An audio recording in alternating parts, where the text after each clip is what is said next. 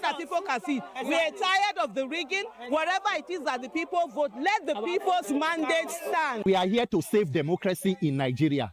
The foundation of every democracy is free, fair, and credible elections. Without choosing your leaders, there is no accountability. So no matter how criminal-minded leaders are, they rig themselves back into power.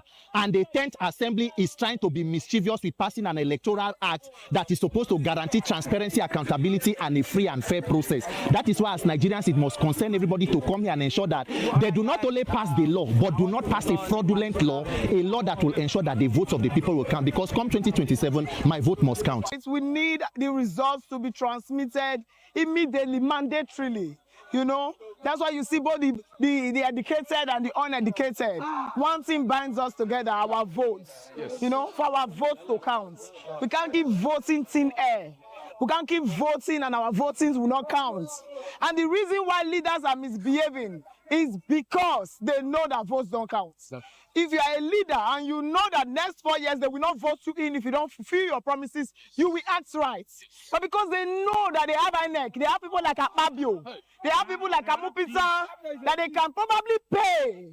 And you know our votes will be sold. They don't bother looking after us that is voting the votes. This time around, according to Peter Obi, he said, let there be no illusion. Yes. The criminality witnessed in 2023 will not be tolerated 2027.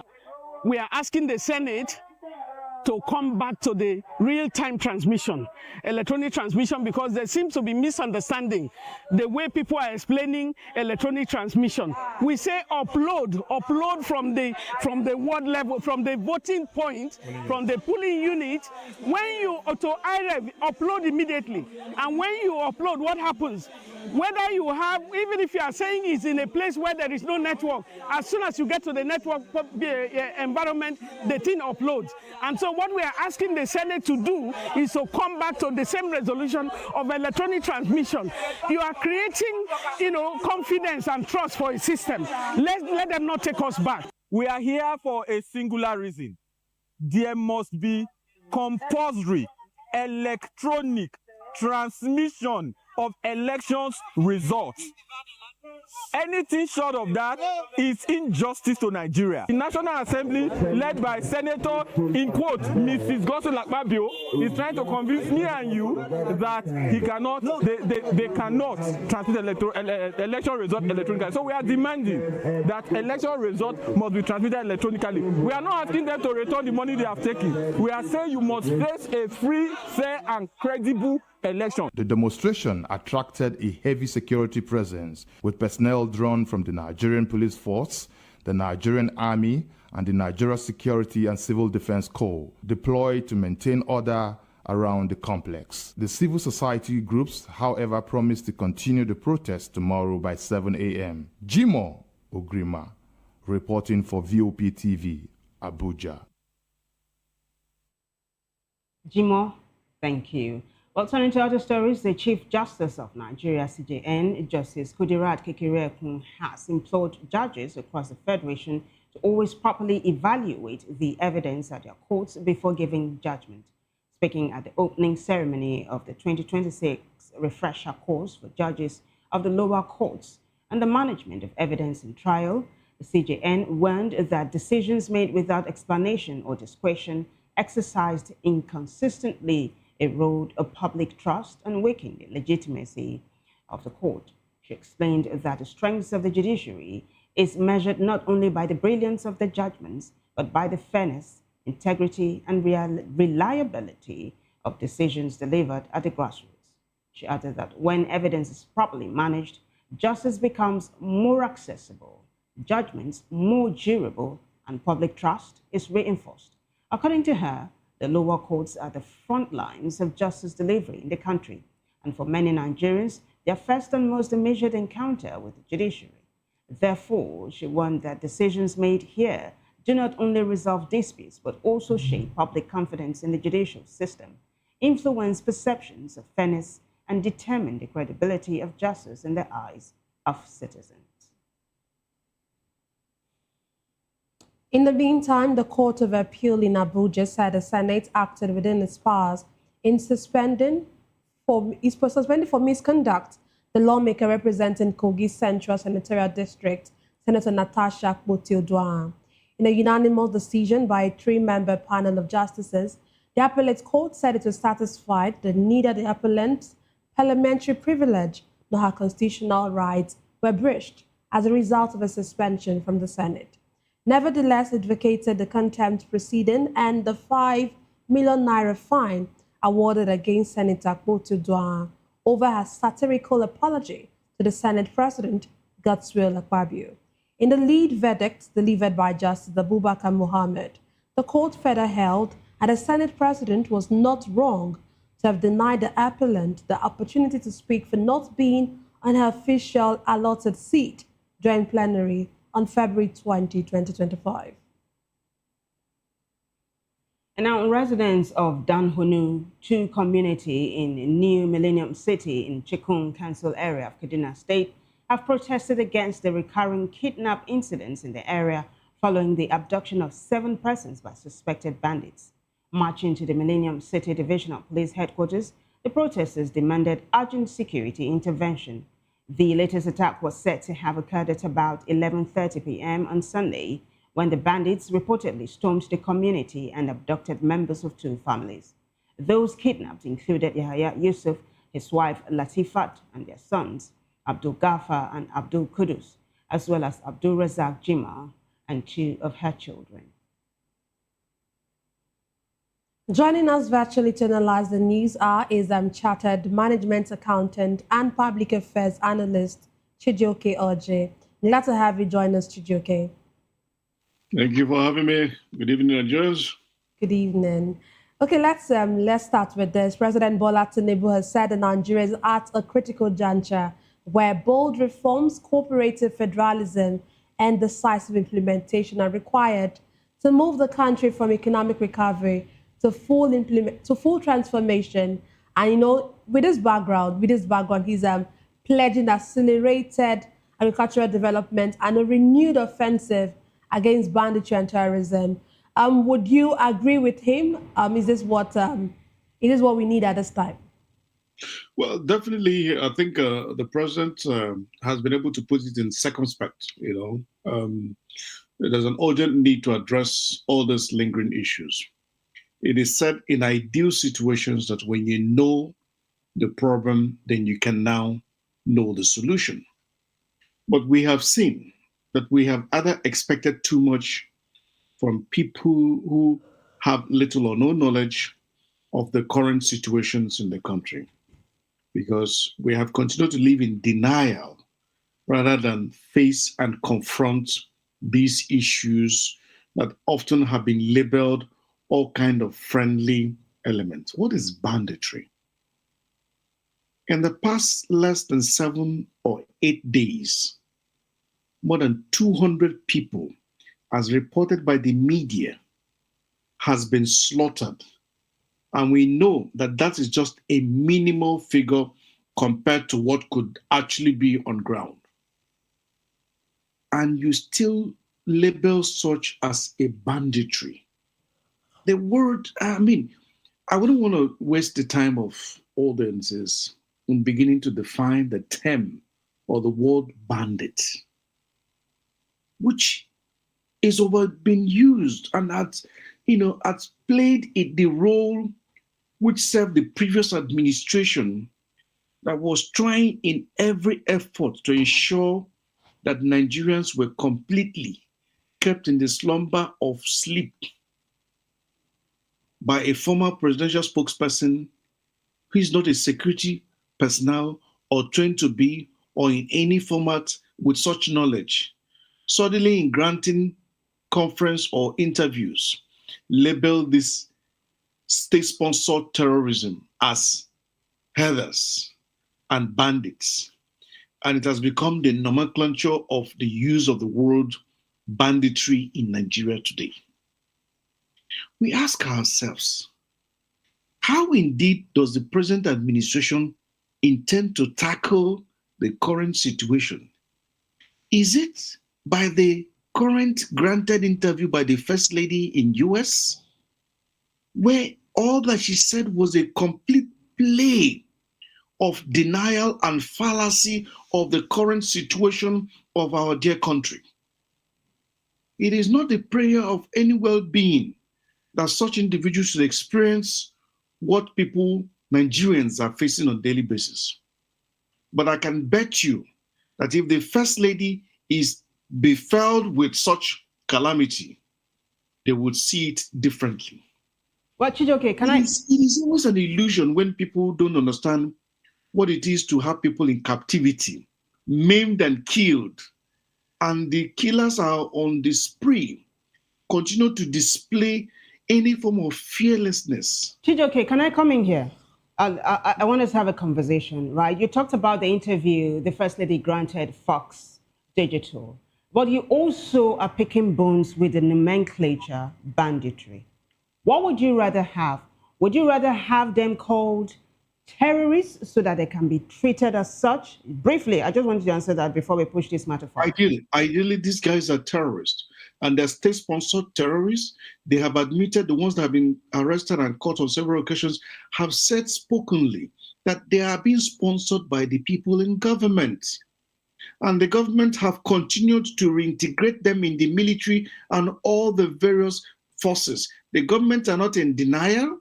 Rather, what they have come out to say is that they are repentant.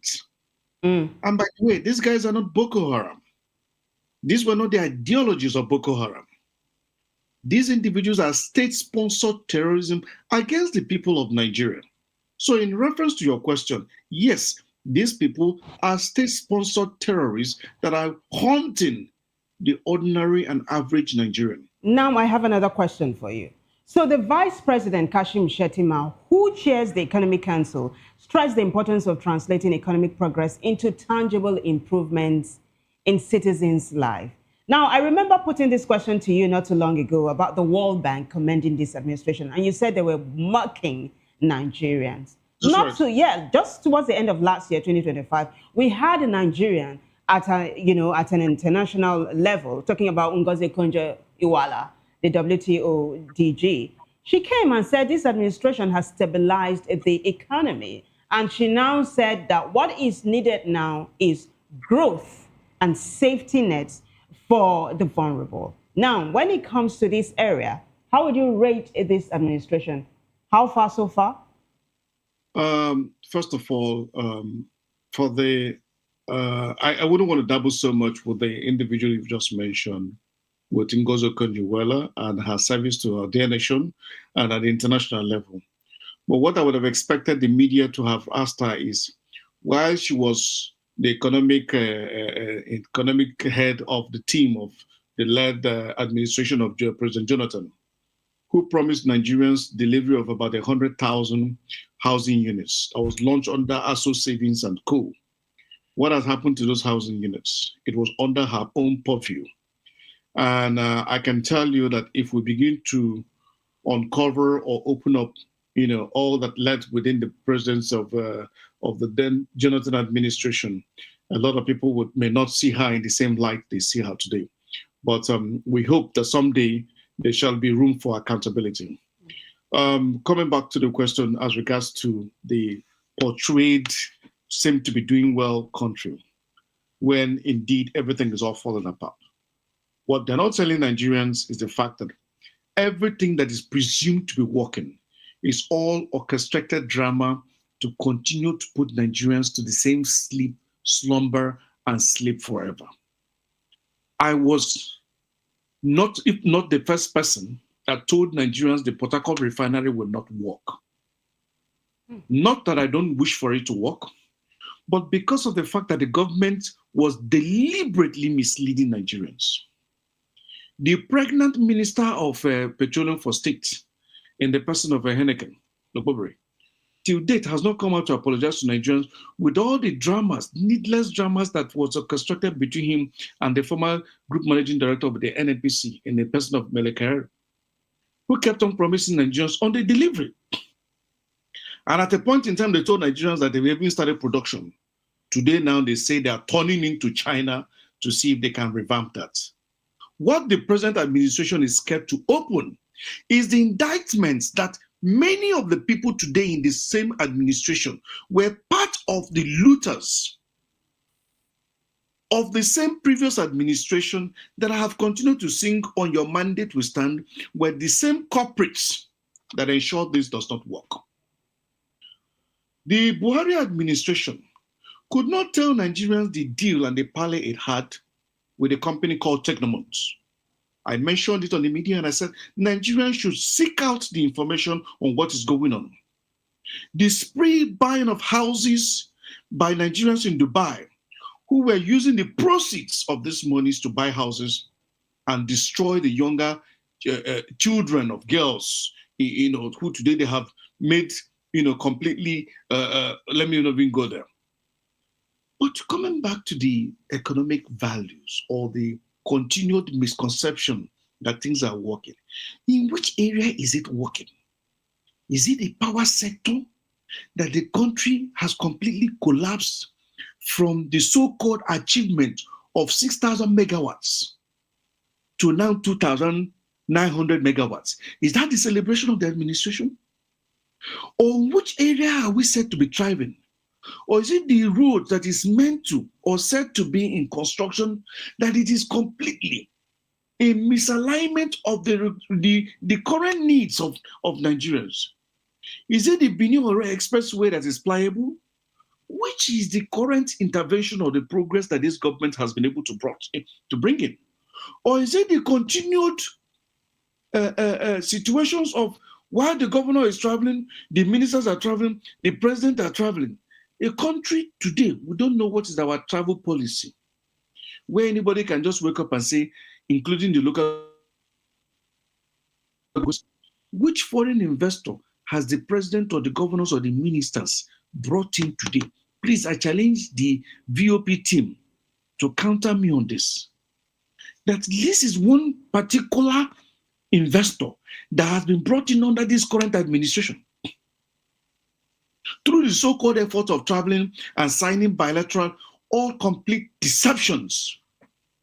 And some of our Nigerian brothers who are there, colluding in these whole efforts, I hope Nigerians are seeing them and should be finding a way to locate their houses to go and feed, because they have done what? Completely mortgaged the entire nation. And as I speak to you, you only need to open your eyes so that you can see what you need to see, not just the imagination or the picture being painted and portrayed by individuals who in most cases have become drunkards. Okay, and their policies are complete failures. It is so sad that in a nation that you said that is growing in population, is growing in poverty, you do not have what it takes to service the nation. You're turning into everything is foreign relied. Chijoke, let me come in here. One major construction that is going on in Nigeria today that is being handled by an indigenous company. And yet we have the all sort of various bodies in Nigerians that are, claiming to be prophesized in different areas. We have them in governments at all times, and everybody's here and there pocketing foreign currencies. And then we expect that things are working. There is nothing working. Okay, let me come in. Let me come in here. Wake up and tell Nigerians the truth. Okay. Let me come in here. We're still talking economy. The Minister of State for Finance, I don't know what you have to say about this. She says Nigeria requires a more aggressive expansion at a minimum of an annual growth rate of 10% over the next decade to realize its $1 trillion economy. Do you think that this annual growth of 10%, do you see the feasibility of it? It's not. It's not. The current projection of 4% growth is absolutely a mad false. It's complete make-believe thing to give Nigeria the impression we're growing as a country. No, the nation is not growing. The bigger problem is that Nigeria is failing to tackle or for once make up its mind to start afresh. You can't continue to have a situation that nothing is livable. It is not the system that is working. It is not the people you put in the office that are being held accountable. You appoint somebody today, tomorrow you're chasing after him with the EFCC and ICPC. Is that progress? It's to show you that each day as a nation, we're losing people in terms of value and their own love for our dear country. Other nations are developed. Why? Because the people have the belief in it.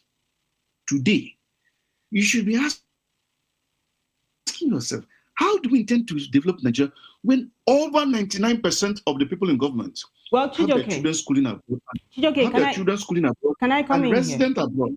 Who will develop the nation? Those are very valid questions you are asking, and you're setting us up for a part 2 of this. But there is no way we can let you go, right, without you talking about this. It's one of the major stories right now. Former presidential candidate of the Labour Party, Peter Obi, earlier on Monday, led protesters to the National Assembly demanding the inclusion of mandatory electronic transmission of results in Nigeria's Electoral Act amendment. Please, you have 2 minutes to wrap this up. What do you make of this? It's a good move. I think for now, Obi should be, commended for that, along with other individuals who have taken out their busy time to make this demand. These are things that you should begin to take responsibility, because people are already seeing him as a leader. It's not always about being at the driver's seat that you must become a leader. No.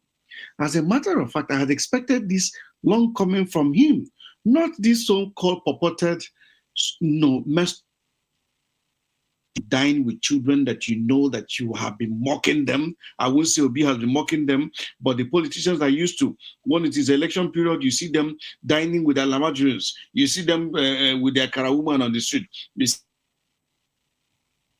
them hawking all sort of things. And at the end of the day, the same people now see the same Nigerians as less privileged and do not deserve any form of attentions. What Nigerians have been expecting is an alternative voice. As a matter of fact, I was expecting that Obi himself would have been leading lots of legal battles against and demanding, even though we know that the judicial system has been messed up, especially with the fact that now we are now hearing the First Lady telling Nigerians and the rest of the world purportedly that she can now tell her husband on the kind of judgment that the judges should release. And the media is not crying about it. But let's even look at the fact that Obi and the co-likes should be doing more in terms of suing these individuals, even when we know that the judicial system is not effective, are probably in the pockets of many. But let them continue to make the efforts to demand, because the world is watching. It is no longer the days when we had those whole deception of, it doesn't exist. It is only what the government acknowledges that exists. Today, the world is changing. Today, we now hear the First Lady celebrating that while she's in US for a prayer conference, the President of America acknowledged her, not knowing that Nigerians who are already aware of the $9 million PR are now asking, is this the price Nigerians get to pay? And meanwhile, at home, everything is roasting in a grave danger. Is it the nature we want? No. What you should be asking for is not just accountability, but demanding that the rightful thing should be done. I was expecting that Obi himself would take the current Senate president to court, asking the sources of his funds that a sitting Senate president can put in his hand, in his pocket, as the word elucidated by the pressman, to donate 100 million to the Nigerian military emblem. And we ask, what else do Nigerian politicians do? How do they get their monies to a point where a Nigerian politician can afford to have so much luxury, and the same so-called policing system in Nigeria is in complete comatose? A policing system that you want them to respond when you find a problem does not have the capacity to even keep a record or communicate with the next police station. Then we're in bigger trouble. Because what I was expecting is that the OB of this war should be championing the demand for building and ensuring that we have a formidable police force. How do we have a formidable police force? The current policing system in Nigeria, yes, is failed. But what about the equipping of the policing people? Because I want to challenge the average Nigerians that where or in which police station do you have a situation you can walk into a police station and you have them take the records of whatever reports you're making with the system, or can search and give you the details of a criminal records of anybody? or even be able to pass such information to the next police stations because they have those information. It's not in existence.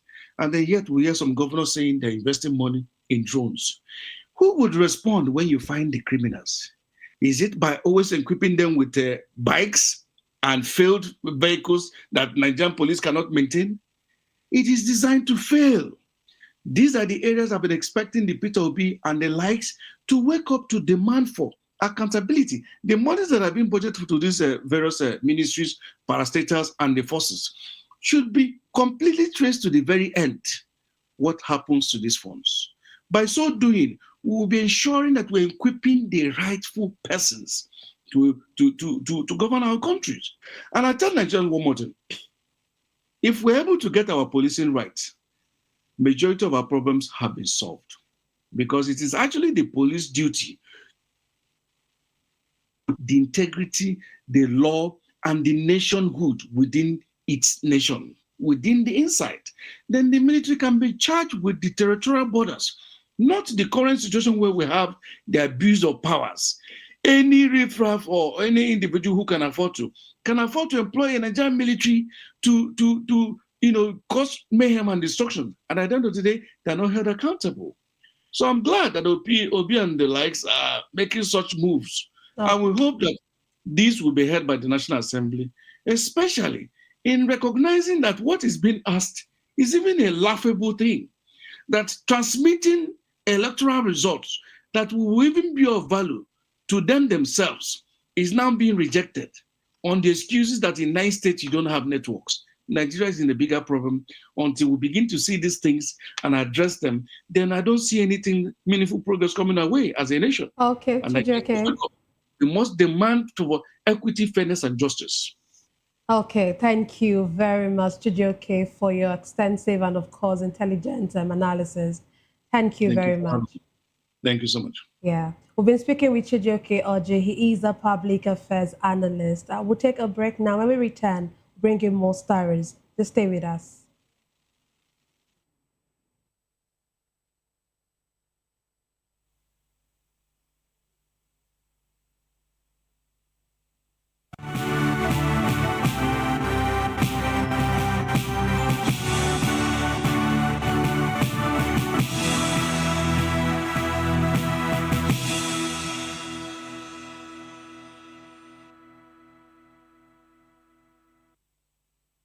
From the views on the streets, we go to bed empty hunger, to the blaring horns of a hustling city, the loudest voices of the common man got a medium to be heard. This particular administration, they were coming unprepared. It's not a bad thing to renovate the president's lodge. Through top-notch programming, unbiased reportage of news, sports, business, entertainment, and cultural documentaries, Voice of the People 90.3 FM became a symbol for 21st century media.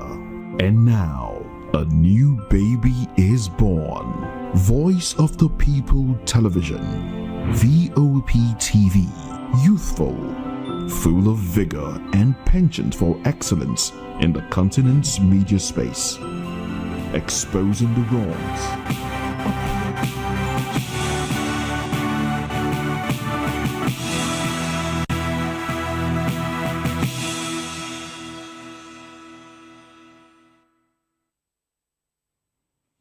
Welcome back, everyone. And now 2 suspected kidnappers have been arrested at the Edo State University Teaching Hospital, Auchi, after they were identified as the abductors of Dr. Bamidele Folari, whose younger brother was killed. The suspects were promptly handed over to the Edo State Police Command in Benin City. Our correspondent, Rhoda Johnny, has details. For this the kidnapping of Dr. Abu, Edo State Police have arrested 2 suspects linked to the kidnapping of Dr. Abu Babatunde and the killing of his younger brother in Auchi, Esako West local government area of Edo State. The suspects were arrested yesterday at the Edo State University Teaching Hospital, Auchi, after they visited the facility to check on a gang member receiving treatment. They were identified by Dr. Babatunde, who was recently released after the payment of a 50 million naira ransom. Community leaders in the area reacted to the development. They went to General Hospital today to say they have a patient, their brother who is in the General Hospital. That process they came to pay, Dr. Ibrahim was in the hospital. He saw them, he knows them. He now said, these are the two persons that kidnapping that were together in the bush. He called other doctor to tell him this is what he saw. But before we do that, the doctor he called first, called police. So before we could get there, the police came and they took them away. They identified them very well as kidnappers, and they did not argue. I also want to thank the security agency, because what you saw at the Edo State University Teaching Hospital was a fallout of the joint effort at Agbede Forest, where some of these bandits, a few were able to escape, and I'm sure that was the one that came for medication at Edo University Teaching Hospital. And human being what they are short-sighted. They never knew somebody would be there who would know them. And from reliable information, even the person who went to pay ransom has also confirmed these were the persons who collected money from him. So I think Nigerian law, though is very slow, that's why I believe in Sharia law, evidences are abound that these guys are confirmed kidnappers. And so the law should take its course. Police say investigations are ongoing to arrest other members of the gang and also reassured the public of its commitment to ensuring justice and safety for all. Rhoda Johnny, VOP TV News.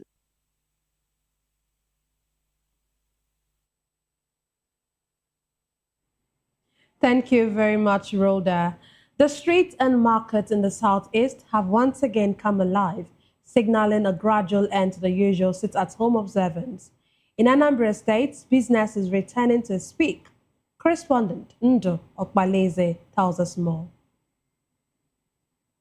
Main market today, with traders and their customers engaging in commercial activities from Johnson Street to Bright, from Bida Road through Haruna Street and Sokoto Road. Economic life has picked up, giving signs of full-blown trading activities. In Oka, the state capital, traffic is also getting heavier along the Enugu-Onitsha highway. For Jude Atopolazi, kudos must be given to Soludo for the bold step at halting the decline. This issue of sit-at-home had become a menace to our economy.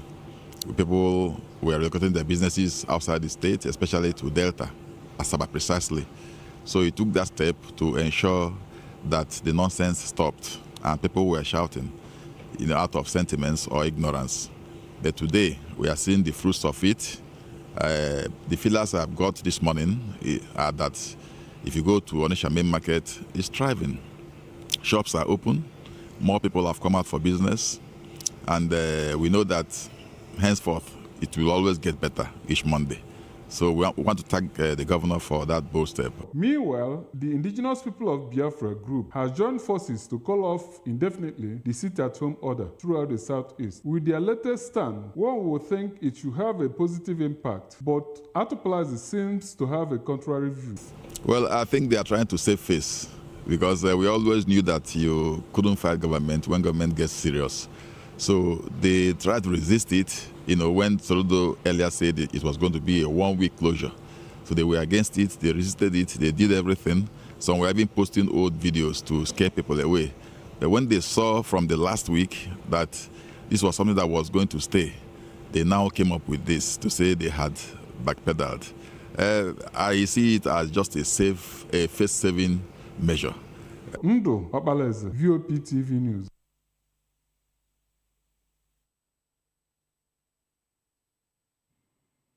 And now the National Business and Technical Examinations Board, NABTEB, says it has released the 2025 November-December examination results with a total of 34,060 candidates obtaining 5 credits and above, including English language and mathematics.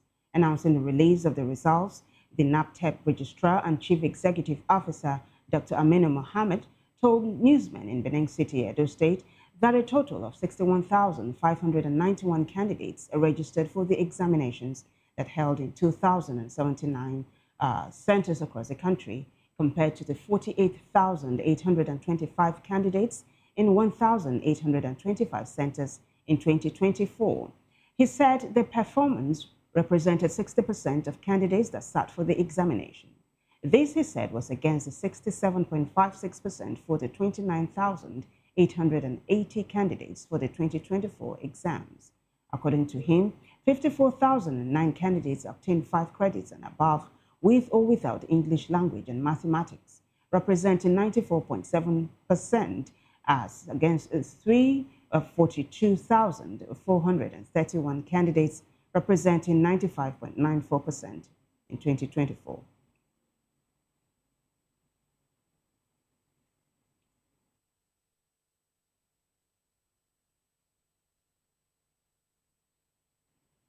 And now to the foreign scene. Hong Kong's pro-democracy media tycoon, Jimmy Lai, has been jailed for 20 years for colluding with foreign forces under the city's controversial national security law. Rights groups called it a death sentence for the 78-year-old, whose family has raised concerns about his health. But Hong Kong's leader said it was deeply gratifying. According to a report, this is the harshest punishment to be handed down under the law that China imposed after huge protests in 2019, demanding more freedom, and which it defends as essential for the city's stability. Lai, a British citizen, is the most prominent of the hundreds arrested under the law. A fierce critic of China, he often wielded his paper, Apple Daily, as a tool of protest.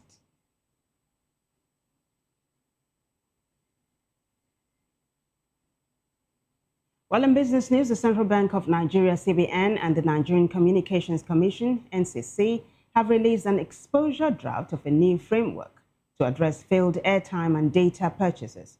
The draft also covers delays or non-resolution of disputes arising from debits to customer bank accounts. In a statement by the Director of Consumer Protection and Financial Inclusion at CBN, Dr. Aisha Issa Olatimu, the bank explained that the framework was a joint effort with the NCC mobile network operators, deposit money banks, and other relevant stakeholders. Stated that in response to the rising cases of failed airtime and data purchases with corresponding debits to bank accounts and delays in resolving related complaints, the framework aimed at improving transaction efficiency, prompt resolution, and clear chargeback processes.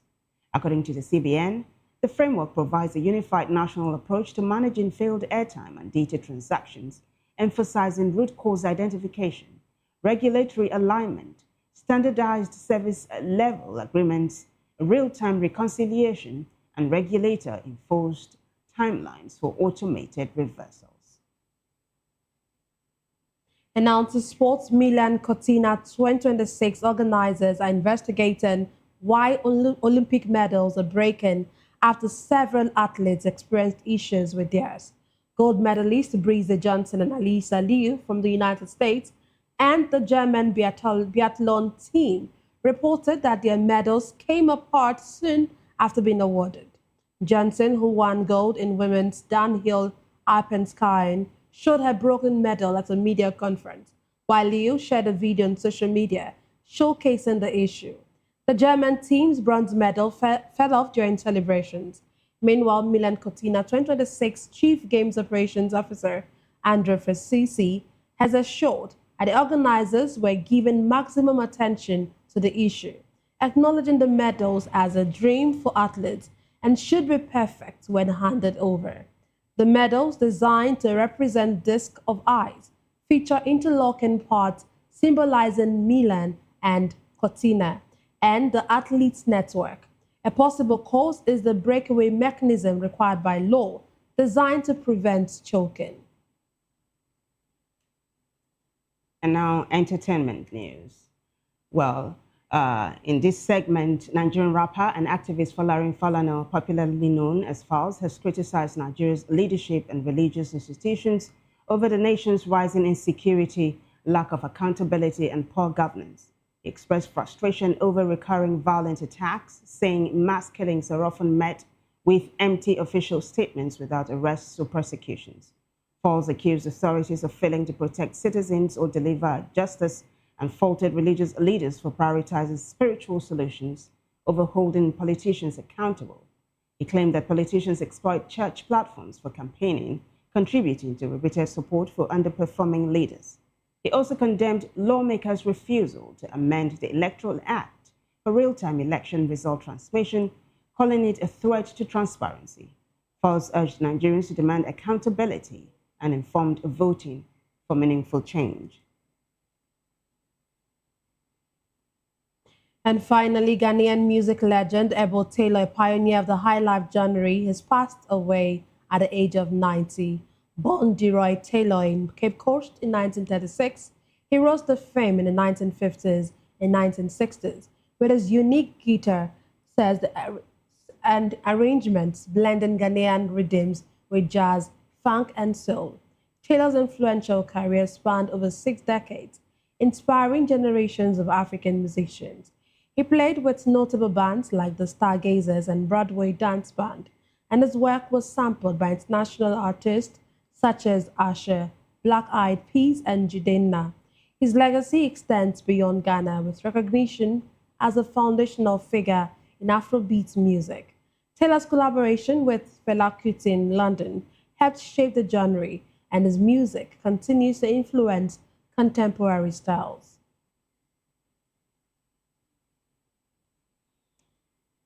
Well, it's a wrap for us on News Hour, but before we go, a quick look at the headlines. We told you that Tinubu has pledged to boost agriculture and end banditry. Also, Minister says Nigeria needs 10% growth for $1 trillion economy. Obi and others protest at NAS over Electoral Act amendment.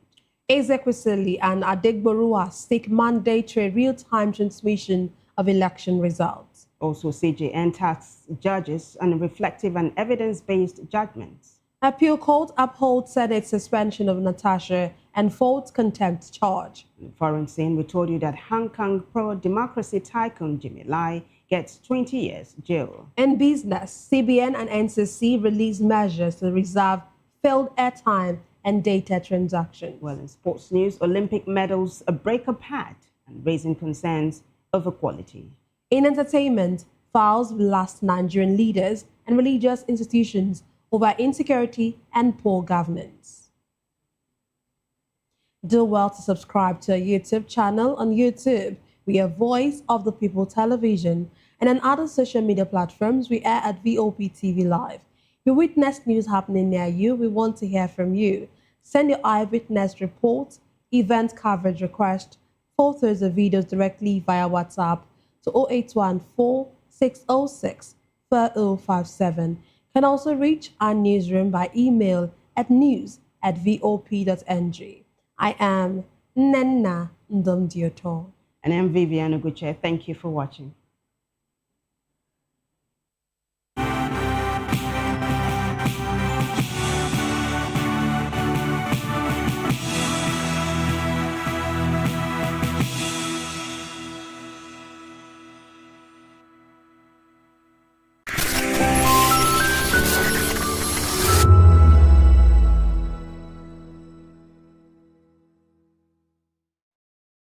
Behind every broken desk lies a broken promise. Education shapes the nations. But who is asking the right questions? Introducing Edu Dialogue, the show that goes beyond the surface, exposes the cracks, the corruption, and the silence in Nigeria's education system. Edu Dialogue, Saturdays, 3 p.m., only on VOP TV. We break the biggest stories, from missing funds to policy failures. We ask the tough questions and demand real answers. Edu Dialogue, this Saturday, 3 p.m. on Voice of the People Television.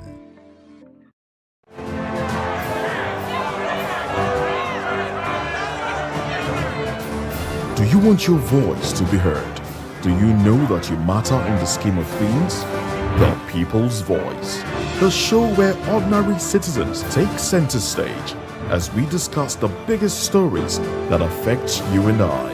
With you in mind, we facilitate lively discussions, debates, and interviews on the topics that matter most to you and I. From social justice to economic empowerment, education to healthcare, governance, and more. Tackling tough topics and amplifying your voice. Join the conversation and make your voice count. The People's Voice. Make your voice count. Are you ready for the extraordinary? Something big is happening on your screen. Introducing VOP TV. Now streaming on SLTV channel 264. From breaking news to captivating conversations, news analysis, giving you all sides to the story. We bring in-depth discussions on the issues that matter, from politics to sports, entertainment, and lifestyle. VOP TV on SLTV channel 264. Join us as we redefine what television means to you. Voice of the People Television, VOP TV. Now you have more than a voice.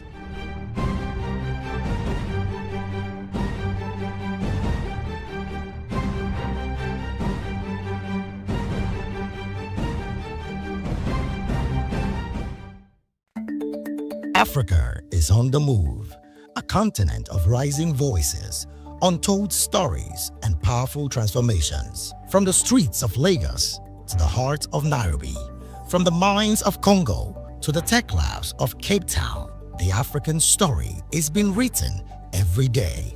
Bold, dynamic, unstoppable. This is African News on Voice of the People Television. We don't just bring you the news.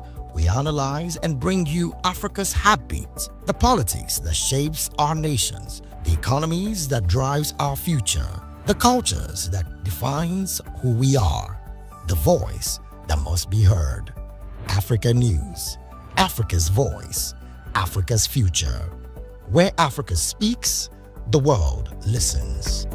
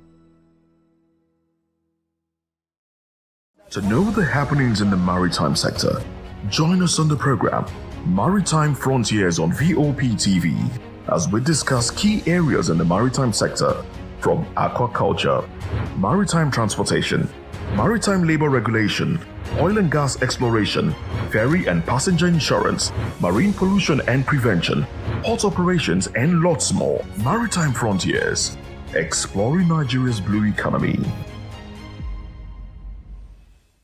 Welcome to the locker room, the home of football talk that matters. I am Jerry Arpelon. Join us every weekday, Monday to Friday at 5 p.m. Nigerian time, as we share the hot takes and hot debates in the exciting world of football. And joining me are the usual suspects, Ikechukwu and Mayowa, as we break down all the hot takes and everything that's happening in the football. Don't just watch football, live it with us. Catch us on the locker room and Voice of the People Television at 5 p.m. Nigerian time. And like I always say, if not 20 minutes off, with the sport. And it's Hakim Ziyech who puts the This is Health Check, your weekly guide to better living, smarter choices, and trusted answers. From everyday wellness to urgent health issues, we've got you covered. Health Check, only on Voice of the People Television, where your health has a voice.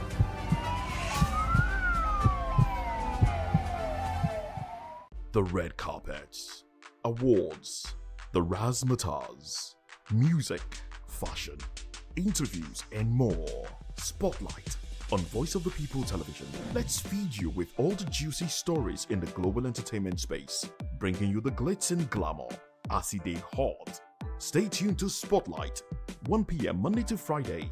Spotlight on VOP TV. Entertainment like never before.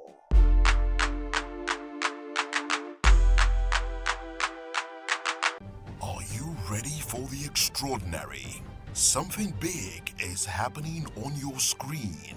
Introducing VOP TV.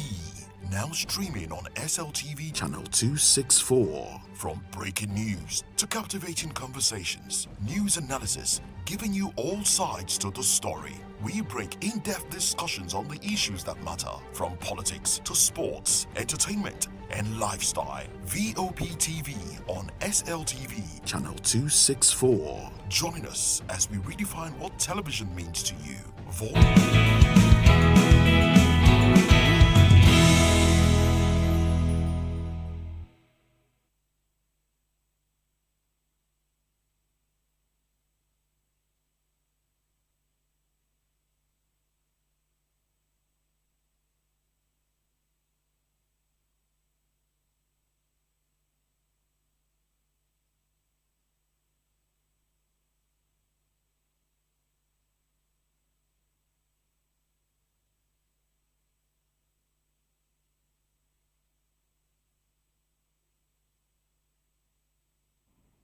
Good morning and welcome to the Tuesday edition of VOP This Morning on the Voice of the People Television. My name is Jane Ogoye and it's a pleasure to be here with you today. So let's check out the topics on the show today. Electoral reforms. Obi leads massive protest to National Assembly over Senate's rejection of real-time election results transmission. Plus, our economic reforms is yielding positive results, says President Bola Tinubu. And of course, Tinubu's security promises under fire as bandits ravage communities and missed Africom's promise. But before we go straight into these conversations, let's dive into some of the trending stories in Nigeria today. Good morning, Mr. Okoro. Good morning, Jane. Very well. I'm doing good. How are you? Yes, good morning to you, Jane. I'm Moses Humphrey, and of course, there are other trending stories that we'll dive into right away. So, Nigeria's political establishment is facing fresh scrutiny as the Socio-Economic Rights and Accountability Project, SERP, has petitioned the Code of Conduct Bureau, CCB, to investigate alleged abuse of office in the gazetting of tax reform laws and amendments to the Electoral Act. Well, SERP accuses lawmakers and executive officials of secretly altering harmonized versions of tax bills before they were signed into law, raising concerns of conflict of interest and erosion of due process. Even more explosive are claims that senators deliberately removed provisions on electronic transmission of election results from the Electoral Act Amendment Bill after a majority had voted for their inclusion, sparking outrage among civil society groups who saw this as a direct assault on electoral transparency. Now, the petition, signed by SERP's Deputy Director, Kolawole Oluwadare, demands a thorough probe into what critics describe as legislative manipulation and undermines democracy and public trust, leaving ordinary Nigerians to wonder if the laws guiding their taxes and votes are being rewritten behind closed doors. Well, this is a conversation that has been on the front burner for quite a long time now. Nigerians have been talking about the tax laws, especially when it was made known that there was a gazetted copy that wasn't what was agreed upon. That speaks to the tax laws. And that, of course, has eroded trust in the National Assembly. Well, not just that, a few other things that have happened before that time has eroded the trust of Nigerians on the desire of those in the hallowed chambers to make laws that will uplift the nation, as it were. But now we're talking about the Electoral Act bill. Well, it's still being deliberated upon as it is right now. Civil society organizations are protesting, and that, of course, makes up one of the conversations that we'll be having this morning. So, yes, I think we'll just keep our eyes on it, and it's a good thing that Nigerians are reacting. Nigerians are talking about these things at this time, because if the people continue to keep quiet, then unfortunately our political actors we'll continue to take Nigerians for granted. So Nigerians should speak and are speaking, but I think the voices should be a lot more louder. Yeah, the voices should be a lot more louder, and I think the voices are getting louder. Yesterday there was a protest at the National Assembly complex, and we were told that the senators were on recess. But because of that protest and all of that, the fact that Nigerians are saying, no, we cannot take this anymore, they are built to reconvene on, I think today, yes, today. They were earlier scheduled to reconvene on the 24th of February, but they had to move it forward. They are going to reconvene today. Peter Obi was there, Tanko Yunusa was there, Aisha Yusufu was there, Peter for Nigeria was there. A lot of Nigerians, young men that says, look, enough of all of this were there. And they said, look, this is what Nigerians want. You are there to represent us. You are not representing yourselves. Now, the Senate has come under very intense scrutiny lately. Nigerians, as a matter of fact, no longer trust their senators, their legislators, because for everything they have done, they come across as people who are just there for self-serving. They just go there to take salaries and do whatever pleases them, make laws that will somehow or the other entrench their position in government, more like regime protection, if you don't mind. They always protect, they are always very protective of themselves. But Nigerians are saying we can no longer have enough of this. And it speaks to what happened yesterday, it speaks to people's power. When the people mobilize and say, look, in orderly manner, in an orderly fashion, the government is bound to listen. I spoke to one of the protesters yesterday on my show, during my show yesterday in Political Lens, and the guy said that the conduct of the police was very orderly, no harassment, no water can, no stray bullets and all of that. They just asked them, conduct yourself in an orderly manner. And according to him, some of the policemen also, in tune with what is going on. They say, look, we like this. That is not what Nigerians want at the National Assembly. So it speaks to people power. When we say that the people have the power, that is what we mean. And not when you sit back in your home and use your keyboard to say, no, this must not happen. This must not happen. Beyond using your keyboard, you have the responsibility to come out and say, look, enough of all of this. Oh, and it doesn't end there. You also have to go and take your PVC, because your PVC is your power. Once you have that PVC, it's your power to change things. You must not change government in a violent manner. No, nobody believes in that. But protest, well, is acceptable. You can say, look, this government, this is not what we want. This is what we want at this time. And I'm happy that the Senate had to reconvene quickly today. And the protesters say we are going back, to the National Assembly to tell them this is what we want. That is democracy in action. And I like the fact that, well, the government didn't send anybody to go after anybody. We have not seen anti-protesters protests, people going to protest against the protesters. This is a good thing, because normally what we'll see is people coming out to say, we support. You should not include the electronic transmission of just a start. Okay, it's just a start. So you think it might happen? Yesterday was just the first day. Okay. I tell you, with the Nigeria that I know, okay, if this thing lingers for more than 2 days, okay, you might see those that will say, oh, no, you guys are trying to compel the National Assembly to do something else. You're trying to force their hand. And then you will see anti-protesters. Protesters protesting against the protesters. Protesters, yes. I'm happy that you know Nigeria better than I do now. Because better than you do. I didn't think in that direction. Honestly, I didn't think in that direction. But I was like, oh, we didn't see, because the protest had been announced earlier, and I didn't see people, I hear people say, oh, we are going to do an protest against the protest. And a lot of people are saying Peter Obi shouldn't have been there. No, he's showing some kind of desperation. Nigerians are asking, what kind of desperation? Would that desperation be more than what we saw in 2011 and 2012? Oh, really? Oh, okay. In all of that. Well, Peter Obi was there, and let's see how it goes. And I am sure that today they'll reconvene and all of that.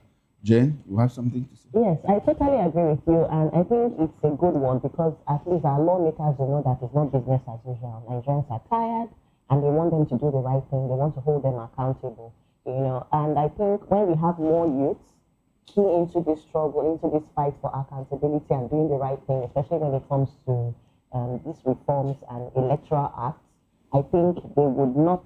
They will stop taking Nigerians for granted. I think for me that's the most important thing. All right, now let's get into it. In a striking development across Nigeria's southeast, traders have cautiously reopened shops in Onitsha markets after months of crippling sit-at-home orders. Though customer turnout remains low and lingering, fear and economic strain. Where the reopening concerns with bold claims from APC chieftain Joe Ibokwe, who declared that the region has been reclaimed from criminality, crediting security forces and community resistance for breaking the grip of violent enforcers linked to separatist agitation. While authorities hailed the return of commerce as proof of restored normalcy, many ordinary citizens remain skeptical, pointing to empty stores, reduced patronage, and a heavy toll the shutdowns have taken on livelihoods. Yes, it is an ongoing conversation around Anambra State, not particularly around the whole of Southeast, because the sit-at-home had ended in about the other 3 or 4 states of the Southeast. Anambra remained the epicenter of it all. But in all of this, a lot of people, including me, agree that, look, it is time to end this sit-at-home order. And Nnamdi Kanu had clearly said, at some point, please stop this. You can't do it on the day that I'm being taken to court, but ordinarily you shouldn't do that. Now he has come out to say enough of this, and people are happy that. But what the report says is cautiously, and some stores, still remain closed. I think for 2 reasons. Let me hazard a guess. One, a lot of people have said we now use Monday as rest day because before the sit-at-home, we trade from Monday to Saturday, and on Sunday we go for town meetings and all of that. So there is no rest day. So a lot of people said, well, this sit-at-home is one day that we can rest. So even when in Enugu, it took a lot of time. It took some time for people to get used to coming out on Mondays. Now that thing has been broken in Anambra State, I know that with time, it's not going to be instantaneous. With time, people will get used to the fact that, oh, we have reclaimed our Monday and all of that. And I said it before, the sit-at-home wasn't a good track. I know that people use different tracks, during self-determination, agitation, and all of that. In South Africa, they even got involved in what we call black on black then, though it was not approved, but it happened because of disagreements, splinter groups within organizations and all of that. The sit-at-home was not going to achieve anything because it was within the domain of the Southeast. You will simply have killed your own economy. If you want to call sit-at-home, you go to the center of commerce where, the national life will be affected. Otherwise, with what you see in Nigeria, the federal government will look the other way and allow you to destroy your. When they were shouting insecurity in the South, what did they do? They had to deploy troops. And nothing happened. So if you continue sitting at home for 10 years, the federal government, the Nigerian state will just look the other way and allow you to destroy yourself. So it is good that the thing has ended across the 5 states of the Southeast. With time, I know that stores, schools, banks, and all of that will start opening on Mondays in Anambra. It will take a little while, but we'll eventually get there. I agree with you. I also feel that the fact that these stores are open, but customers are scarce, actually points to the fact that fear is still rife. Yeah, fear is still there. Fear is still rife. And as long as that fear is rife, we'll still see a bit of, it will still be shaky until it stabilizes a bit. But the people have to have that confidence in the government's ability to ensure their safety, which is something that has not really been, that hasn't been sorted out in a while. So as long as that fear still exists, commerce and trade will not, would still be a bit shaky. I think the governor is doing a lot to ensure that there is security in Anambra State. He launched a security outfit some time ago before I think that was in late 2024, the Agune Chamber and all of that. And initially, they didn't get their mission clearly because they went out of their brief, harassing people they said were scammers and all of that, including assaulting a young lady. But they were called to order. But now I think the idea is that, look, prevent non-state actors from taking over and run over the state. And that is what we are seeing now. Yeah.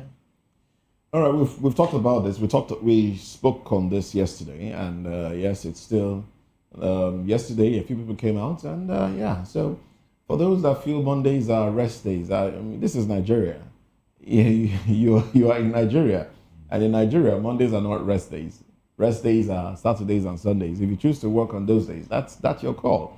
You're not in Afghanistan. Afghanistan is even Fridays. Fridays and Saturdays, and some other countries choose Thursdays and Fridays as rest days. But here in Nigeria, I guess you just have to adjust and go about your business. I think people are adjusted to the sit-at-home. They should readjust. Oh, they should readjust, yes, but it was an adjustment for them. It's no longer business as it used to be. So let's just go back to what is acceptable. All right, Jane?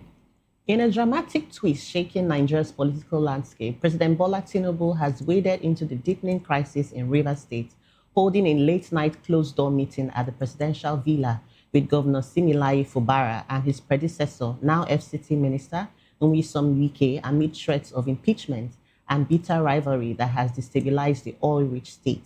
Sources reveal that Fubara, once Wike's protege turned adversary, pledged renewed respect and in what observers see as a fragile truce brokered by the president to restore calm and prevent further breakdown of governance.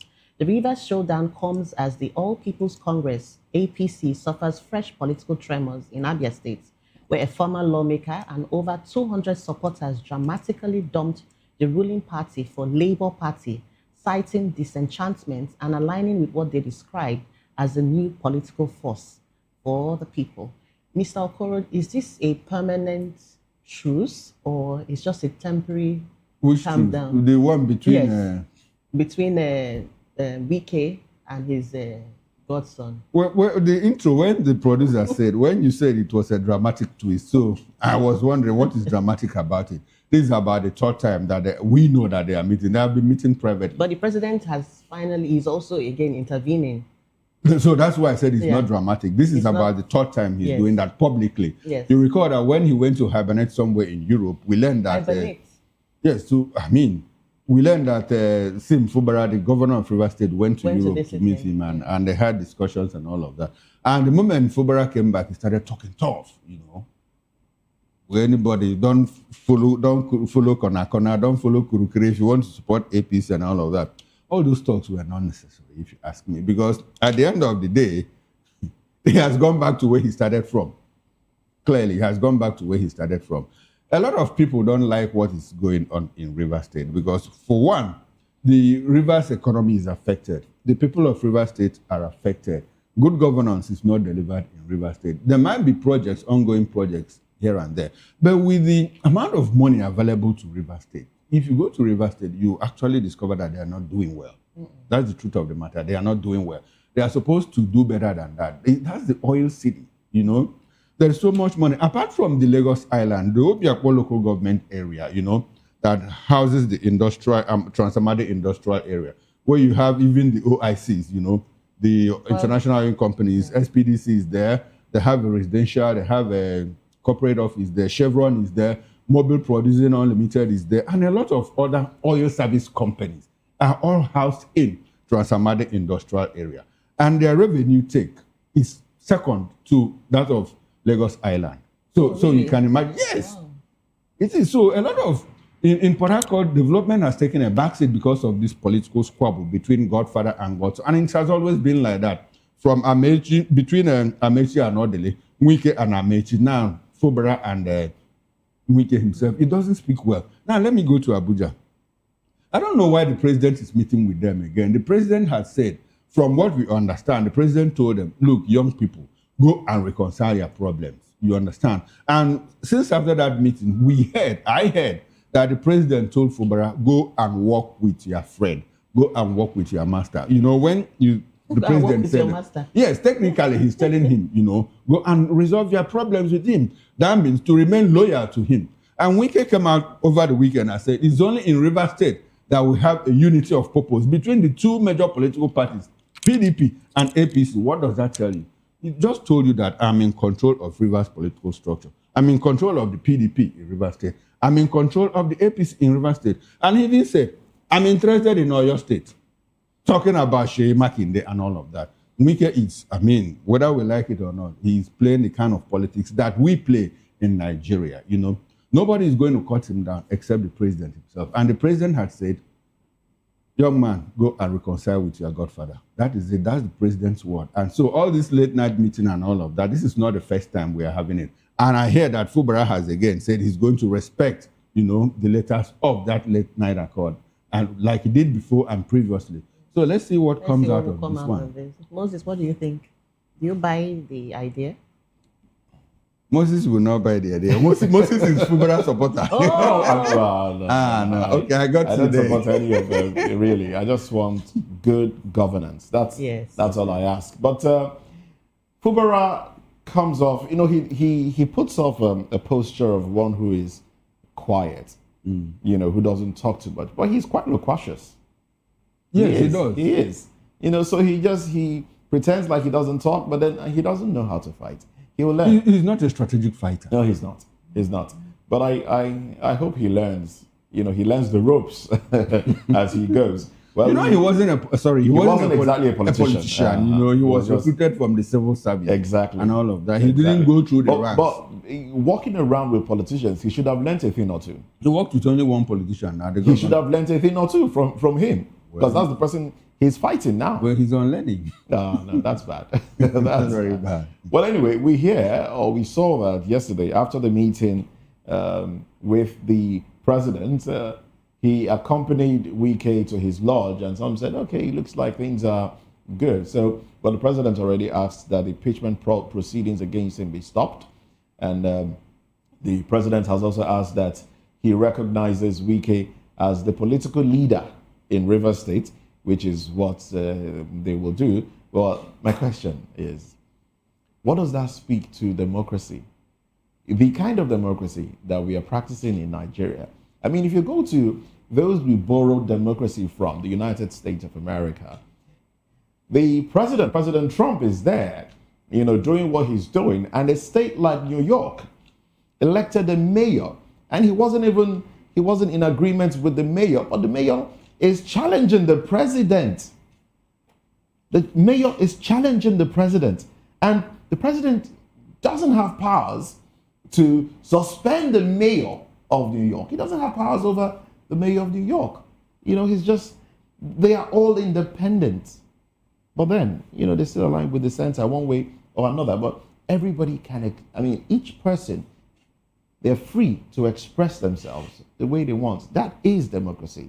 But what we practice here, we'll know as time goes on. What we practice here. President Bola Ahmed Tinubu, then governor of Lagos State, challenged Obasanjo. Ojus Okalo, my own state governor then, challenged Obasanjo. So is it that as we grow as a nation, those that emerge become weaklings? No, it's not that those that emerge become weaklings. No, I think it should be the other way around, because the current president now is one that is tacitly, trying to rewrite our democracy by his because actions. He's being allowed to do so. No, because a lot of other politicians are falling in line. Nigerians are basically kowtowing. You know why? I think it has to do with what we call idiosyncratic variables, the personality of the person in government, in power. Jonathan said, with the powers at my disposal, I can do anything. And we are told that the Constitution of Nigeria makes the Nigerian president the most powerful president in the world. But it depends on how you choose to use it. Now, this president is using it the way he deems fit to keep everybody in check. Obasanjo didn't do that. Jonathan didn't do that. He is doing it. So we might just see sometime a president that will come and say, well, let things flow the way they are supposed to flow. That is what is going on between Trump and the mayor of New York. I'm not sure we'll have it here in Nigeria. No, we will not have it here. Not now. But instructively, I also think the fact that the president has to wade in also shows that there's a lot of personalized power. And it also shows that the party structures, that is the party structure of the APC and the PDP, what's the ruling party? APC. Of the APC. And even legal channels don't have the power to sort it. And which is risky. That's exactly what we are saying. Because when you have a president having to wade into something that could have been sorted through other channels, through other legal channels, then it just shows how bad and how terribly our democracy has sunk. Yeah, that's exactly what we are saying. Yeah. It's quite unfortunate. Very unfortunate. Well, let's move away from those conversations. Those conversations will continue to trend. Nigerians will continue to react to them. But let's run to the papers now. Let's bring you newspaper headlines. From This Day newspaper, these are the headlines. Access Bank's acquisition of South Africa's Bidvest Bank falls through due to regulatory hurdles.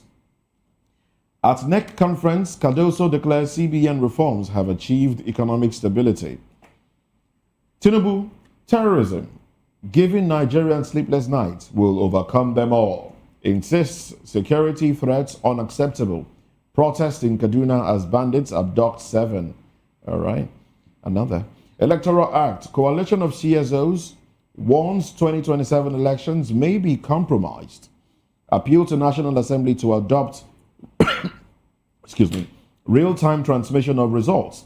Pass bill in 2 weeks. Obi joins protesters at federal legislature. Agbakoba backs call for real-time electronic transmission of results in 2027 polls. NGE, Huriwa, other groups won Senate. And of course, yes, those are the headlines from this day newspaper. And the Punch newspaper leads with the story, Senate reconvenes today as Electoral Act triggers uproar. Obi joins NAS protesters. Kuka demands review. Anger mounts over controversial amendments. Akpabio leads tense emergency session. Banditry crisis. Federal government rejects Northern governor's call to suspend mining. Oyo princes launch court fight to preserve Alaafin's supremacy. President vows to replace open grazing with ranching reforms. CBN, NCC propose instant reforms for failed airtime and data. Again, US to deport 18 Nigerians on criminal list. Over 75 million Nigerians face retirement without pensions. That's from PENCOM. Okay, now let's quickly run through the Vanguard newspaper. CBN, NCC proposed 30 minutes timeline for reform on failed airtime, data purchases. Now the window headlines. 9 worshippers abducted during night vigil in Benue Catholic Church. Midnight abduction sparks protest in Kaduna's Millennium City. Banditry, terrorism are economic hindrances we must overcome. Tinubu. U.S. intervention in Nigeria a blessing. That's coming from Remi Tinubu, the First Lady, our president's wife. U.S. intervention in Nigeria a blessing. Now the big story, Electoral Act, Senate open to criticism. Will resolve issue today. Senate spokesman. With the riders, protest rocks NAS over e-transmission of results. Obi joins protest, says Nigerians don't want glitch again. NGE, Agbakoba, AME, MCE, fix politics, others speak. CSOs demand real-time results. Downloadable voters' cards. Okay, that's a picture of the protesters there. I can see Peter Obi, Tanko Yunusa, Peter for Nigeria, and Aisha Yusuf, and a lot more people. Chanwolu flags off health safety initiative for 10,000 Lagos drivers. Children chant, our communities, our home, as Lagos lawmakers visit Makoko. I'll take that again for clarity and emphasis. Children chant, our communities, our home, as Lagos lawmakers visit Makoko. Nigeria will continue borrowing to fund 25.91 trillion naira budget deficit. That's coming from the Senate. As NAS vows not to approve further budget rollovers, subsidies. The bottom strip headlines, Rivers crisis, Fubara Mwike meet Tinubu in Abuja. Suspension, appeal court dismisses Natasha's case, says Senate acted within its powers. Why is it difficult for new players to break into Super Eagles? That's coming from the Super Eagles coach, Shelley. And that's it from the Vanguard newspaper. And yes, that's it for newspaper headlines. Now we'll take a break. When we come back, we'll get into our first conversation for today. It's on electoral reforms. CSOs march to the National Assembly. Peter Obi joins protesters at the National Assembly over Senate rejection of real-time transmission of election results. Let's talk about this when we come back. Stay with us.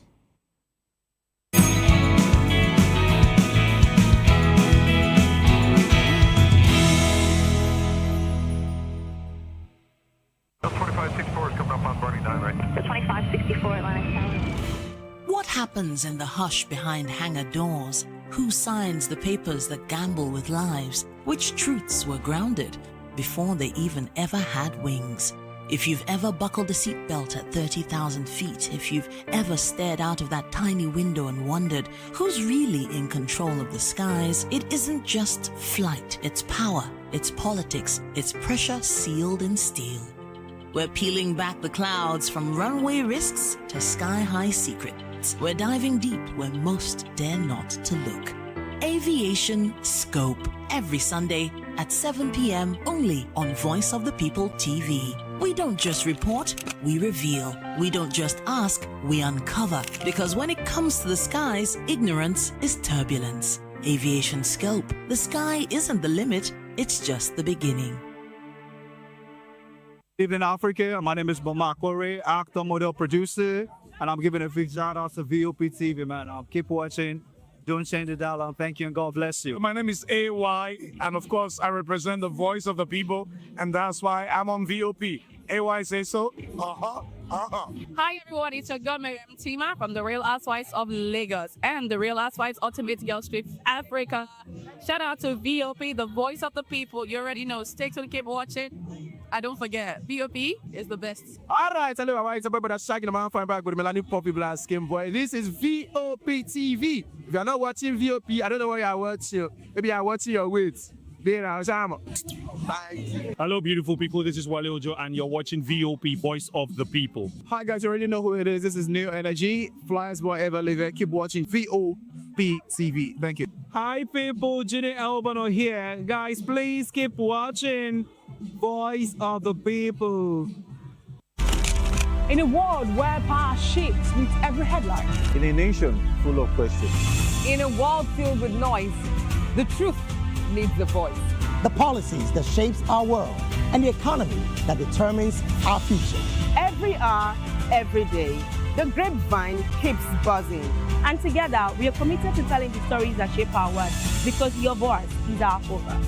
Don't forget, our voice matters the most. Let us come together and share our concerns.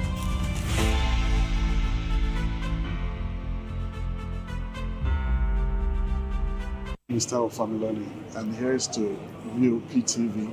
Keep watching, stay tuned, do not touch that dial. My name is Made Kuti, and you're watching VOP TV. Keep watching. Welcome, my name is Zika Davis. Distinguished ladies and gentlemen, boys, viewers, everybody, boys and girls. This is VOP TV. Do you know what that means? Voice of the People TV. You don't have a voice, don't come here. You better make sure your voice is heard. Ready for the extraordinary? Something big is happening on your screen. Introducing VOP TV. Now streaming on SLTV channel 264. From breaking news to captivating conversations, news analysis, giving you all sides to the story. We break in-depth discussions on the issues that matter, from politics to sports, entertainment, and lifestyle. VOP TV on SLTV channel 264. Join us as we redefine what television means to you. Voice of the People Television, VOP TV. Now you have more than a voice.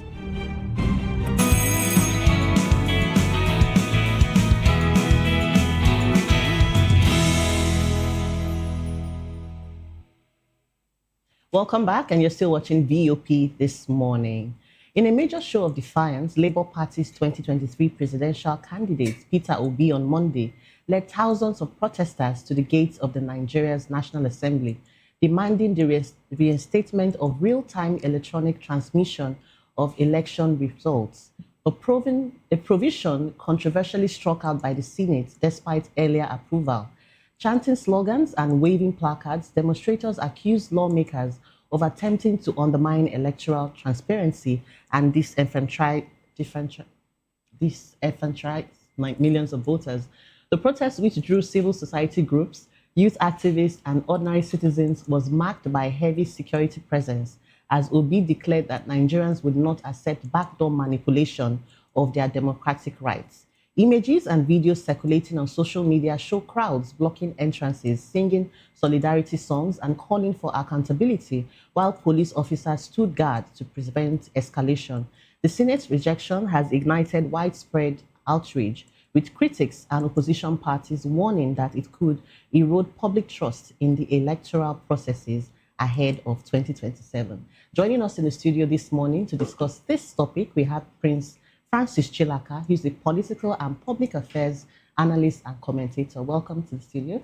Thank you. Good morning. And we also have Elvis Ehimehele, who is a political and public affairs analyst and commentator. Thank you for joining us this morning. So I think I'll just start with you. We've seen this protest. This is one of the many protests we've had in Nigeria. And yesterday's was very instructive. We had Peter Obi there and a lot of civil rights organizations What do you think? What's your thoughts? Are you happy about this move? And do you think that it might yield positive results at a time like this? Jane, I must confess to you that I was so proud to be a Nigerian yesterday. I was so happy because what we actually need is what played out yesterday. Nigerians need to take their nation back with them. And it began yesterday. And more of this is what we are expecting. When they hurriedly went on recess, after sitting for just 3 days, they thought they were going to come back in February 24, what they said, and we're going to just, abide by the shenanigans they were trying to play out. But Nigerians told them enough is enough, and that was a good one yesterday. I keep saying that for democracy to thrive, the people own it. When you take the people out of democracy, you are calling for anarchy. That's why the definition is just simply the government of the people, by the people, and for the people. So when Nigerians saw that in October there was a coup attempt and everybody condemned it, then in February the legislators wanted to reignite a coup against the democracy that we so fought for. Then dear Nigerians said no. We kicked against against coup attempt in October. Why are you bringing back coup in a democracy that we so fought for? And that's what you saw yesterday, that played out yesterday. Everybody that came out made me proud, and they made Nigerians proud. And if they don't shift, the goalposts from what we saw earlier, I think they actually said the protest will continue, and we are waiting. Yes, because we want that protest to continue until we get the want the final protest to result. continue until? Yes, okay. because they cannot ambush us and make us to look foolish. Can we ambush them? Oh, that's what happened yesterday. We can ambush them? Absolutely, because how many are they? We are not even talking about the House of Rep, because House of Rep did not do this. Oh, so we're talking about it was only 109 persons that just wanted to take the destiny of over 200 million people into play. And Okay. so everybody that I came guess out yesterday, you don't accept the reasons given by the president of the Senate as to why e-transmission may not work. Some states, about 9 of them, are having issues of insecurity, and network may not exactly work in those states, and that may just affect e-transmission of results. You don't buy that? those are just mere excuses, Moses. In 2023, we were very ripe for this transmission of results, through IREV. There were no complaint from Mahmoud. Mahmoud got over 300 billion to put everything in place, and he even went to Chatham House and also said that we were ready. And we also saw that even those states he made mention of, the legislative arm of government, the election of senators and the House of Rep were transmitted. There were no error. Remember the legislative arm of government election were quite transmitted in that 2023 general election. It was only the presidency's own that they switched it off and called it a glitch. So where did it arise now that 9 states now? Are we moving backward or we are moving forward? That suddenly now we just heard now that 9 states, there's no network in 9 states. That's a pure lie, because we saw House of Senate election and House of Rep election transmitted into the IREV in 2023. Then they are now making excuses about that 9 states. It's a big lies to Nigerians. And two, is there any part of this nation that you go to that you cannot even send tests, ordinary tests, with your phone? What we are calling for is just like sending tests. It's not bigger than that. And even the NCC has told Nigerians that even with 2G, that job can be done seamlessly. Okay. Why are we talking about this time around? Okay. So I don't know why APC, after getting about 31 states or so, now suddenly is jittering. Towards the election, they feel that they have 31 states in their kitty. Why are you afraid? All right. Okay. Have we not said democracy is all about number? So they just have the states, they don't have the number. Let's wait, because Nigerians are waiting. Nigerians have the number, not APC. All right, then. Thank you very much, Mr. Elvis Elimehele. Now let's come to Prince Francis Chilaka.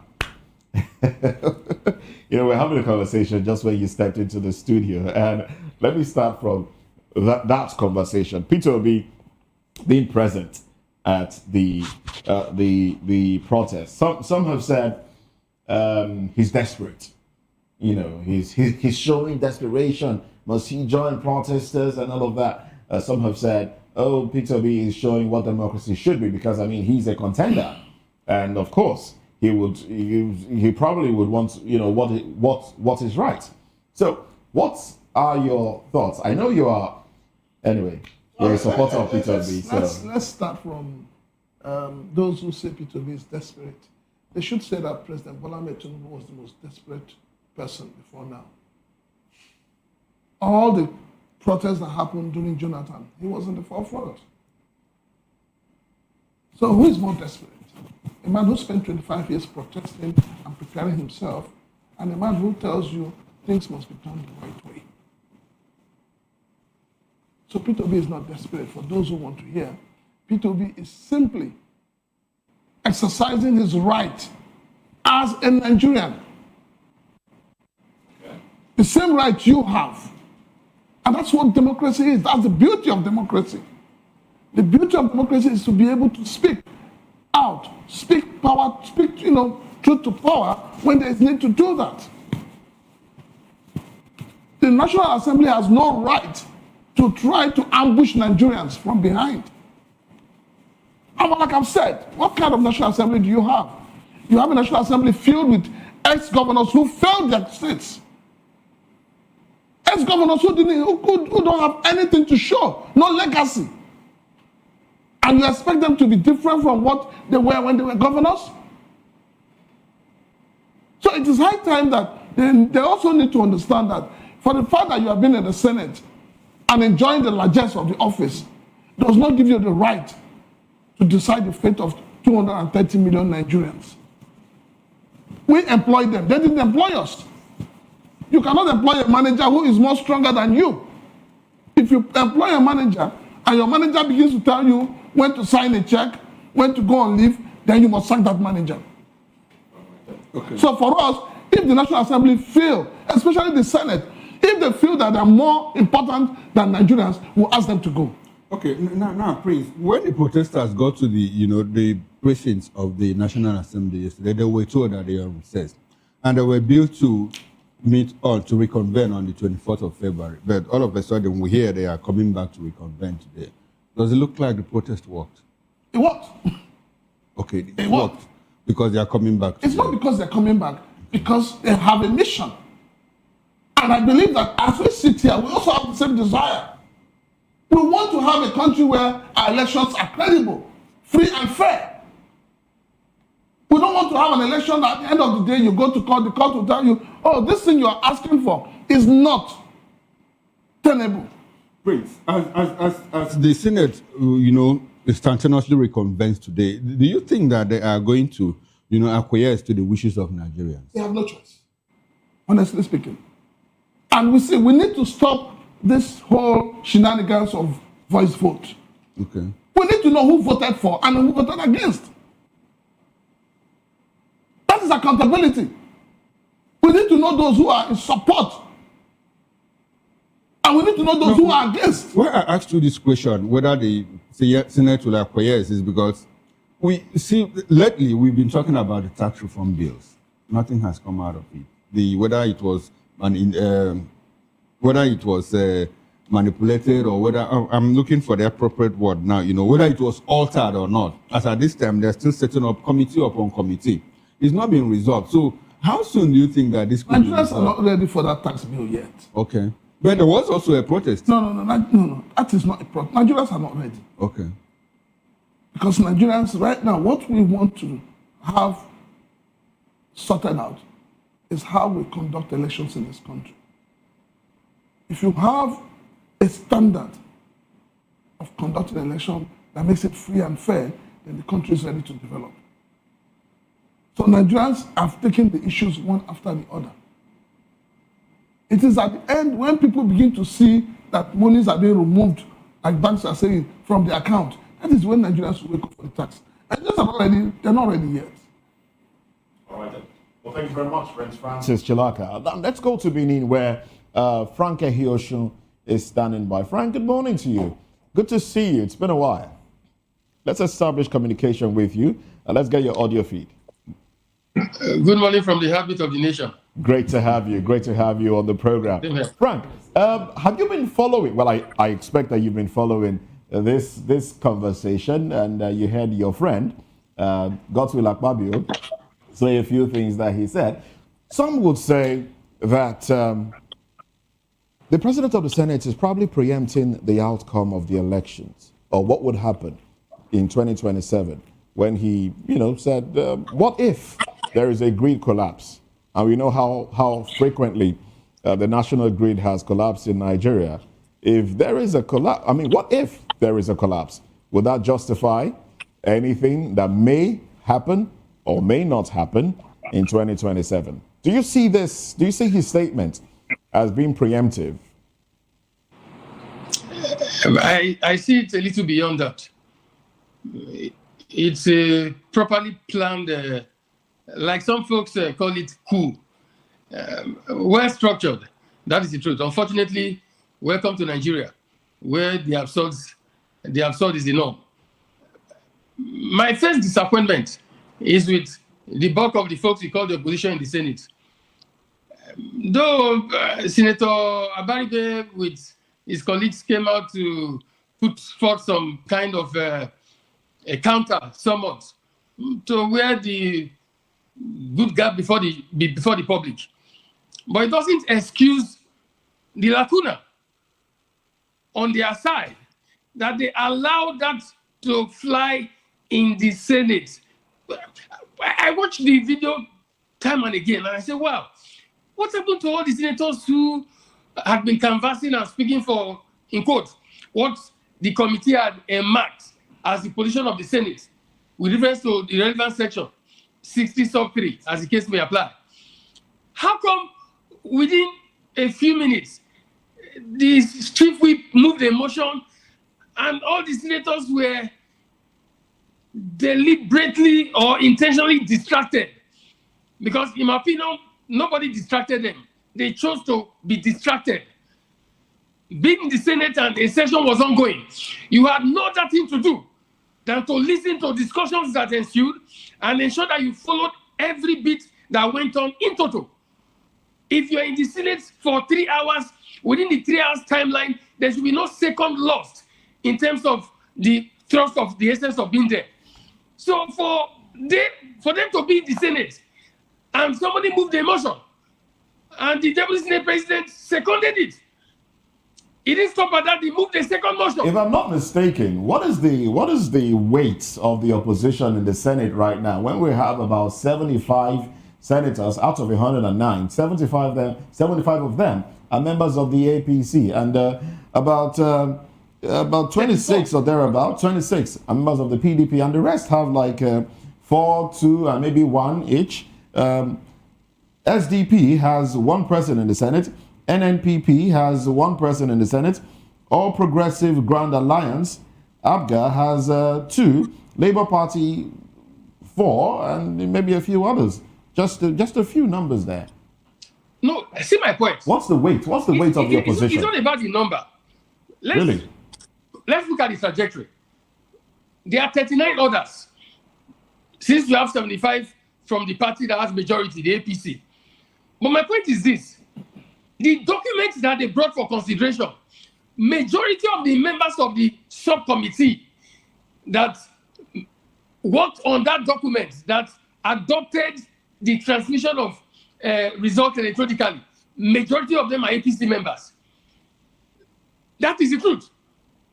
If those folks who are in opposition had raised an eyebrow, if they had been circumspect enough and not be distracted by choice, if they had raised an eyebrow immediately, I can bet on the fact that so much of the vote you call the APC people would have opposed it, because there was already a consensus. That was why that was so much the position of the committee, so assigned to do the job. The fact that it was in that provision did not come from the blues. It wasn't by accident. It was because it was the prevalent position of majority of the members of the Senate, which in this case even reflects the APC members of the Senate. So the concussion that took place there, which they attributed to the so-called coup, may have just been a plan by 5, 6, or 7 persons who took advantage of the distraction. That is my point. On Wednesday when it happened, there was no hue and cry. Up until Thursday when folks from the media now highlighted the anomaly. That was when the opposition seemed to wake up and realize that they needed to address the press. I am saying that I'm not excusing Abaribe and the team of opposition senators. They already had a flaw. And even the speech they gave, they said it wasn't passed. Are they talking to dummies? We watched the sitting. The Senate president passed it by the normal process they go about. When he said those are saying nay, there was hardly any voice. That's why he now said the yes or the yea. Okay, we need to address now, another. Okay, let's have you land on your thoughts. Land on your thoughts, please. That does not excuse the fact that the overwhelming disposition of Nigerians against it will not counter it. The opposition parties in the country, even if they staged a protest yesterday, I beg to differ. The action of opposition is very, very, very far below what is expected. Like the president himself said during the 2023 election, that power is not served a la carte. What you need, you go for it. The opposition should be more frontal. The riot or the protest so-called, for me, is just a tip of the iceberg compared to what the APC would have done when they were in the opposition. So I expect the opposition to wake up because right now, as we are seated, the Senate has already passed it as their own law. Sorry, Frank. You're talking about the opposition now. Peter Obi was there yesterday. Was Peter Obi a lone ranger? I mean, did you expect to see the likes of Atiku Abubakar, the likes of David Mark, and all these people in the opposition? Talking about the opposition, because as far as you're concerned, the opposition has not done enough, to pressure the government to do what is right. Apart from Peter Obi, who else did you expect to see there to make it have the kind of weight that you want? Most of the names you mentioned, I expected to see them there or to see some signs that they are involved in the process. Some of them have not even made a statement concerning this thing. That's why I said that, like the president said in his election campaign in 2023, that power is not served a la carte.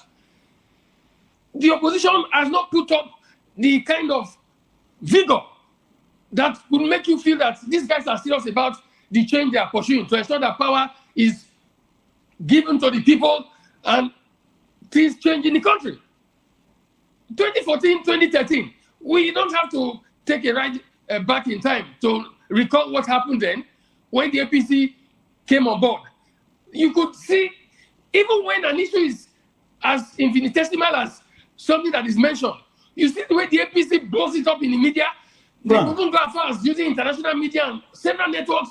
They make a mountain out of a molehill. My point is that the opposition right now, they have not reflected that level of seriousness. All right. Now, let's talk about what is great. Okay. What is not enough? Okay. Well noted. A lot of people interpret Peter Obi's action yesterday as desperation. Do you read desperation into his actions yesterday? Is it desperate? I don't see his action as a reflection of desperation. I see it as leadership by example. What Peter Obi reflected yesterday was simply leadership by example.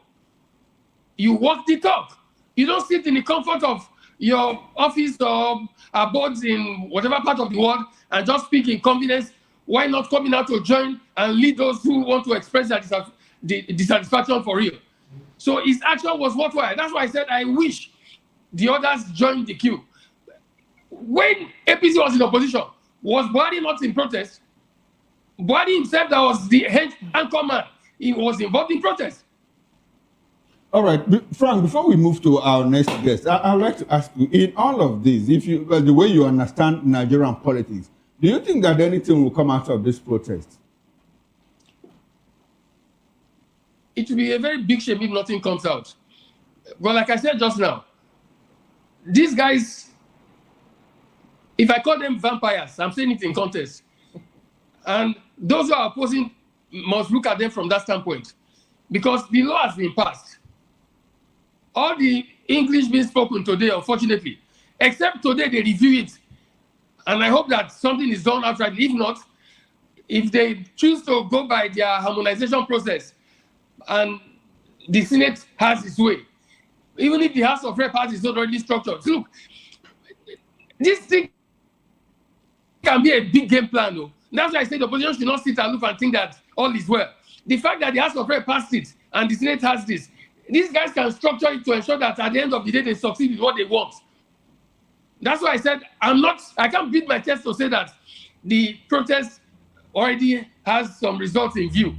That's why I said more action must be taken, sustained and coordinated to make the pressure felt. We were making some sort of side talk earlier in the day, just before we came on, talked about this protest and the way it went and the possibility of anti-protesters protesting against the protest. And I posited that if this protest linger for longer than today, we might see some people come up as anti-protesters.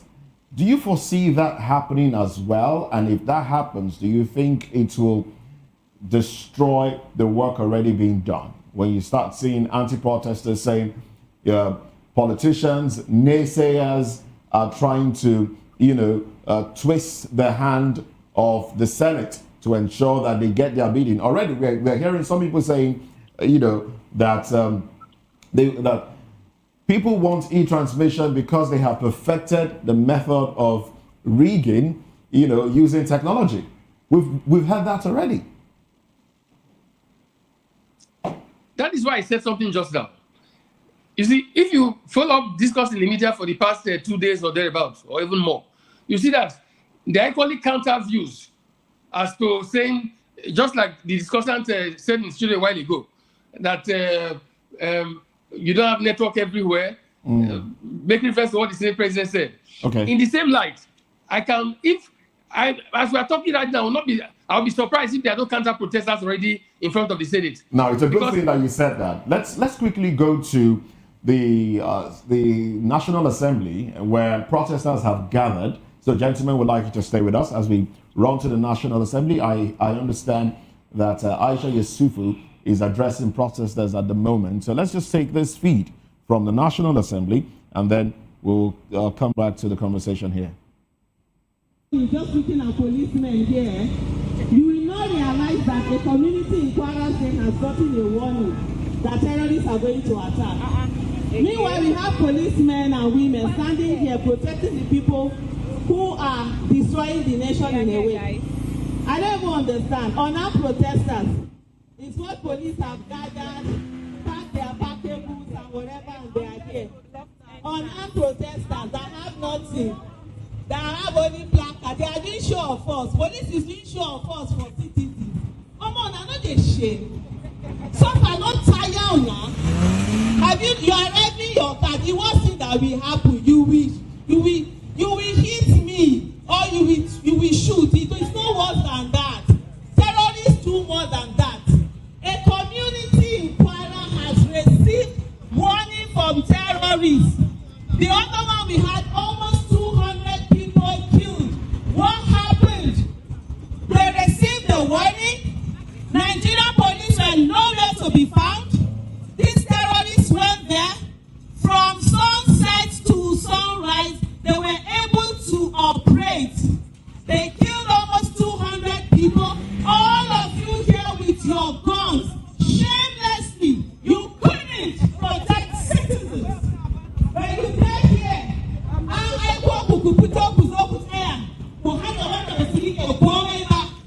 meanwhile you're suffering every day. Every day your colleagues that have retired are hungry. They are begging for voices. They are telling us to come out and speak on their behalf. Your colleagues are on the road. Every day they are begging. They are calling us. All day they cannot come out. Yet, anytime citizens are coming out, those of you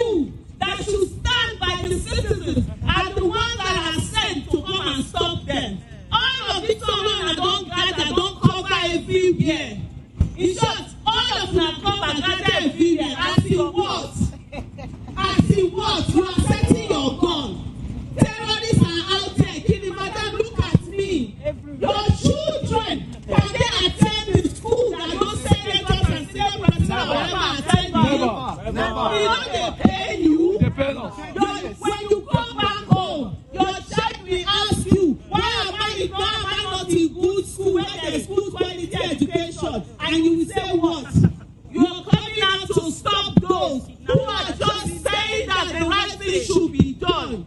So I don't understand what this show of force is all about. You are putting barricades. A community in Kwara has received a letter. They kill you all needlessly. The idea of police will never say anything. Anytime that a policeman or woman is killed, they don't care. And when citizens come out, they send you and you stand. Then you have to tell us, and you know we are this, we are that. No! Have you seen, even when citizens came out to protest for them to be paid well, they sent them. It's actually funny, just looking at policemen here, you will not realize that the community. Never. We don't pay you. When you come back home, your child will ask you, why am I not in good school where there is good quality education? And what? You are coming out to stop those who are just saying that the right thing should be done. So I don't understand what this show of force is all about. You are putting barricades. A community in Kwara has received a letter.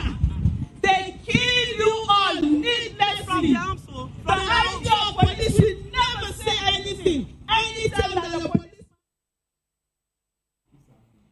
All right, there you have it. Aisha Yusufu addressing the police barricade right there as you approach the National Assembly.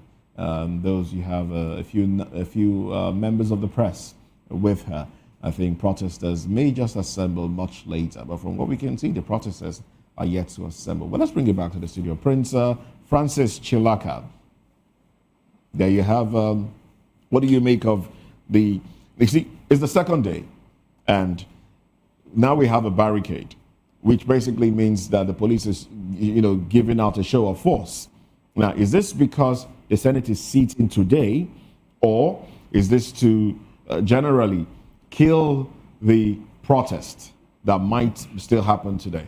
Well, I think we need to look beyond whether to kill the protest or not, and to look at it from how does this portray this government to the international community. The wife of the president has been all over the news, talking of how she's been respected, how Nigeria is being carried off, how Nigeria has become the centerpiece. And I said this morning, the centerpiece of what? The centerpiece of bad governance, the centerpiece of corruption, the centerpiece of poverty, the centerpiece of insecurity. And then now, the centerpiece of people not allowed to exercise their fundamental rights. So for me, I think that the Nigerian police, they're always they're overbearing. They like to show force. Would you blame them really? When they shouldn't show force. Would you blame them? Whether you blame them or not, tomorrow these guys will retire. You will see them killed on the road, begging people, telling you that their pension has not been paid. Don't they have common sense? Don't they realize that what Nigerians are asking for is something that not only better the lives of the ordinary Nigerians, but also their own lives? So that's the point.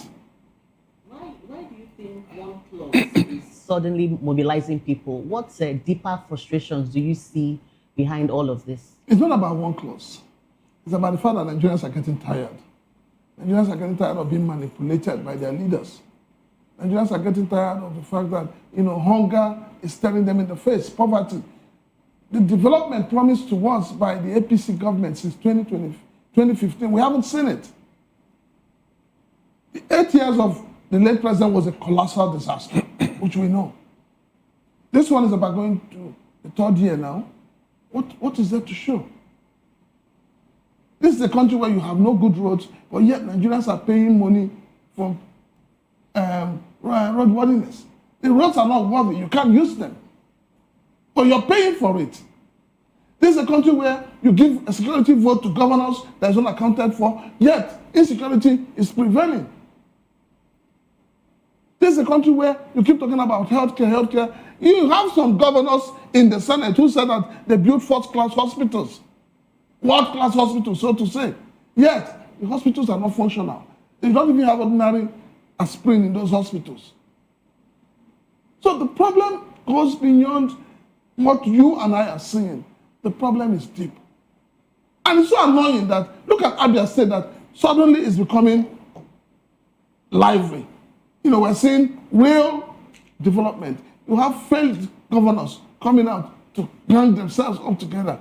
In other words, what they're telling us is that the likes of Alex Otti is a madman. He shouldn't exist in Nigeria. And that's the truth. Because you're seeing a man that is working.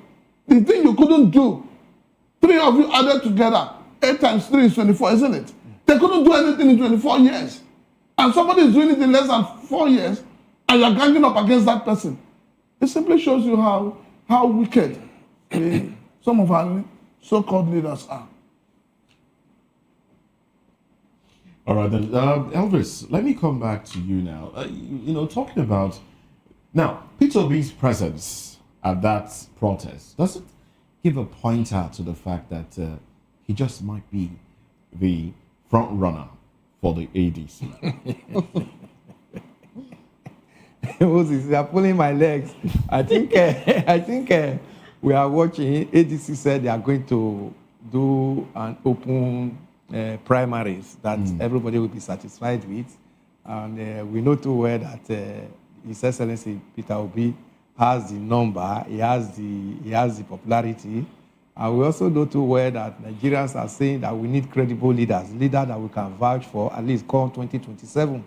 So, with all these good recommendation we have around him, it's left for the ADC to actually use their tongue to count their teeth. Okay, especially when it comes to the someone here who is with the ADC, has friends in the ADC. I don't know if he's a card-carrying member of the ADC. At least you haven't told me that yet. But tell us, give us some inside information. So Nigerians will stop worrying. I'll stand where I've always stood. Okay. On this issue, I've said to you that Alhaji Abubakar Atiku will not contest. Will not contest. He will not contest. Is that inside information? I'm just telling you. That's been what I've Okay, your position. Yes, he will not contest. And you know why? Let me tell you, I have quite a number of northern friends. And they said this to me. They said, look, if ADC puts up an Atiku, they would rather vote for Omobolanle. And this is coming from your northern friends? Yes. Why? Because they also believe that the 8 years of Buhari, which is in the north, must also complete, must have the 8 years of the south. Okay. And a lot of northerners are beginning to ask themselves questions. With all the years that the north have held sway, what development have they brought to the north? How then do you explain the botched coup where you had more participants from the northern? Well, if you say, for me, I don't believe there was a coup. Honestly speaking, I don't believe there was a coup. Because a coup is not something you hide. Coup is like pregnancy. You don't hide it. No, you hide it until it comes out. You don't hide it. No, and for the government to have done what they have done, I don't trust what the government is saying. Personally, I don't. Okay. Because you no matter what happens, when the news broke out that there was a coup, and the government, the military came out and said, no, the government came out and said, there was no coup. People have been detained for disciplinary actions. At that point in time, that was the truth of the matter. Whatever you believe the government in that regard? Yes. Okay, but when they said there was a coup, when the government said nobody died in Kwara State, you didn't believe them? In Kwara? We know what happened in Kwara now. At the time? No, in Kaduna State. It wasn't Kwara, it was Kaduna. I came out and said no. No, they said nobody was kidnapped. Nobody was kidnapped. And I said no. I said people were kidnapped. So you didn't believe If the government says something these days, if the government says good morning, you need to go outside and check if it's morning or night. Okay, so you choose when to believe and when not to believe them? Because there's a trust deficit, which they have created. Okay. Still, please hold that thought. Still talking about trust deficit. If the game, eventually changes, how do you convince the opposition that the game will be fair when majority of the referees are from the opposition, from the ruling party. So how do you? Let me tell you something. Professors going on strike, lecturers going on strike, and for me it's laughable. And why do I say so? Those who manage our elections are professors. And when they manage these elections, they do not see the need to ensure that no rigging, no snatching of boxes, no alteration of marks. They pretend that all is well. And then when you support a system that is not functional, a system that is not working, how do you expect that system to favor you at the end of the day? How do you expect it? If the professor that handled the election in Abia State had caved in, Abia State would have probably had the worst governor they can ever think of. So it's not just about the senators. It's about these professors who claim to be educated, but foisting uneducated people on the country. So the professors need to go and think twice. What do they want for this country? What are they teaching the younger generation of Nigerians? So that's my own argument. My argument is that 2027 Nigerians will speak. It's going to be Nigeria against the ruling party. All right, then. Thank you very much, Prince Francis Chalaka. Now let's go to Benin. Frank, let's get your concluding thoughts on this one. Prince Francis, I'll take that as your concluding thoughts. Thank you very much. Frank, let's get your concluding thoughts on this one. It's day 2 of the protest. You saw Aisha Yesufu there. It seems to be building. Will it build up beyond that? Are you impressed? It's what time is it now? It's minutes past 9. It's 13 minutes past 9. Are you impressed? Did you expect to see more protesters at that ground or on that ground?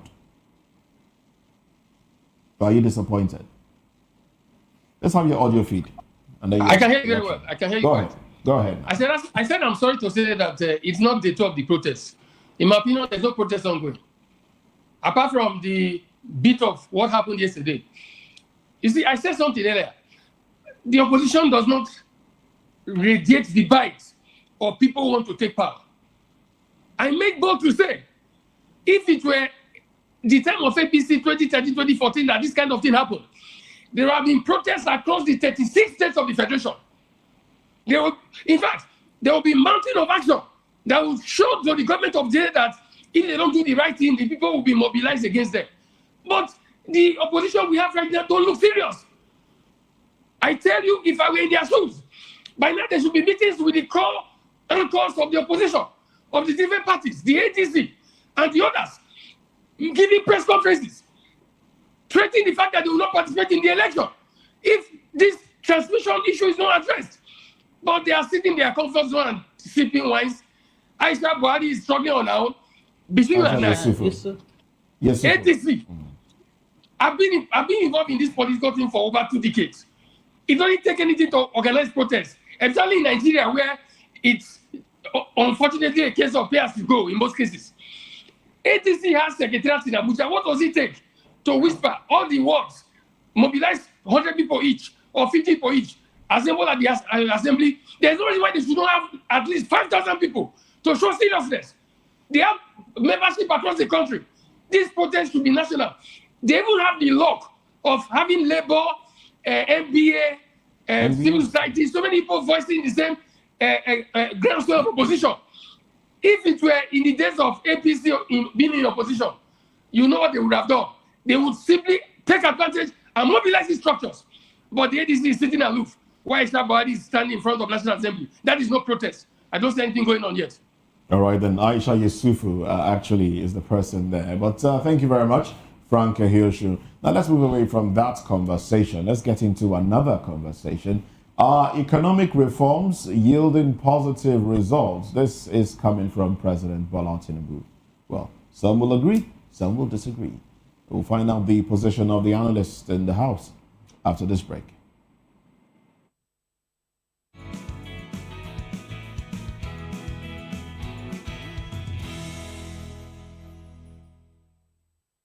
In a world where truth is the ultimate power and opinions scream the loudest, it's time to wade through the noise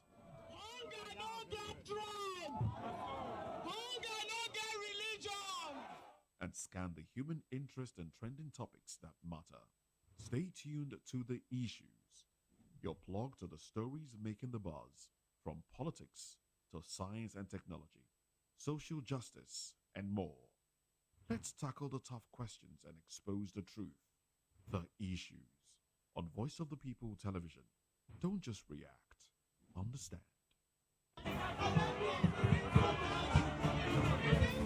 Do you want your voice to be heard? Do you know that you matter in the scheme of things? The People's Voice. The show. That is why we are here. It is sure for them. Give us free and fair election. That is for then they know they mobilize people here and there, here and there. Now we be the trenches. Now we go to vote. Now we want Nigeria to be great. So all we want, you see the meeting when they do today. Now so we shout them. All we want is pass the bill. Pass the bill. Akpabio pass the bill. Akpabio pass the bill. Not the annotated bill. No. Yes. No, not that one. Not the fraudulent one. Pass the bill so that our results can, as we are voting, one man, one vote. One man, one vote.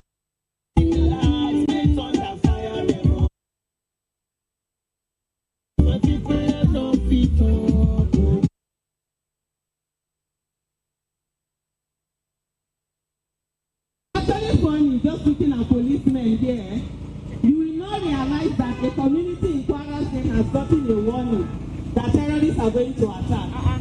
Meanwhile, we have policemen and women standing here protecting the people who are destroying the nation in a way.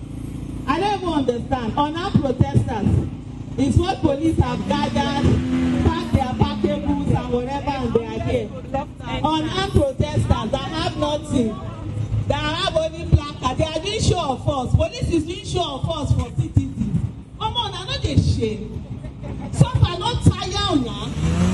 Have you are having your car? The worst thing that will happen, you will hit me, or you will shoot. It is no worse than that. Terrorists do more than that. A community in Kwara has received warning from terrorists. The other one we had almost 200 people killed. What happened? They received the warning.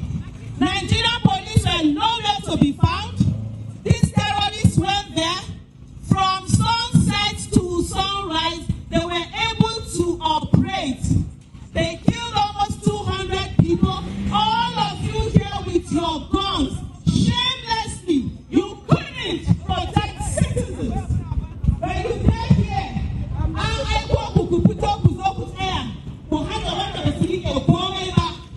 meanwhile you're suffering every day. Every day your colleagues that have retired are hungry. They are begging for voices. They are telling us to come out and speak on their behalf. Your colleagues are on the road. Every day they are begging. They are calling us. Oh, they cannot come out. Yet, anytime citizens are coming out, those of you that should stand by the citizens are the ones that are sent to come and stop them. All of these women don't gather, don't cover everywhere. In short, all of them cover, gather everywhere. As you what? As you what? You are setting your gun. Terrorists are out there killing. Madam, look at me. Your children, can they attend the school that don't senators and state presidents will ever attend you? Never. You know they pay you. They pay us. When you go back home, your child will ask you, why am I not in good school where there is good quality education? And you will say what? You are coming out to stop those who are just saying that the right thing should be done. So I don't understand what this show of force is all about. You are putting barricades. A community in Kwara has received a letter. They kill you all needlessly. The IG of police will never say anything. Anytime that a policeman or woman is killed, they don't care. And when citizens come out, they send you and you stand. Then you have to tell us, and you know we are this, we are that. No! Have you seen even when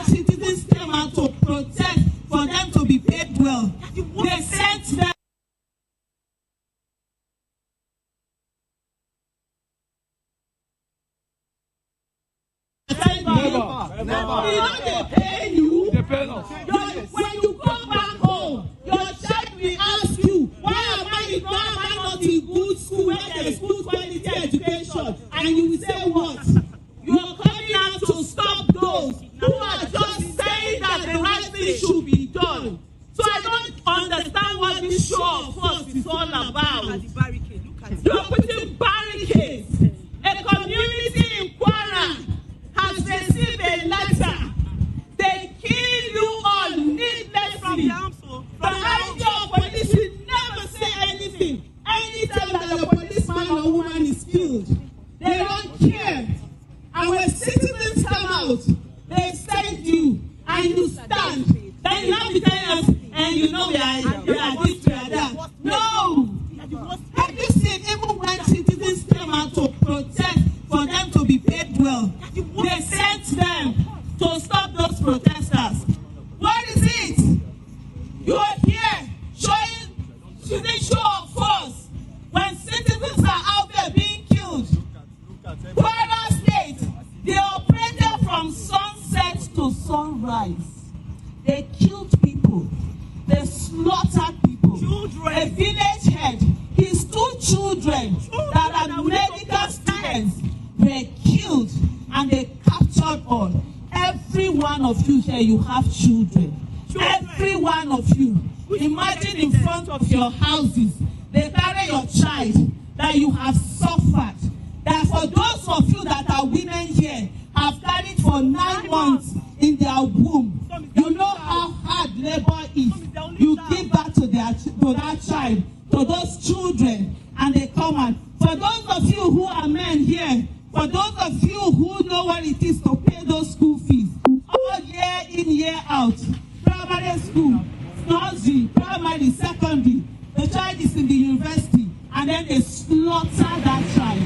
And you are here protecting the people that will never stand for you, that will never protect you. When you leave this job, you will meet us on the street, and you will call, you will beg us to stand for you. I tell you that smile will be wiped out of your face when you see your child lifeless in front of you, and God will strike you if you say God forbid, because those people whose children are being killed, they are citizens just like us. They are citizens just like us.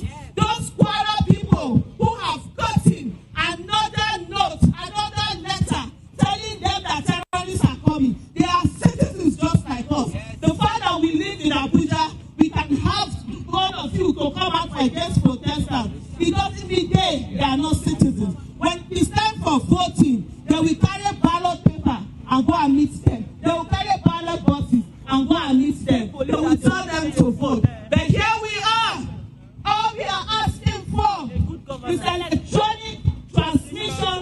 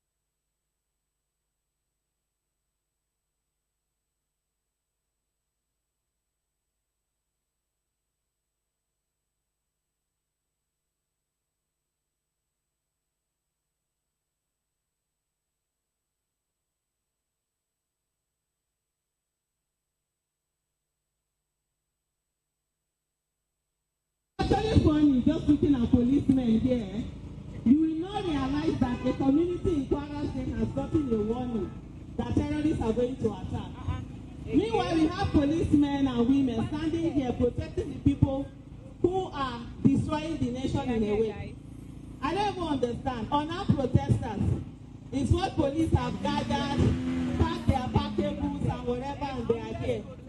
Unarmed protesters that have nothing, that have only placard, they are doing show of force. Police is doing show of force for citizens. Come on, I know they shame. Some are not tired now. Have you are arriving your car? The worst thing that will happen, you will hit me, or you will shoot. It is no worse than that.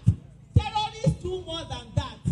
A community in Kwara has received warning from terrorists.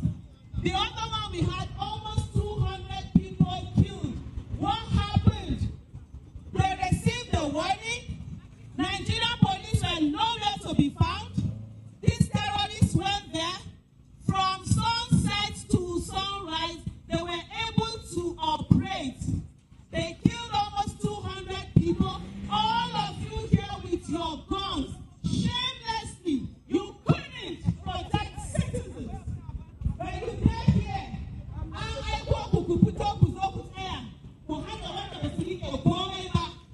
meanwhile, you're suffering every day. Every day, your colleagues that have retired are hungry. They are begging for voices. They are telling us to come out and speak on their behalf. Your colleagues are on the road. Every day they are begging. They are calling us. All day they cannot come out.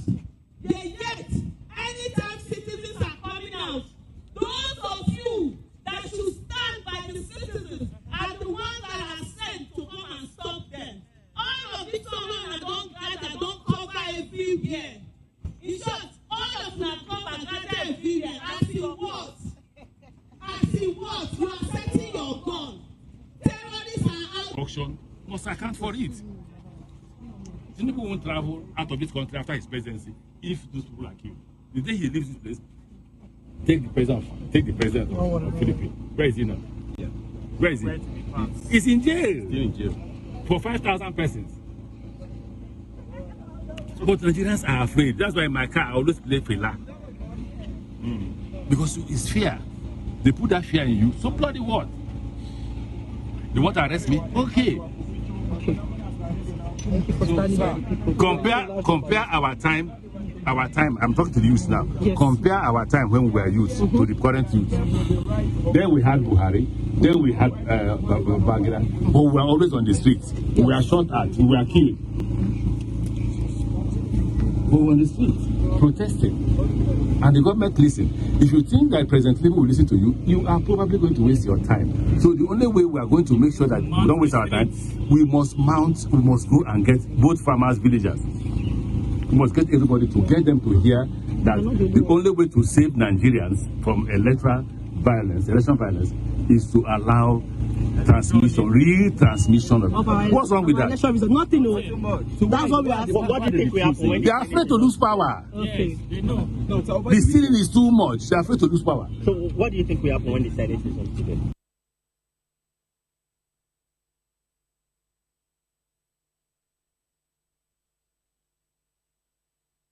Like the gentleman said, we ourselves must let them know that they should participate, they should join us. When they see the number of people who have come out, they will join. Now, what's the advantage of transmission? Electronic transmission. The advantage that very few persons will die on the election field.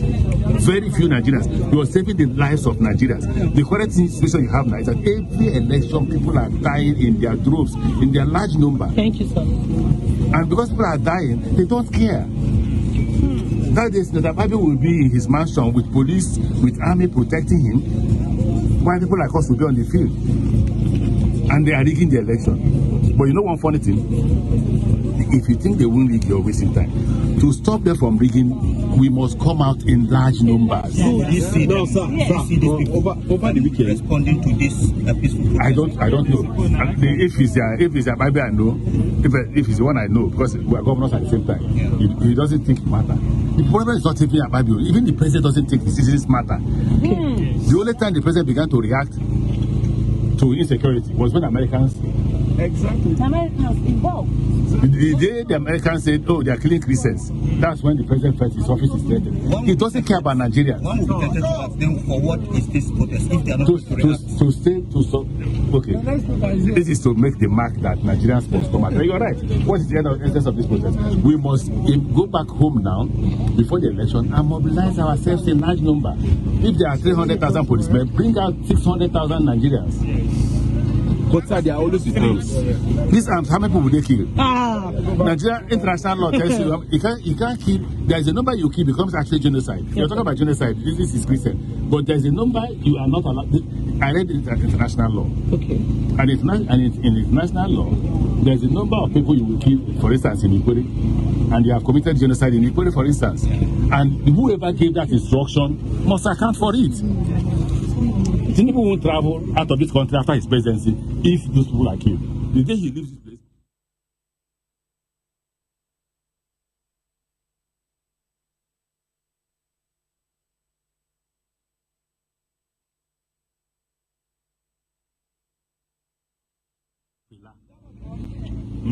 Because it's fear. They put that fear in you. So bloody what? They want to arrest me? Okay. Compare our time. I'm talking to the youth now. Yes. Compare our time when we were youth to the current youth. Then we had Buhari. Then we had Bagira. But we were always on the streets. We were shot at. We were killed. We were on the streets protesting. And the government listened. If you think that President Tinubu will listen to you, you are probably going to waste your time. So the only way we are going to make sure that we don't waste our time, we must go and get both farmers, villagers. We must get everybody to get them to hear that the only way to save Nigerians from election violence is to allow real transmission of what's wrong with that? Nothing. That's what we are. What do you think we have when they are afraid to lose power. Okay. The stealing is too much. They are afraid to lose power. So what do you think we have when the Senate is on today?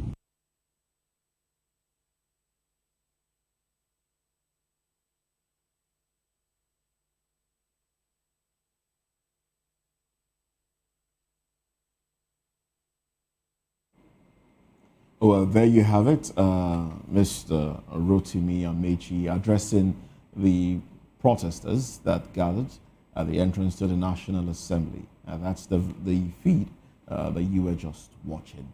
Well, let's get into another conversation, and then we'll go back to bring you more update from the National Assembly. Now, President Bola Ahmed Tinubu has declared that his sweeping economic reforms are beginning to yield positive results, pointing to stabilizing inflation, improved investor confidence, and Nigeria's rising profile as Africa's fourth largest economy.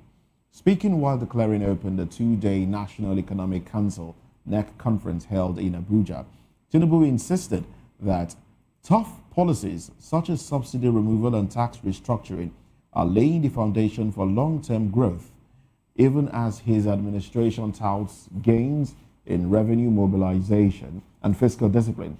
Supporters argue that these reforms are necessary sacrifices to reposition Nigeria for global competitiveness, framing them as a turning point in the nation's economic trajectory.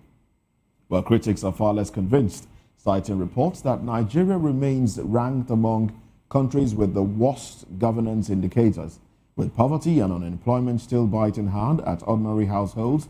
Parallel assessments suggest that while macroeconomic numbers may look promising, the lived reality for millions of Nigerians is marked by soaring food prices. And that's the situation, and dwindling purchasing power and widening inequality. Well, that's the situation of things. Well, we still have our guest with us. I'd like to start off with Elvis Elimehele on this one.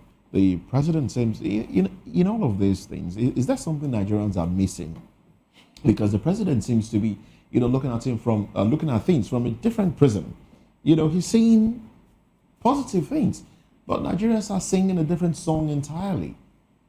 Where is the disconnect? Is there a disconnect? Yeah. And where is the disconnect? There is a big disconnect, Moses. That's if the president, all he has said from what you read, were actually the truth. What we are seeing now would have even arise. The president would have had that confidence that, yes, I have actually done this, and as a result, I deserve that second tenure, and the people are with me. For a president who said all this, and now the National Assembly that he has also put in his pocket are working in line that they must find a way to bring him back. That shows that there is a disconnect and the president is not speaking the truth to power. If he has actually done all these things he mentioned, the economy is good, everything is working well, all his policies are working in favor of Nigerians, there wouldn't have been any need to go and start ambushing the electoral law, which will give Nigerians a credible election for 2027. If he has done so well, he would have not leave his judgment for the people. Okay. Now going to ambush the electoral law means that everything he's telling us is telling Nigerians lies. He would have left himself with Nigerians and say, I've done all this, and I know my people are with me. So let whatever situation the electoral law takes, let it go. All right then. So that's the disconnect. But please do hold your thoughts, gentlemen. I would like you to stay with us as we quickly go back to Abuja, because we're getting information that there is a development at the protest ground. So let's go back to Abuja, where Aisha Yusufu is, and also Rotimi Amechi. Let's see what is going on right now at the protest ground. Now, you are right. Again. Do quick. No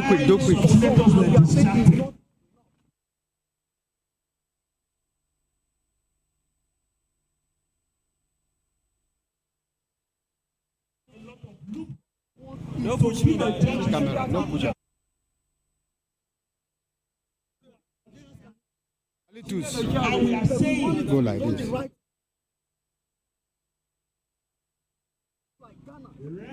a very good job. Be on wide. Hello.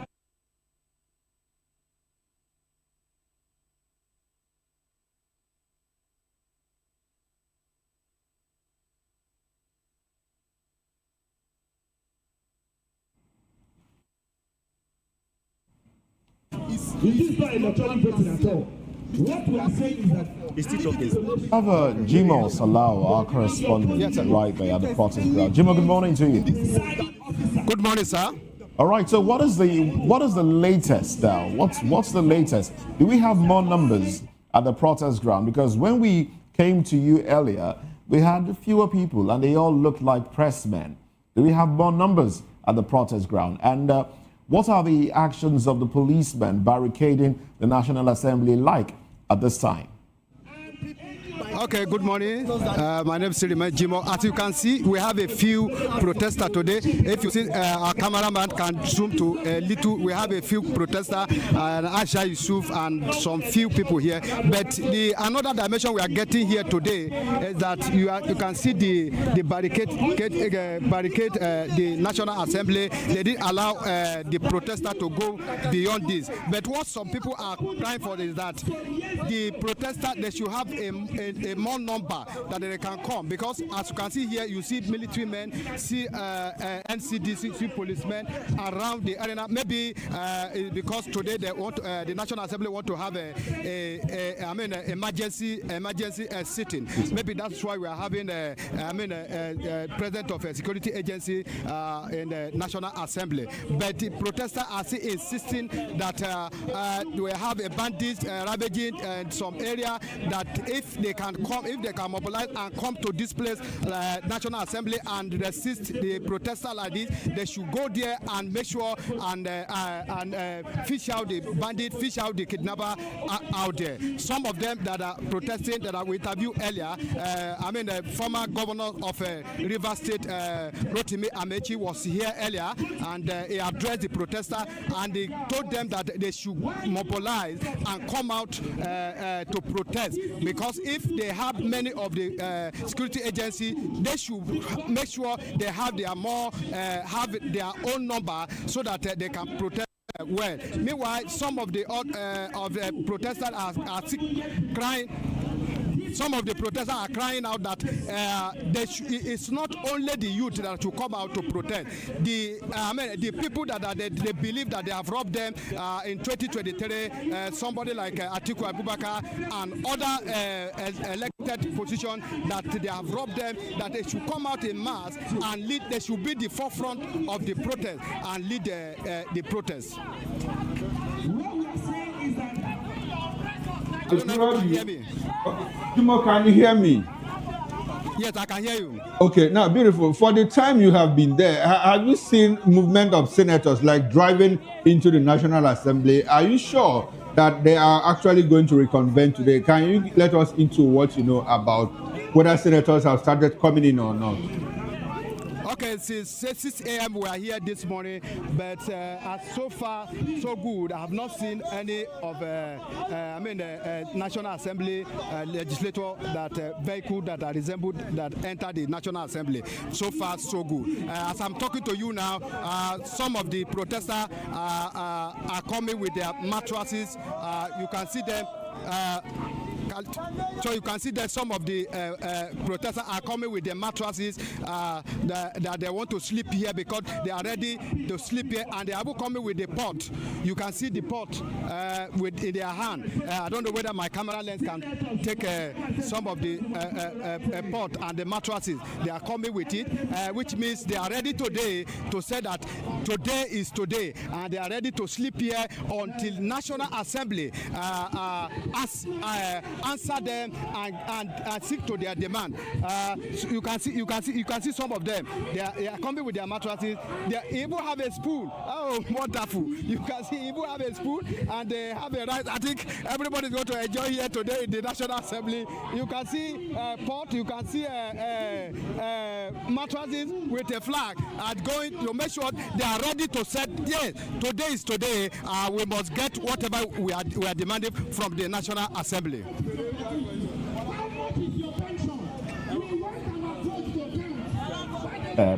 Now, can you hazard a guess? Can you hear me, Jimo? I can hear you. Can you hazard a guess as to the number of people on ground now? That's one.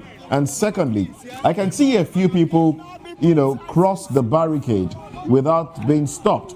Is it that people are allowed to cross the barricade? Because the barricade is there, but a few people have been going through it. Okay, you can see some of them. You can see some of them. They are crossing because they are serving your father's land. I'm not a politician. We love our strength and faith. Do you have faith in what you are protesting? Do you have faith in where you're standing now? They don't even pay your pension. They don't pay your salary. How much do you earn? Abroad, you'll be treated like a king. Stop. I don't think they should touch him because they're touching him. No. You can see the protesters are crying. They want the protester. You can see the protester. They are saying they must enter. They want to see the people that are elected into the National Assembly. They are ready to be here to occupy this place today. So you can see that they are telling the security agency that they have right to occupy the place. They have right. They elected the National Assembly. They are the one that voted. They voted them in, and they have right to enter the place. So as I'm talking to you now, they have leave the barricaded area and enter. Some of them, few of them are inside here. You can see some of them here. The Mama P is there, and other protesters are here. Jimo, and it's a good thing that you're doing, bringing us the updates from the protest ground. We would like to let's bring it back to the studio now. Thank you very much, Jimo. We'll come back to you shortly. All right, gentlemen. Now, Frank, are you still with us? I'm with you. Oh, great. You watched what we all just watched, and if that's that approach there, Mama Peace, that's what she's known as. That's her name, Mama Peace, talking to the policeman there. Do you think that will that could change the mindset if that kind of message is put out there that their salaries are not being paid, they are poorly paid, pensions are not being paid. A few of their colleagues, retired colleagues, are protesting non-payment, while a few others are not being promoted because those that are in government, those that have gotten to the peak of their careers are not allowed to go, they are retained and all of that. Do you think that would create a shift in mindset and have a situation whereby the police would actually protect the people that have come to protest, and then we'll have a peaceful protest? Do you think that can achieve, that can be achieved here? This is an isolated case, and the police is a paramilitary force. Unfortunately, the Nigerian police have maintained this viewpoint for so long a time. Of course, by our experiences on a daily basis across board, they are not quite afraid. I think that they are in front of the National Assembly and the world at large is watching, so the police, in some sense, will be disciplined to some extent. Because in Nigeria, we know very well that the Nigerian police also have respect for us, for Nigerian citizens. But I don't blame the Nigerian police, though, because it's a systemic dysfunction. It's a flow from top to bottom, because government doesn't have respect for the people. There's a prevalent dysfunction that makes Nigeria what it is. So the police performing the way they perform is simply a reflection of what is inherent in the system at large. But what is happening there right now for me is just some show of decorum, because it's, like I said, it's the FCT. Cameras are everywhere. People are watching. So, all right, Frank. Even if, yes. Okay, all right, Frank. We saw Rotimi Amechi, address the journalists, the media, right there on the protest ground. And we also saw a few people come with pots and mattresses to say, well, we are ready to stay here, and we are going to stay here unending, until the National Assembly does what we want. Now, how long do you think that Nigerians can hold out in all of this, if you understand what this government is, and the fact that yesterday there was a freehold? I mean, there were no restrictions around the protest area, but today we see barricades, around the presence of the entrance to the National Assembly. And so in all of this, how do you think how long are Nigerians able to hold out? Amechi has come out. We don't know who else is going to come out and all of that. Are you able to, peep into the future and see how all of this will end? Nigerians can hold out for as long as possible. First of all, it is expected that the National Assembly will ensure that they beef up security after the protest of yesterday. It is normal. In fact, there is no country where that will not be done. That is basic. But to say that Nigerians would hold on, of course they would hold on. Like I said earlier, this is not just about Nigerians, it's about those who are leading the protest. This protest can be sustained for weeks. I said just now, Amechi is very experienced in this game. It takes nothing to make this protest worthwhile. Especially when, like I said earlier, a chunk of the population, most of the core sectors, have spoken quite in support that electronic transmission is what is needed. Because the role the Senate is playing is actually trying to take advantage of the seeming lacuna, the fact that Nigerians sometimes take shit, they tolerate whatever comes their way, taking due advantage of that. That's why they had the audacity to even pass that bill that was passed. That is the truth. So if there is enough mobilization, Amechi alone can ensure that there is enough mobilization for protests to be sustained in the 36 states of Nigeria for the next 1 month. It will take little or nothing to do that. Fortunately, like I said earlier, they have the party structure, their network of different groups that they align with that will ensure that that is done. In 2012, how did they sustain the protest against removal of fuel subsidy? It took little or nothing. It's just a matter of leadership. Okay. Propelling it, and it will be sustained. It's just a matter of leadership. Thank you very much, Frank. So now let's return to the studio, where we still have Prince Francis Chidaka and Elvis Elimihele. Prince, I'd like for you to respond or react to the live clip that we watched from Abuja. I'm not gonna talk about that because it's still something that's building up. Okay. I just want to talk about what was it started with about the president saying. No, we'll still get into that. No. That's For me, that is more important than this protest for now. Okay, but for now, we are just talking about, you don't want to talk about I don't want to talk about it because it's still something that's growing up. The protest hasn't started. Okay, They're warming up. Okay, I'll come back. If you have anything to say about the protest? Yeah, I love the resilience of Nigerians that came out today. And they should also try and make it like what happened in 2012 in Ojota. Okay. We started seeing Occupy Nigeria. Yeah, we started seeing some of the characteristics of that 2012 protest. Pots, we saw food, we saw pillow, we saw spoons and all that. Yes, what it takes now is that for people that are going to be there, let them begin to provide them food stuff, let them begin to cook, let them begin to eat, so that these people will know that even if they are there, some people are outside waiting for the result of what is going to come out from what we are expecting. Okay, to make it sustainable. Sustainable, because yes, there should be water for them to drink. All right, because that's it's important. All right, then. This a flawed election is worse than coup. A flawed election is worse than coup. Well, okay then. Okay. Now let's get your reaction to the president saying Nigeria is, things are working out. What are the 8-point agenda of Mr. President? Because when you're saying things are working out, you look at your 8-point agenda and you say, oh, you're taking them one after the other. In the 8-point agenda, the first thing you have there is food security. Where is it? When farmers can go back to the farms? When you cannot even secure the lives of ordinary Nigerians. So food security has not been taken care of. That is one. Two, you look at ending poverty. We hear that more Nigerians are falling into poverty. And you're not, the ones that are even already there, they've gone into multidimensional. So another set is joining the poverty train. And you're talking about your policies, making sense. It doesn't make sense to me. Economic growth, job creation, where are they? What jobs have been created? If jobs have been created, you will see young boys standing on Oshodi Bridge, standing on My Two Bridge, harassing people who are importing cars and breaking their windscreen and breaking their side mirrors. So we must look at issues. It's not when Mr. President said, oh, my policies are working, people are clapping. Nigerians are so gullible, they can clap. Even if a dog barks, they will clap. Is that unfortunate? Access to capital. Where is the capital? How much is it today to borrow money from the banks?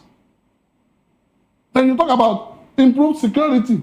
For where now? You saw what happened in Kwara. You saw what happened in Benue, what happened in Plateau, what happened across the entire country. You cannot protect the people.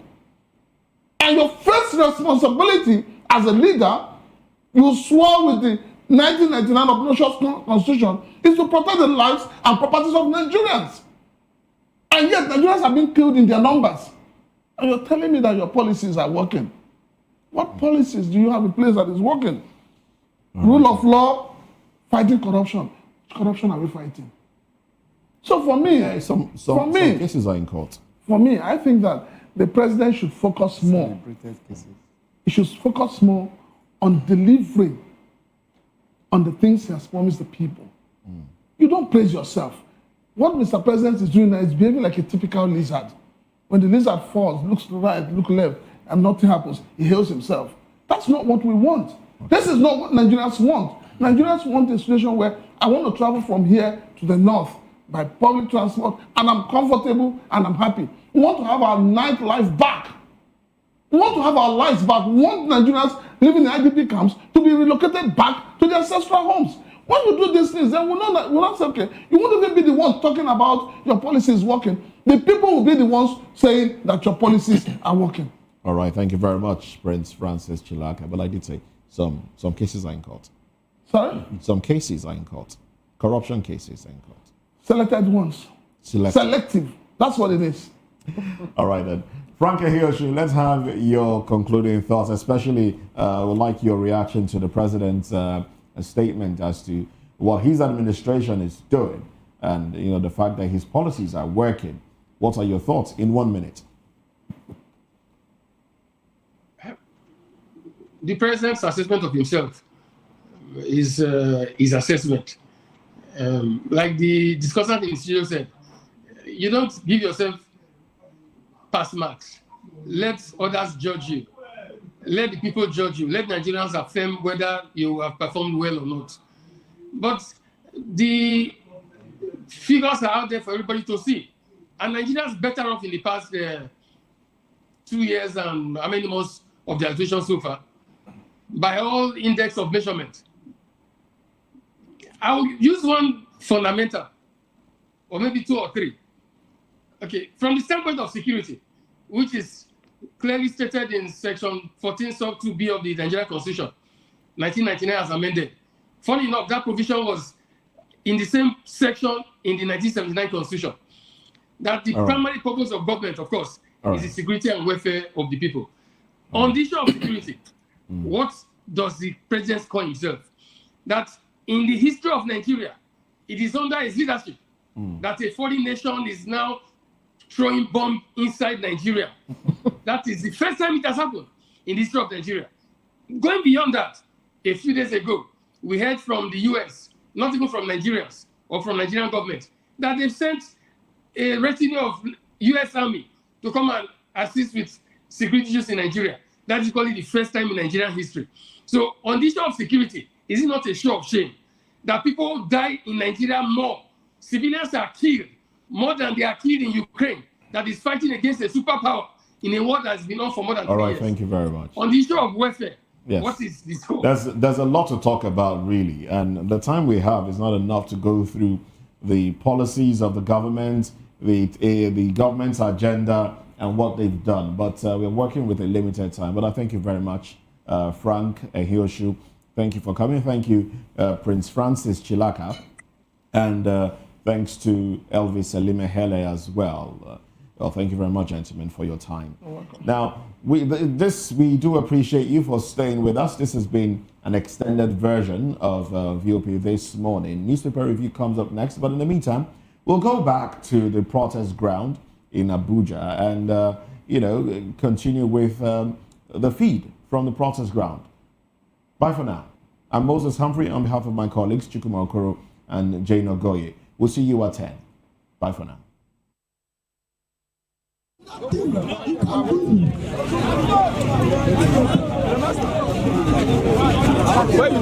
Greatest Nigerian people, for the greatest Nigerian people, for the greatest Bobo, Aluta Bigby, fundamental goal, 3 Boza to the Nigerian people, Boza. Hello.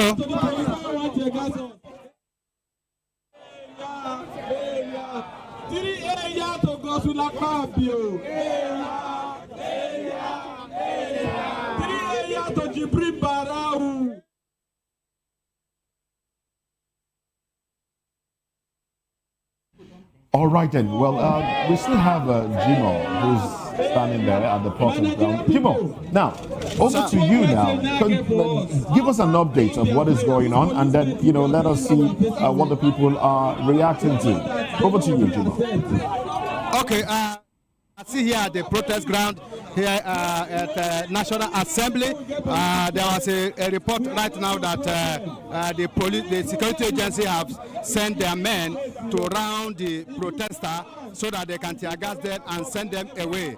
But we cannot do until we get one of them to speak with us. I just want to get one of them so that I can speak with us, and we'll know what is the update about. But as it is now, they are still here protesting at the National Assembly. You can see them in number. The number is increasing right now, and I'm still seeing more people coming from the left and right. I'm sure they are going to get their own demand soon. It was between some military officers led by an officer called Nerima. Hello. An ex-city minister. No, they hear them again. There was something that he said. Hello.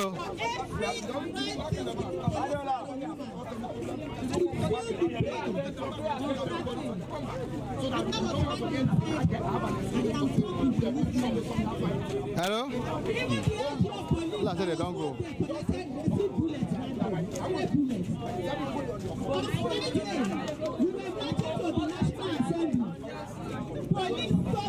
Now they hear them again. Maybe they don't go. Maybe they don't go.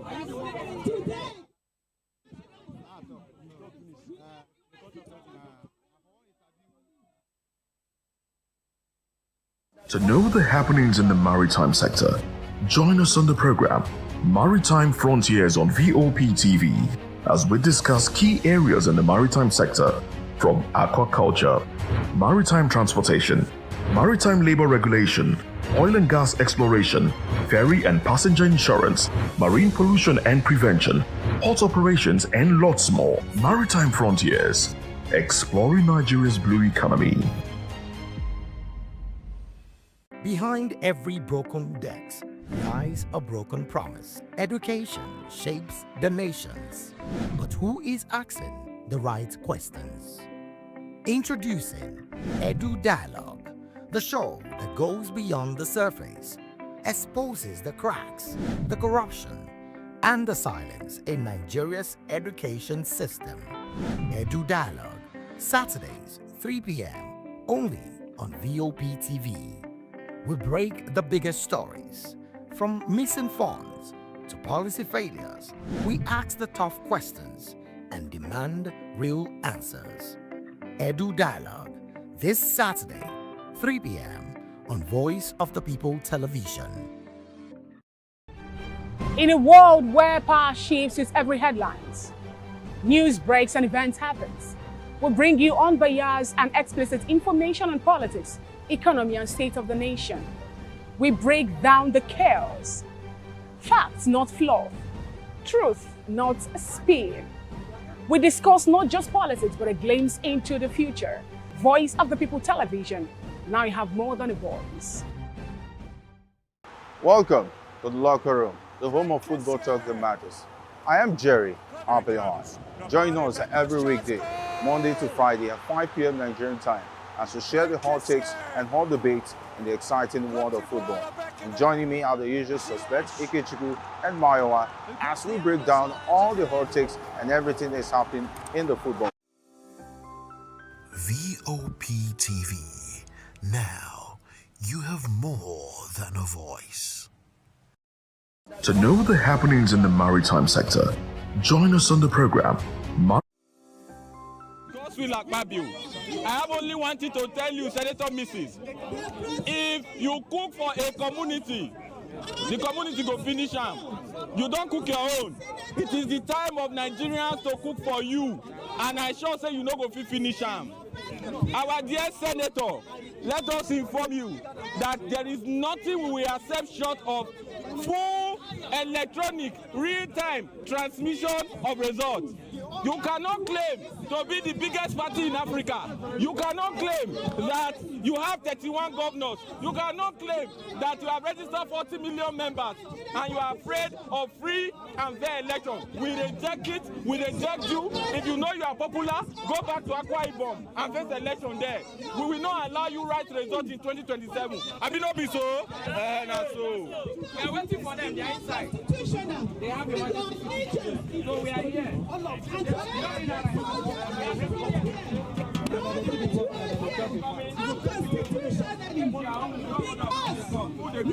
are not living here today until being here against protesters. The last time you killed innocent protesters who were reciting the national anthem. Today we are here again. If you like, you can use us for your practice shooting. If you like, you can use us for your practice shooting. I hear one state. No, you cannot say here. See some other people here now. No, sir. And they are saying that they can't do less for you. They were able to transmit that video electronically from the forest of Bushi. Why? Your colleagues that you have buried. Come back. Your colleagues that you have buried. The IG of police has not come out to say a word about them. Almost 200 people in Kwara State. Let me tell you something. And if it happens to you today again, they will not do anything. Nothing. So T.S. Aliu and the rest of you all here, when they call you and give you that orders, you ask yourself, is it constitutional or unconstitutional? If it is unconstitutional, It is within yourself to borrow yourself sense and not use it. We are here. We stood here. We are waiting for the lawmakers. That we sent to pass the bill the way it should be passed. All citizens are asking for is electronic transmission of results, real time. I do not see any reasons why soldiers that should be in Kwara defending the people that have gotten threatening letter are here. Yesterday they threatened our citizens. The last time they threatened them, what happened? Over 200 citizens were killed in Kwara, Boko. They were killed. There were no police. The terrorists came in the evening at sunset. They operated all the way to sunrise. For every soldier that is here, when you were trained that you would be the lions of Nigeria. You were not trained to be the chickens of Nigeria that are at the mercy of politicians who are not serving us well. Politicians who have not given good governance. So before you pull that trigger, before you throw that tear gas canister, ask yourself, is it constitutional or is it unconstitutional? The funny part is that we raise money for them online. If you Great Nigeria! Great! I know you're not aware. Great Nigerian protesters! Great! Una day here? I know you're Una day here? Before I go here, I want first talk with my Hausa people. Arewa toya. Arewa bakwana. Arewa inakuke. Magana da muke so mu giya ma gwamnati. Mun zo nan ba tsoro ku kun muke ba. An zaɓe ku domin aikin da ba mu yi ba ku je ku mana ko ba haka ba? Ku ce mana Akpabio barawo. Akpabio. Akpabio. Akpabio. Akpabio. Tinubu. Tinubu. Tinubu. Mun zaɓe ku, kun kasa yin aiki, mun kawo kanmu nan wajen, kun tattara sojoji da polisawa da dukansu jama'an tsaro. Sun ba kansu tsaro. Wayannan jama'an tsaro sun kasa zuwa Sambisa Forest. Wayansu sun je wajen sun kasa aikin. Suna yin aikin ma ana kakkashe su. Sojoji sun tuttura mana bidiyoyi daban-daban wanda an kashe. Mun kasa sa videos din domin idan muka sa Facebook za su sauke. Amma duk da haka ana tura su mutane wanda ya kamata a yi magana ana wulakanta su shine muka zo a kansu. Mun zo nan wajen domin mu gaya musu cewa abin da muke bukata a 2027 shine a mana real-time transmission, electronic transmission na election results. Ba wai idan ka yi zaben a nan sai an dauka daga Abuja an kai Katsina, an dauka daga Katsina an kai koyina ba. A irga kowa ya gani kuma nuna mana result. Ga abin da yake bata mana rai. Rashin tsaro ya gamar mana da kasanmu.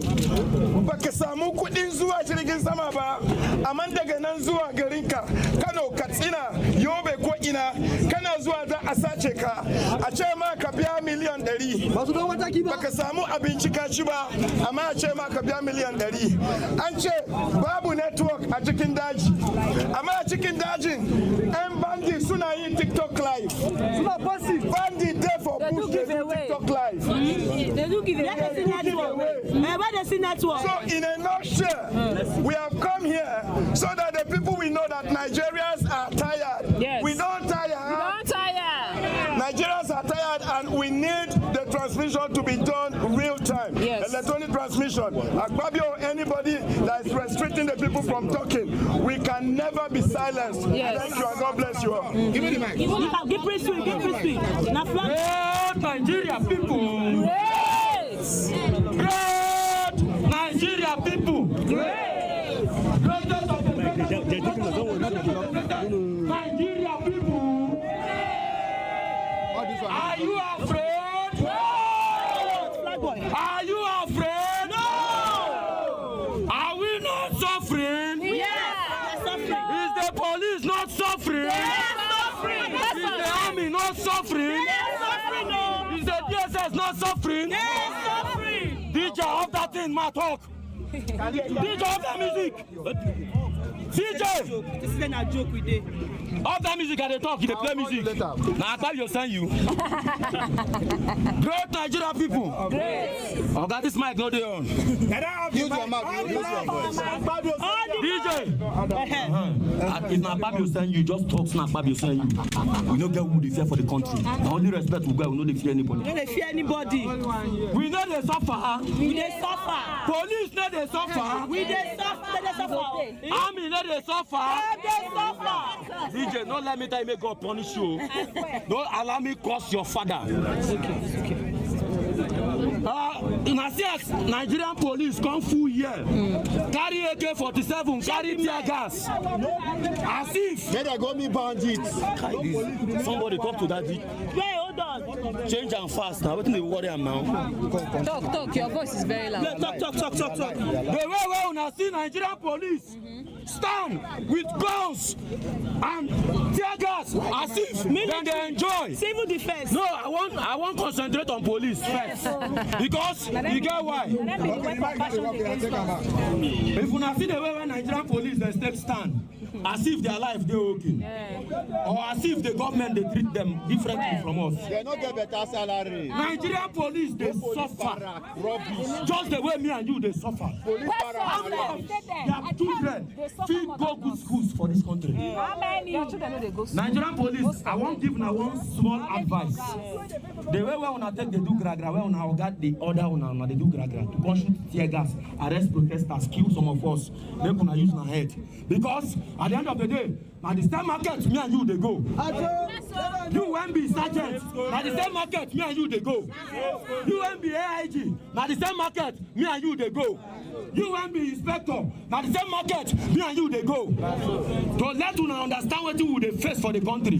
Just the way when Agbabio no like us. Now so Agbabio no like the Nigerian police. Because if Agbabio like the Nigerian police, the same Agbabio when pass bill under 24 hours to keep the Inspector General of Police for office. When they expire for office, under 24 hours, Agbabio pass bill to keep the IG for office. Knowing fully well that the IG has expired in the office. That's the Agbabio no fit pass bill when go remove the entire police from Bencom. So Nigerian police, ask yourself, Agbabio like you? No.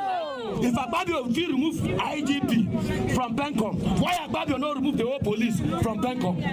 So make una use na head. Now the advice one I won't give una be that. Our vote must count, must count. Our vote must count, must count.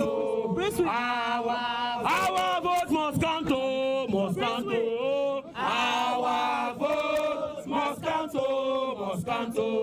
Our freedom come by struggle, by struggle. Freedom come by struggle, by struggle. Freedom come. Great Nigeria people. Great. Mount here, no retreat, no surrender. America continues. Black boy, listen to me.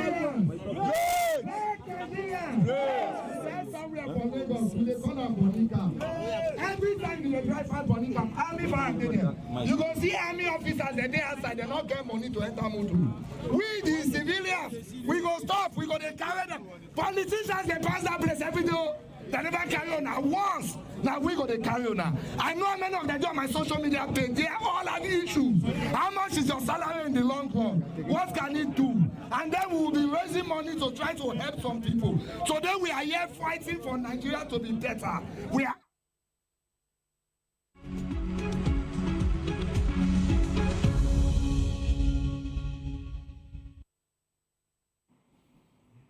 Oh, well, there you have it. Protesters at the protest ground airing their views, speaking to the police and speaking to the issues as well. Well, we'll keep updating you on happenings at the protest ground. But in the meantime, let's look at the headlines. This is newspaper review. So let's dive into the papers. I'm Moses Humphrey. Good morning. Thank you for joining us. I'm Jane Ogoye. And of course, we have the gentleman with us in the studio. We have Mr. Darlington Agumo, a lawyer, and also Mr. Elvis Elimehele and Mr. Tele Fanimo. Gentlemen, welcome to the program. Good morning. So let's dive into it. The papers are, filled with headlines I would like you to jump into and dissect. So, Electoral Act, that's the biggest story today. It's right there. And we've seen happenings at the entrance to the National Assembly. The Vanguard report says, Electoral Act, Senate open to criticism, will resolve issue today, Senate spokesman. Right as to that one, protest rocks NAS over e-transmission of results. Obi joins protest, says Nigerians don't want glitch again. NGE, Akpabio, AME, MCE, fix politics. Others speak. CSOs demand real-time results, downloadable voters' cards. I'll take that one again. CSOs demand real-time results, downloadable voters' cards. That's the big story. And then we'll react to the other stories. But first, gentlemen, let's get your thoughts in on this headline and the happenings that we have been, watching for some time now. Let me start off with you, Mr. Fanimo. Well, for me, it's a milestone and it's a new development in Nigerian politics. Honestly, if you recall that since last year, when that of Korea started, I've been saying that our major problem lies in the National Assembly, not anywhere else. This is the place where we can make the radical changes that we require to fix Nigeria. These lawmakers, if you allow them to do what they know how to do best, we will not get out of this mess. You recall that last year, just because the president of a country announced and took it to the National Assembly of that country, martial law that would incapacitate the people who felt that already this particular person had been accused of corruption. The wife was specifically accused of corruption, and he shielded the wife from being taken to court. And so he felt that normal democratic rules may not last for too long in shielding his wife. And the next thing he did was to instigate the National Assembly of that country to say he's declaring martial law. Within 6 hours, the people of the country felt that they were not going to allow it. And the legislators had gone home. When they occupied the old, the young, the infirm, the disabled, and all that, when they occupied the National Assembly, some of these legislators knew that after that exercise in the National Assembly complex, they are going to be in trouble in their constituencies. All of them came back, and they were scaling the fence to come back and sit to upturn that particular law. Today, that president is out of that country and is being charged for corruption along with his wife. So we are just realizing that we have the power, we have the number, and we only surrender our sovereignty to these people. They are not better than us. So why should they not derive their power from us? Why should they be unilateral in taking decisions that affects us, that affects our lives? Over the time, even what they are supposed to vote on matters where they are supposed to vote, they will say voice vote. Who doesn't know that you can echo a voice with a hidden microphone and then it overrides the voice of the majority in some instances? So now, what I would just advise these people is, no matter the level of provocation, they should not resort to violence. Because resorting to violence would actually derail them from what they want to do. Okay. And government will seize that opportunity to make sure that that protest does not hold. And they should be very careful of fifth columnists. that might infiltrate them. So, all right, Mr. Darlington. Yes. Whenever a fish wants to rot, it starts from the head. Imagine if you have the leadership of the executive allowing this National Assembly to do the needful. I don't think they will go the way they are going. This National Assembly is being teleguided and manipulated by the executives. And that's the reality. So, if we are blaming the National Assembly, why can't we blame the executive that imposed their leadership on them? Because we know how Agbabio became the Senate president. All of us knew. To make matters worse, this particular bill or this amendment has been done by the House of Rep. They have agreed for Fabio said it's not over. It could still get to a point where people. What is the delay all about? That is the question. Your sister as a colleague have approved this thing. You don't even need to waste 1 minute to just hit the gavel. So for you to be delaying and dancing around, he was speaking from 3 mouths. We did not remove it. It is still there. We did not do this. As if he was talking to dollars. At the end of the day, he now owned up. So if this man is not being manipulated and teleguided, why this delay? Unnecessary delay. That is the question. So Agbabio, if we are trying to blame him, blame those behind him who are putting fire on him not to agree. That is the issue here. Some people are telling you, because I heard what some people said from the from the executive. So some people are behind Agbabio. And it is those people that Nigeria should even be talking to.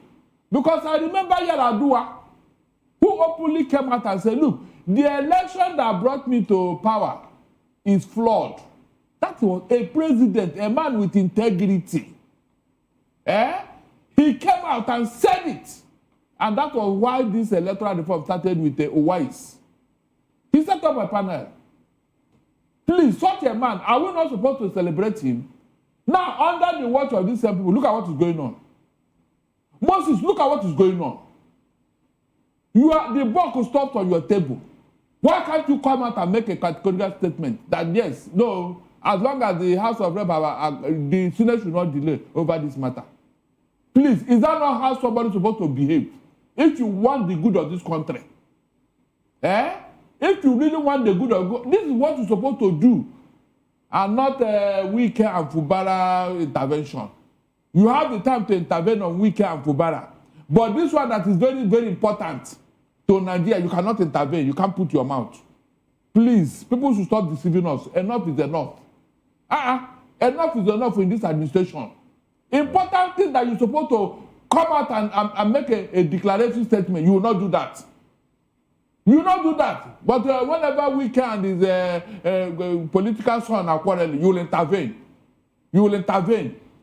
This is the only country in the world where one man is in 2 political parties at the same time and somebody is backing him. And they tell us it's a political strategy. The time when it will backfire now, Moses, they will look for somebody to blame. Now that they are causing this infamy, these atrocities in River State, the day it will backfire, we'll be here to talk about it. And by that time, they'll start blaming everybody, but to themselves. They will blame everybody in Nigeria, but to themselves that started this thing. All right. Your National Assembly member, your National Working Committee member made a statement while you were away, telling Wike to get out of that place. You know, when you came back, you reversed everything. You reversed everything, and now everyone is quiet. Are we them well? Are we them well? I thank God for what is going on. At least the world have known the person that behind our problem. All right. The good thing about the protest, Moses, is that at least Nigerians are beginning to create awareness again after the 2012 Occupy Nigeria that happened in Ojota. Because these people are taking us for a ride as if we don't even know our right. We don't know what we're supposed to do. the president we're analyzing the president's statement that his policy is yielding, and Nigerians are beginning to feel the impact of his policies. If his policy is actually yielding the desired result and Nigerians are actually enjoying his government, there won't have been need for all this. There won't have been need for them to go and ambush the Electoral Act that Nigerians are crying out, this Electoral Act should give us credible election. The president should have been able to say, with all I have put on ground, with all Nigerians are enjoying, let Nigerians decide who is going to come in 2027. That's how it's supposed to be. But unfortunately, they know too well that all those statements that the president made there are lies to Nigerians, the same lies that we'll ever be hearing from them. That's why they are looking for every way to manipulate 2027 election to get them back. But I thank God that Nigerians, have been able to live up to their challenges this time around. I'm saying that this should continue because if we don't let them know that what happened in 2023 was a raid on democracy and that it must not repeat itself in 2027, they will do worse. If you feel you have done so well, let's meet at the pool between Nigerians and your party and let Nigerians believe that you have done well, you are due to come back. But if you feel that you are only telling lies and you are afraid of it and you feel it's for you to not plan the coup with the National Assembly for them to go and remove what will give us good electoral credibility 2027, it's a joke. Because, like I keep saying, Moses, the government of democracy belongs to the people and not the ones that we elected now becoming lords over us. All right. Well, I just got a message now from someone who is monitoring the protests in Abuja. The president is saying, "Oh, the police are they are not overdoing this time around because they know America is on ground and America is watching." You think that has any impact? Yes, of Our course. general headmaster. Of course. Really? America has nothing to do with this. I don't think they have anything to do with America this. has nothing to do with The this. thing is that the government, But what I'm happy for with this is that even the 9 million lobby, they are also seeing it now that the same people that they said, oh, things are going with them, are people that are protesting now that we need better election. If they know that the election was good, or the government was good for them, they won't be good. Nigeria won't be good. As of today, the government is suffering from credibility problem from America. And so they wouldn't want to add to it by tear gassing protesters or bullying them and all that. They wouldn't dare. That's just the truth. They wouldn't dare because America is not happy with them already. Okay. Nigeria, my country. Oh, well. We also have Frank Ahios who is still with us. Frank, thank you very much for staying back. Now, before you react, let me just take a few more headlines. And then, because I know you have reacted to this headline already, during the program itself. So let me just take a few headlines and then you just pick the one you want to react to. So these are the headlines on the cover page of the Vanguard newspaper, and then I'll come back to you, gentlemen. Now, the top strip that says CBN, NCC propose 30 minutes timeline for refund on failed airtime data purchases. CBN NCC proposes 30 minutes timeline for refund on failed airtime data purchases. And then we have these other window headlines. 9 worshippers abducted during night vigil in Benue Catholic Church. Midnight abduction sparks protest in Kaduna's Millennium City. Another abduction, you would say. Banditry, terrorism are economic hindrances we must overcome. Tinubu. U.S. intervention in Nigeria, a blessing. Remi Tinubu. And then some of the headlines here. Sanwo-Olu flags off health safety initiative for 10,000 Lagos drivers. Children chant, "Our communities are home," as Lagos lawmakers visit Makoko. Children, I'll take that one again for emphasis. Children chant, "Our communities are home," as Lagos lawmakers visit Makoko. Nigeria will continue borrowing to fund 25.91 trillion naira budget deficit. Senate, as NAS vows not to approve further budget rollovers, subsidies. Rivers crisis, Fubara Wike meets Tinubu in Abuja. Suspension, a court dismisses Natasha's case, says Senate acted within its powers. And then sports, why it's difficult for new players to break into Super Eagles. That's coming from the coach, Chale. All right, Frank, now, react to the headline you want to react to. Let's have your take. Wow, quite a number. Quite a number, I know. For me, the prime issue is that of security. It is exciting, though, that the CBN, to some extent, is open up to a seed in the ocean of anomalies that afflict Nigerians. Because these network providers deal with us like we are orphans that don't even have grandparents. But it is worthwhile that there's an intervention on this issue. Like I said, it's a tip of the iceberg because they barely scratch the surface. There are multiple issues on which we are dealt with, we are impacted negatively, and there's nowhere to cry to. In fact, the burden of making complaints could be so cumbersome that you don't prefer to bear your challenge, bear the cost of whatever it is you are going through because of such anomalies. But that is where we are. Now, but coming to the issue of security, Tinubu has been there now for 2 years and how many months? In a few months, you'll be 3 years old in government. The administration is fast spent. Unfortunately, the story has not changed. It has rather gotten worse. Like it was under Buhari, where governments appear to be condoler in chief, experts in sending condolence messages. Rather than ensuring the security of our citizens, government now became the expert in condolence messages. That has been sustained in this administration. Every time people are killed, what you hear government come up with is that they are going to deal with those who did it. They are going to ensure that justice is meted out to the accomplices. But unfortunately, I'm not sure we can record not 10% of cases where the culprits are brought to book. Those killed in Niger State is a reference point. Without being a security expert, just by reading papers, we have been following the storyline for months, in fact, in a few years. How this guy, the leader of that sect, has been moving his story with the Boko Haram commander Shekara of those days, how he moved down to Niger State. Those guys have been operating. They drive around in hundreds of bikes and nobody notices them. That can only happen in Nigeria. And how is it able to happen? It is able to happen because Nigeria is a failed state. Mark my words. By all index of existence, we have passed very successfully the marks that confirm the fact that Nigeria is a failed state. They sent a letter over a month before the incident. The Nigerian government could not guarantee the safety of those they were meant to protect, even when there was notification beforehand. So if the president is giving himself kudos, which for me is unfortunate, is actually a case in which you should be weeping.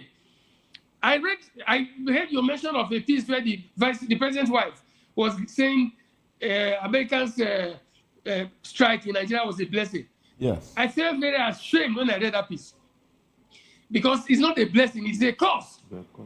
That in more than 60 years of our independence as a nation, or 65 years and some months so far, for the first time, a foreign power could come and throw a bomb in Nigeria, and the president says it's a blessing. What a shame. I'm ashamed to be a Nigerian on this day. Because go back to the 70s and the 80s, Nigeria was, in quotes, the perceived giant of Africa. Nigeria was the country that intervened to ensure there was peace in other countries in the African sub-region. Even America could not do anything in any of the countries in the sub-region without difference to Nigeria. Right. But today, the same Nigeria is now saying that it's a blessing that she could not control at internal security mechanism.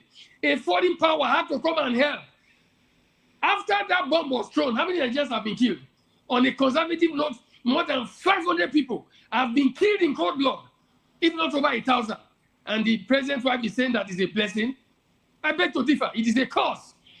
Our founding fathers should be weeping in their grave that this is not the Nigeria they dreamt of. It's unfortunate that we are where we are. But the truth is that this tragedy we are on, nothing will change. The president makes a mistake, and I wish he would wake up from his slumber. That nationhood is not by title, nationhood is by discipline. Nigeria as a country, by every parameter within which presently, does not reflect a modicum of discipline of a country that wants to survive as a nation. So it is not there. It is rather getting worse. Check the data. From 2010 till date, we keep speaking in allusions, promoting and encouraging ourselves with false hope. But things are getting worse. There is even no intent to make it better. A country where government prioritizes being in power against the survival of the nation. See the action of the Senate. People elected who are supposed to make laws to ensure that the country works. Their priority is their stay in power, while the nation hits the rocks. It's unfortunate. But where we are headed is actually a case of moving from a failed state to a collapsed state if we don't change this trajectory. And I beg to affirm that things may take a change for the worse, unfortunately, except those within the middle class, the elite, wake up from their slumber. That coup that some people assume to be a false coup, I even think it's a fake coup. I don't think there was a coup at all. But unfortunately, the way Nigeria is set right now is such that Nigerian citizens will celebrate if they were a coup to unturn the government. That is how bad we are as a nation. All right then, Frank, that's been quite a lot there that you've put out. But thank you very much for your contribution. Let me bring you to the studio now. Elvis, let's have your take on the headlines reeled out. If you want me to take some of them again, I want to speak on that Makoko, the children. Yes. It's so pathetic that a city that prides itself as mega city, as cosmopolitan as Lagos, that they could just, raise bulldozer into a community in that manner and begin to raise it down. You can imagine the plight of those children. You can imagine the plight of their parents, and that made the children to now begin to protest on behalf of their parents. One would have expected that Governor Sanwo-Olu should have been able to do it in a more civilized manner. You want to bring them out of slum. Good. It's a squalid environment, but there are laid down laws. Before you do that, you have to, first of all, settle these people. Because even if you make that part of Makoko a multi-city, a mega city, as expected, there are those people that will still be in that mega city, that highbrow area. We still need the low-income earners to service them.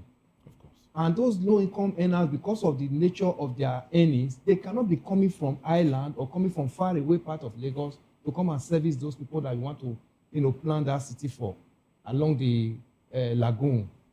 You want to make it a highbrow city. They are still going to pick their domestic servants, artisans, and gardeners from those same low-income earners that you are displacing now, sending back to their respective villages, or some don't even have village because they have even taken that place as their ancestral home. So in planning, what is expected that you first of all resettle those people? What does it take?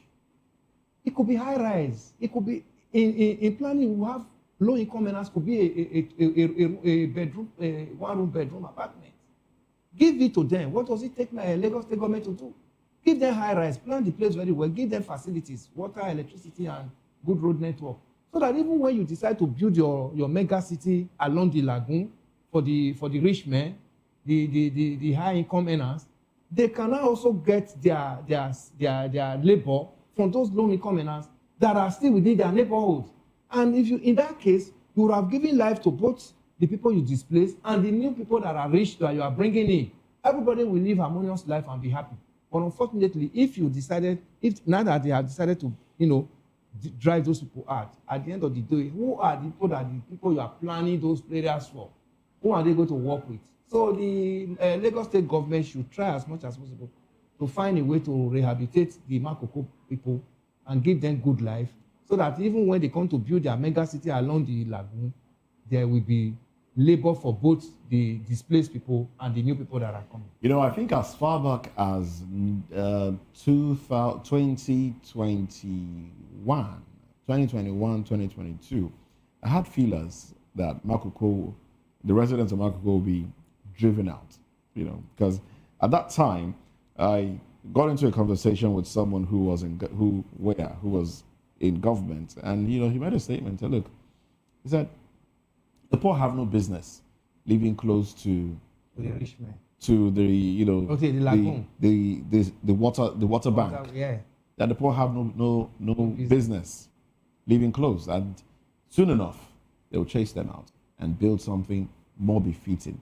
And that was when I knew that okay, this was going to happen, but I didn't know it would. In fact, I didn't know it was going to take this long. But they should also understand that the business of those poor men are in that waterways. They are fishermen. They also have a market. People, they also do this, their fishing without interfering in other people's businesses.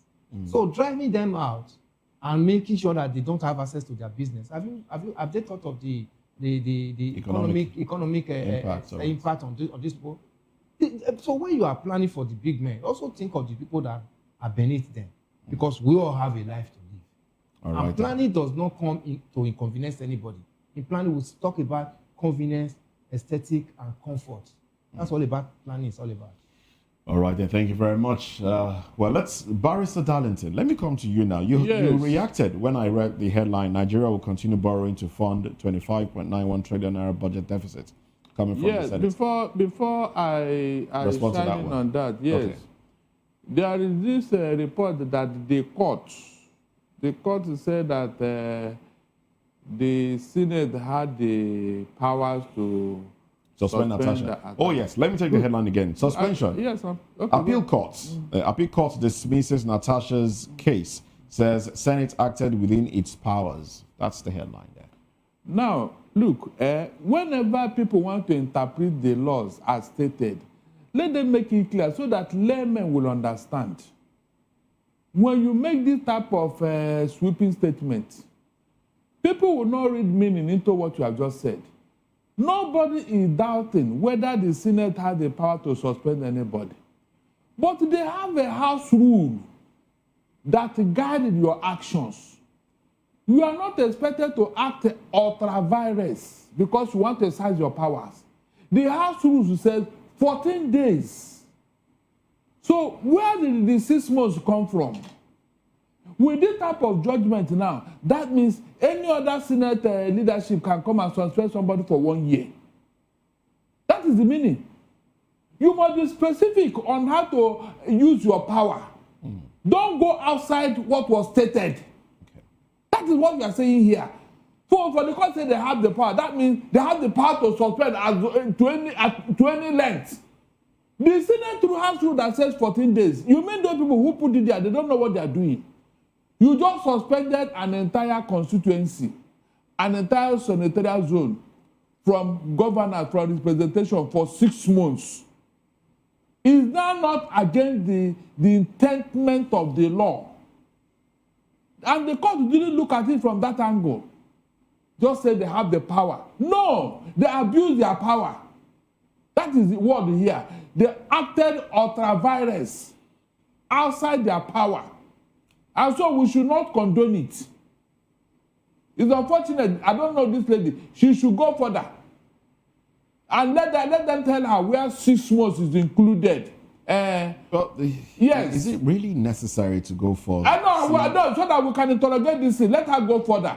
Let Agbabio and his followers Federal government's case against her has been dropped, and one would expect that, okay, just... yes, so that it will checkmate the next Senate or whoever will come there and just suspend anybody for as long as he likes. If you don't like somebody now, you can even say he should walk out of the Senate as if you are the one that elected him or her.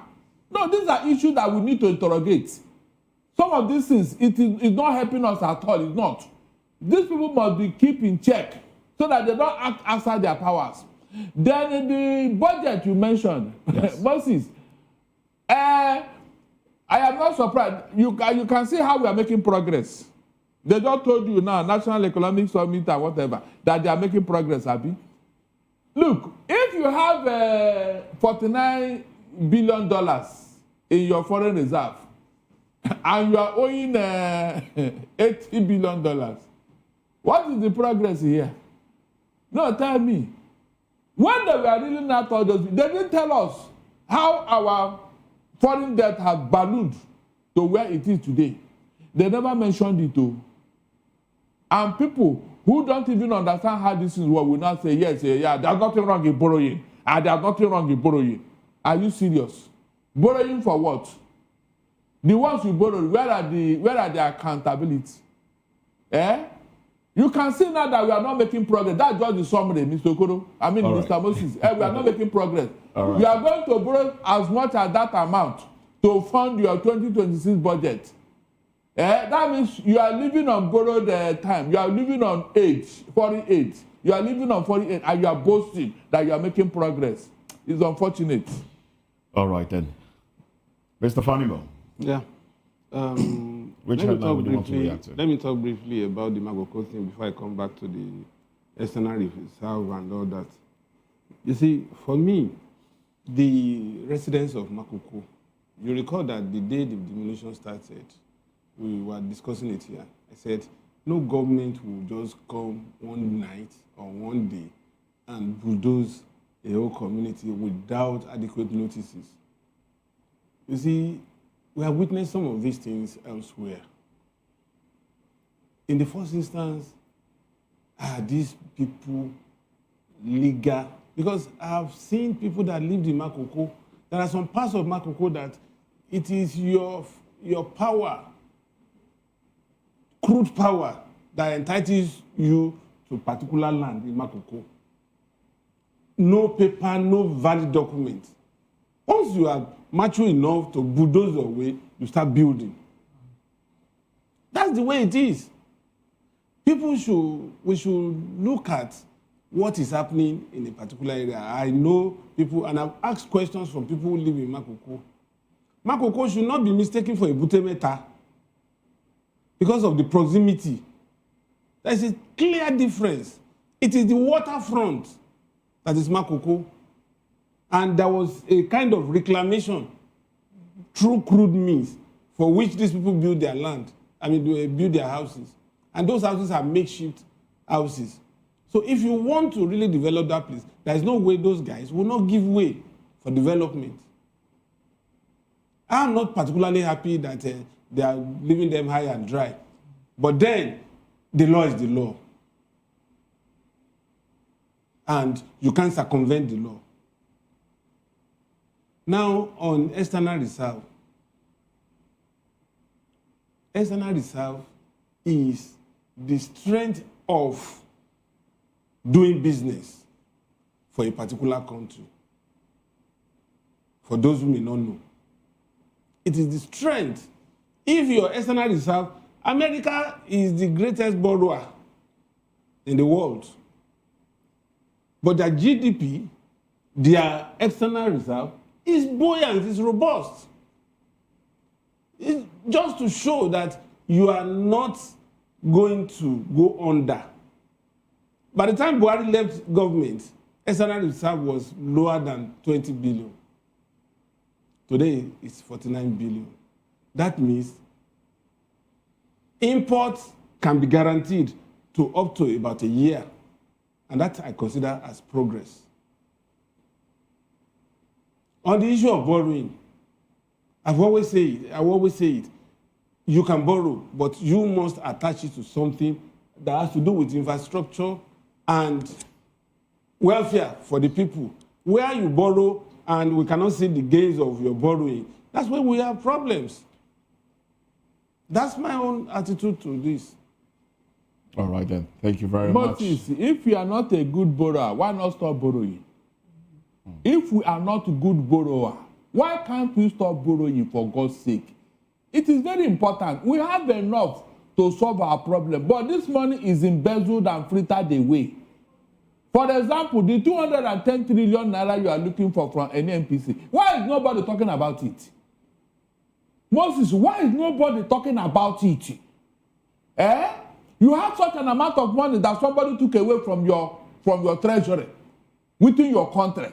You have not recovered it, but you can go outside and borrow free money. Please.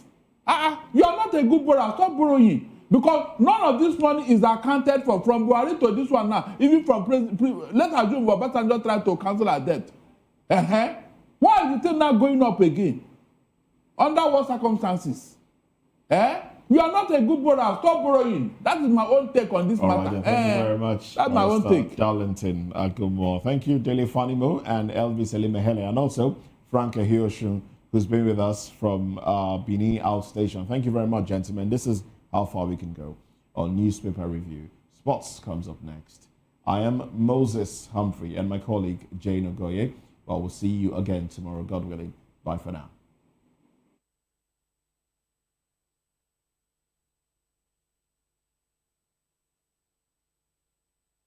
VOP TV. Now, you have more than a voice. Behind every broken desk lies a broken promise. Education shapes the nations. But who is asking the right questions? Introducing Edu Dialogue, the show that goes beyond the surface. VOP. You are here to protest. It is well within your rights. Between yesterday and today, you have been very civil. We are here to that the concerns that you have are being listened to. At this point in time, the Senate will meet later today, I believe, as they've announced, to have their plenary session in which they are going to pass their own votes and proceedings and approve it. It is only at that time that you even know the content of what it is that they have passed as their own provisions. But for us in the House of Representatives, we have also set up a conference committee that will sit together with the Senate, and together they will put heads together, and I believe that they will act in the best interest of Nigerians. So please let us give the benefit of the doubt to the National Assembly that we align very, very much with the aspirations of Nigerians for credible elections, and that you vote and your votes should count. That is a priority for us, and I assure you.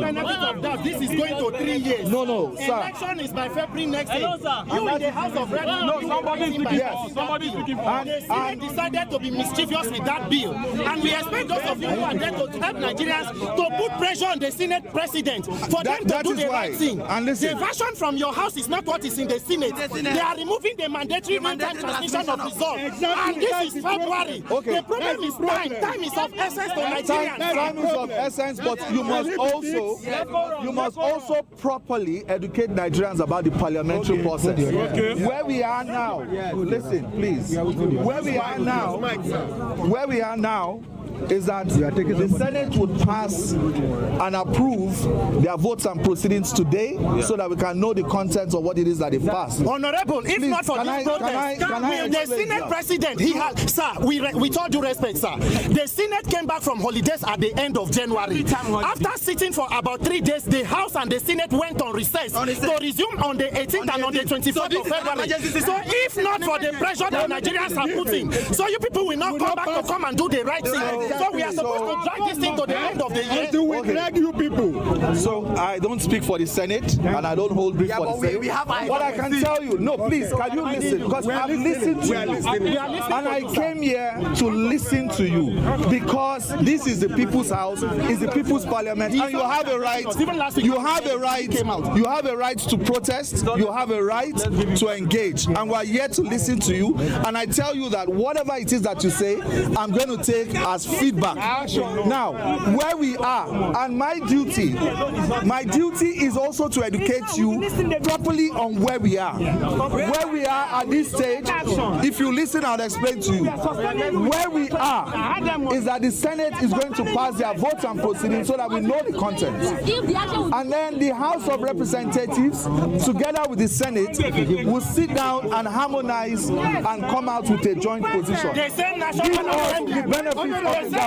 Assembly, that changed anthem for 1 day. If Tinubu, hold on.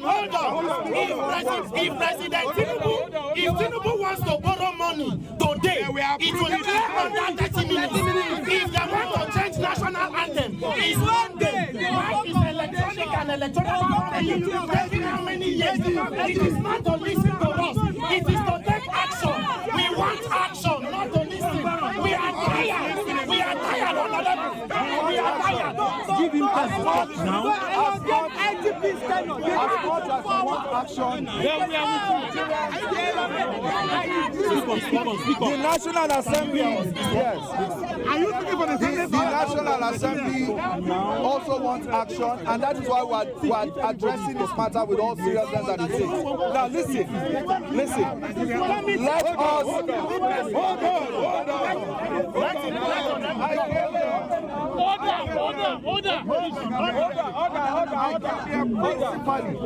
If you are listening to me, I came here principally to listen to you and to take feedback from you. A lot of civil society organizations were involved in the process to get us to this point. That shows that we are listening National Assembly, and we are listening to you, and we are going to take feedback. But I want to encourage every one of us, please, it is helpful for us to keep our agitations and our advocacy civil and on point. We are civil. We are civil. The people who are not being civil are the best. We are civil. That is what we are doing. We will continue to listen to you. It is National Assembly. Don't allow these agitations. Pass the bill. Pass the bill. Pass the bill. What? Pass the bill. Pass the bill. Pass the bill. Pass the bill. Pass the bill. Pass the bill. Pass the bill. Pass the bill. Pass the bill. Pass the bill. And if they are not ready to listen,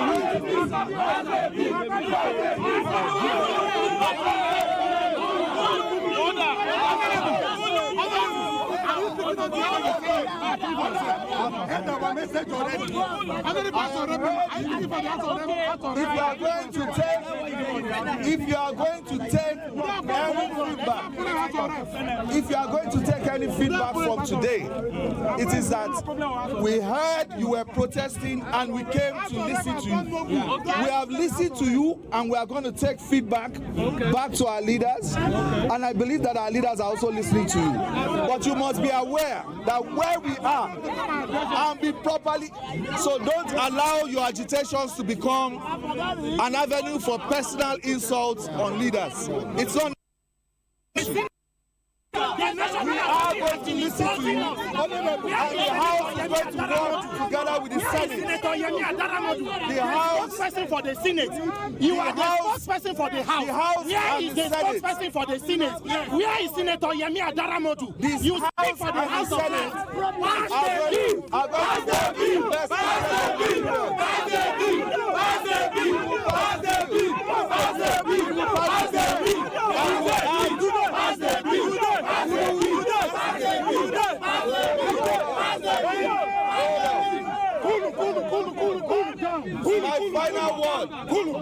My final word. Any leader when fuck up, we go insult them. Thunder fire Fabio. My final word. So you should caution people like you that you should keep your engagement civil. And my final word to you is that that's even when they rig election. My final word to you is that the House and the Senate.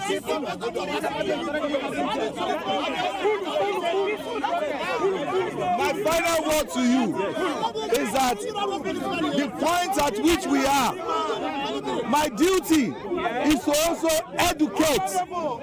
My duty is to also educate you on the fact that at this point we are going to have a joint House and Senate harmonization committee that are going to meet and compare provisions from both the House and the Senate. That is why I'm telling you that is the parliamentary process, and we will act in the best interest of Nigerians and pass a bill that is reflective of the desires for Nigerians for free and credible elections. Thank you. Honorable. Yes, please. Honorable. First, Honorable. Are you positively in support of the agitation of Nigerians today, saying that the electoral reform should be passed? Are you in support of Nigerians, or you are with the position of the Senate? Number one. Number two, Honorable, are you telling Nigerians today that you are positive that after this emergency sitting, that the Senate will do the needful of what Nigerians want for an electoral reform of election? I want to add. Simple. You said that you are listening to us and you are going to do something. Our question is when? You see this after the law. When are we going to do something about it? If we leave here today, when are we going to hear? We are not leaving. Nigerian people. We are not living here. Every time we protested to National Assembly, he comes here to address us. They listen to us, but the action is not taken. House of Reps took action, Senate did not take. Where is the spokesperson for the Senate? Senator Yemi Adaramo. Why are the senators not talking to Nigerians? What exactly is the time limit for taking action? For how long will you listen to us? And for how long will we wait for you to take action? We are sick and tired of being sick and tired. We need this action now. Our vote must count. Now or never.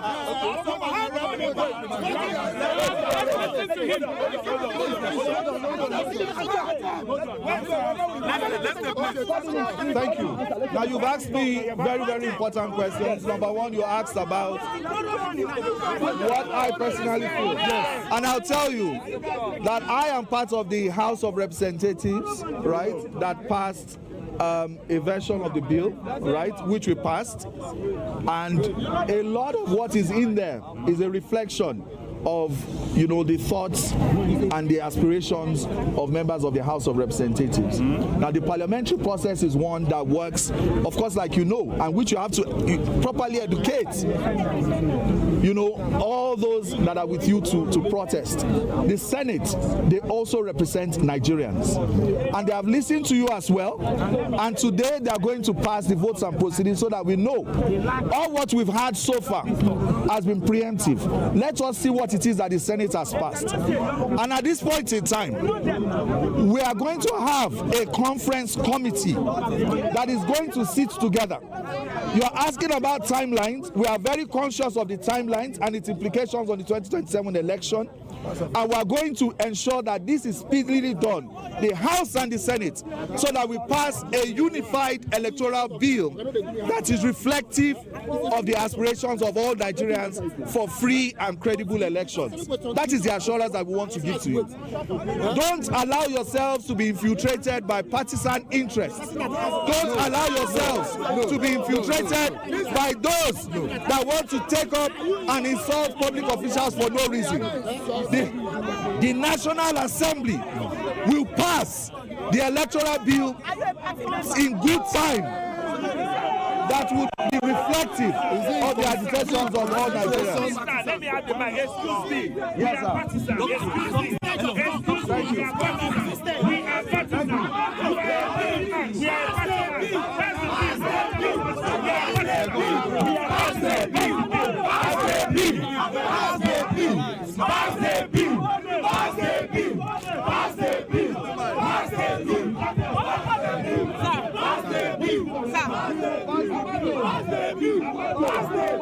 My name is a part of a democratic culture. You have the right. They are not aware of that. Honorable. On the 30th, let me remind something, right? On the 30th of January 2013, I don't know if you are a member of APC, but on the 30th of January 2013, the then ACN asked the National Assembly. They are heckling people, insulting people. No, don't distract them from the purpose of the civic protest. Anyone. Don't do that. We will not insult anyone. I want to remind you of something. Don't insult anyone. Just do what we're supposed to do. Then a lot of the members listen, but the leadership don't listen. In a country, listen, Nigeria spends a whole lot of money in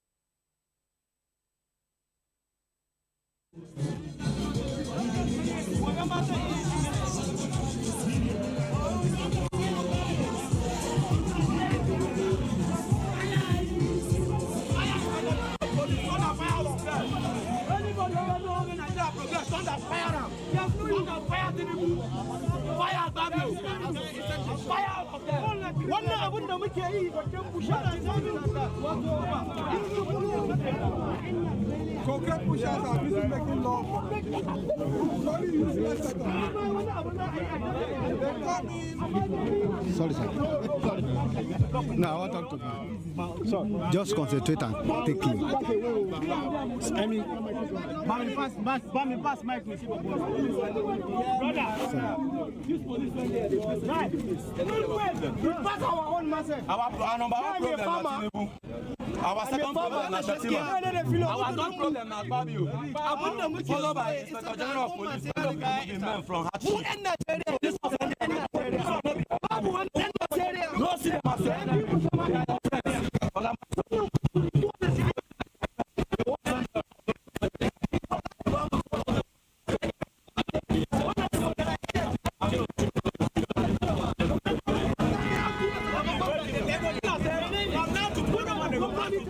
Even the police officers.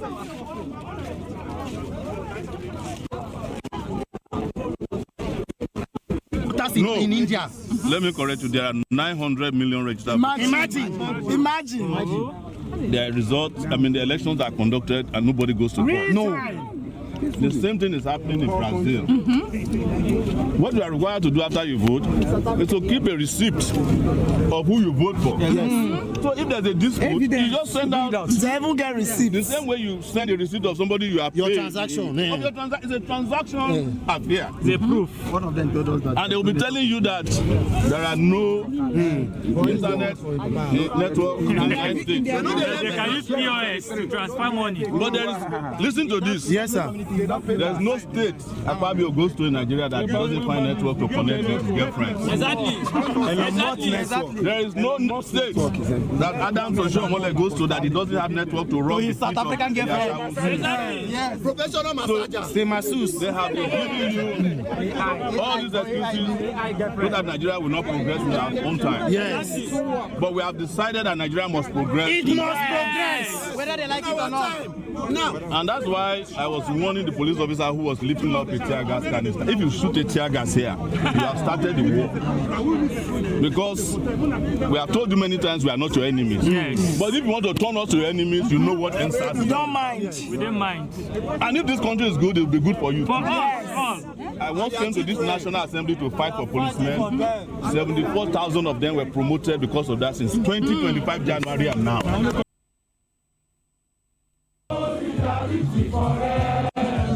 We are always fighting for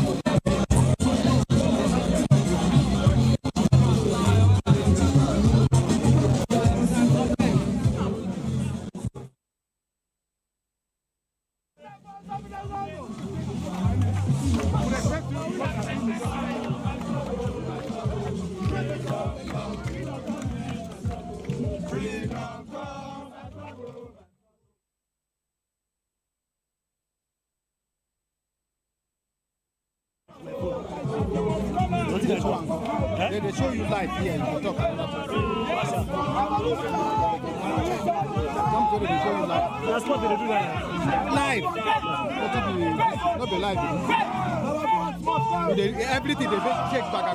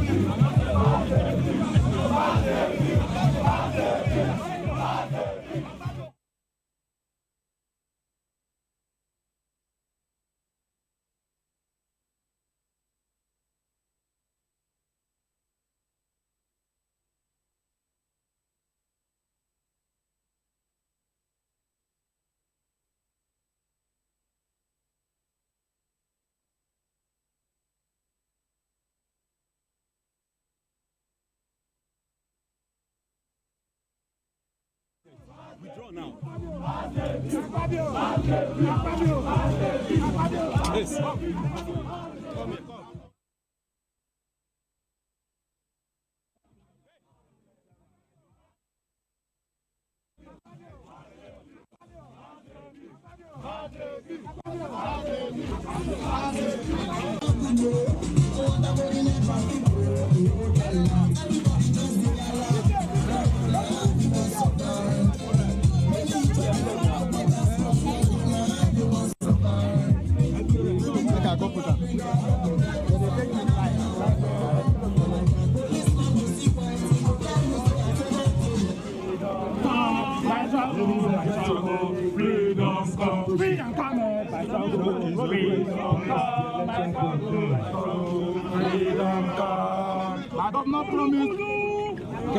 The governor promised 3.6 million votes for 2.2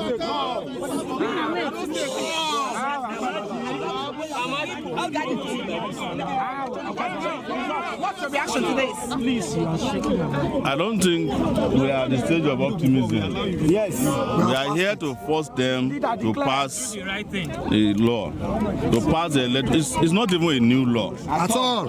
It's something that existed already that we are even complaining is inadequate for transparent elections. Exactly. The reason they are doing this is to ensure that they will not be able to lose the election which they are bound to lose. Exactly. I am surprised that the political party that already claimed that it has 31 governors is afraid of transmission. What are they afraid of? Yes. They said more are still coming. But what we have told them is that you might have had 31 governors, but we have 200 million Nigerians. Over 200. And if you deduct 31 from 2 million, you can't even count it. It's still 200 million. So they know that they have reached the end of their game. Exactly. Deceiving Nigerians, bringing about poverty, the highest level of insecurity in the history of this country. People are getting killed on a daily basis. Nigerians can't even wait till 2027, if you ask me. It's too long, actually. Yes. Point blank. We'll try. And another rumor we are hearing is that they even want to do election in November. Yes, that's true. Yes, that's the latest rumor we are hearing. Oh.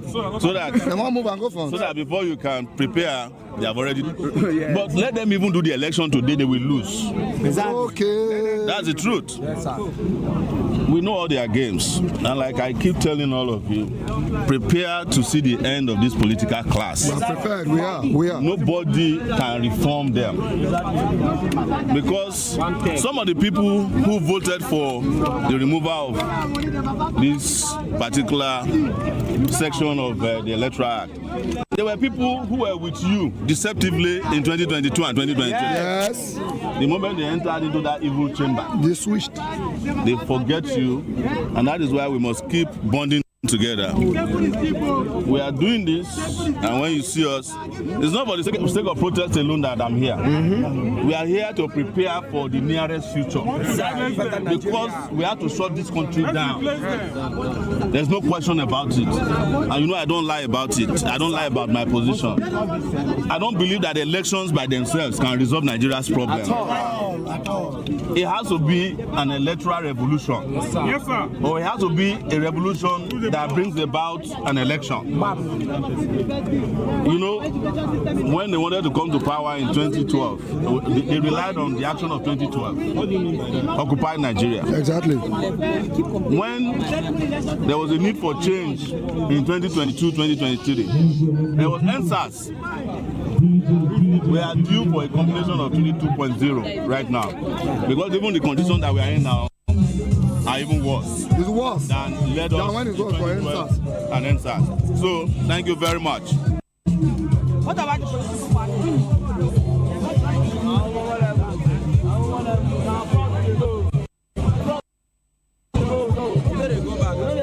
Thank you so much for coming. Now you will come, make us get mine. We there here since 8 o'clock. Best trouble. God bless you. Freedom coming, best struggle. Freedom coming, best struggle for Nigeria. There is victory for us. For victory for us.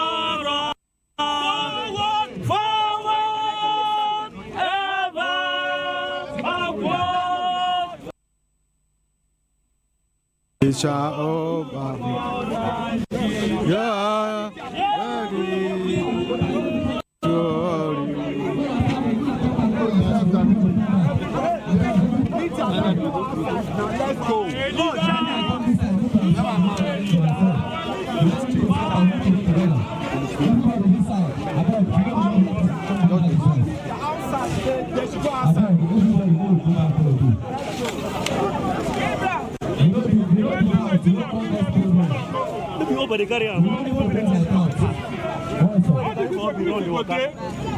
do like this wide of shot. You know, please Catalan.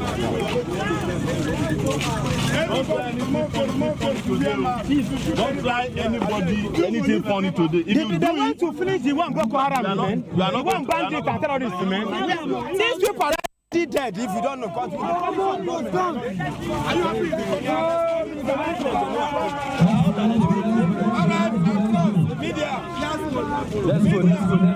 Let's go back.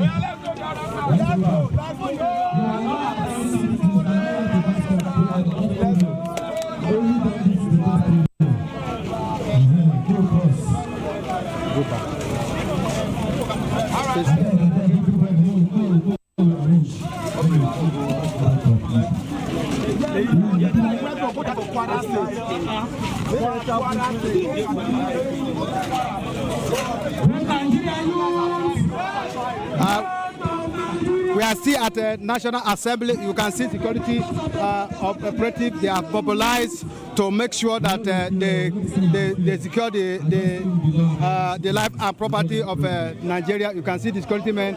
They are here. Let me see if I can talk to one of the security men. Hey.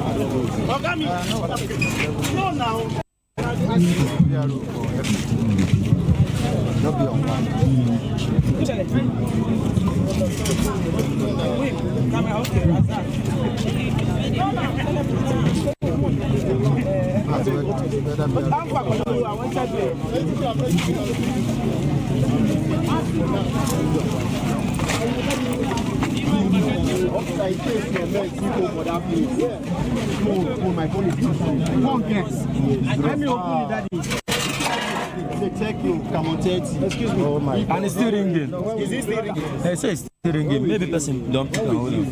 You know, say Nigeria here, some people they use them. That's what we are doing. So that is the. That time when I stroke go there. Come on, but this yes, come on, yes. If only ringing cultural praise, that's the song they bring it to cultural praise. Ah, my brother, big somebody phone lost. That's why I hold my phone. You know, give me you pass. Those were reached that they will allow now pass. Sorry, please.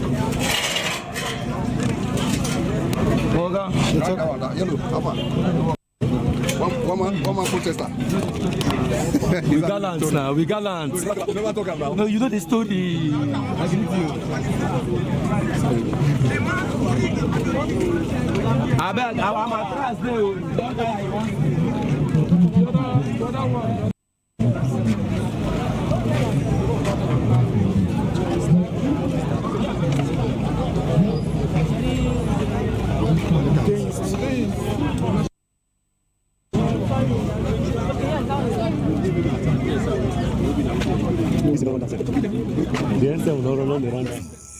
Now, you have more than a voice. Behind every broken desk lies a broken promise. Education shapes the nations. But who is asking the right questions? Introducing Edu Dialogue, the show that goes beyond the surface, exposes the cracks, the corruption, and the silence in Nigeria's education system. Edu Dialogue, Saturdays, 3 p.m., only on VOP TV. We break the biggest stories, from missing funds to policy failures. We ask the tough questions and demand real answers. Edu Dialogue, this Saturday, 3 p.m. on Voice of the People Television. In a world where power shifts with every headlines, news breaks and events happens, we bring you unbiased and explicit information on politics, economy, and state of the nation. We break down the chaos. Facts, not fluff. Truth, not a spin. We discuss not just politics, but a glimpse into the future. Voice of the People Television. Now you have more than a voice.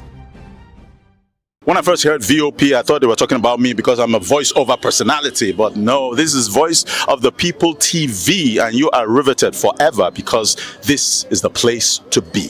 Yo guys, your boy Chella. Shout out to VOP TV. I love you guys. Salut, salut tout le monde. Suspect 95. Là, on est sur VOP TV. On passe un bon temps. J'espère que vous kiffez. On est au Afrima. On est ensemble. VOP TV. Don't see me like a fool because I don't do giddy giddy giddy. VOP, you don't know Stoneware from Ghana representing live and living color. Yeah, Beam Nation President. Outside with it. Bless up. Hello, this is Milo from Ivory Coast. Keep watch Voice of the People TV. Regardez la voix du peuple, la télévision de la voix du peuple. Que Dieu vous bénisse. À très bientôt. Love you so much. Hi guys, what's up? This is Gaze Baba. I am watching VOP TV. Usually you be told to not touch the dial, but I tell you to touch the dial and increase the volume. You're like, keep it locked. It's Afro Gospel. Thank you. Hello, my name is Shego Arunze. You're watching VOP. Don't change the dial. My Joe, fine girl. My Joe, fine babe. Only are you, but don't dare Fuji. Yes, don't touch the dial. This is me, Dr. Adiwala Iba. Keep watching VOP TV.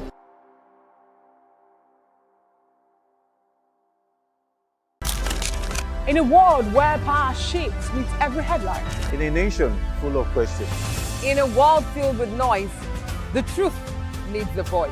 The policies that shapes our world and the economy that determines our future. Every hour, every day, the grapevine keeps buzzing. And together, we are committed to telling the stories that shape our world because your voice is our focus. Don't forget, our voice matters the most. Let us come together. VOP TV. Now, you have more than So this is a mandate that is happening. This is a sacrifice that everybody should make. What we are doing here is about our life. As I'm talking to you, the House of Representatives. House of Reps. So he came here to assure the protesters that they shouldn't preempt the Senate sitting for today. You know, they have an emergency sitting today regarding, we don't know yet, maybe it's regarding the electronic transmission of results. We don't know yet. But what he said that they should not preempt the Senate and they should be optimistic that the Senate will adopt the will of the people. What's the reaction to this? Well, the Senate has squandered the goodwill and the trust of the Nigerian people. So any assurances coming from anybody from the Senate cannot be accepted. The only thing we can accept is when we will have the real-time e-transmission of results passed in the vote of proceedings of the Senate and the same transmitted to the President and is signed into law. We're even not sure that even if that is passed in the Senate, it will survive the political bandits that used to lay ambush between the National Assembly and the Villa to ambush legislation, mutilate it, and change the content. So this is just the first hurdle of the struggle. We are only just giving warning sign here. Yes, we will still come out again in mass to ensure that these bandits are flushed out.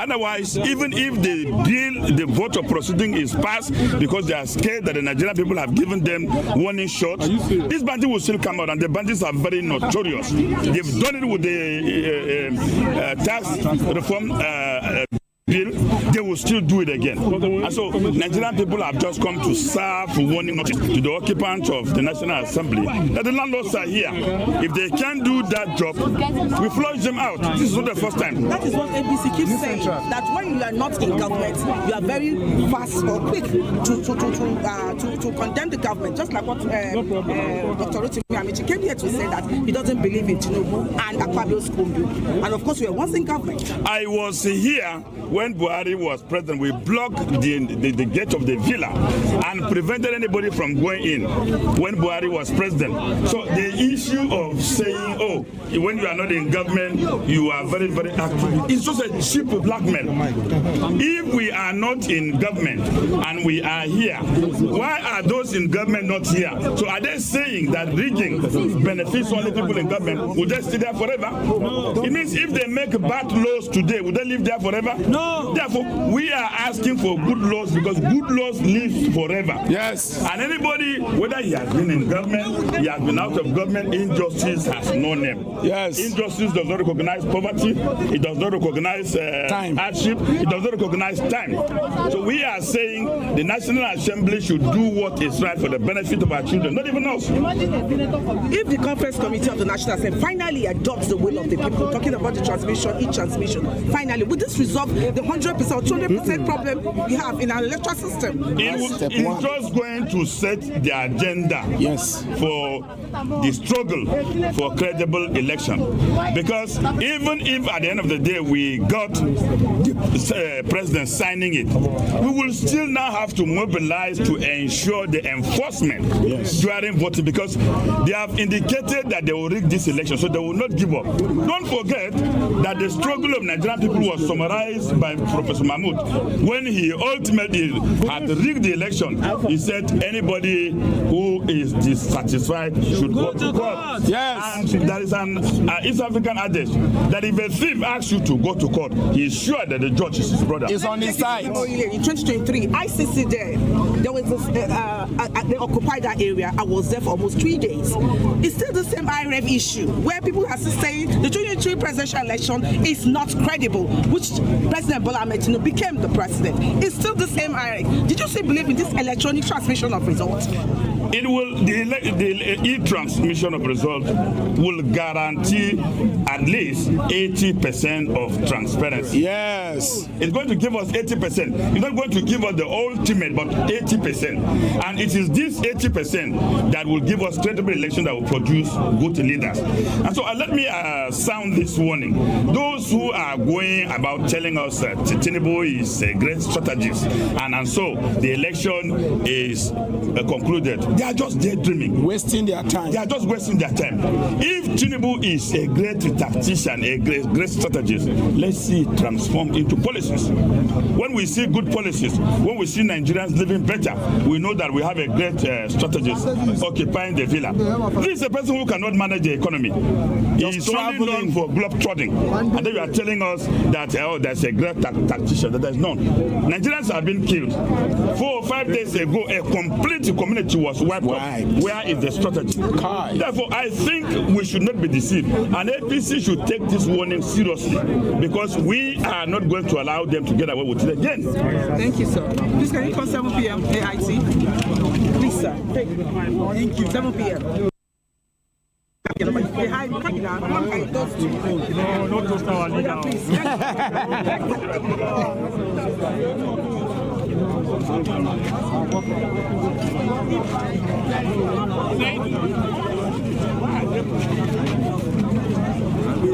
I don't think the battle will go down.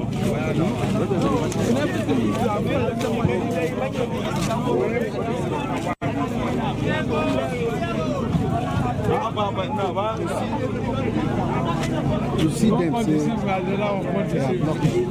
Of course, the only good in blocking Nigerians from exercising their right. Can't they go to Kwara when I get it? They should go to Kwara. Claim that they can come here and have all these vehicles and they can't protect Nigerians. Or they are there to protect those who will make laws that will do our elections. It's a shame. If the Nigerian police is power, go and demonstrate in the middle. Not here when Nigerians are peacefully asking for good legislature, which is a constitutional requirement. When you are coming here, you are not even ashamed of yourself. Some of you are not even looking too healthy. I doubt if they have paid you. Go and do the right thing. Don't do the right thing. You can't come here and intimidate anybody. It is no more news than we are asking for a credible election, and of course we believe that real-time e-transmission of results, this will be the beginning of credible elections in Nigeria.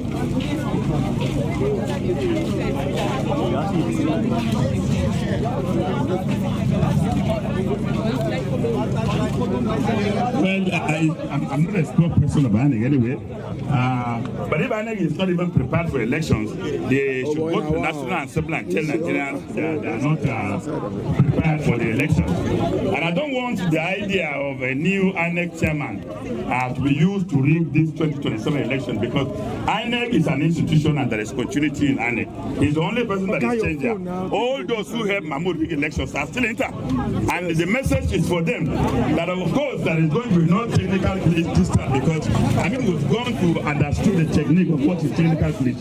Therefore, all that Nigerians are asking for is give us a credible election to choose our leaders. Whosoever is elected as a president of Nigeria, whether a madman, we will accept him. But nobody with less than 50% again will announce himself president in this country. It's unacceptable. Thank you, sir.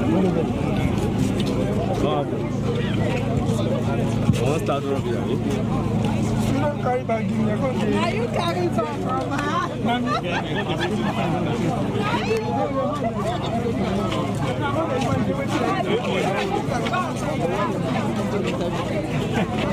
Hey, move from yes. No, it's supposed for them to see.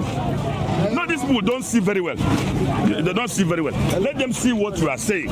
You are a citizen of this country. Okay, did I call your name? Please be civil. You see, the problem with what the police are doing here is that I don't know whether you people have forgotten your training or you have forgotten the Police Act. The Police Act provides that you should protect us, not to protect these people who are sitting there. We are priority by the Constitution. I don't know why our Nigerian police will always be good in offer protection to those who commit a crime. Because to change the proceedings of the National Assembly is a commission of a crime. And the police do not need any authority to go and pick the Assembly. So it's not for you to come and barricade here. We are very peaceful Nigerians. We are just ready to engage them. And of course, since yesterday, you can see from our conduct that we are peaceful. The only violent people here is the police. Yes. Because it is you that are carrying arms. It is you about policing. We will still do that because we want a better country for ourselves and our children.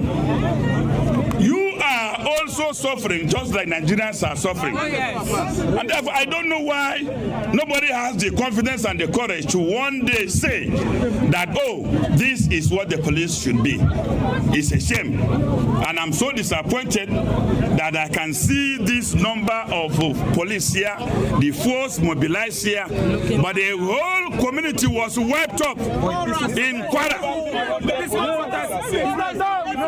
women were kidnapped and bandits beating women, while the police are here with different ranks, pretending to be looking very innocent, but carrying lethal weapons, while Nigerians here are armless. It's a bandit that are waiting for you, not us. It's not surprising. We will help you, even if you are going to the forest, we will still help you because we are Nigerians. And I think it is time Nigerians should always come out to fight for their right, because rights are not donated. No.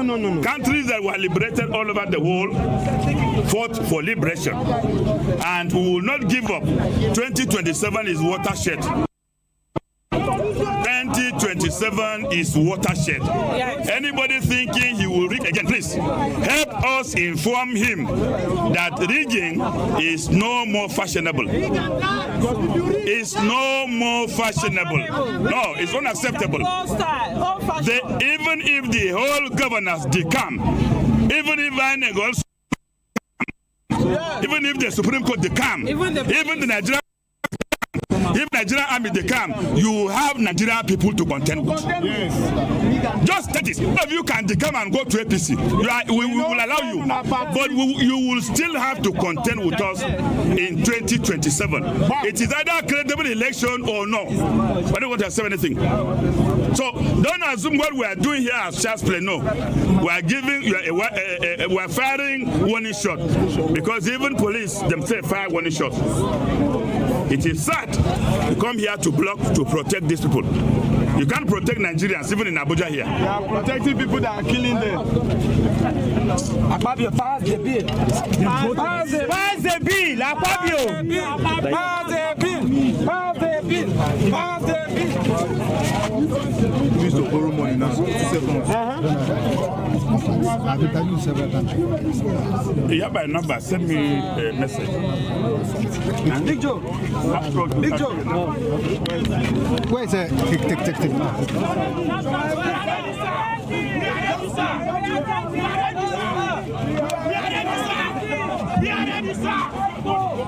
Let me say hello to Lalo. We are ready, sir. If you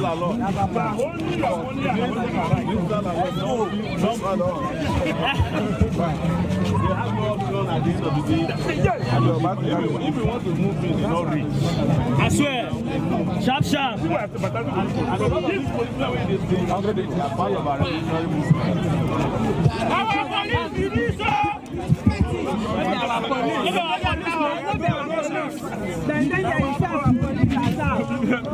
Of course, when you no police they retire when they get one problem. Either leg problem inside Nigerian police, if they get 100 now, only 2.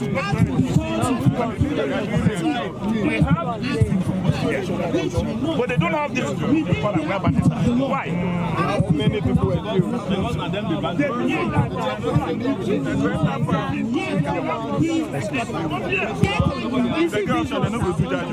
Do rest now.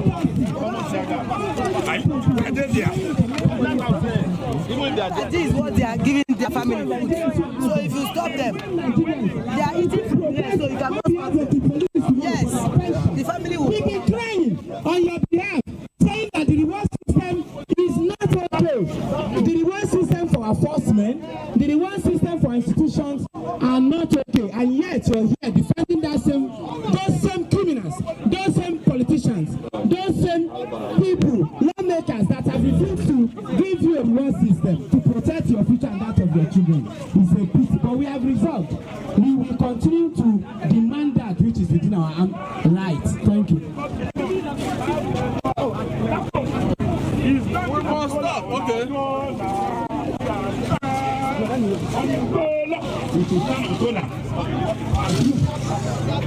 That will go that you are standing and singing in National Assembly. Pass the law. Whether you stand on corner, pass the law. Nigerians cannot allow you to get away with it this time. We are here. We sent the military. We were here to reporting notice. They were wearing this type of crap, but then the police can wear this crap. No. Nobody will live forever. 70,000 they can't pay you.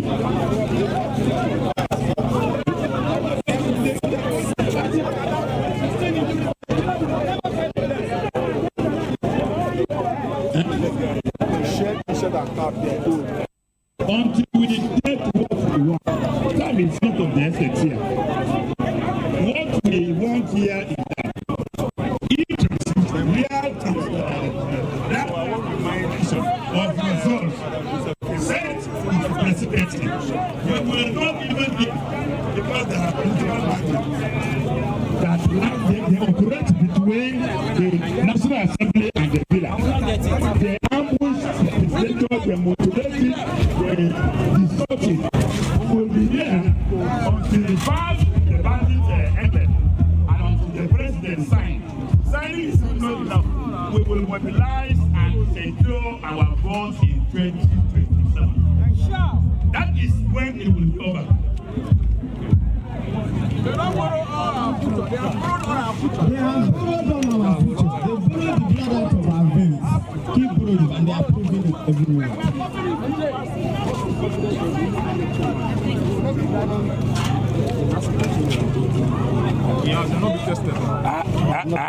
I cannot be deceived by INEC. Even if INEC conducts conclave election for the Pope, I cannot be deceived because that is what they do with Nigerians. They give you impression as if they are going to do what is right. Mahmoud did that with Nigerians, mobilized over 80 million Nigerians to come out and then rig the ultimate election. So INEC has no vote of confidence for now. They can only get vote of confidence in 2027.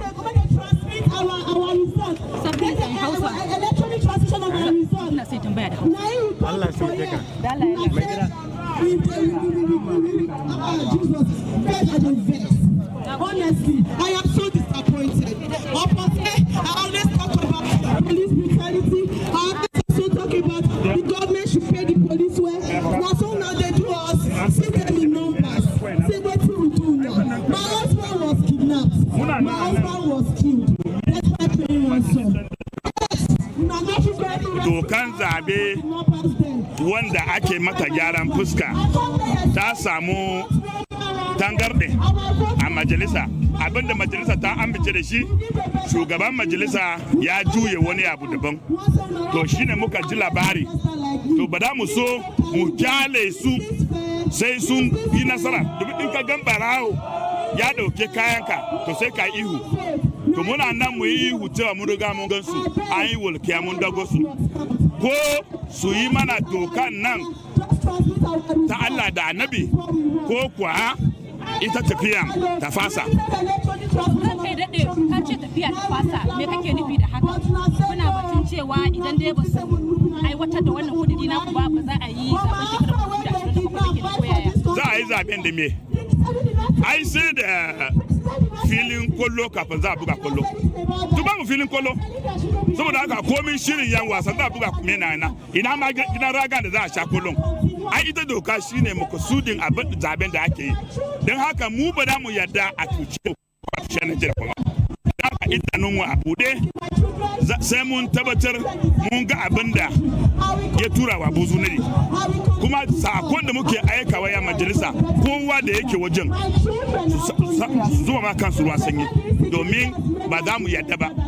Bayan Najeriya ba za su yarda ba domin duk wanda maciji ya sare shi in ya hange a kada da ya salle. Amma da dama 'yan Najeriya ba sa cikin wannan zanga-zanga su wasu irin kira da shawara za ka ba su. Ai ita zanga-zanga ba ana neman cucuru da ne ba. Mun fara kenan ai. Mun fara. Sako ne muke aikawa. Idan ba a ji ba, to in kin sake zuwa nan ba da ke kai nan kafin magana ba. Don sai mun fidda jama'a. Jama'a kam sai mun fidda su. Sojoji ba nan muka kore su. Anan sojoji suke muka kore su. Saboda haka babu wani da farin riga zai zo sa hanku ba kan hula ya ce sai ranzane wani. Babu. Babu wani dan sanda da zai zo na ya dauke da bindiga ya ce ranzane wani. Babu. Ba mu ji tsoron soja ba, sai dai mu ji tsoron kuma yan sanda da wayannan. Dan haka su sani cewa an riga an kure mu. da aka tun da aka kure mu to sai ya kure da mu ta wani wasu san halakanta wannan zanga-zangar taku da tsantsan siyasa cewa ganin kuke irin guda kai minista ne yanzu baka da mukami shi yasa kake fitowa kana wani turjewa gwamnati. To mukamin me ina nema a wajen Tinubu? Mukamin me? Mukamin wulakanci ko na me? Wanda ma ya dauke shi a baya ya haye ruwa da shi ya buga mishi baki bar shi a cikin ruwa. Nasiru El-Rufai. So wani dan arewa mai hankali zai bi Tinubu wani masai ke nema duk wadanda an kwashe su suna bin Tinubu su jira za a wulakanta su. An yi ma El-Rufai ina Ganduje yake ina Badaru yake saboda haka duk wanda yana bin Tinubu dan arewa ne ya rubuta yau ni Solomon Dal na fada sai ya ji kunya. To ni na gan abin da aka yi wa El-Rufai, na gan abin da aka yi wa Ganduje, na gan abin da aka yi wa Badru, na zama wawa ne zan bi Tinubu. Allah shi ne mun. Allah ya kiyaye. Allah ba zai ba sa ka ba. Mani ma. Sada dan banka. Ga doktor wayanki. Ai duk wanda da suna gudu suna bin Tinubu nan sunan tawe su ai babu wanda ma sun cuce mu kaman General Musa. General Musa da bai shiga gwamnatin Tinubu ba da ya kai farin jinin Buhari a 2031 yanzu wanda oke shi an shiga da shi a cikin wannan gwamnati Malekan da ya je rawa cikin tabo zai kuma lahira da riga mai kyau an gama da shi da yanzu na gida yanzu da shi za mu fi da shi zabe a 2031 to Tinubu ya shafa mu shiga cikin kaza 080 378 267. Sir, thank you. Please, what would you tell the ordinary Nigerians that are at home watching? A lot of people still don't know what exactly to do and how to go about it. What is your message to the ordinary Nigerians at home to convince them, to let them know what, because whether we like it or not, there is problem of life that people don't understand what the what the National Assembly are doing and what these Nigerians are fighting. What is your message to this? Let me tell you, if you look at the crowd, yes, it means majority of us here are people who know what is happening. You see, Nigerians are not here not because they don't want to be here. I don't want to leave.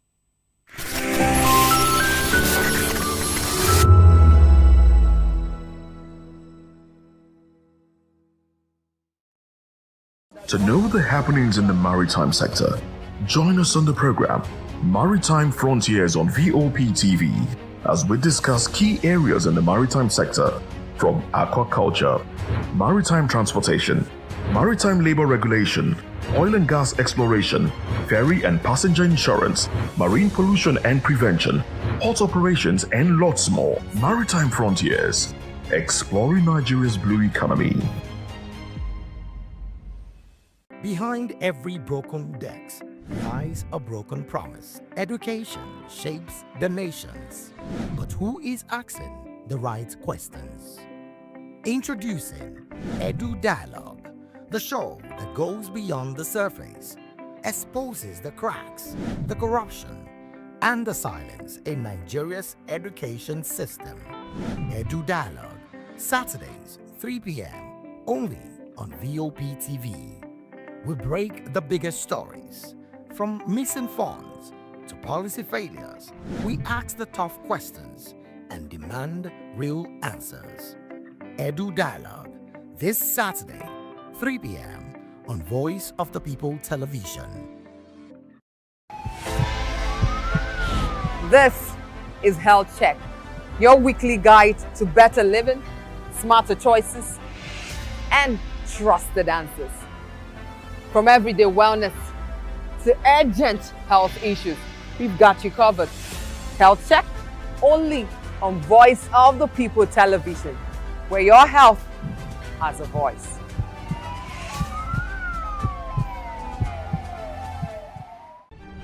In a world where power shifts with every headlines, news breaks and events happens, we bring you unbiased and explicit information on politics, economy and state of the nation. We break down the chaos. Facts, not fluff. Truth, not spin. We discuss not just politics, but a glimpse into the future. Voice of the People television. Now you have more than a voice. In a world where power shifts with every headline. In a nation full of questions. In a world filled with noise, the truth needs a voice. The policies that shapes our world and the economy that determines our future. Every hour, every day, the grapevine keeps buzzing. And together, we are committed to telling the stories that shape our world, because your voice is our focus. Don't forget, our voice matters the most. Let us come together and share our concerns.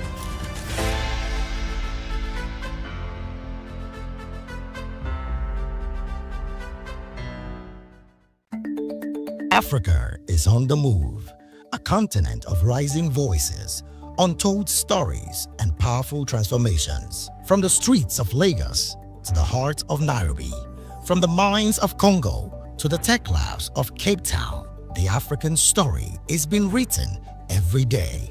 Bold, dynamic, unstoppable.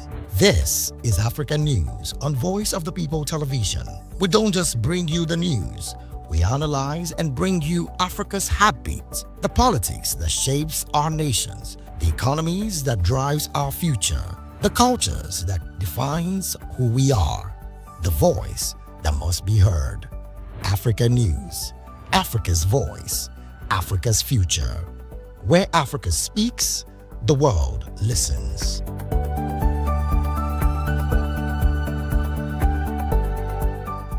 In a world where truth is the ultimate power and opinions scream the loudest, it's time to wade through the noise. Hunger no get tribe. Hunger no get religion. And scan the human interest and trending topics that matter. Stay tuned to The Issues, your plug to the stories making the buzz, from politics to science and technology, social justice, and more. Let's tackle the tough questions and expose the truth. The Issues on Voice of the People television, Mondays to Fridays, 8 to 9 p.m. The Issues. Don't just react, understand. When I first heard VOP, I thought they were talking about me because I'm a voiceover personality. But no, this is Voice of the People TV, and you are riveted for it.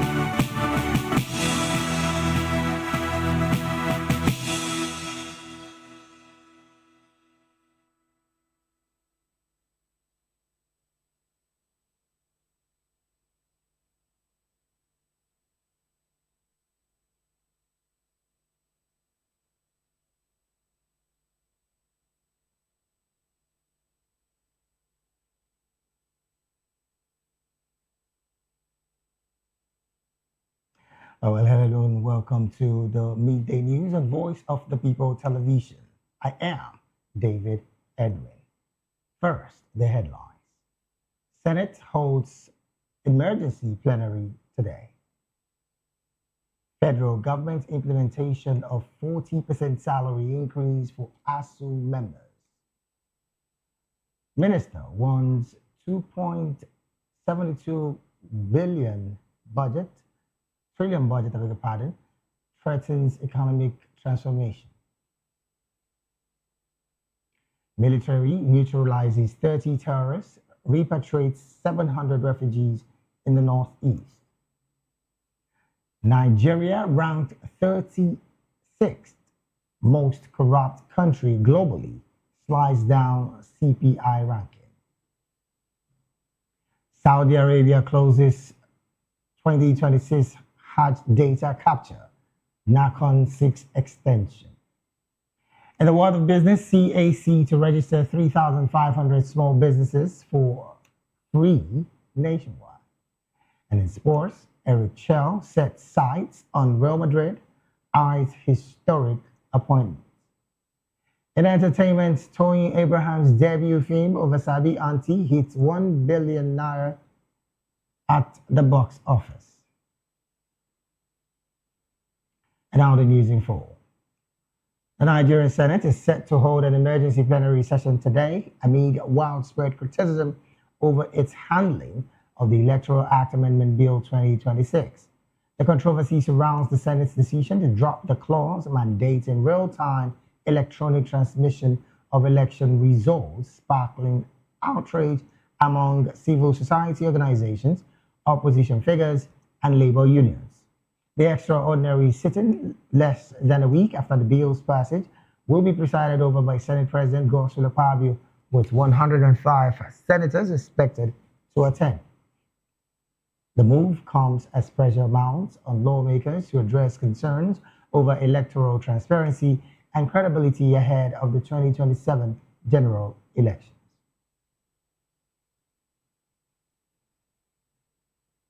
Meanwhile, former Rivers State Governor and ex-Minister of the Federation and of Transportation, Rotimi Amechi, joined protesters at the National Assembly complex in Abuja today, Tuesday, demanding the inclusion of real-time electronic transmission of election results in the proposed Electoral Act Amendment Bill.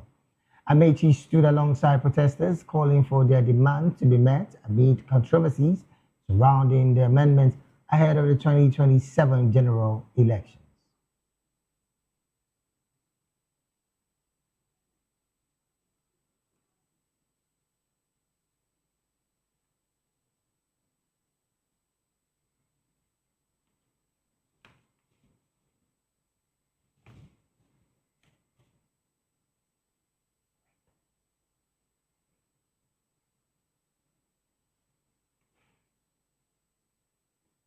Moving on, the federal government has started implementing key welfare provisions of its renegotiated agreement with the Academic Staff Union of Universities, ASU, including a 40% increase in the consolidated academic allowance for members effective January the 1st, 2026.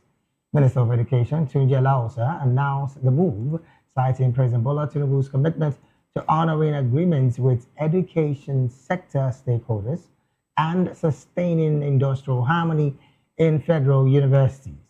The increase is part of efforts to improve staff welfare and stabilize the public university system.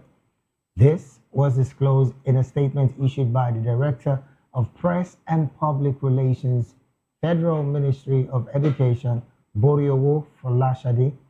Some federal universities have already reflected the approved increase of salary repayment.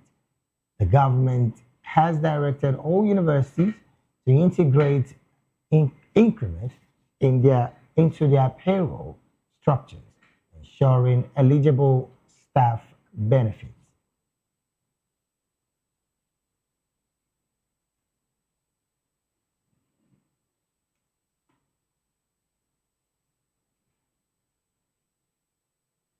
Moving on, the Minister of Industry, Trade and Investment, Jumoke Oduole, has expressed concerns that the proposed 2.72 billion naira capital allocation for 2026 is inadequate to drive Nigeria's industrialization and economic growth. Appearing before Senate committees, Oduole appealed for increased funding in diversifying the economy and attracting investment. Oduole said the ministry has recorded achievements, including $21 billion in capital importation in the first 10 months of 2025, up from $12 billion in 2024 and under $4 billion in 2023.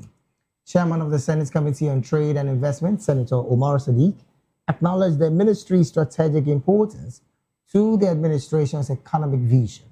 However, Sadiq stressed that National Assembly support would hinge on transparency, accountability, and measurable impact, noting that lawmakers were more interested in results than rhetoric. And in Ogun State, the chieftain of the People's Democratic Party and convener of the Alternative Movement, Segun Shomi, has condemned the shady treatment of people living with disabilities in the state. Show Me, in a statement posted on his Facebook page on Monday, decried the exclusion of people living with disabilities, saying that not much has been done to ease their challenges and help them live a dignified life. Show Me said that disability inclusion is not charity, but smart governance, economic sense, and conclusional responsibility under Nigeria's Discrimination Against Persons with Disabilities Prohibition Act.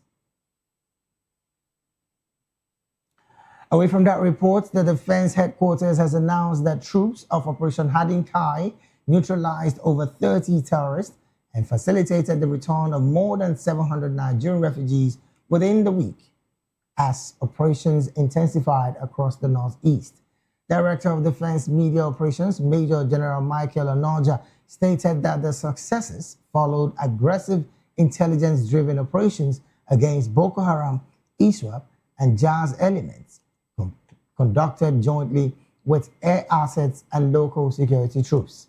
The operation led to neutralization, arrest of kidnappers, rescue of abductees, and recovery of weapons and equipment in Borno and Adamawa states. Additionally, the second batch of about 700 Nigerian refugees was repatriated from Cameroon through the Banki border in Borno state, with adequate security provided throughout the exercise. Moving on, the Olubada of Ibadan land, Oba Rashidi Ladoja, on Monday expressed displeasure over open cattle grazing within Ibadan land.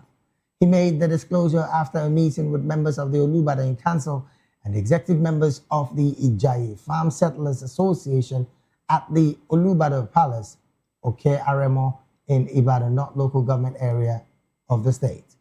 Ladoja, in a statement issued by his chief press secretary, Benga Ayoade, in Ibadan, the Oyo state capital, said open cattle grazing is not only illegal, but also prohibited, not only in Ibadan land, but across the state.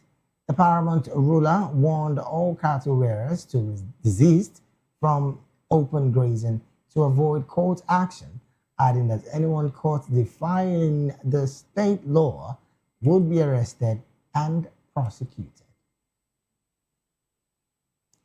Moving on, the United States Department of Homeland Security, that's the DHS, plans to deport 97 Nigerians, including 18 listed on its worst of the worst criminal register. According to a statement on the DHS website, the move is part of an ongoing nationwide crackdown on criminal immigrants. The affected individuals were convicted of various offenses, including wire fraud, mail fraud, and identity theft. This development follows an earlier report of 79 Nigerians marked for deportation. Moving on to other stories, Nigeria has been ranked 142nd out of 182 countries in Transparency International's 2025 Corruption Perception Index, that's the CPI, retrogressing from 140th in 2024. Despite this, the country retained its position as the 36th most corrupt country globally, sharing the spot with Cameroon, Guatemala, Guinea, Kyrgyzstan, and Papua New Guinea, with a score of 26 points. Denmark, Finland, Singapore, and New Zealand top the list as the cleanest countries, with no African nation featuring in the top 10.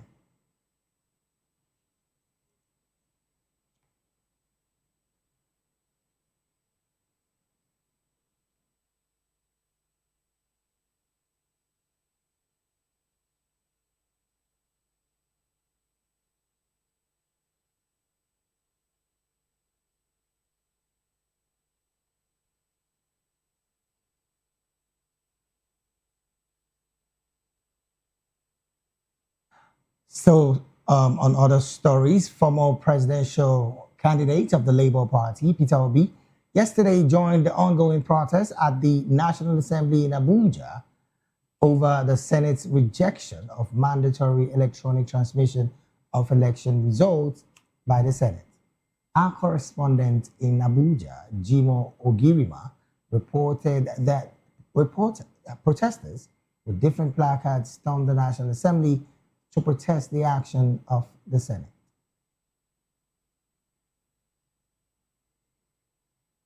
Altered the Senate's position on the electronic transmission of election results, urging lawmakers to allow the electoral process to proceed without restrictions. The former Labour Party presidential candidate added that the election must go through the normal process. We must learn that small countries of the world are trying to do things right. We don't have this in Ghana. Because of did the wrong thing, and then the Sense of Africa is the one that wants to do things wrong. What is wrong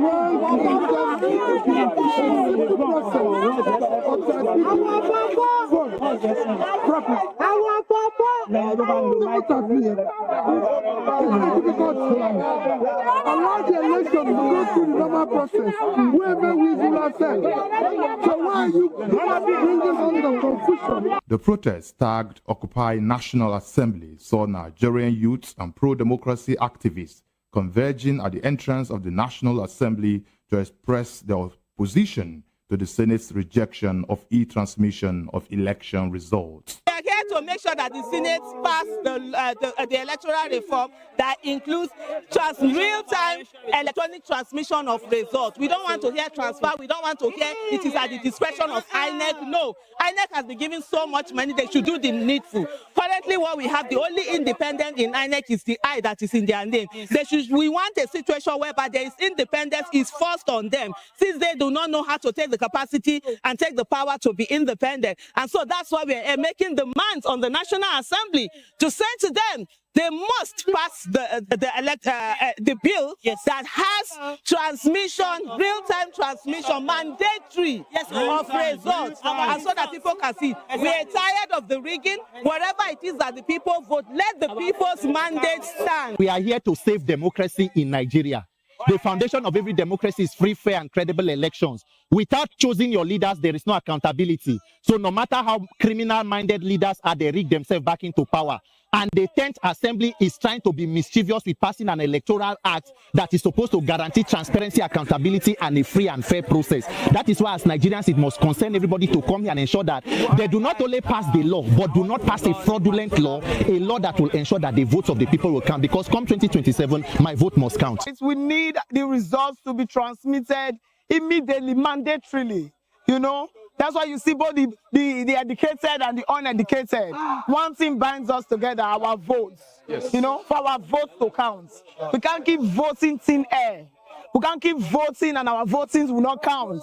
And the reason why leaders are misbehaving is because they know that votes don't count. Yes. If you are a leader and you know that next 4 years they will not vote you in if you don't fulfill your promises, you will act right.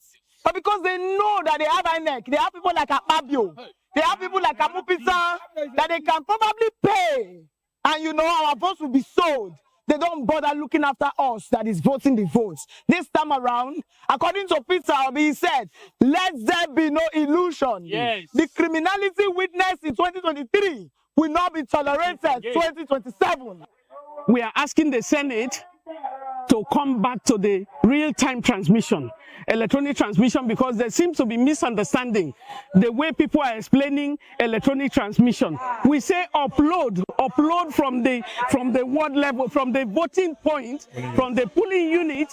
When you auto-IREV, upload immediately. And when you upload, what happens? Whether you have, even if you are saying it's in a place where there is no network, as soon as you get to the network environment, the thing uploads. And so what we are asking the Senate to do is to come back to the same resolution of electronic transmission. You are creating, confidence and trust for a system. Let them not take us back. We are here for a singular reason. There must be compulsory electronic transmission of elections results. Anything short of that is injustice to Nigeria. The National Assembly, led by Senator, in quote, Mrs. Godswill Akpabio, is trying to convince me and you that he cannot, they cannot transmit election result electronically. So we are demanding that election result must be transmitted electronically. We are not asking them to return the money they have taken. We are saying you must face a free, fair, and credible election. The demonstration attracted a heavy security presence with personnel drawn from the Nigerian Police Force, the Nigerian Army, and the Nigeria Security and Civil Defense Corps deployed to maintain order around the complex. The civil society groups, however, promised to continue the protest tomorrow by 7 a.m. Jimo Ogrima, reporting for VOP TV, Abuja.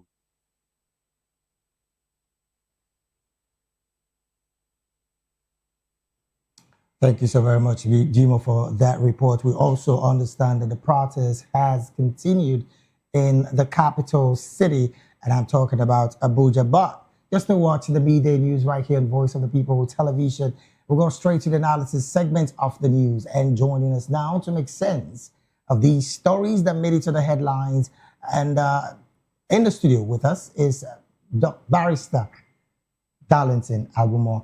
Barrister Darlington is a legal practitioner right here in Nigeria and also a public and political affairs analyst and commentator. Barrister, very good afternoon to you and thank you for joining the conversation. Good afternoon, David. How are you? I'm fine, very well. Thank you, Barrister. How are you doing as well? I'm okay. All right, then joining us also virtually is Mr. Somi Uranta. Mr. Somi is an activist and also a public and political affairs analyst and commentator as well. Mr. Somi, a very good afternoon to you and thank you for joining the conversation this afternoon. Yes, good afternoon to you. Thank you so and much. to our viewers. Thank you so very much. Let me start off from the studio. Barrister, before I go to the happenings in Abuja, there is a report that just popped up just yesterday that Nigeria has slipped down to 36 of... I take it down because I actually thought we're kind of improving. 36 in the world, the most corrupt country globally. Barrister, this particular position, what's your take? Yes, and you forgot the 142 out of 182. Oh, yes. Yes. It means that you are making progress in infamy. You are progressing in the wrong direction. And these are part of the things the government is telling us that there is an improvement in the economy, in everything. You can see now. Well, that statement was made by the president yesterday, Barrister, at the Economic Forum. That, of course, is a two-day forum. But do you think that statement was laced out of not being hands-on on the real economy as against what it's saying on paper? Do you ever believe that somebody will tell you that is wrong or that things are getting bad under his watch? No government will tell you that. They will continue with their propaganda. Meanwhile, those who meant well will be telling you the real picture. They will show you the real picture for you to see. So no matter the propaganda, no matter the lies and deceit, the truth is out there. Not even from Nigeria. Not even from Nigeria, because if Nigeria were to say there is propaganda, it's opposition. But these are the realities of our time. David, all the indices, in fact, they even made a mistake. I don't think they gave us the actual position that we're supposed to occupy. Seriously. I think they made a mistake because it should have been the last, second to the last. Because when you look at what is happening, look at the way they are buying votes now. Campaign have not started though. David, the campaign have not started. And this particular party is buying votes all over the place. Look at the 210 trillion that disappeared. The whole world is aware of that particular news. Nobody is making effort to even ask, where is this money? Who took it? Look at what is happening in Rivers State between Wike and Fubara and even the president. These are issues that demarcate you as a country. and many others. Look at the insecurity. In fact, the U.S. congressmen are saying that Nigerian government is covering up what is happening in Nigeria. Interestingly, Barrister, there's also one data that I stumbled across just yesterday. I don't know if my producers are very much aware and, of course, ready with that figure. In 2026, Nigeria's internally displaced persons rose by nearly 126, 20%. Of course. What do you between 2017 and 2026. In fact, as we speak, Barrister, we have about 3.71 million persons at the IDP camps in Nigeria, all across Nigeria. That is a whole country. That is the population of a whole country in Europe. That is a country in Europe living in IDP camp in Nigeria. Now, what that means, Barrister, is the fact that Nigeria accounts for about 3% of the global forcible displaced population. Barrister, 3.71 million Nigerians at the IDP camps, of course, as a result of insecurity. And the president, again, did say yesterday that the economy is getting back into shape. The reforms are working. Should we take what the president is saying as a futuristic statement as against the reality of what Nigerians are seeing, particularly on the path of insecurity? They will never tell you that they are performing worse than any previous government in the history of Nigeria. They will never tell you that. But I thank God for these international organizations that are watching all over all the countries in the world. They are giving us they are showing us our picture. They are showing us our real picture. And not this deceit and all this propaganda you are seeing all over the place. Is it not obvious that what they told you is the real thing? No, has the number of IDP, have it not increased? No, is that in doubt? In 2017, it was just about 1.70 million. Anyways, Barrister, let's take this conversation to Mr. Somi, who is joined us virtually. Once again, Mr. Somi Ranta, thank you so much for staying by. Now, according to the report that we've just gotten from Transparency International 2025 Corruption Perception Index, Nigeria has retrogressed from 140th in 2024 to 142nd out of 182 countries when it comes to transparency and, of course, corruption. What's your position? I think that, in fact, I have to agree with the barrister that the agencies that have taken this data, they are trying to be nice towards Nigeria. They are being economical with the facts of the matter. Because when you check all the things that are happening in Nigeria, there is no country where such things are happening in terms of corruption, in terms of government officials, ganging up amongst themselves against the citizens, in terms of stealing the corporate patrimony or looting. Stealing is even so euphemistic, looting of the commonwealth of the people. So if they check very well, they will realize that they have made a gross mistake. Which country in the world that 210 trillion will be missing and nobody's talking about it? Which country in the world that you have the NSA, the security advisor, national security advisor, telling you that they spent 17.5 trillion in protecting pipeline, when another party spent, in the past, 18 trillion in subsidizing petroleum products so that citizens can buy it at an affordable price. Right. So where this is happening? It's in Nigeria. Those people, they are not being factual. Maybe, who knows, that's money paid to take care of, to lobby. Maybe it's working in the interest of the government. Otherwise, they should give us our actual scorecard. Now, I'm still staying with you, Mr. Somi Ranta. Interestingly, the president did say yesterday at the Economic Forum that the economy is yielding positive results. Now, the indices at which the presidency did use to make that statement is on macroeconomy, microeconomy, and also the fact that the dollar is also somewhat stable from what it was before now. Do you think that as it stands, the president, again, has hands-on information, particularly on the reality of the Nigerian economy. Now, some would say that the staple foods in Nigeria has gone a bit down when it comes to pricing. But what's the reality from your end? And then what's your position with the statements of the president saying that his administration economic reforms are beginning to deliver positive results? Let me please take you on when you say staple food has gone down slightly in Nigeria. Did it go down because of more production, or did it go down because of lack of capacity of citizens to purchase those things, those items? Certainly, you will have to ask a question: what have we done differently that will make that will make foodstuffs to come down in price for Nigerians? What have we done? Have we taken care of this security? Has this security not spiraled? Has it not skyrocketed? And more Nigerians not being kidnapped and killed and maimed?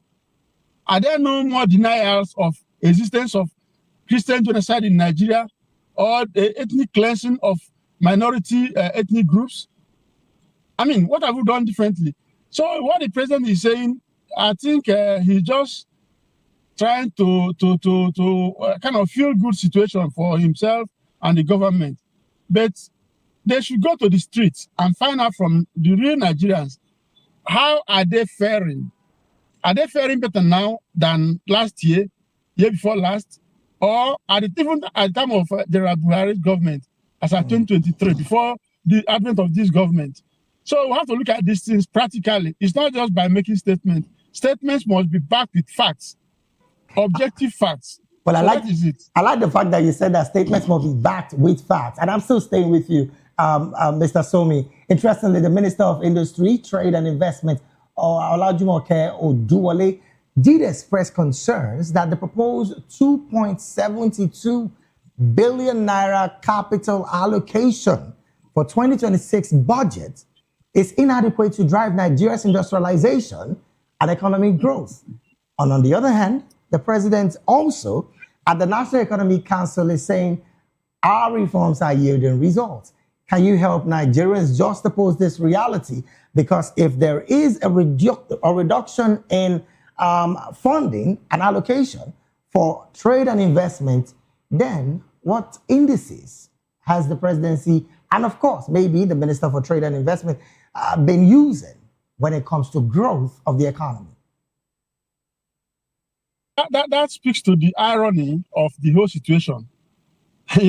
When, okay, there's a reduction in capital expenditures when it has to do with investment, trade, and what have you. Right.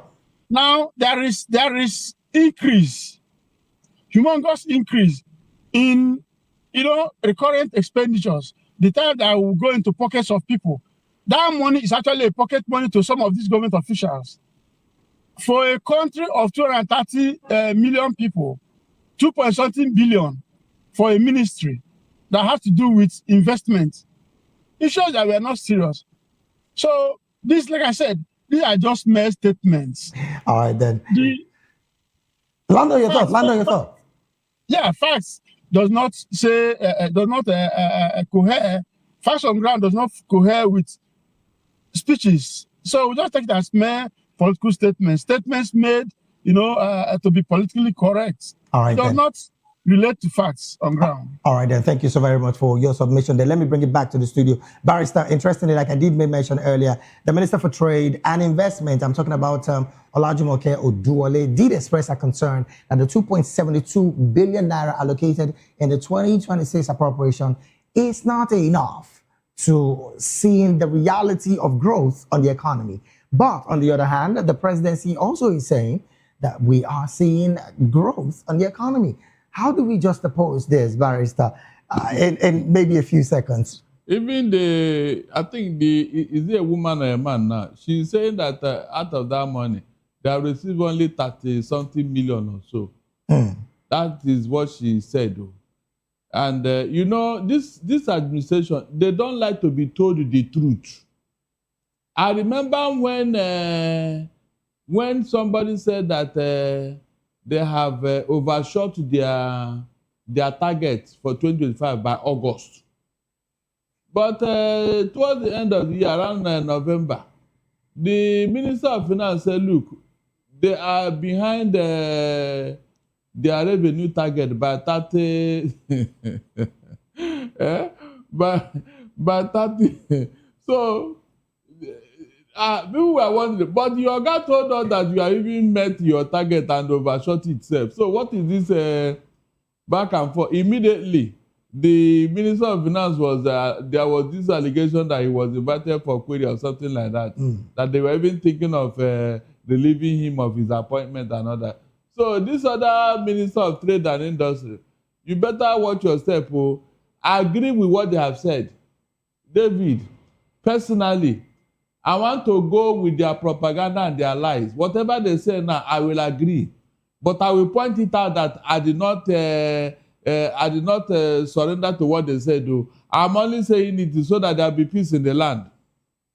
Because right now, when you say the truth, they will put a treasonable felon on your head that you want to topple the government. Interesting part there, Barrister. This, of course, the situation of treasonable felony, we understand, did come from the last protest that was hijacked by some other people. But let's bring it to the protest situation now. Today is day 2 of the protest to the National Assembly by some concerned Nigerians in Abuja. As we speak, Barrister, the former FCT governor, Rotimi Amechi, was in that same protest. Omobolanle Sowore was also found in that protest. Activist Aisha Yusufu was also in that protest.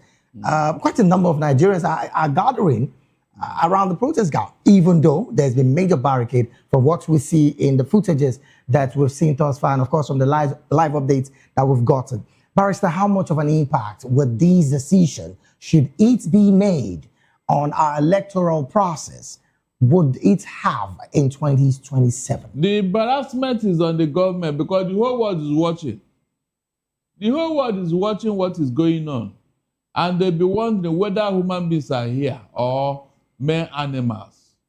You know, when Donald Trump called you a disgraced nation, what other disgrace is more than this? That the House of Representatives have passed a law for what?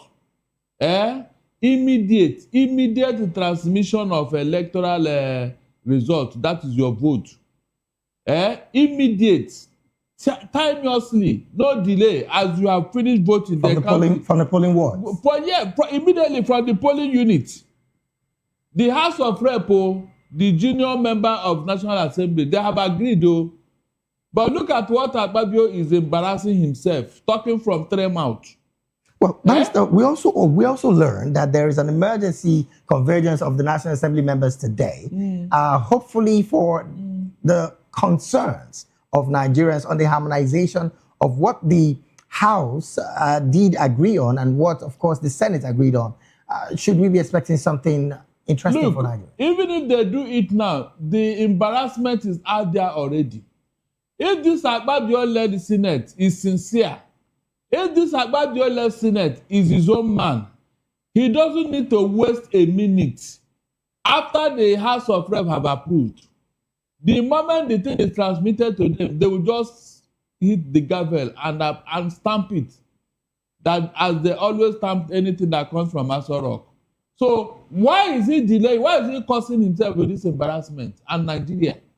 No, tell me. Well, there were also, I should clap for him now for reconvening, Abi. There were also I should celebrate him. But Barrister, there were also concerns from the Senate that the reason for the then rejection was because we were not ready for it, particularly on the part of internet and all of that. Really? But we are ready for embezzlement, Abi. We are ready for corruption. No, we are ready for vote buying, that is going all over the country now, Abi. But Barrister, we are ready for all those things. But to transmit the results of an election, we are not ready for it. Who told you? Mention that particular local government in Nigeria today where there is no banking services, there is no POS. Just mention, just one like this. I'm talking about local government, not state. No, mention it. All right. So we can start from there. Go and show me that local government that the people there, they don't know anything about POS, no banking, nothing. They can't even transact any financial business and all that. All right then. Go and show me the local government. The local government. Well, big question there, really. Mr. Somi, your final thoughts on this same conversation about the ongoing protest that is presently day 2 happening in Abuja.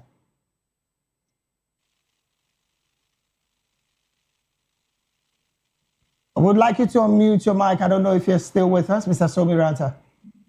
Yes. All right then. See, one wonders why the APC government is afraid of electronic transmission of real-time voting. The results should be transmitted immediately, real time. I don't know why we are arguing over this issue. But Mr. Somi, Mr. Somi, is the APC government really afraid? Because they have 31 states already in their hands. That is the question. That is the question. Normally, if all things being equal, it should have been a walkover for them. So why insist on not giving the people what they want? I mean, they should be glad that they have virtually the whole states in their kitty. So they should give Nigerians what Nigerians are asking for. We don't have to keep debating over it. All right. Let the result be transmitted. All right. Then. After all, some people are buying a card. They are buying differences from people, spending money. But this opposition don't have any of those things. Just give the people what they're asking for. Let's even see. All right, then. Thank you so very much, Mr. Somi Ranta, an activist and also a public and political affairs analyst and commentator. Thank you so very much for joining the conversation this afternoon. Thank you for having me. Also, thank you so very much, Barrister Darlington Agumore, legal practitioner right here in Nigeria, and also a public and political affairs analyst and commentator. Thank you so very much for being here. My pleasure. We'll take a very short break right now. When we return, Saudi Arabia closes 2026 Hajj data capture. Knock on 6 extension. This and more after this quick break. Please stay with us.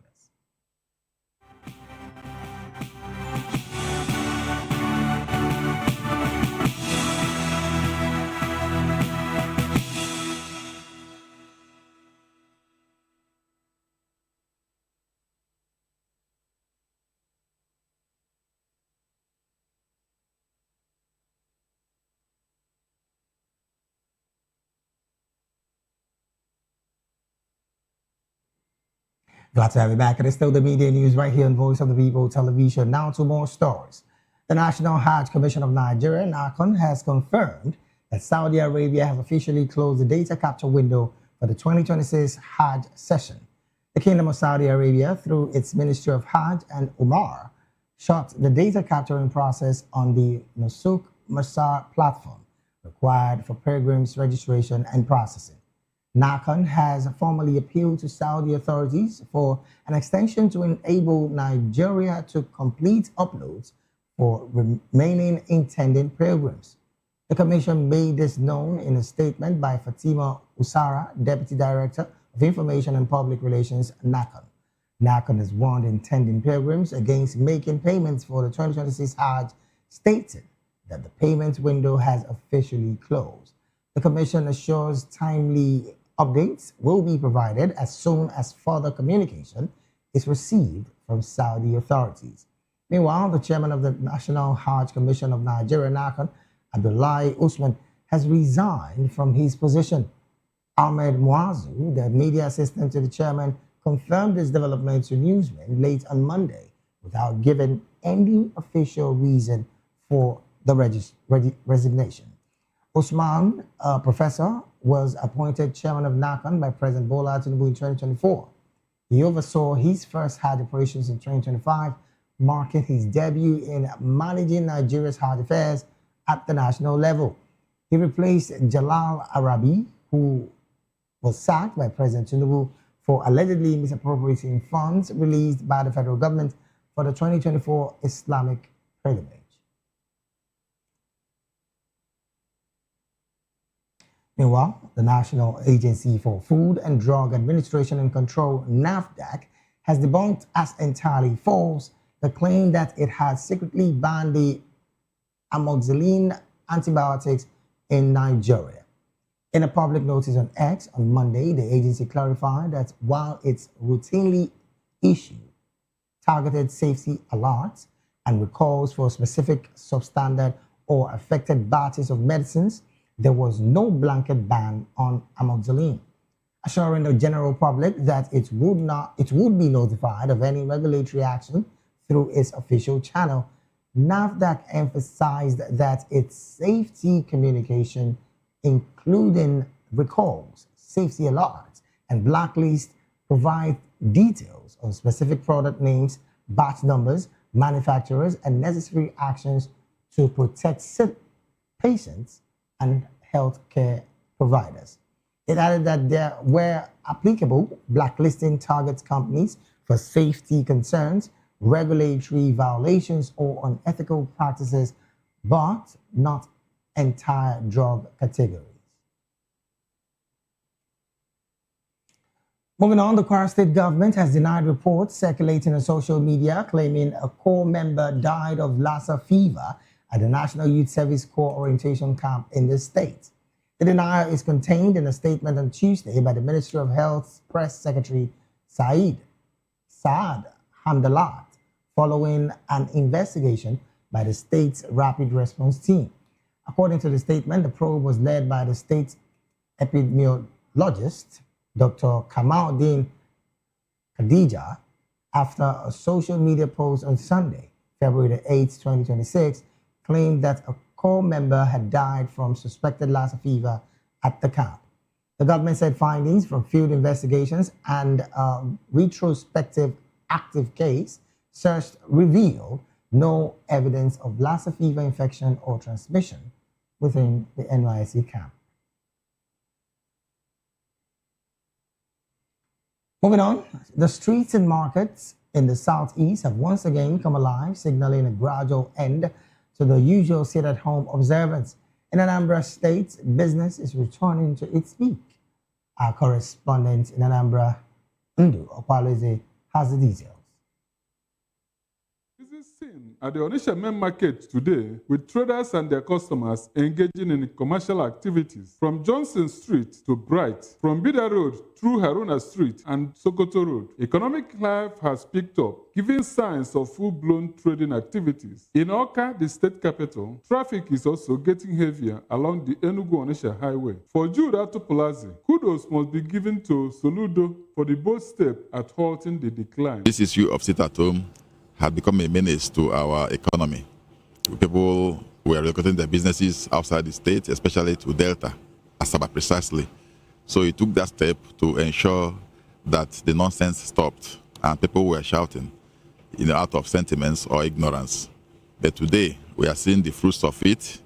The feelers I've got this morning are that if you go to Onitsha main market, it's thriving.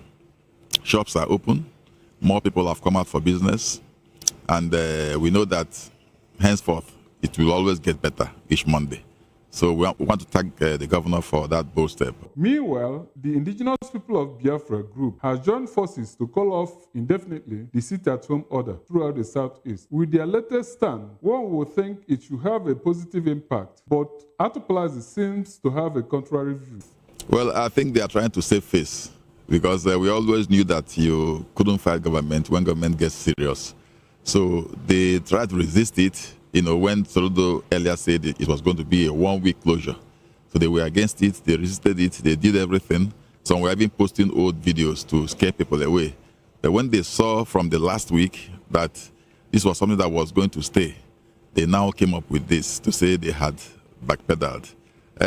I see it as just a face-saving measure. Ndo Opaleze, VOP TV News. Thank you so very much, Ndu, for that report. Moving on to some business stories, the Corporate Affairs Commission has announced free business name registration for 3,500 small businesses across Nigeria's 36 states and the Federal Capital Territory, the FCT. The Registrar General of the Commission, Hussaini Magaji, disclosed this in a statement on the Commission's X handle. According to Magaji, the initiative is aimed at reducing the cost of business formalization for micro and small enterprises and encouraging more entrepreneurs to operate within the formal economy. Magaji explained that the program is designed to encourage small businesses to formalize their operations, which would enable them to access government services, financing opportunities, and wider operation and economic participation. He said the move reflects the Commission's commitment to promoting entrepreneurship, lower startup costs, and supporting inclusive economic growth across the country. And for business, we move straight to sports, where Super Eagles head coach Eric Sekushel has declared his ambition to become the first African manager of Real Madrid, calling it the ultimate milestone in his coaching career. Shell recently led Nigeria to a third-place finish at the 2025 African Cup of Nations, boasting his reputation. In the media chat, the Malian-born coach also opened up about challenges at the just-concluded AFCON, including squad management issues and tensions involving key players. And to wrap up the media news, we'll go straight talking entertainment. Actress and filmmaker Toyin Abraham has expressed gratitude to her fans after her debut movie, Ovasabi Auntie, grossed 1 billion naira at the cinemas, making her the first Nollywood director to achieve this feat with a first film. Abraham revealed she was emotional and struggled to record a thank you video, but promised to share a proper message soon. In a heartfelt note, she thanked her fans, known as Tony Titans, for their loyalty, encouragement, and belief in her project, and promised to deliver what she called more timeless, classic movies that meet global standards and engage more actively with their fans. And with that entertainment story, we've come to the end of the midday news. But before we go, a quick look at the headlines again. Senate holds emergency plenary today. Federal government begins implementation of 40% salary increase for ASU members. Minister warns 2.72 billion naira budget threatens economic transformation. Military neutralizes 30 terrorists, repatriates 700 refugees in the northeast. Nigeria is ranked 36th most corrupt country globally and slides down the CPI ranking. Saudi Arabia closes 2026 Hajj data capture. Nakan seeks extension. In the world of business, CAC to register 3,500 small businesses for free nationwide. In sports, coach of the Super Eagles, Eric Shell, set sights on Real Madrid and eyes historic appointments. And in entertainment, Toyin Abraham's debut film, Ovasabi Auntie, hits 1 billion naira at the box office. And we'll urge you to subscribe to our YouTube channel if you haven't. On YouTube, we're at Voice of the People TV, and on all other social media platforms, we are at VOP TV Live. Thank you so very much for being a part of this broadcast. I am David Edwin. Do have a good afternoon.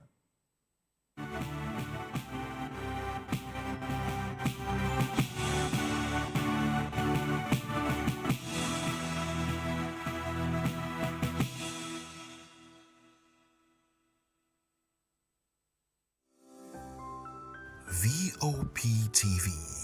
Now, you have more than a voice. We encourage you to click on the like button and subscribe to our YouTube channel. We are Voice of the People TV. Also follow us on all our social media platforms. We are at VOP TV Live. Visit our website www.vop.ng for fresh and trending news. Also watch us live on SLTV channel 264. VOP TV, Voice of the People Television. In a world where power shifts with every headlines, news breaks and events happens, we bring you unbiased and explicit information on politics, economy, and state of the nation. We break down the chaos. Facts, not fluff. Truth, not spin. We discuss not just politics, but a glimpse into the future. Voice of the People Television. Now you have more than a voice. To know the happenings in the maritime sector, join us on the program Maritime Frontiers on VOP TV as we discuss key areas in the maritime sector, from aquaculture, maritime transportation, maritime labor regulation, oil and gas exploration, ferry and passenger insurance, marine pollution and prevention, port operations, and lots more. Maritime Frontiers, exploring Nigeria's blue economy. In a world where power shifts with every headline. In a nation full of questions. In a world filled with noise, the truth needs a voice. The policies that shapes our world and the economy that determines our future. Every hour, every day, the grapevine keeps buzzing. And together, we are committed to telling the stories that shape our world because your voice is our focus. Don't forget, our voice matters the most. Let us come together and share our concerns.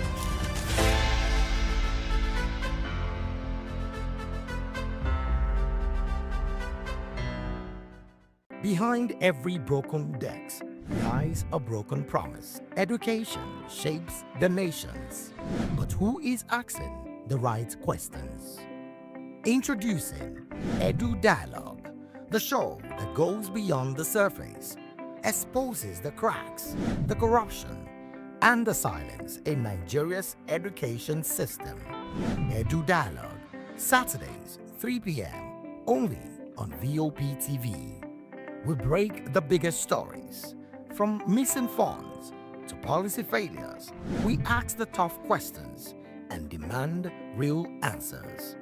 Edu Dialogue, this Saturday, 3 p.m. on Voice of the People Television. This is Health Check, your weekly guide to better living, smarter choices, and trusted answers. From everyday wellness to urgent health issues, we've got you covered. Health Check, only on Voice of the People Television, where your health has a voice.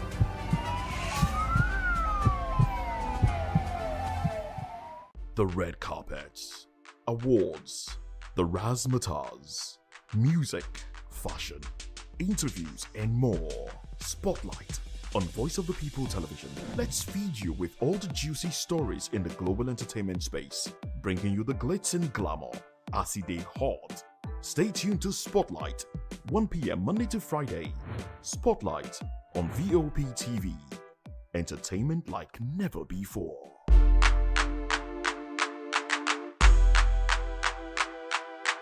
In a world where truth is the ultimate power and opinions scream the loudest, it's time to wade through the noise. Hunger no get tribe!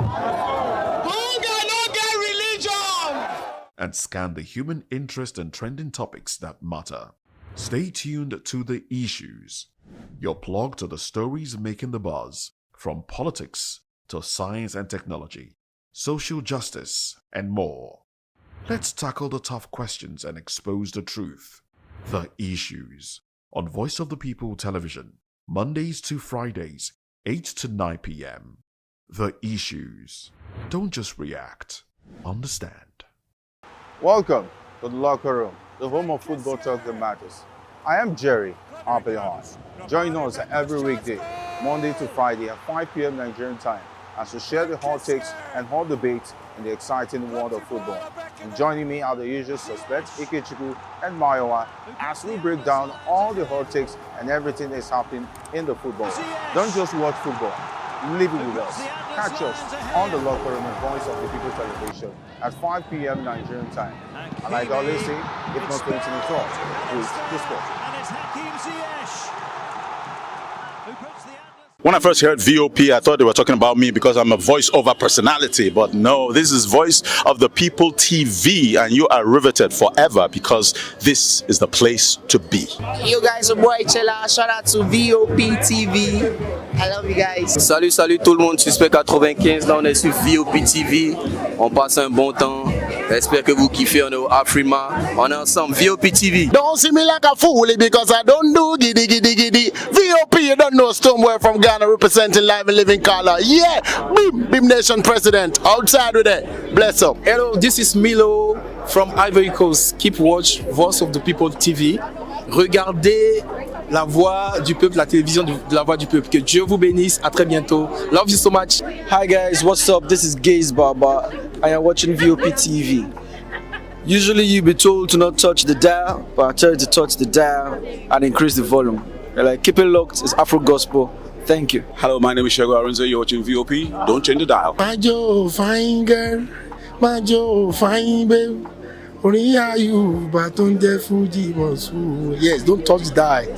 This is me, Dr. Adiwala Iba. Keep watching VOPT.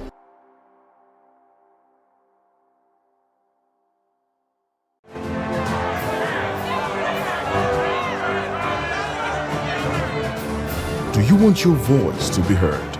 Do you know that you matter in the scheme of things? The People's Voice, the show where ordinary citizens take center stage as we discuss the biggest stories that affect you and I. With you in mind, we facilitate lively discussions, debates, and interviews on the topics that matter most to you and I, from social justice to economic empowerment, education to healthcare, governance, and more. Tackling tough topics and amplifying your voice. Join the conversation and make your voice count. The People's Voice. Make your voice count. Africa is on the move, a continent of rising voices, untold stories, and powerful transformations. From the streets of Lagos to the heart of Nairobi, from the mines of Congo to the tech labs of Cape Town, the African story is being written every day. Bold, dynamic, unstoppable. This is African News on Voice of the People Television. We don't just bring you the news. We analyze and bring you Africa's heartbeat, the politics that shapes our nations, the economies that drives our future, the cultures that defines who we are, the voice that must be heard. Africa News, Africa's voice, Africa's future. Where Africa speaks, the world listens.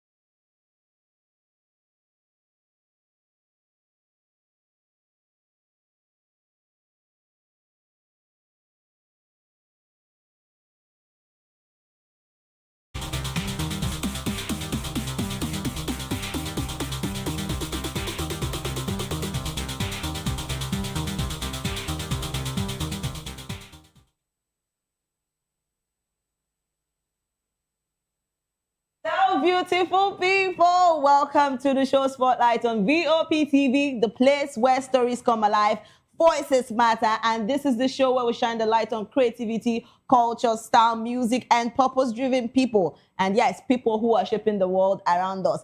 And yes, get ready, everyone, because we are about to write through stories that matter, music that matter on the show Spotlight. And I'm sure you've not forgotten that I'm your special baby girl, Precious Agumanu, aka Call Me Prezi, as it may be. So today we're going to talk about a lot of things, and it's a good day to stay positive, inspired, and grounded, because today we go gist a lot of things. And first off, about what we're going to talk about today, it's about infertility, a lot of things about health issues before going into dating, and a lot of things. So there has been a post that has actually, caused some controversies online about Priyanka, the media personality, that has actually come out to say that, she recently broke up with her boyfriend not because of lies, not because of cheating, not because of anything, but because the boyfriend refused, to undergo some tests before they could, work out together. And she said, that she's not going to be in that kind of relationship where you just want to go and work out together before, taking tests. And those tests are really important. So the guy chose, to break up with her. So she herself has said, okay, fine. If that is the way you want it, it's fine. But before we talk about this, let's just see what she has actually come out to say, because it was her post that actually brought out that conversation. So let's see what she has actually said online.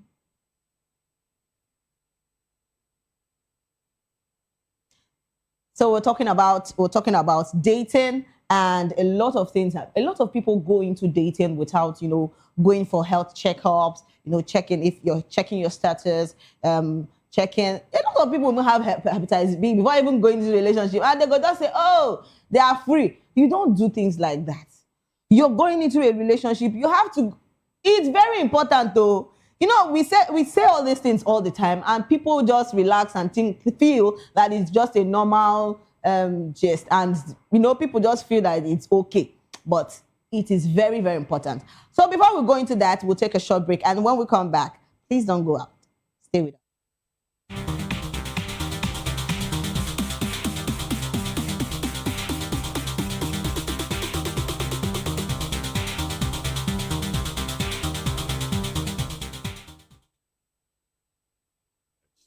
Awards, the razzmatazz, music, fashion, interviews, and more.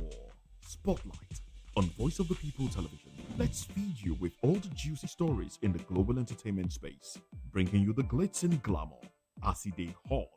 Stay tuned to Spotlight, 1 p.m. Monday to Friday. Spotlight on VOP TV. Entertainment like never before.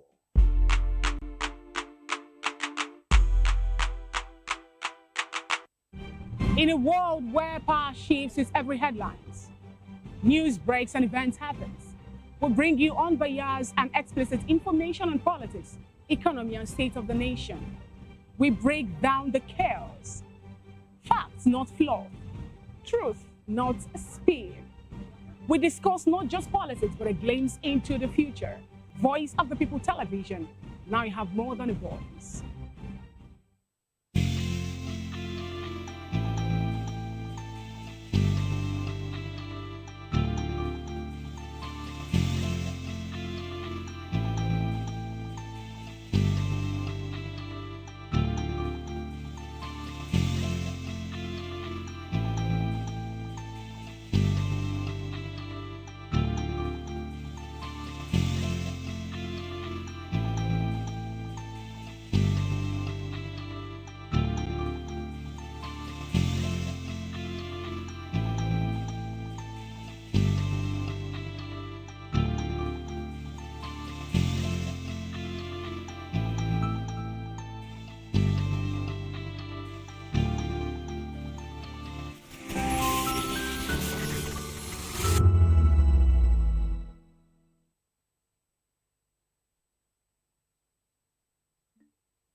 Africa is on the move.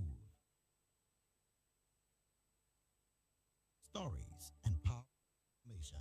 From the streets of Lagos to the heart of Nairobi, from the mines of Congo to the tech labs of Cape Town, the African story is being written every day. Bold, dynamic, unstoppable. This is African News on Voice of the People Television. We don't just bring you the news. We analyze and bring you Africa's heartbeat, the politics that shapes our nations, the economies that drives our future, the cultures that defines who we are, the voice that must be heard. Africa News, Africa's voice, Africa's future. Where Africa speaks, the world listens.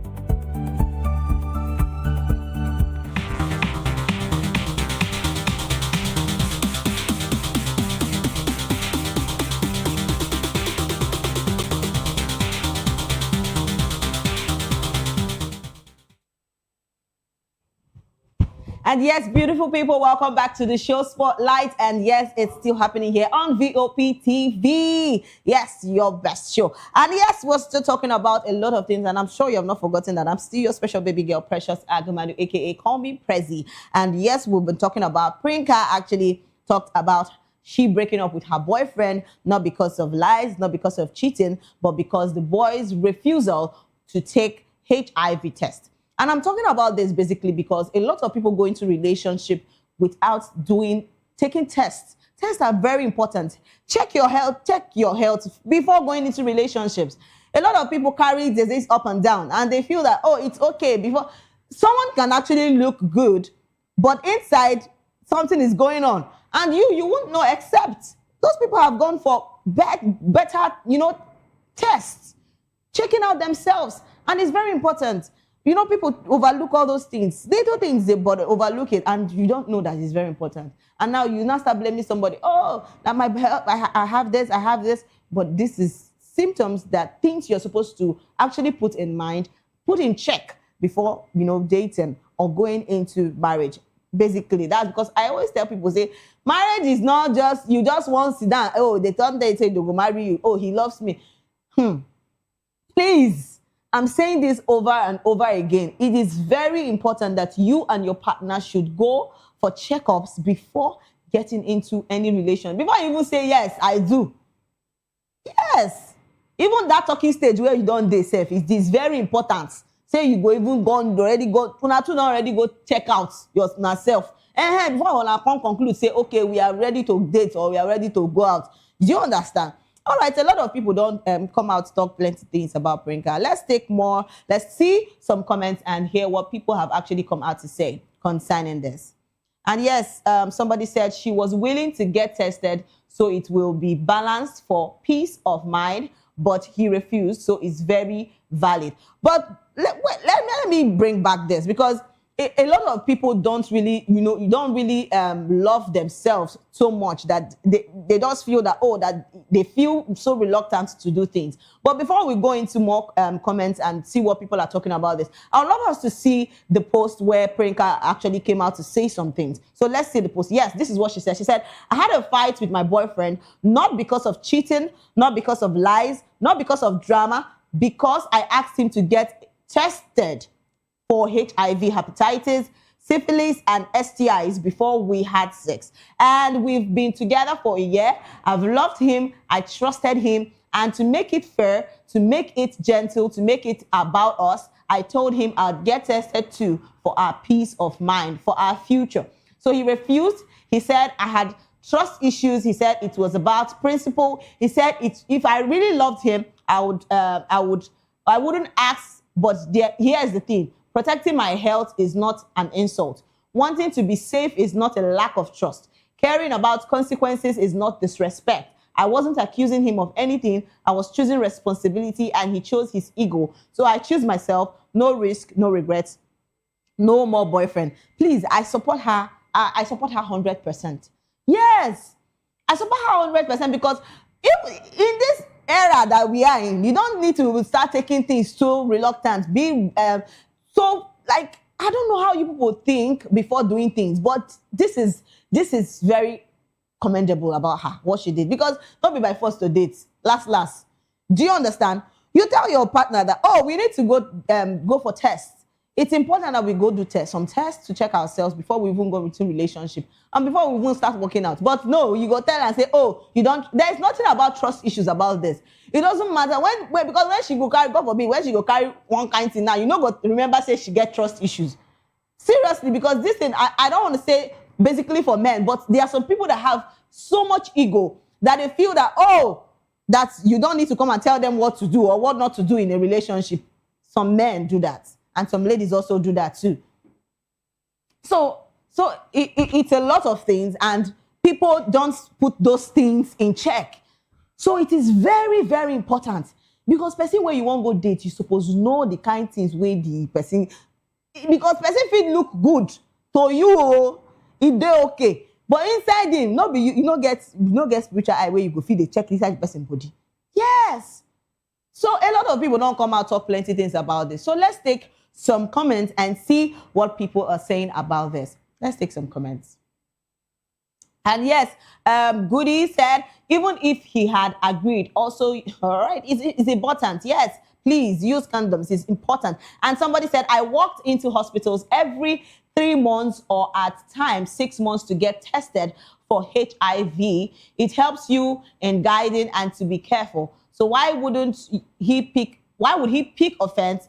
I would advise you to dump such man. Yes, it is very risky. Please, I support her. She has actually broke up things with him because it is very important. I don't understand why would somebody get angry over, going to do a test, over checking your health and other things. It's very important. Basically, HIV is not basically, we know many percent of it, like or 70 or 80% of it, sometimes it's through sex and transmitted diseases. We already know that. But then, is it only that? No. You could get cuts from anywhere. It is possible. It comes from anywhere. So everybody has to be very careful. We are not saying that the guy, because he's already saying, oh, you have trust issues. It's not about, this thing is not even, there's nothing about trust issues about this thing. It is as simple as that. Yes. Let's take more comments and see what people are talking about, because this is a serious matter. And yes, somebody said, sad enough, plenty people for this country get HIV and they don't look it at all. And for those of Unawe like it, continue. And please, nobody should pressure you, to have sex. It is wrong, oh. We are shouting it now, and people, like a lot of people now hear this and they will be like, oh, we don't enjoy it. They play. All right, let's take more comments. A lot of people are talking about this and the decision she has actually taken. It's a lot of things. And Prinka did a good job, because me, I even support 100%. Any guy or any lady that says, oh, I will not go for test, I will not go for any checkup before getting married or before dating you or before having anything to do with you, please run, oh. Pick race. All right, let's take more comments. And yes, Great Man said, you're right. If he is clean, he won't be scared of doing the test. Also, if anyone asks for DNA and the person refuses, the person is also not clean. Because if the person is clean, the person won't be scared, actually. And Betson said, very few people would take this stance. Both genders are proud of you.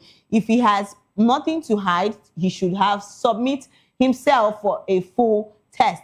And another person said, if it's a big deal to him, then something is definitely off. Yes. And another person said, your boyfriend fits they share, I'm low-key, smart girl. All right. And said Dwayne said, every lady is supporting this now. What about the DNA test? Yes, people are still talking about DNA. I always talk about that all the time. Please, it is very important to know if you're going to marry somebody that has, if your AS and AS, big abeg, know your genotype, know your blood group, know all those things. They are very important. Key things to put into, as you people are talking about, a lot of people bring out all their own points about relationship, how they want to move on with their boyfriend. Please, the first thing that you are even supposed to put after God, like after talking about, God, relationship, religion, and the rest of them, the second thing that you're supposed to put there, very important, is to go and do tests. Before any other thing people are talking about. Yes, seriously, before any other thing, because it's very important. A lot of people don't they turn a blind eye to all those things, and a lot of things are going wrong. You'll be seeing children, giving birth to children that are not like SS, and giving birth to SS children, and which is very wrong, putting them into conditions that they don't want to be in. Please, things that are supposed to be done has to be fixed. Do you get it? Let's take more comments. We have a lot of people talking about this. And yes, we still have more comments. And somebody said the HIV/AIDS and rate is rapidly increasing, especially in Nigeria because of the hookup culture. Everyone should get tested nowadays. And somebody said a valid reason, don't know why guys run from getting tested. And another person said, and that's how some of you react when man asks for DNA as well. And another person said, avoid any man who refuses to go for a medical checkup. Stay safe. Let's take more comments before we move into the next topic. And official Queen Kiki said, avoid any man who refuses to go for a medical checkup. Stay safe. And Kubana said, better cease, run for your life. Any partner who refuses to run a test, please stay away from them. The moment he or she starts arguing, just know that relationship won't work. And yes, another person said, valid reason to dump him. Yes, but have you tried to go for the test too? I think she said she was going to go for the test too, so that he could feel safe. But no, he said no, that that she has trust issues. And Great Man said, you're right. If he is clean, he won't be scared of doing the test. Also, if anyone asks for DNA and the person refuses, the person is also not clean, because if the person is clean, the person won't be scared. And we are still saying the same thing. All this thing boils down to you guys need to be very careful out there. A lot of people are don't have you in heart. A lot of people don't love you. So they just want to sleep with you and do other things they want to do and without getting tested. And it's very, very wrong. Please be safe out there. Even the things that we are using as the condoms and the rest of them, none of them are safe. So shall they safe? That is just the important thing. And if you're going into any relationship or any marriage, please, the first things first, you guys should go and check yourselves out. Do proper tests. Very important.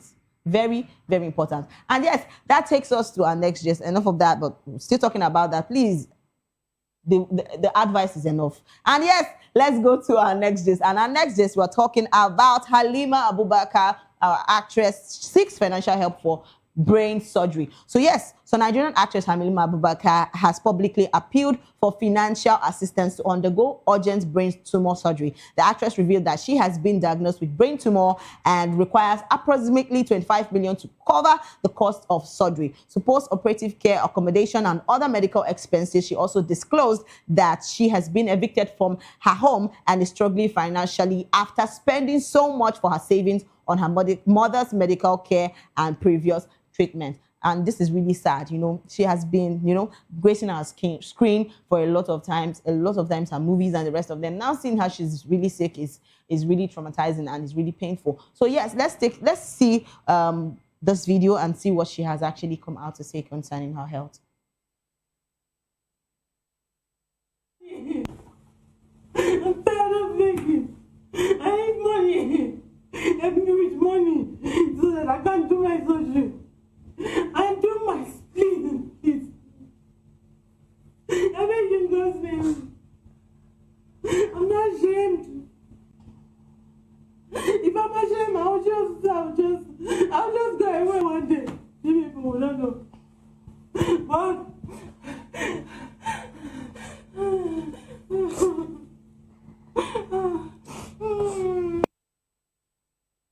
But I've just been evicted from my house. I told you just yesterday or 2 days ago that you said that I have brain tumor. My caretaker came and told me that I should leave the house. All the money that everybody have been sending to me, I took out of it to pay the house rent. She said she doesn't want my house rent. Do they want me to kill myself? From wanting to, what did I do? I couldn't sleep. Look at the money. I said, please help me. Let me just do for just this ending. She said, no. If you see the messages on how she will come and remove me and all that, I don't need such stress. She packed my things. Just because I'm in need. So this money you have, is this the money for your rent? Look, let me show you everywhere. We have moved to nowhere. See, there is nothing. I have moved. I don't know what to say. There is nothing here. You can see. See, there is nothing. There is nothing. I don't want to kill myself. I don't want to kill myself. This is just sad. I don't mind going through this episode, but it has to stop. You can't break me. No, you can't break me. It is a lie because I didn't do anything to anyone. No, you can't break me to make me homeless with my own money. Yaya Bello, Vivian, everybody, I need your help, please, Jay. It's never I beg you. I am not ashamed to cry. I don't have anybody. There is no one that I can cry to. I can't even call one single celebrity that I know. None of them want to open their eyes. Like, what did I do? Please, all the northern people, everybody,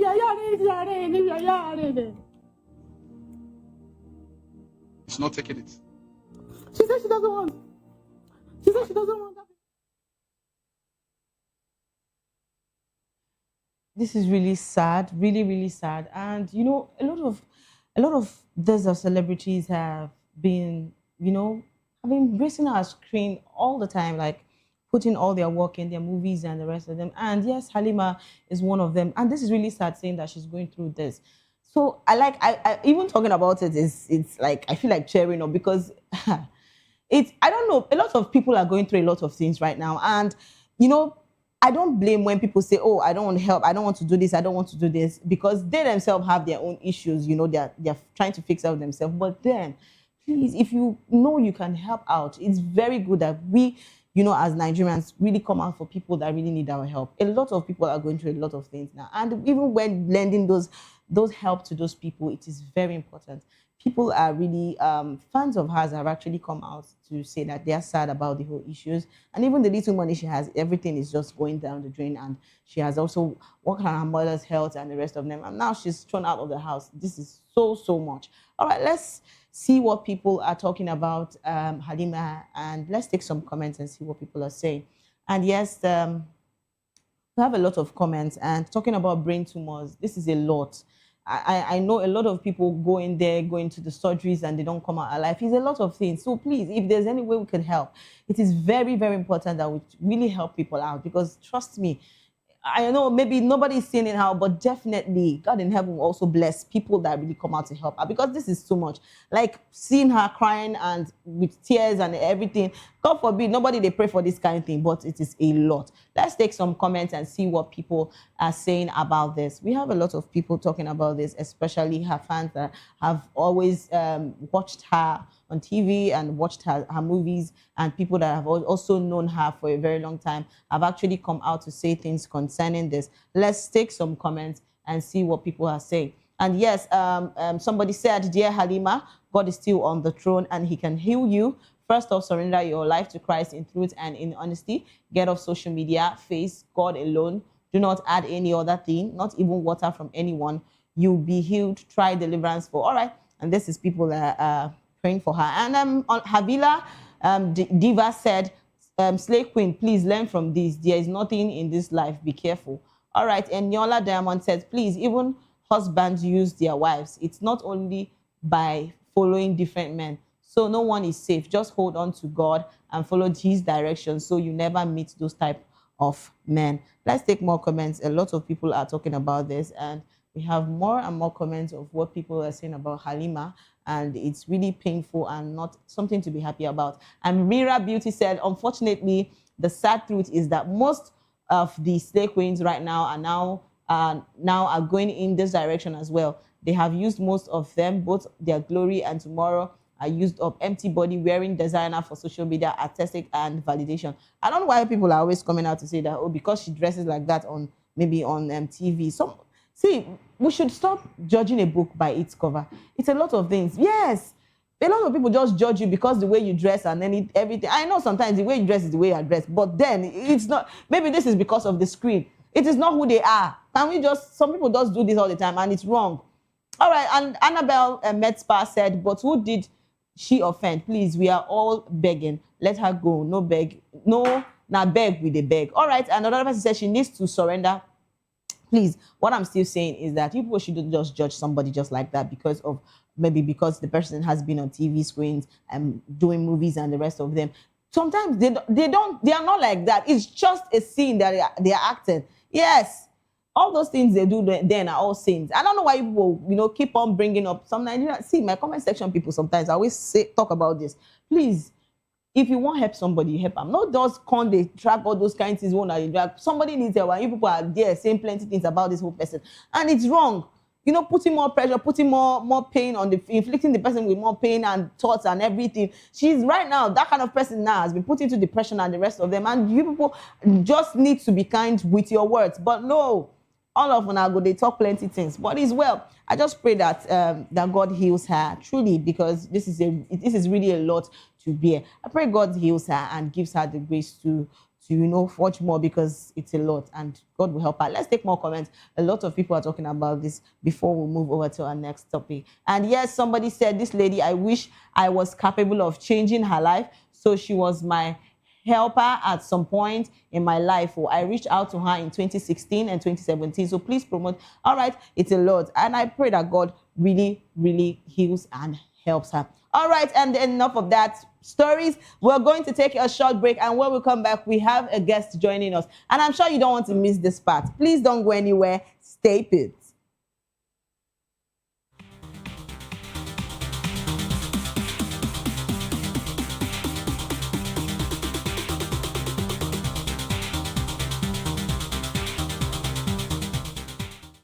From the views on the street, we go to bed empty hunger, to the blaring horns of a hustling city. The loudest voices of the common man got a medium to be heard. This particular administration, they were coming unprepared. It's not a bad thing to renovate the president's lawn. Through top-notch programming, unbiased reportage of news, sports, business, entertainment, and cultural documentaries, Voice of the People 90.3 FM became a symbol for 21st century media.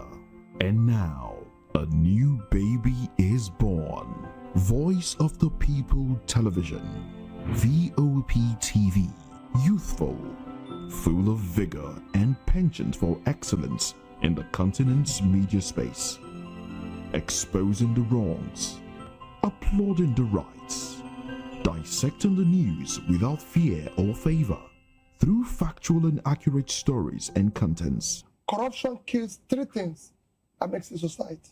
Representing the interests of the people and giving them a voice. Voice of the People TV is here to stay towards building a fair society. VOP TV, Voice of the People Television, truly a voice for the people.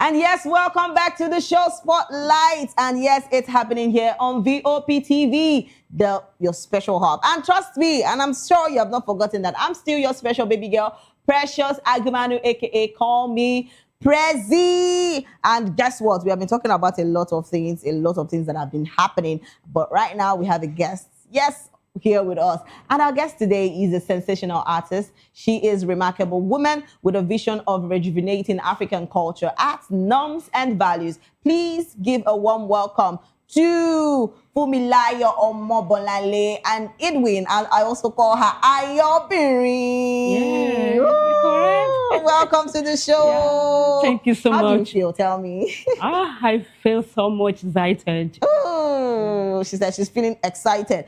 See, I thought about the name, and I'm like, Ayobiri. What does it mean? Which Ayobiri is just like a woman drummer. Ayo, then Biri is a woman. Yes. So Ayobiri, a woman drummer. Nice.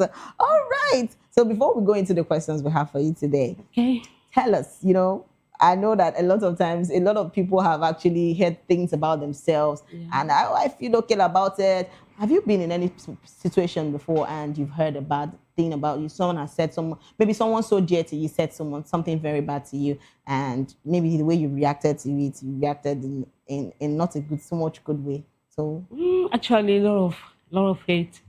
We're human. Yes. There is an knowledge that says that to hate is human and to forgive is divine. So I met a lot of things like that, basically in my career. Yeah, a lot of things like that. There's still some good people that don't want to, react. But if it's some people now, no, they won't fight.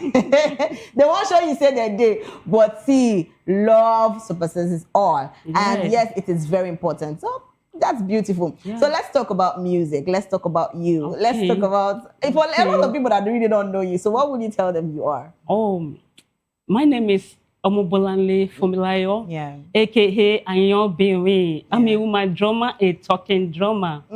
I promote culture, I entertain, in so many occasions, like birthday, wedding ceremonies, coronation, and so on and so forth. I love drumming so much. I love it. How many years have you been into this? I've been into it 9 years now. Oh, good 9 years. Yeah. Wow. And talking about your journey, how did you even come about, Oh, thank you. I love that question. It's a talent. If I must say, it's a talent. Yeah. It's an inbuilt. I used to tell people why they ask me that question. Yeah. It's an inbuilt. I was born with it. Yeah. I found myself drumming when I was a child. Yeah. So you always played drums when you were little? All the time. Wow. So gradually, I started secondary school. Yeah. I started playing for my school. Yeah. Outside secondary school, I graduated from the university. That intuition is in me. Yeah. It's God that, put it there. I can't wait to let it waste. So I just take up talking drum that I have to start drumming. So normally I beat akuba, how this drum they beat with hands. So I won't know much about this talking drums. I went, a school to learn how to beat this, the rudiment. And I can just take it and start beating. That would be nonsense. That would be, So I was taught like a month. From there, I started beating talking drums. The school to play this. So tell me about the journey going to school. How was it like? Then, it's a music school. Wow. Both old and adults, we meet there. Yes. So I was trained on talking drum, and I started beating talking drum with other percussions. Umele, bata, iyailu, and so on and so forth. So tell me, what was your first performance like? Wow. It was immediately I finished training on talking drum. I was invited to, Abuja for wedding ceremony. I was like, wow, for me, how are you going to cope? I said, okay, no problem. When I got there, we started the show and I picked my talking drum. I started beating it. I could see people were dancing. That was the first show I had. So people were dancing, they were happy. That made me to be happy too. That, wow, I'm getting it. A lot of money. They were spraying me, more of money. I was so happy. That was gingering me. So do you get inspiration? How do you get inspiration to play this? Because I know you've actually gone to the school, but definitely it has to be much work to, put into this. So how do you get inspiration? Lot of riaza. I always do riaza on my own. That is, we call it self-riaza. So the moment I started my self-riaza, I know I'm gathering some rhythms. Some things coming like inspiration. Wow, exactly. that's actually beautiful. Thank you. So tell me, like the times you've actually played for occasions and places, what has been the audience reaction towards this? Oh, they always happy, like human drumming, talking drum. Once they see me drumming, talking drum, I say, woman, they always appreciate it. Like what men can do, women can do better. I'd love you to give us a little. All right, let's go there. Good. I think I'll sing a song. All right.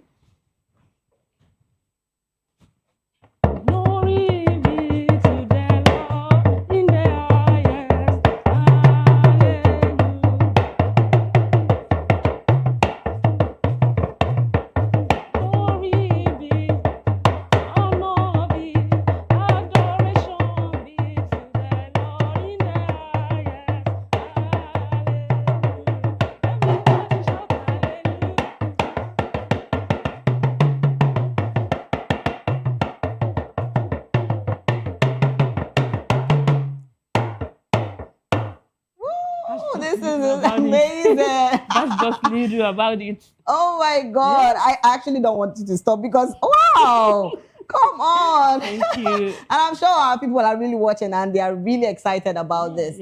So tell me, are there any things before you do before going into rehearsals, or you just, how is your day? Let me just ask, your every day you play this, how do you do it? Like, do you just wake up one day and every day you always rehearse every day?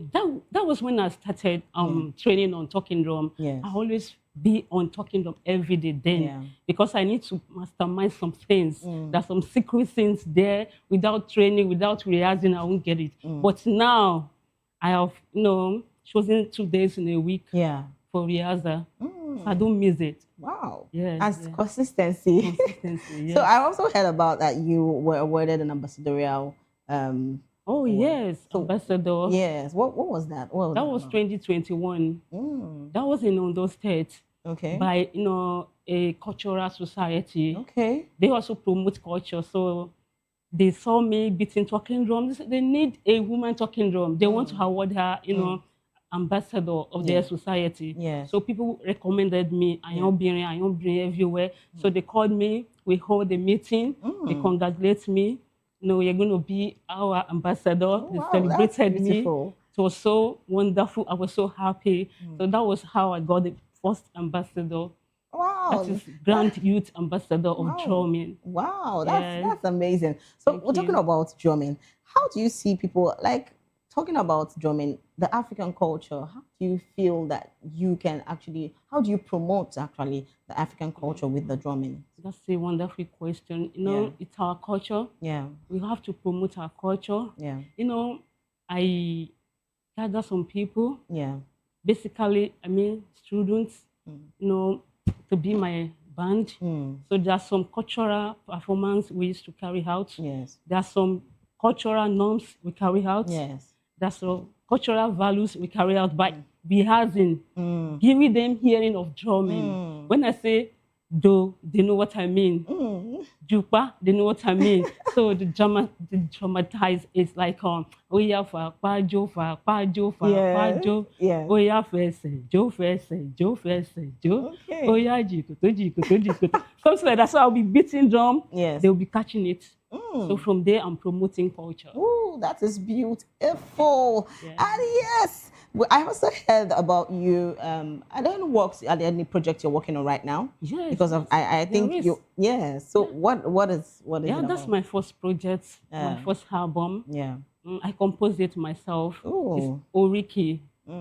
God Eulogy. Oriki Eledumare. Yes. So what is it all about? What is it's all about, God's eulogy. Yes. Like praising God. God, yes.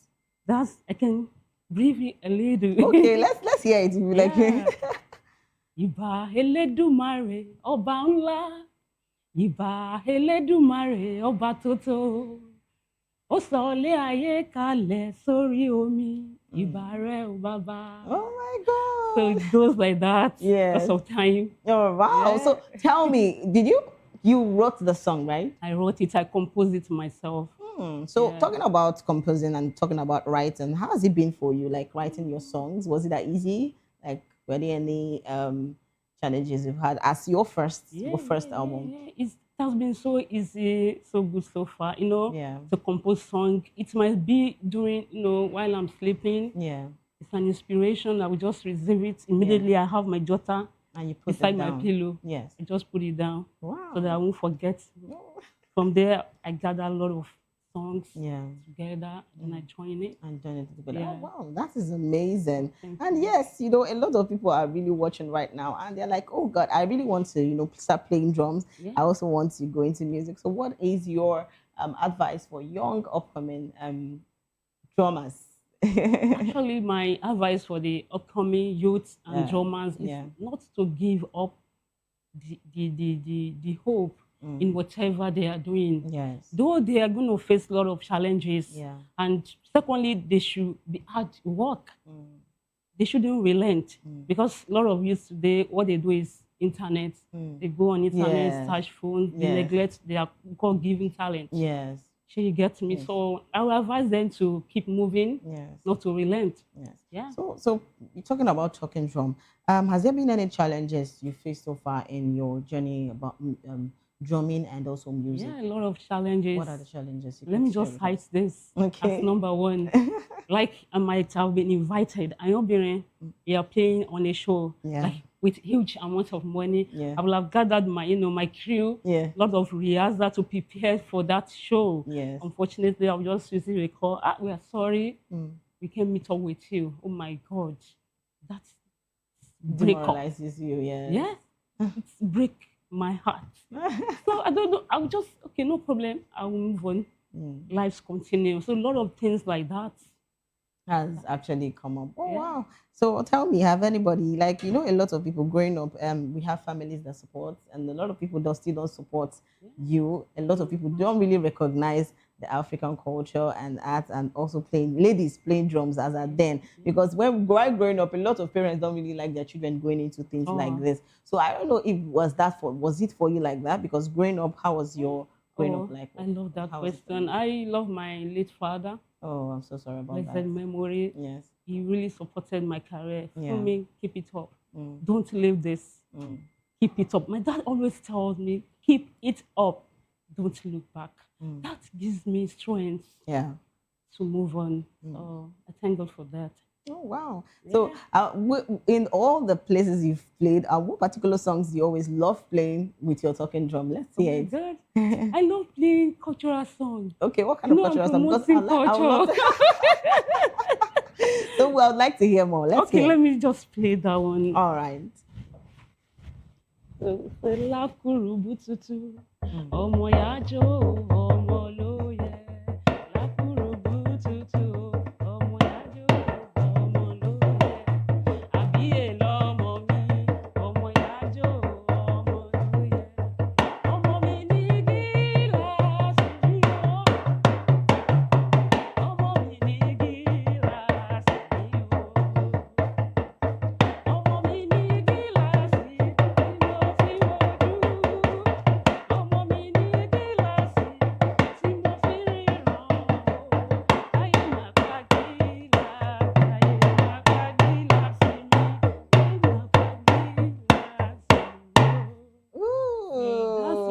saxophone. I'm trying to even hear what it means. What does it mean? Okay, I'm trying to sing about children. Yeah. Like child is the mirror. Yeah. Like we women, we should take good care of our children. Yeah. They are the future. So that's all about it. Oh, the children they are the future. That's beautiful. So tell me, if Ayobere is not playing and staying with her drum, what would she be doing next? Oh my God. I'm also into English instruments. Strange. Oh, so not only this. Saxophone. Yeah. Wow. With That is keyboard and interesting. guitar. Yeah. Wow. So tell me, what is there not? No, I can't carry everything to the studio. Oh, that is amazing. Yeah. So how many years have you been playing those other instruments? Almost those ones like 4. There is little gap.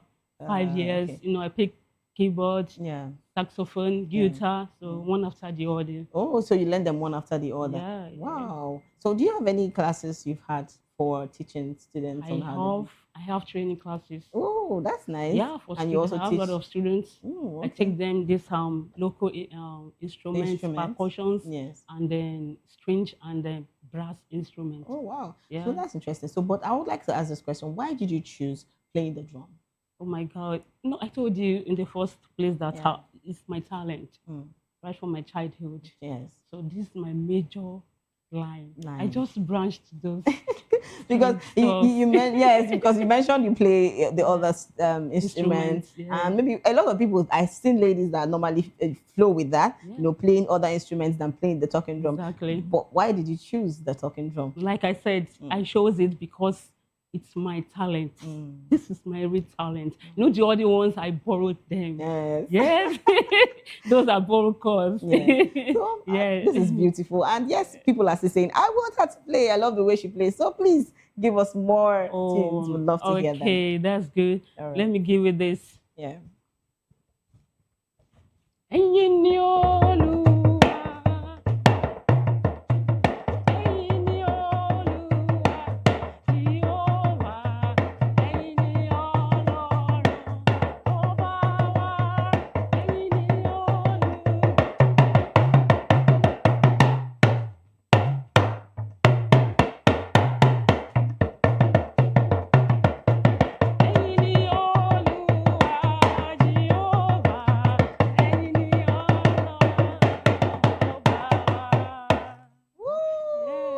I don't want that. And I'm sure everyone doesn't want also you to talk because this is amazing. And playing the drums is so spectacular. Thank you so how do you feel so relaxed, doing the drums and it has every beat, every step? Every beat, there are some rhythms. Oh, right. The do, re, mi. Oh, wow. So we On control the drums, it with do, re, mi, yes. Wow. So how would you know the do and the re? Do.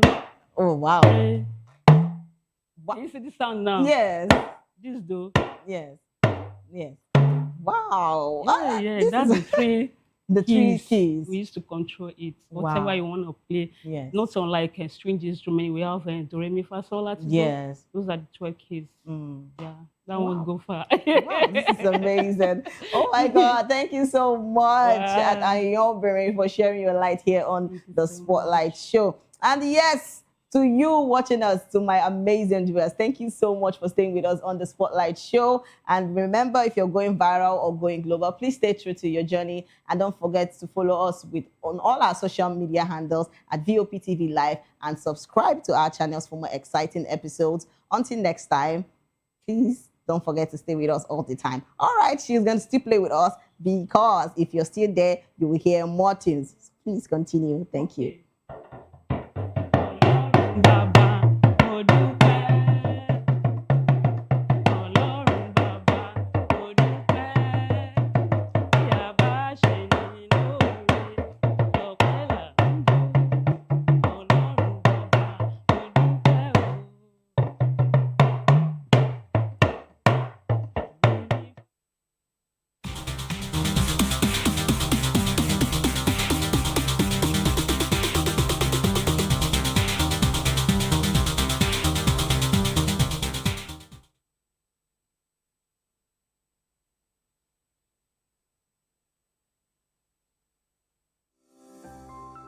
VOP TV. Now you have more than a voice.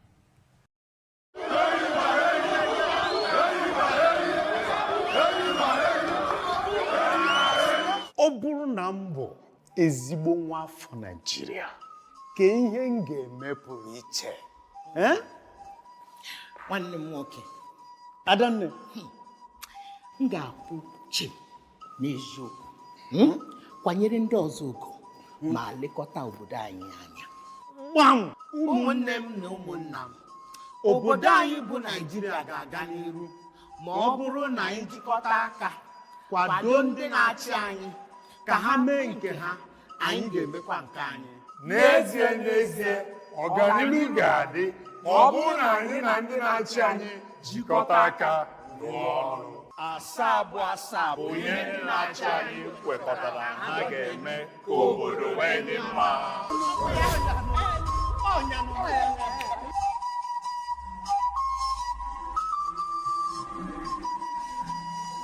Igbo kwenu! Igbo kwenu! Igbo kwezuenu o! Ọ bụrụ na mbụ ezigbo onye Naịjirịa aga m eme na-edozi ụzọ anyị ụcha oge niile na-akwụtụsi n'ụzọ eziokwu na-emere ndị agbata obi anyị ebere ndị ọchịchị ga-arụ ụzọ ọma na-abịa nwee ụlọ ọgwụ ọma na Anambra mee Enugu ka ọ dị nchebe ihe n'abalị nkwekọrịta gọọmenti na nzaghachi ndị obodo ụmụnne m na ụmụnna m bilie ka anyị bulie Naịjirịa elu nkwekọrịta ndị ọchịchị anyị ga-aza ọnụ obodo anyị ga-eme ya ọ bụ nkwekọrịta anyị na anyị ga-eme ka Naịjirịa gaa nke ọma.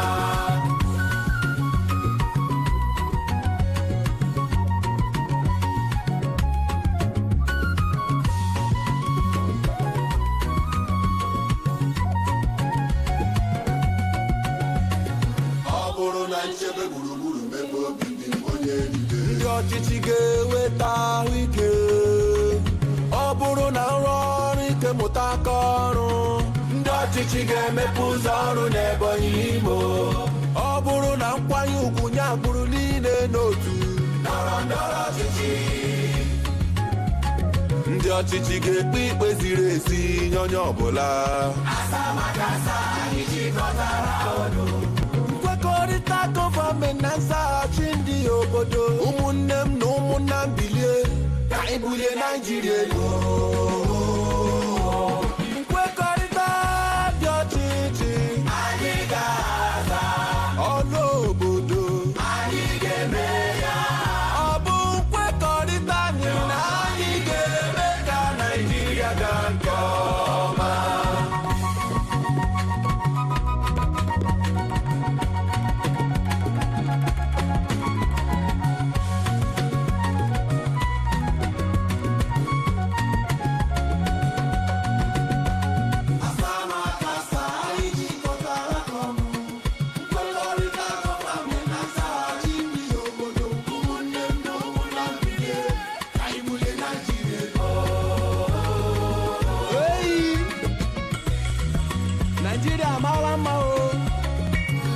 Naijiria obodo mmanụ aṅụ na mmiri ara ehi na-asọ ụzọ ọma o ụlọ ọgwụ ọma o ebe obibi ọma o Igbo ndị ọma pụtanụ ka anyị ọlịba onye agbakwala nke nwanne ya gbara let's go Abia, Anambra, Ebonyi, Enugu na Imo anyị ga-ekwe nkwa na anyị ga-eso ụzọ asaa na asaa ndị na-achị anyị wepụtara.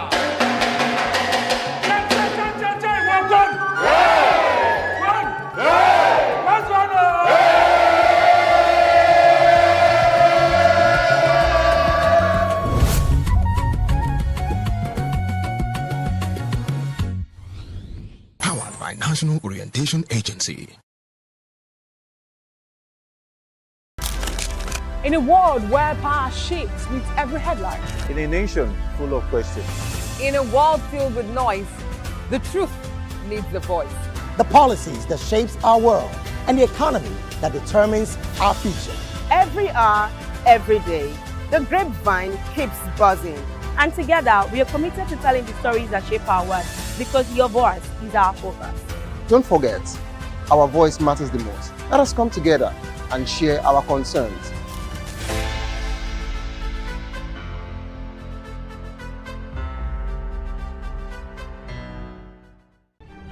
In a world where power shifts with every headlines, news breaks and events happens, we bring you unbiased and explicit information on politics, economy and state of the nation. We break down the chaos. Facts, not fluff. Truth, not spin. We discuss not just politics, but a glimpse into the future. Voice of the People Television. Now you have more than a voice. Welcome to the locker room, the home of football talk that matters. I am Jerry Arpillon. Join us every weekday, Monday to Friday at 5 p.m. Nigerian time, as we share the hot takes and hot debates in the exciting world of football. And joining me are the usual suspects, Ikechukwu and Mayowa, as we break down all the hot takes and everything that's happening in the football. Don't just watch football, live it with us. Catch us on the locker room and Voice of the People Television at 5 p.m. Nigerian time. And like I always say, if not 20 minutes off, with the sport.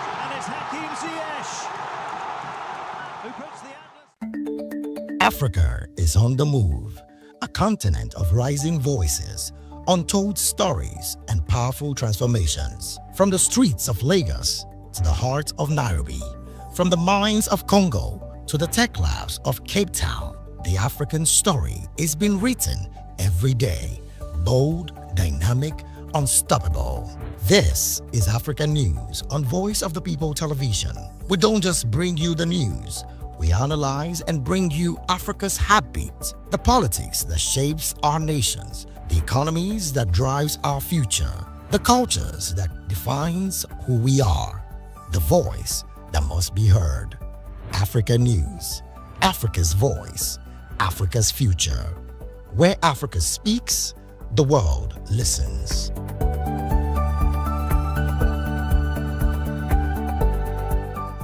Behind every broken desk lies a broken promise. Education shapes the nations. But who is asking the right questions? Introducing Edu Dialogue, the show that goes beyond the surface, exposes the cracks, the corruption, and the silence in Nigeria's education system. Edu Dialogue, Saturdays, 3 p.m., only on VOP TV. We break the biggest stories, from missing funds to policy failures. We ask the tough questions and demand real answers. Edu Dialogue, this Saturday, 3 p.m. on Voice of the People Television.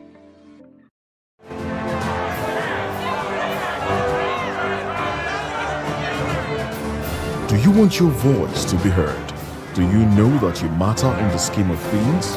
The People's Voice, the show where ordinary citizens take center stage as we discuss the biggest stories that affect you and I. With you in mind, we facilitate lively discussions, debates, and interviews on the topics that matter most to you and I. From social justice to economic empowerment, education to healthcare, governance, and more. Tackling tough topics and amplifying your voice. Join the conversation and make your voice count. The People's Voice. Make your voice count. The red carpets, awards, the razzmatazz, music, fashion, interviews, and more. Spotlight on Voice of the People Television. Let's feed you with all the juicy stories in the global entertainment space, bringing you the glitz and glamour as it is hot. Stay tuned to Spotlight, 1 p.m. Monday to Friday. Spotlight on VOP TV. Entertainment like never before.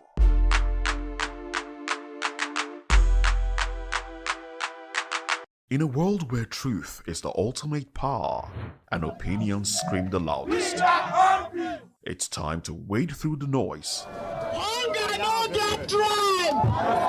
Hunger no get religion! and scan the human interest and trending topics that matter. Stay tuned to The Issues, your plug to the stories making the buzz, from politics to science and technology, social justice, and more. Let's tackle the tough questions and expose the truth. The Issues on Voice of the People Television, Mondays to Fridays, 8 to 9 p.m. The Issues. Don't just react, understand. We encourage you to click on the like button and subscribe to our YouTube channel. We are Voice of the People TV. Also follow us on all our social media platforms. We are at VOPTV Live. Visit our website www.vop.ng for fresh and trending news. Also watch us live on SLTV channel 264. VOPTV, Voice of the People Television. This is Health Check, your weekly guide to better living, smarter choices, and trusted answers. From everyday wellness to urgent health issues, we've got you covered. Health Check, only on Voice of the People Television, where your health has a voice.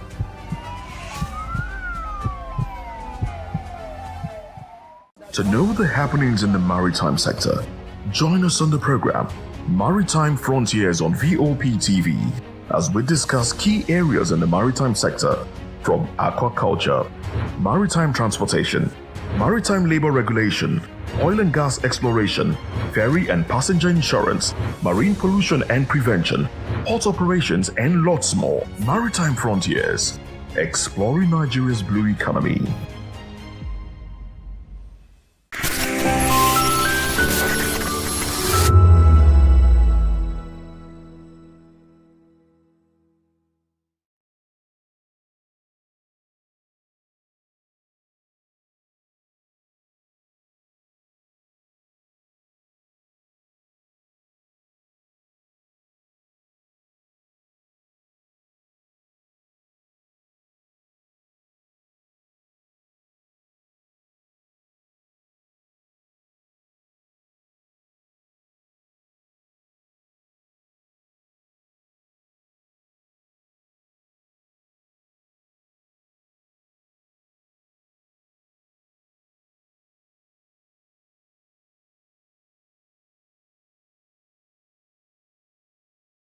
When I first heard VOP, I thought they were talking about me because I'm a voiceover personality. But no, this is Voice of the People TV, and you are riveted forever because this is the place to be. Yo guys, your boy Chella. Shout out to VOP TV. I love you guys. Salut, salut tout le monde. Suspect 95. Là, on est sur VOP TV. On passe un bon temps.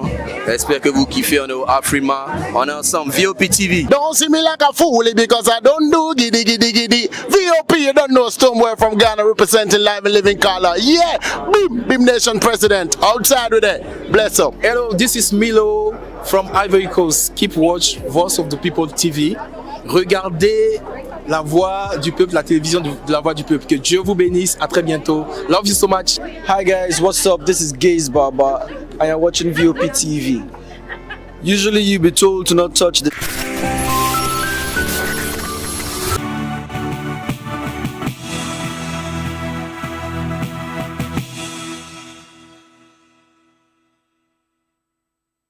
Of the people, you can hear me now. My name is Patrick Doyle, and I wish that you continue to echo the voices of the people. Big up VOP TV. My name is Suibifa Dokobo. Please keep watching VOP TV. Hi, my name is Kwekumali Ikenda Onyekwena, and I am with the Voice of the People TV. Now, if you're looking for the veritable channel for information, politics, robust discussions, you don't need to go far. VOP has you. VOP will always have you. Thank you. Hi, my name is Patrick Diabwa, aka Ibani Chuka, Amayanabo the Eagle King, and you are watching VOP TV. Stay with us. 2564 is coming up on Burning 9, right? 2564 Atlantic. What happens in the hush behind hangar doors? Who signs the papers that gamble with lives? Which truths were grounded before they even ever had wings? If you've ever buckled a seatbelt at 30,000 feet, if you've ever stared out of that tiny window and wondered who's really in control of the skies, it isn't just flight, it's power, it's politics, it's pressure sealed in steel. We're peeling back the clouds from runway risks to sky-high secrets. We're diving deep where most dare not to look. Aviation Scope, every Sunday at 7 p.m. only on Voice of the People TV. We don't just report, we reveal. We don't just ask, we uncover. Because when it comes to the skies, ignorance is turbulence. Aviation Scope, the sky isn't the limit, it's just the beginning. Good evening, Africa. My name is Bamakore, actor, model, producer, and I'm giving a big shout out to VOP TV, man. Keep watching. Don't change the dial. Thank you and God bless you. My name is AY, and of course, I represent the voice of the people, and that's why I'm on VOP. AY says so. Hi everyone, it's your girl Miriam Tima from the Real Housewives of Lagos and the Real Housewives Ultimate Girls Trip Africa. Shout out to VOP, the voice of the people. You already know. Stay tuned, keep watching. And don't forget, VOP is the best. All right, hello, all right. It's about that shagging the man fine back with Melanie Poppy Blast Skin Boy. This is VOP TV. If you're not watching VOP, I don't know why you're watching. Maybe you're watching your weights. Hello, beautiful people. This is Wale Ojo, and you're watching VOP, Voice of the People. Hi, guys. You already know who it is. This is New Energy. Flyers Boy Ever Live. Keep watching VOP TV. Thank you. Hi, people. Ginny Albano here. Guys, please keep watching Voice of the People. In a world where power shifts with every headline. In a nation full of questions. In a world filled with noise, the truth needs the voice. The policies that shapes our world and the economy that determines our future. Every hour, every day, the grapevine keeps buzzing. And together, we are committed to telling the stories that shape our world because your voice is our focus. Don't forget, our voice matters the most. Let us come together and share our concerns.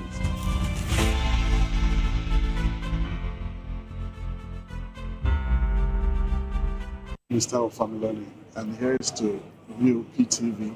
Keep watching, stay tuned, do not.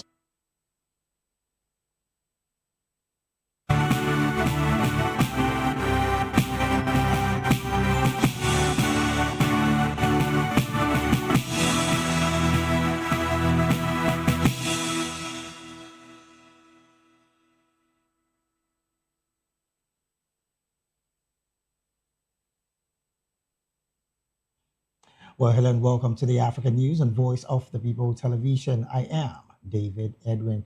Before beginning news, we would urge you to kindly visit our website. It's www.vop.ng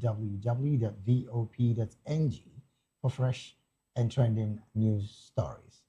We begin the African News from the story where the 2025 Transparency International Corruption Perception Index reports that corruption remains a serious problem in Africa, where most sub-Saharan countries rank among the lowest performers on the Global Corruption Index. The report measured 182 countries and territories based on perceived levels of public sector corruption, using a scale from 0, which is considered highly corrupt, to 100, seen as very clean. With an average score of 32 out of 100 and only 4 of the region's 49 countries scoring above 50, Sub-Saharan Africa ranks as the lowest performing region on the global index of 182 countries.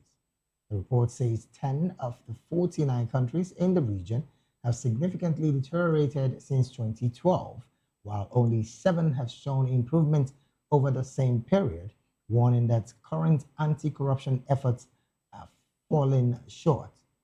Seychelles, with a score of 68, emerged as the region's highest performer, followed by Cape Verde with a score of 62, while Botswana and Rwanda each scored 58 according to the index.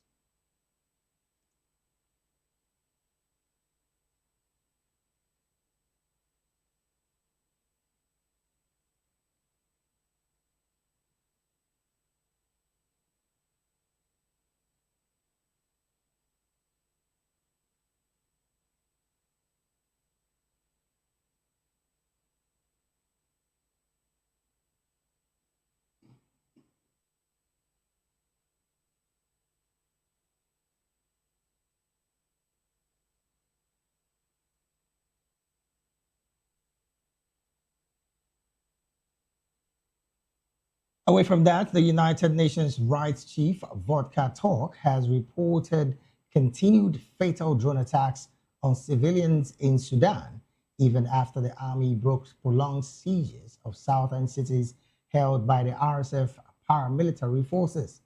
Talk told the UN Human Rights Council in Geneva during a debate on Sudan that drone strikes by both sides continued, resulting in dozens of civilian deaths and injuries.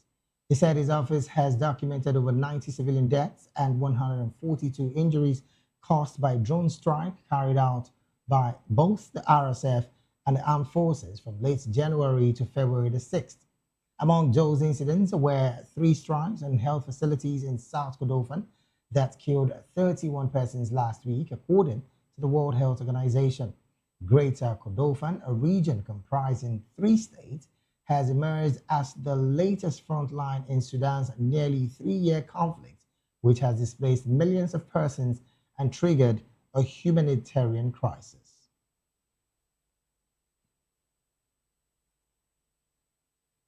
And in Guinea-Bissau's judicial and military sources say the country has accused the country's main opposition leader, Domingos Pereira, of links to multiple coup plots and summoned him before a military court. Pereira, who headed the PAIGC party that led Guinea-Bissau to independence in 1974, was arrested during the November coup that toppled President Umaru Embalo just days after presidential elections. Though released last month, he remains under house arrest over separate financial crime investigations. Now the military says he is suspected of involvement in no fewer than 2 attempt coups in late 2023 and October 2025.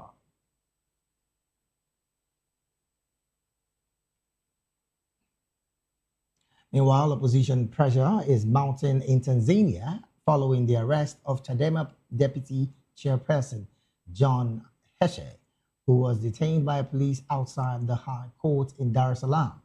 Heche was said to have gone to attend the ongoing treason trial of Chadema leader Tundu Lissu, who was arrested in April and could face the death penalty if convicted.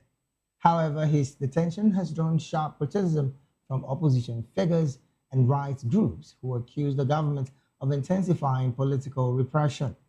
Lissu's lawyer, Dr. Rugomeleza Inshallah, says restrictions on the opposition leader have significantly worsened, adding that Lissu has been denied confidential access to his legal team since November 1st, 2025. He further alleged that prison officers monitor conversations between Lissu and his lawyers, while senior Chadema officials and party members have now been barred from visiting him in prison. Critics have accused President Samir Hassan of overseeing a renewed crackdown on dissent in spite of earlier promises of political openness. And in Mali, a Malian appeal court has upheld the prison sentence of former Prime Minister Moussa Mara, convicted over social media posts expressing support for political prisoners. Mara, who was Prime Minister from 2014 to 2015, was charged last October with undermining the credibility of the state and opposing legitimate authority. He had in July posted online that he had met detained political figures and promised them justice. However, he has been in prison since August the 1st. On Monday, a judge in Bamako confirmed his sentence, 2 years in jail, 1 suspended, and a 500 CFA francs fine. Nevertheless, his lawyer says the legal right and fight is not over, vowing to appeal to Mali's Supreme Court. And from Mali, we go straight to Uganda, where Uganda's Minister of State for Foreign Affairs, Oryem Okello, has received and held discussions on regional cooperation, peace and security with the Ambassador Extraordinaire and Plenipotentiary of Ethiopia to Uganda, Burundi, Comoros, and Seychelles. Esther Gannett Yemeno. Reports say the meeting, which also included talks on strengthening bilateral engagements, underscored the long-standing and cordial relations between Uganda and Ethiopia. During the discussion, Oyem highlighted Ethiopia's strategic importance in East Africa and the Horn of Africa, reaffirming his country's strong support for Ethiopia's development priorities. He reiterated Uganda's position in support of the Grand Ethiopian Renaissance Dam, noting its significance as a key driver of sustainable development, regional integration, and shared prosperity across the region. Still in Uganda, Uganda's Ministry of Health said Uganda has rolled out a nationwide mandatory newborn screening program for sickle cell disease, that's the SCD, in a major push to reduce deaths and long-term complications linked to the genetic conditions. Launched in Kampala, the capital of Uganda, by the ministry's permanent secretary, Dr. Diana Edwin, the initiative aims to ensure that all newborn babies are screened early, following and allowing for timely diagnosis, treatment, and long-term care for children born with the condition. Health officials say early detection will help reduce child mortality and improve the quality of life for children living with sickle cell disease, which remain a major public health concern in Uganda. To this end, the authorities are also calling on parents and caregivers to embrace the program, emphasizing early screening as key to prevention of complications and better health outcomes for children. Still on health matters, and now in Zambia, Health Minister Elijah Mochima said Zambia has recorded 20 new cholera cases within 24 hours, with the capital, Lusaka, accounting for 11 of the infections.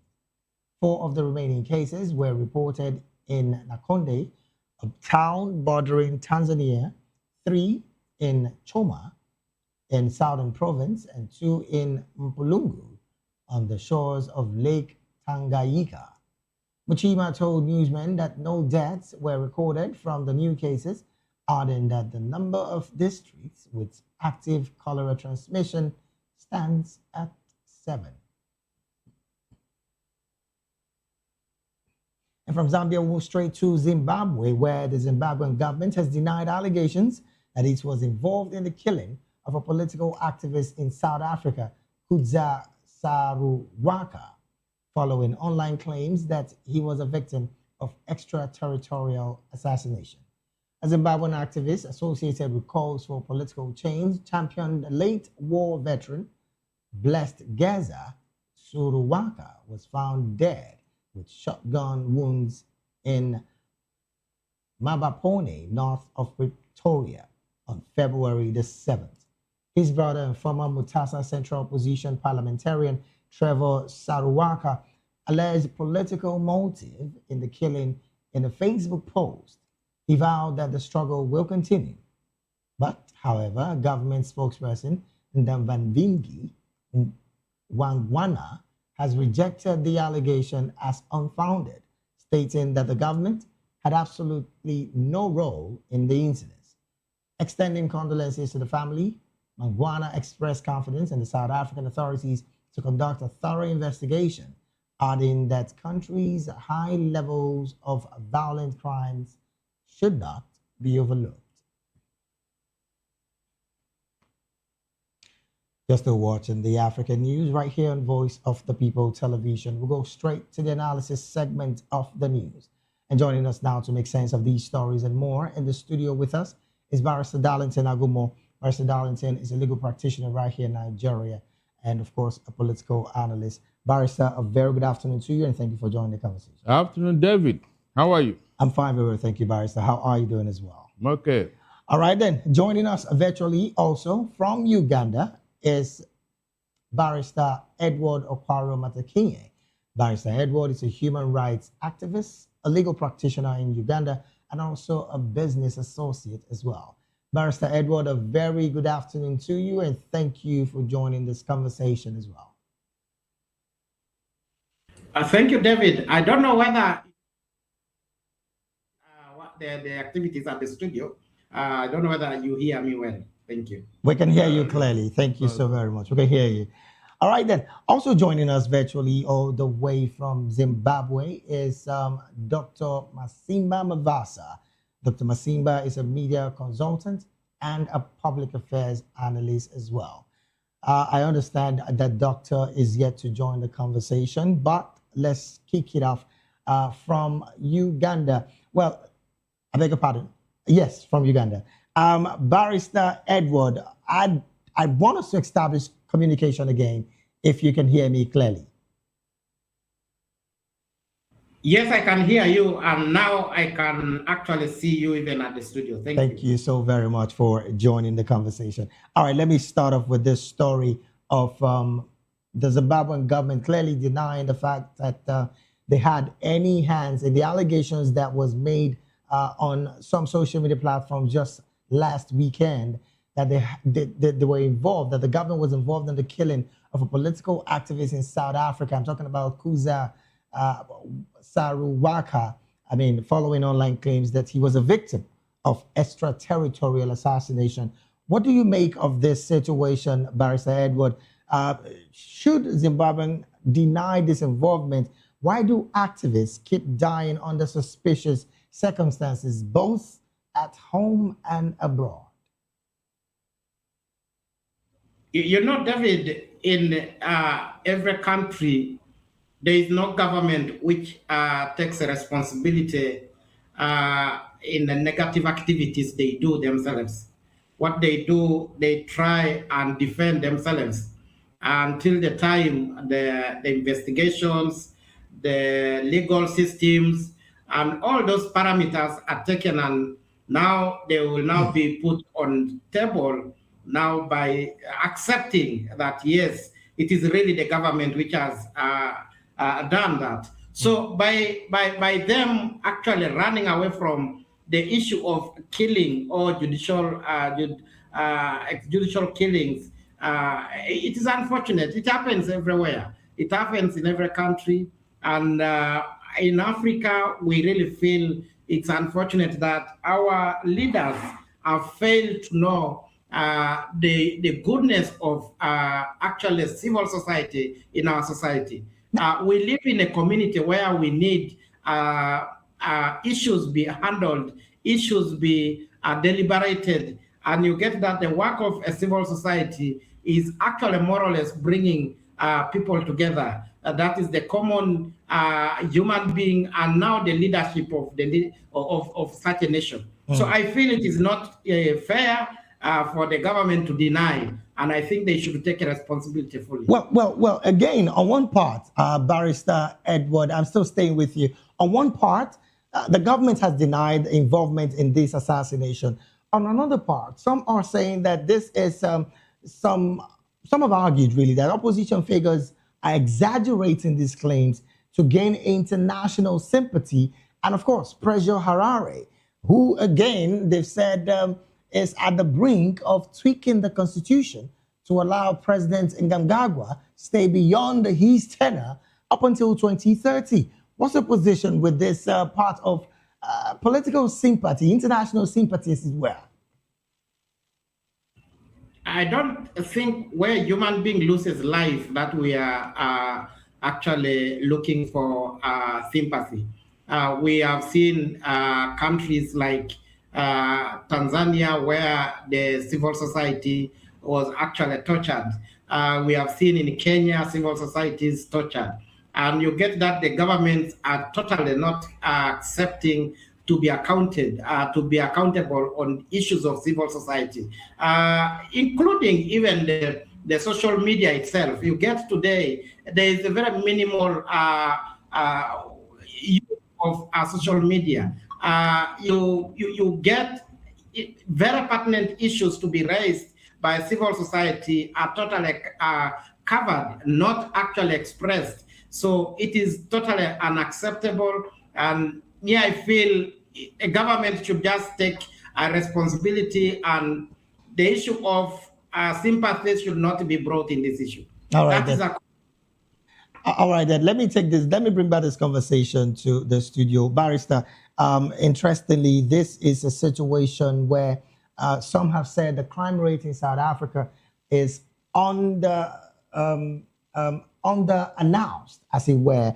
But looking at the fact that the level of activism, I beg your pardon, in some part of Africa is being clamped down to the barest minimum. You would recall in 2010, similar accusations of state-linked intimidation and violence, though often within the Zimbabwean borders. But looking at the fact that these happen outside Zimbabwe, what do you make of this situation, Barrister? An activist, a Zimbabwean activist, being killed in cold blood in South Africa. What do you make of this? It is not a surprise because that is what happens in Africa. Opposition members are hunted down both at home and abroad, especially if you are the loud type. If you are demarketing the country outside the country, maybe wherever you are talking bad about the country, and the government at home may not be comfortable. As long as this man is an opposition member in South Africa, they must investigate this matter, especially the South African government. In fact, there should be an independent investigation on this matter. If you are waiting for Zimbabwe, they won't do anything. They are not going to do anything. So let the South African government investigate this matter. I am sure they'll get to the bottom of it. Now, how much of an impact, Barrister, is this allegation that the government of Zimbabwe have a hand in the assassination of this young man? How much of an impact internationally and economically would these have on a Zimbabwean government that is still trying to find her rhythm with some level of trade and foreign aid being asked for from the international community? It is a shame on them, I mean the Zimbabwe government, because that country, ever since Mugabe died, I don't think they have gotten it right. It has been one misstep or the other. And now the oppositions are taking the heat. So economically, it's not going to fare better. They are going to lose some of their international friends because they are going to put pressure on them to find out what happened to that young man. Okay. Yes, they will put pressure on the Zimbabwe government to get to the root of the matter. That the thing happened outside the Zimbabwe is not enough. It is not enough. Now, Barrister, before I jump off this particular conversation, there are also the conversation about the fact that these activists was clearly vocal about this tenure elongation within the Constitution and, of course, the Parliament. Because, again, we hear that request is in the table of the Parliament. This particular allegation, Barrister, and, of course, the death of this young man, would it have any effect on the political landscape of Zimbabwe? Of course, the motive is clearly spelled out. The man was campaigning against the Zimbabwe leadership, trying to extend their tenure in office. And so, what makes you think that the government at home will be comfortable? They are hearing what the man is saying. They are not comfortable. In fact, maybe some people in South Africa maybe asking the government and all that, what is all this we are hearing? You know, remember that in South Africa, when Julius Malema was equally demarketing South Africa, especially in the US, of course, they had to look for a charge and pin on his head and then sent him to jail. It would have been better if the Zimbabwe government have done the same thing instead of killing this young man. Yes, whenever an activist is making things uncomfortable for the government, they will definitely look for something, whether in the past or present, and pin it on his head and send him to jail so that he will be out of circulation and remain silent. That's what government does all over the world. In the case of Russia, the Wagner leader, the Wagner brothers leader, of course, they bombed his plane when the man was becoming too powerful and all that, to the extent of trying to overthrow Putin. They bombed his plane, and that was it. So government are known for this kind of business. All right. Then. Remember the Khashoggi journalist? Yeah. That was taken out in, was it not in Turkey or so? Saudi Arabian monarchy. That this guy was writing and criticizing them. They had to kill him in the embassy. In other words, no government likes to be criticized. No. It is in their DNA.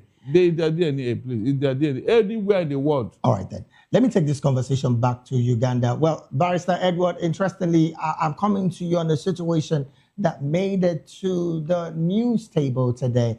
And that's on the part where the Ministry of Health in your country, Uganda, has rolled out a nationwide mandatory newborn screening program for sickle cell diseases. Well, of course, they say it's a major push to reduce deaths and long-term complications linked to the genetic condition. But good news on the part of young children in Kampala, because that is where the launch started. But the question would be, what happens after diagnosis? Does Uganda have enough drugs and doctors to be able to take care of thousands of new sickle cell patients if discovered?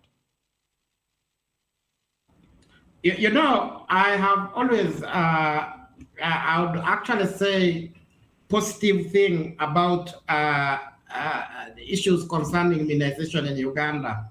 It is one of the activities which has been carried in a very good manner. And at this time, I don't need to say maybe it is the government or whatever. This is now an involvement of every member of the community, since you know what the immunization is all about.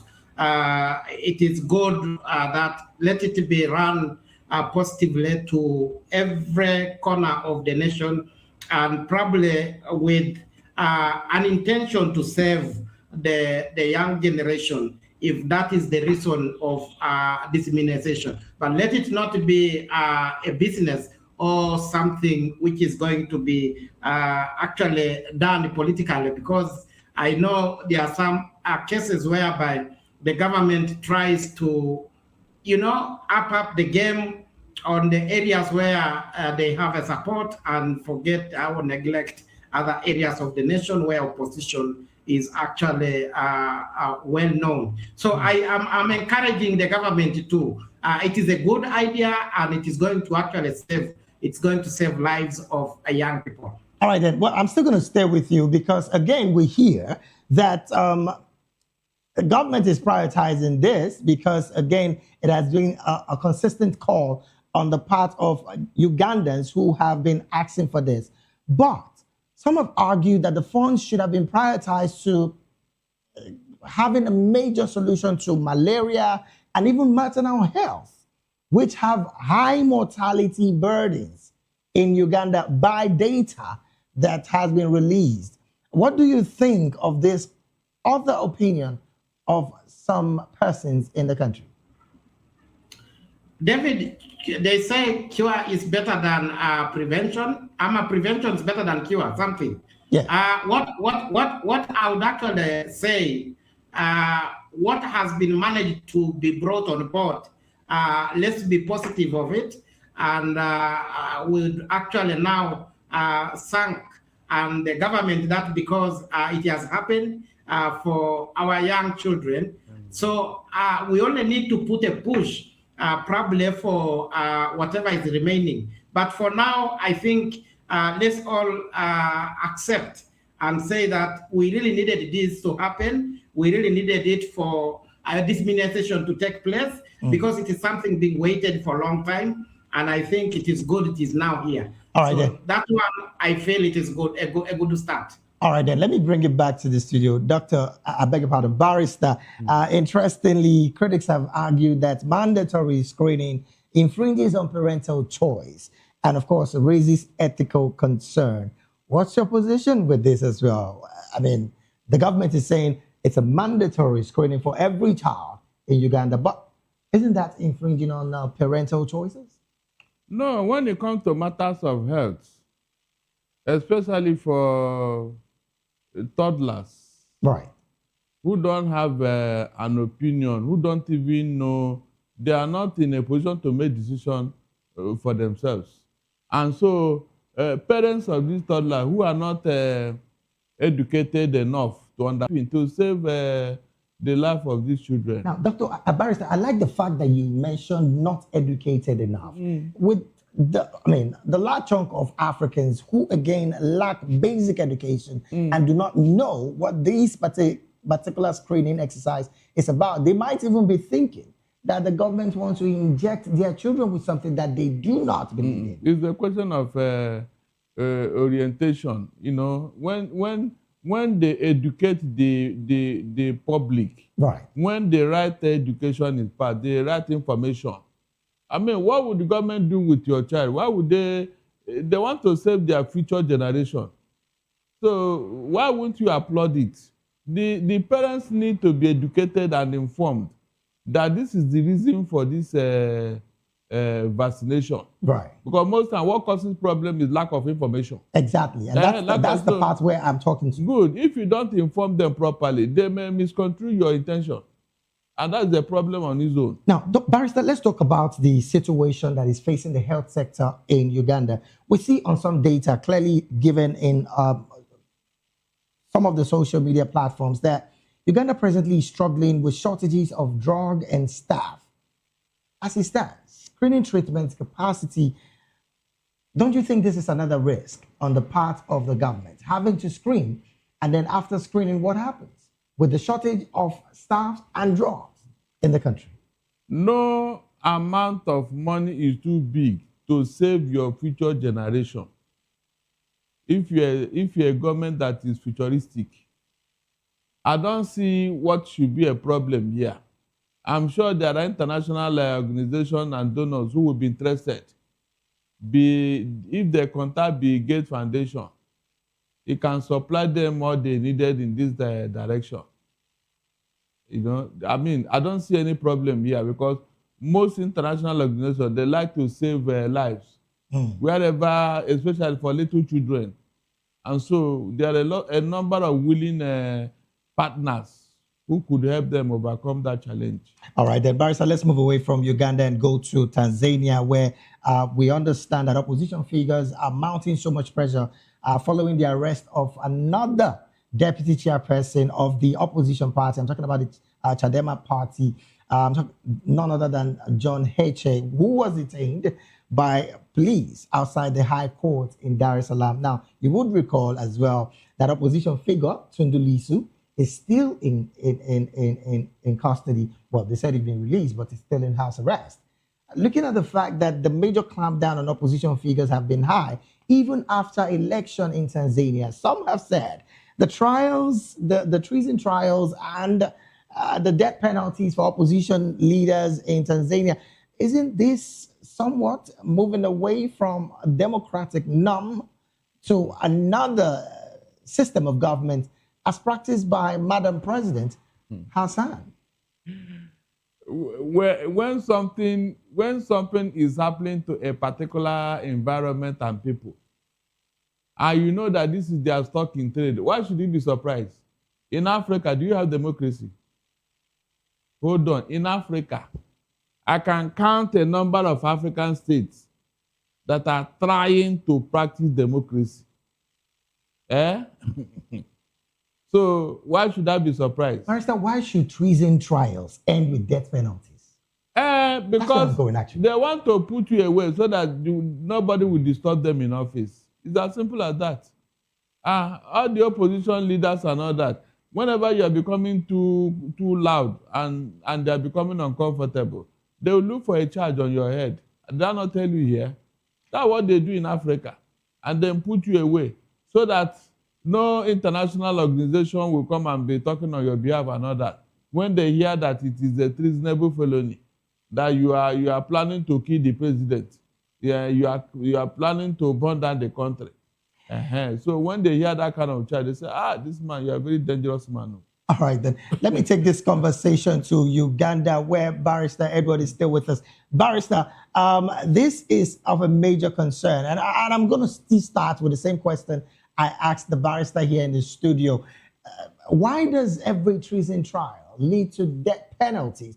And then, is the Tanzanian judicial independence still intact? Or are we looking at an extension of the ruling party giving orders, and it's been carried out by the judiciary? David, just as my colleague has said in the studio, it is a culture in Africa that you should not be fought when you're a ruling party. Whether it's a male or female in power? Whether it's a male or female in power, you know, you learn from the others.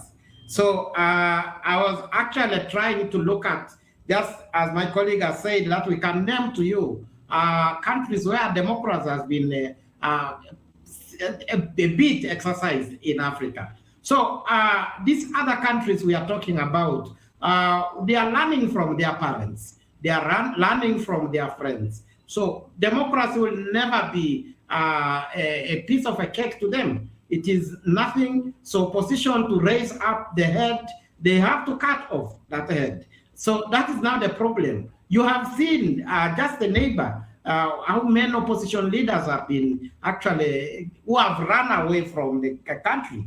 Bob Wine is just here, a nearby country. Bob Wine is somebody who was trying to say, let me survive as a president. But just survive is a criminal. He's now becoming a wanted person in the country. So it is unfortunate in Africa, more especially we talk about East Africa. East Africa is becoming a headache in Africa.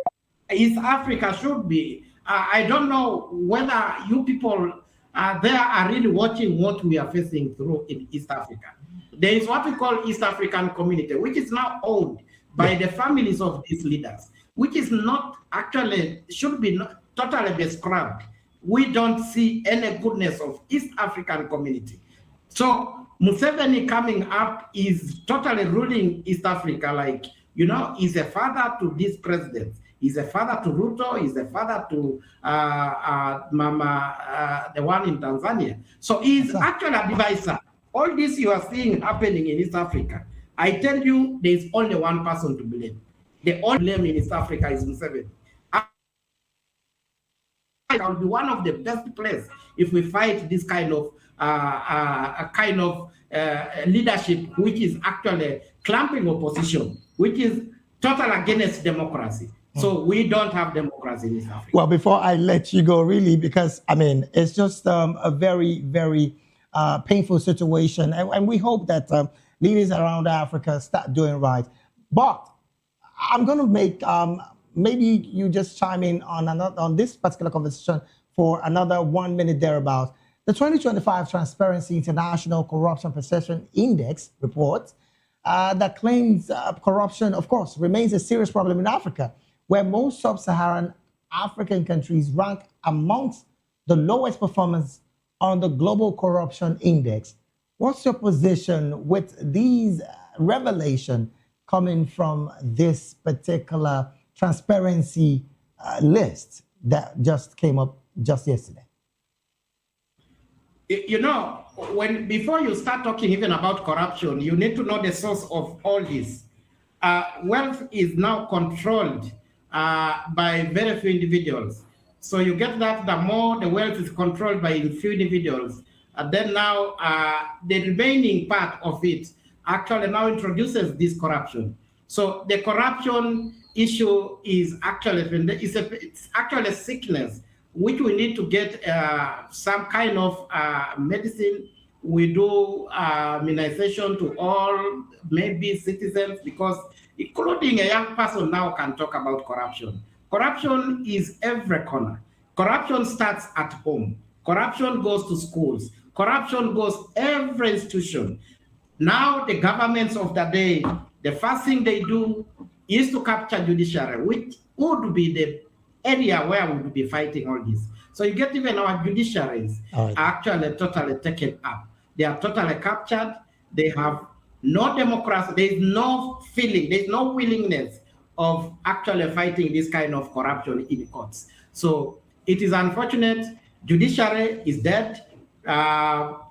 institutions which should be now investigating, taking up these matters, are also taken up. So All it right, is then. really unfortunate. All right, then let me bring this conversation back to the studio and we'll round up this analysis segment. Barrister, as it stands, 49 countries scoring above 50. In other words, what that means is almost every part of Africa is linked with some high-level corruption. Looking at the fact that every country in Africa has anti-corruption agencies, Barrister, who watches the watchdog? If these anti-corruption agencies are not totally functioning with the kind of reports that have stared us in the face just yesterday and today. The thing is that those anti-corruption agencies in some African countries, they are just on paper. They just did it just to satisfy the international community that they are fighting corruption. In reality, they are not. I mean, our home country is the perfect example. With EFCC, look at what is going on.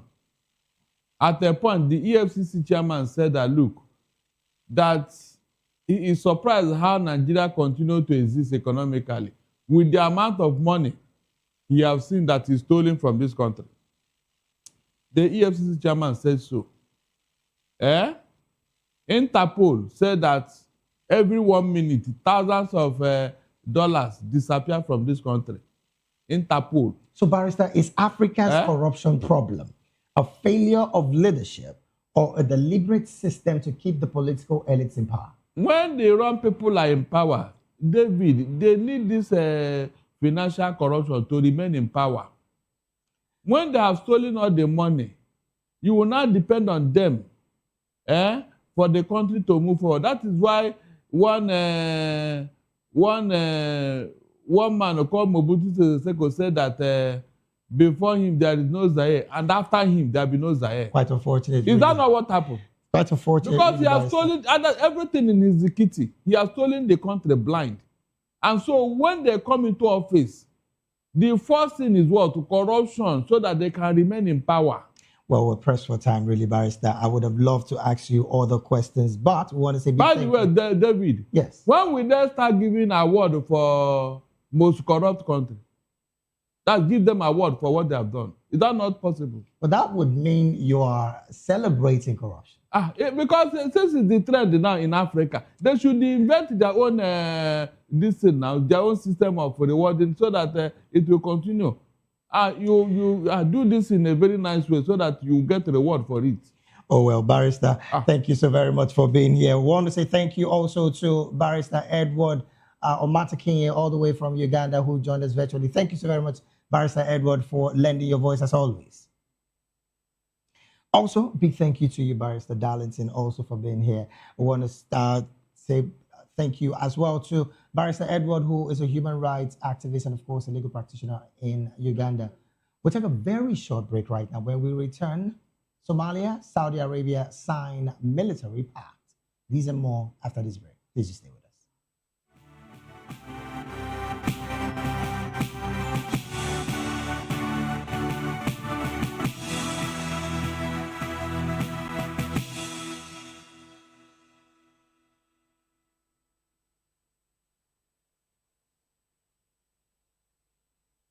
Glad to have you back. It is still the African News right here in Voice of the People Television. Now to other stories.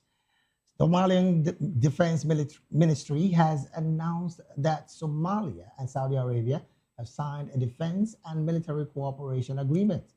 According to the ministry, the agreement will strengthen defense and military cooperation between the two countries while covering an array of areas of mutual interest.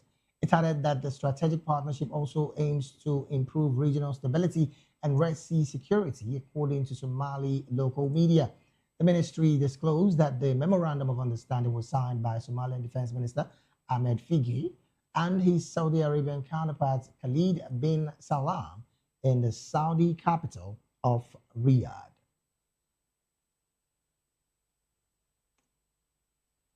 And from that story, we move straight to talking business. Egypt has announced plans for a new $1 billion marina hotel and housing development on the Red Sea in a bid to boost the region's tourist industry. According to Ahmed Shalabi, the managing director of the main developer, Tatwe Misr, Construction on the Monte Galala Towers and Marina project will start in the second half of the year and run for 7 years.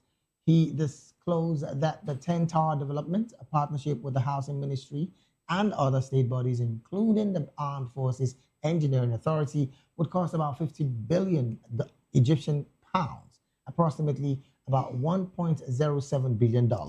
He added that the project, also announced by the cabinet, will cover 470,000 square meters of the Gulf of Suez, about 35 kilometers south of Ain Sokna. Egypt aims to boost total tourist arrivals to around 30 million by 2030, from around 19 million recorded by the Tourism Ministry in 2025. And to wrap up the African news, we go straight talking sports. Bas de Leeder starred in both bat and ball as the Netherlands opened their account in the T20 World Cup with a convincing 7-wicket victory over Namibia. The Netherlands suffered a narrow defeat by Pakistan after giving their opponents a major scare in the opening game of the tournament in Colombo on Saturday, but bounced back impressively in Delhi. Chasing a target of 157, all-rounder De Leeder, who had already picked up 2 key Namibian wickets, crafted an unbeaten 72 from 48 balls to guide them home with authority. It was their biggest win in the tournament's history, while De Leeder became the first Netherlands cricketer to score a half-century and take 2 wickets in the same match of the T20 World Cup. Sent to Bath in their first game of the tournament, Namibia made a decent start, reaching 60-1 in 9 overs before Logan van der Beek dismissed Jan Freiling, who scored 30 off 26 balls. Namibia's momentum was further halted by De Leeder, who sent back their captain, Gerhard Erasmus and J.J. Smith, for 18 and 22 respectively, while Nicole Lofty-Ayrton fell to Van Beek after a 38-ball 42 as they posted 156-8. And with that sports story, we've come to the end of African News right here at Voice of the People Television. Do also subscribe to our YouTube channel. On YouTube, we're at Voice of the People TV, and on all other social media platforms, we are at VOP TV Live. Thank you so very much for being a part of this broadcast. I am David Edwin. Do have a good afternoon.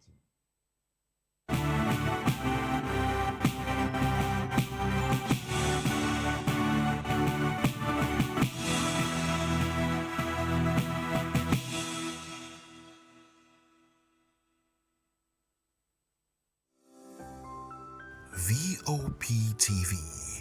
Now, you have more than a voice. We encourage you to click on the like button and subscribe to our YouTube channel. We are Voice of the People TV. Also follow us on all our social media platforms. We are at VOP TV Live. Visit our website www.vop.ng for fresh and trending news. Also watch us live on SLTV channel 264. VOP TV, Voice of the People Television.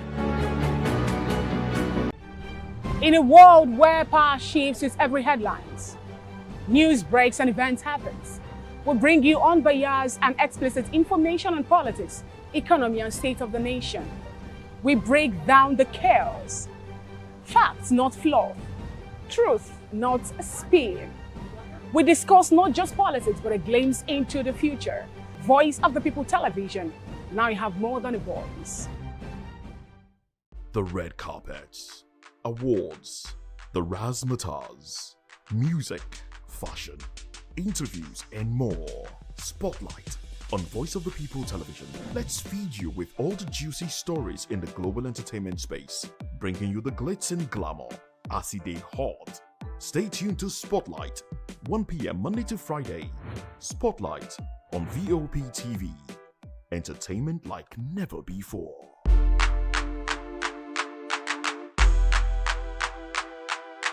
Behind every broken desk lies a broken promise. Education shapes the nations.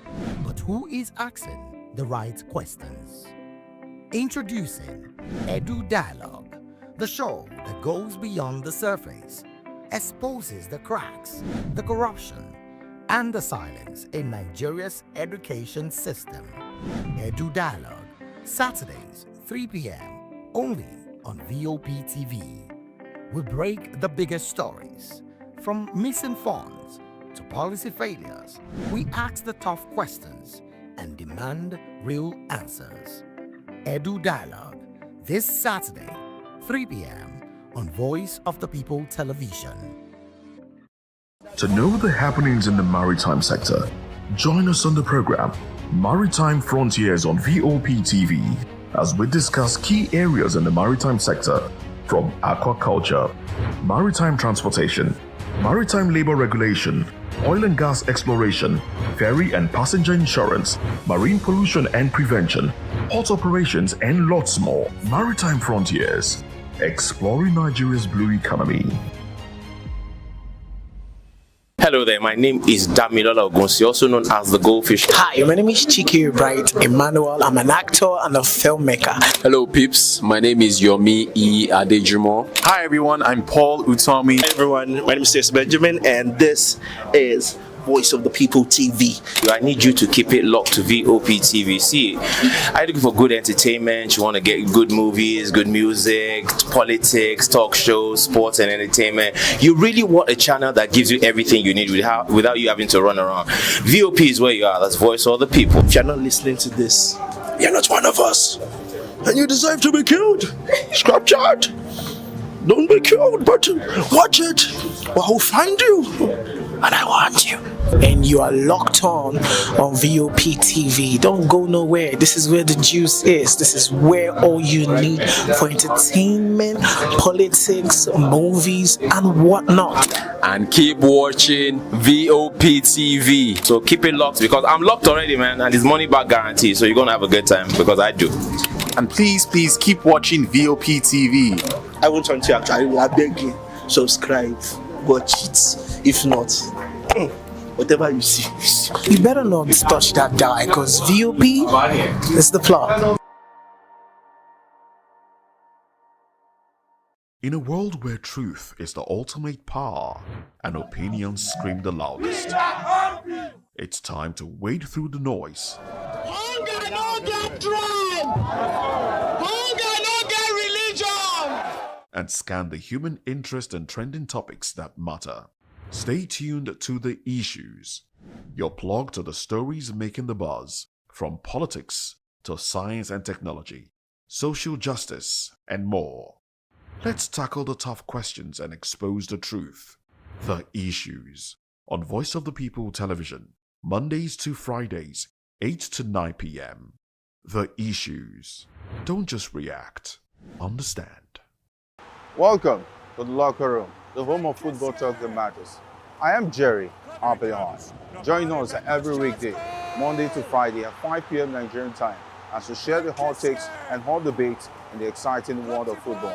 And joining me are the usual suspects, Ikechukwu and Mayowa, as we break down all the hot takes and everything that's happening in the football. Don't just watch football, live it with us. Catch us on the locker room and Voice of the People Television at 5 p.m. Nigerian time. And like I always say, if not 20 minutes off, with the sport. And it's Hakim Ziyech who puts the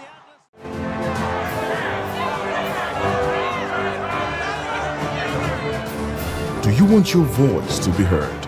Do you know that you matter in the scheme of things? The People's Voice, the show where ordinary citizens take center stage as we discuss the biggest stories that affect you and I.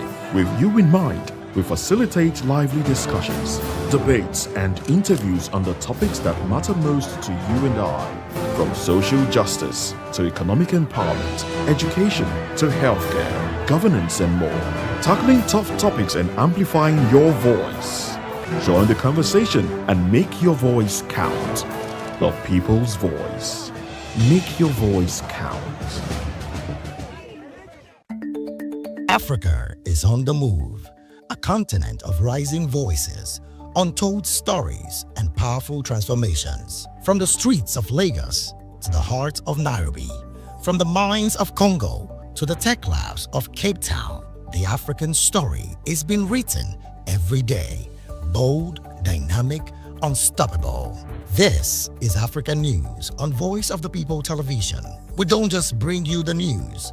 We analyze and bring you Africa's heartbeat, the politics that shapes our nations, the economies that drives our future, the cultures that defines who we are, the voice that must be heard.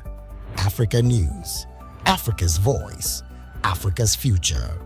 Where Africa speaks, the world listens.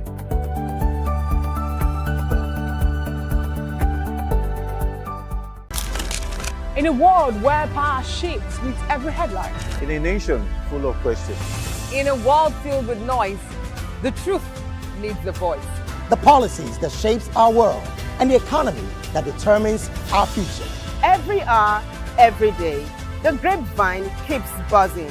And together, we are committed to telling the stories that shape our world because your voice is our focus. Don't forget, our voice matters the most. Let us come together and share our concerns.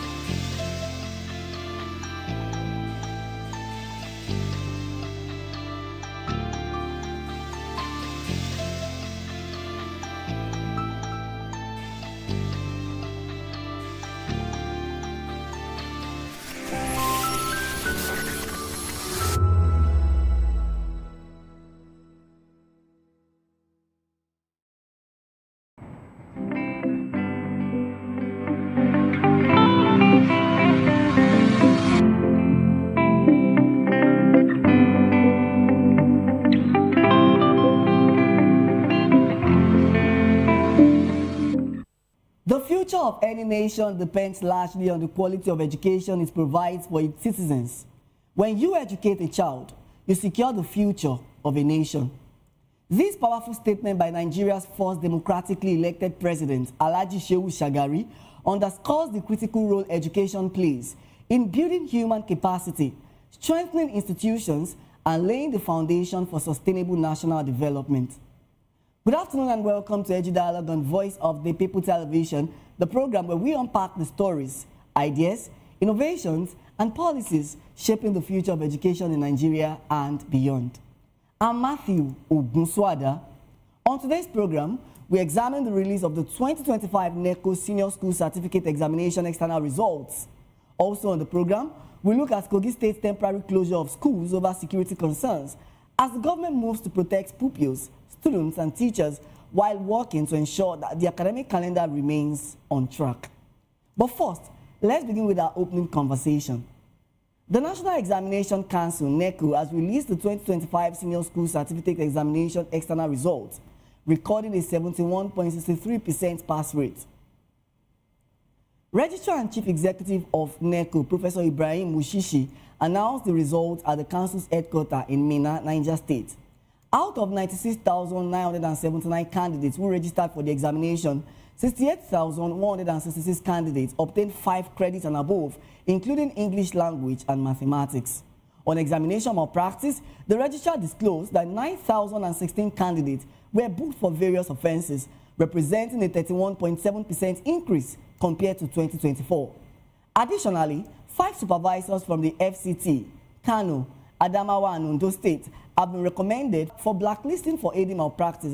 Professor Ibrahim Mushishi noted that the SSC external provides a second chance for candidates seeking admission into universities and other tertiary institutions, describing the release of the results as another milestone in NECO's commitment to credible assessment. Now, joining me to unpack this conversation is Dr. Olasukomi Arowolo. Dr. Olasukomi Arowolo is a lecturer, an academic researcher with extensive experience in media and communication studies. He is also a British Academy Global Talent in Media and Communication, recognized for his outstanding contributions to research, scholarship, and global knowledge development in the field of journalism. And virtually, I have Waziri Innocent, an education research officer at Ubongo International with strong expertise in the design and development of engaging learning content and educational material for children, particularly those in underserved communities and hard-to-reach communities. Good afternoon, Waziri, and thank you so much for joining me on Edu Dialogue on Voice of the People Television. Hi, Mr. Matthew. Thank you for always having me around. It's a pleasure. Thank you. Thank you so much for coming on the program. Now, NECO recorded a 71.63% pass rate with 5 credits, including English and mathematics. How would you assess this performance in comparison with previous years? And what does it reveal about the current state of secondary education in Nigeria? First of all, it's actually very commendable improvements compared to last year. I think last year the pass rate was about 67%.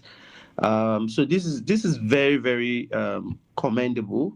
Well done to NECO, but I feel it should actually give us more room to say there's room for improvement, actually. So well done to NECO, but there's room for improvement. There's a whole lot to look into and see what happened, what didn't go well, what went well, and see how we can improve from there. So you mentioned that there is a whole lot to look into. What are those significant steps that should be looked into? And with over 96,000 candidates sitting for the SSE external examination, what does this number tell us about access to education and the demand for second chance opportunities in the country? Okay, so the fact that second chance opportunities are there, it means something was wrong with the first chance opportunity. So proper learning most likely didn't take place, which we all know it's a problem across Nigeria. Proper learning did not really take place in the first place. That is why people have to sit for a second chance exam.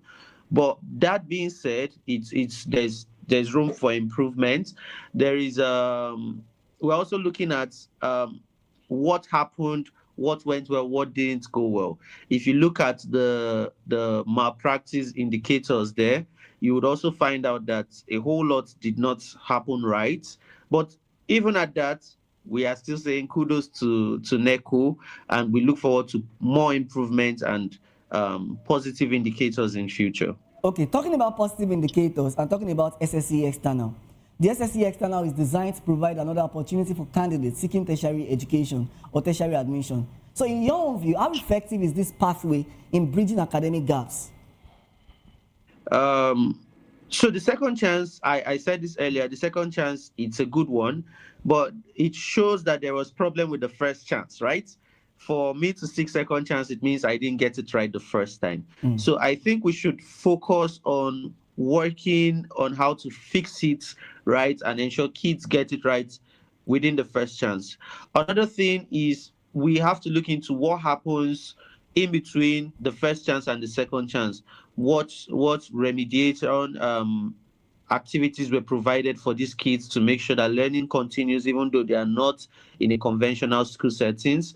Let's try to make sure that these kids still learn or ensure they are not just sitting idle at home. So these are things we need to look into. Another thing is we need to take away pressure from, because I think this also results to malpractices where the pressure is too much on certain subjects, certain qualifications to scale into the next phase of their education. That is why we see situations where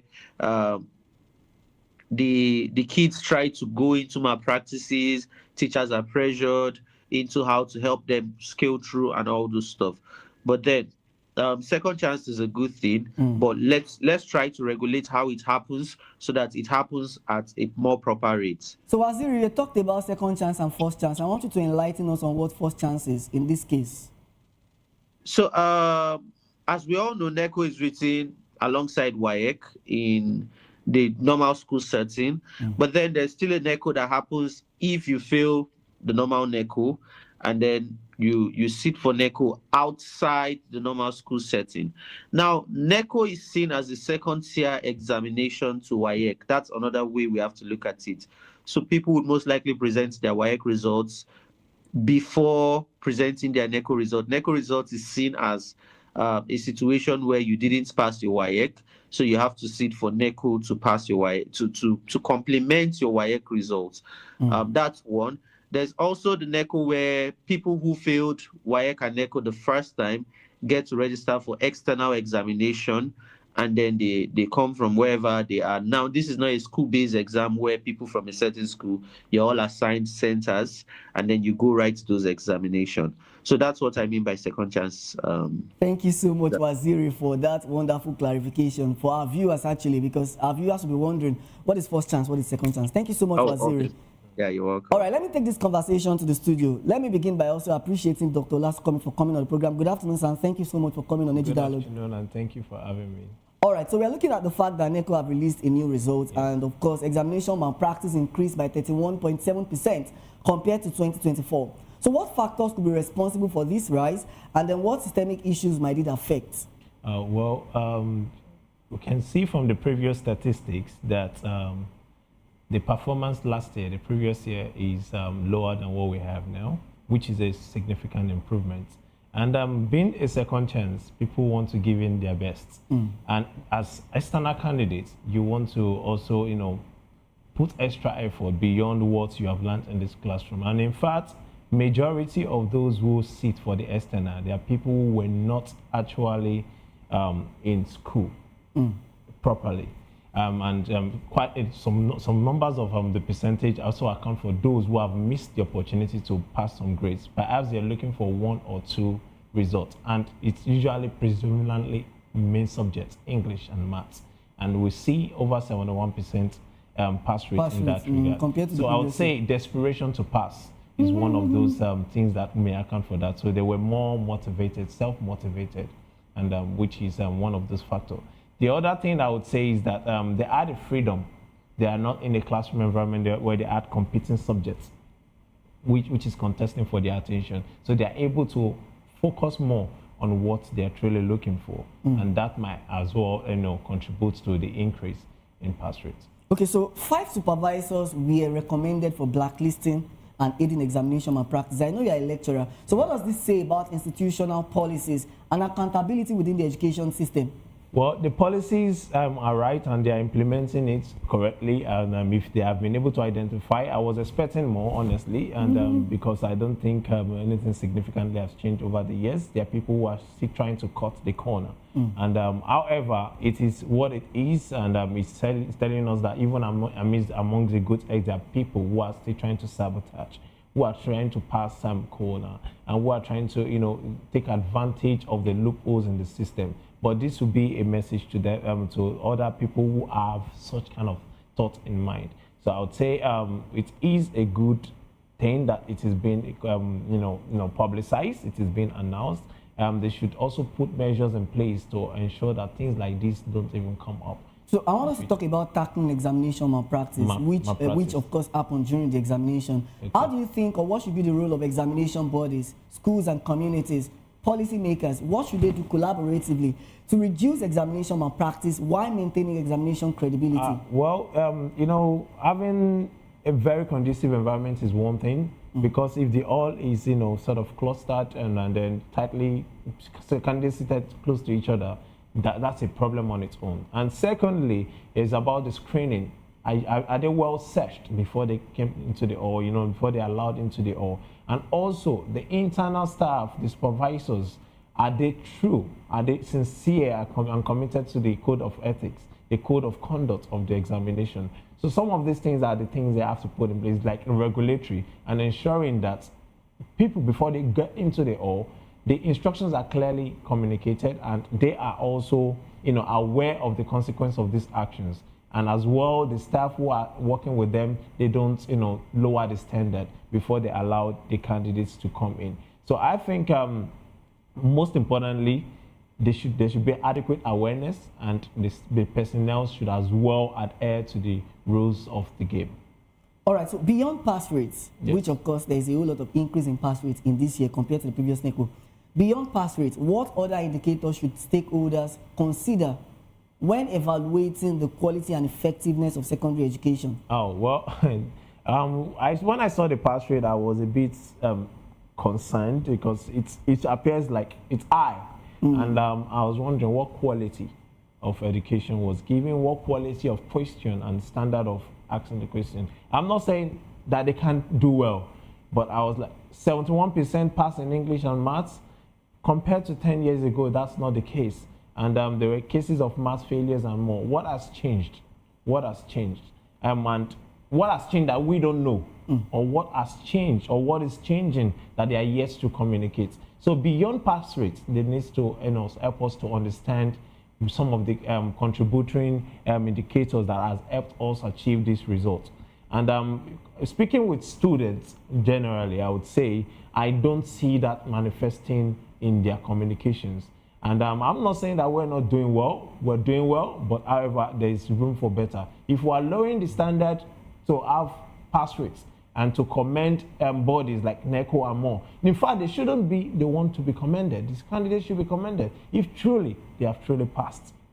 Because some of my other colleague on the online there, he was commending NECO. I think the people who did the work are the candidates. They should be commended and not NECO. Okay, so I know you work in the university space. Yes. You are a lecturer. So how do you think these results would impact university admission trends and competition? If truly they've passed through the system and they've done the right thing, it will make our work easier, and then it will increase the quality of students we take in. Okay. Yes, I believe that will be the fundamentals, because that's the playground where they build those who make it into the university system. Exactly. It's one of the foundations. So we have to get the curriculum right, we have to get the lecture and lessons delivery right, and the environment right, and as well the resources. Which I believe they need to, sort of increase the budget and also ensure that they see to the implementation of all of these policies. Thank you so much.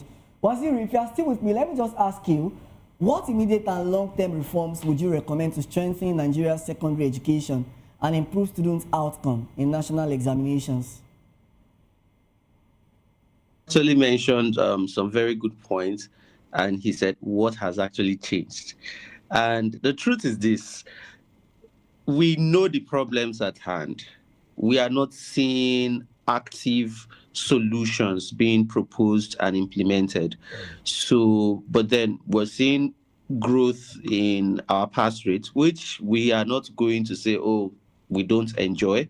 We love it, but we are very practical people as educators.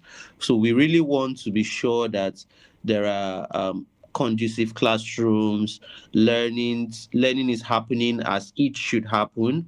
Curriculums are properly covered. Schools and teachers have what they need to properly communicate teaching and learning.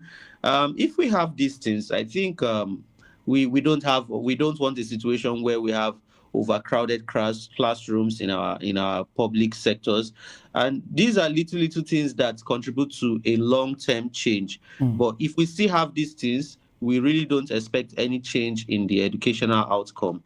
But since the changes are coming, we would keep asking the questions. What are you guys doing right? We really want to learn. We are very curious to know what is happening. So the government should ensure that they do what is right for its citizens and then the students as well. Exactly. I would like to contribute to that, this in terms of the long-term plan. We need to review our curriculum so that we create a clear-cut pathway for those who are intending to continue in the route of academic education to go into the university. Less is being said about technical education, and we need to create a route that will allow those who want to toe that path to go on, because these technical experts, they are the ones who are actually giving us results. Research, education, what they do more is to give us theories. How about the practice? If we have all the theories and propositions, ideas, but there's no one prepared with holistic knowledge and practical knowledge to implement, we'll still be having that gap. So do you think this is affecting Nigeria's education? Definitely, it is affecting our education, because education that is based on theory alone without knowledge of practice. If you have an idea of a concept, but you don't know how that concept is applied in practice, it's just as good as useless. So you can pass exam, have 100%, be a first class, and don't know how to do the job. So we need to design it in such a way that it allows for mental capacity education as well as hands-on practical application. Okay, so I want you to tell us what Nigerians can learn from outside education, especially knowing fully well that you're a British Academy Global Talent. What do you think we can learn as a country, as a nation, as individuals, as lecturers, as students? Okay, well, the truth is that any knowledge that does not have life, I believe everything that we know, that we learn or read about, we want to live. So if you have the knowledge of it in school, whether in school, outside school, online, anywhere, and you cannot do it, then we will not get results. And that's why we are here. There are many leaders who go out there, they see the results. They ask questions about how it is done. They come back home, but they don't apply it. And there are some instances where it has been applied. However, what happens is that the people are not well educated to appreciate what is being built, and they destroy it. I've experienced a situation where security camera is being splashed, where lighting are being destroyed, where classroom digital board are being abused, even by those who are meant to use it correctly.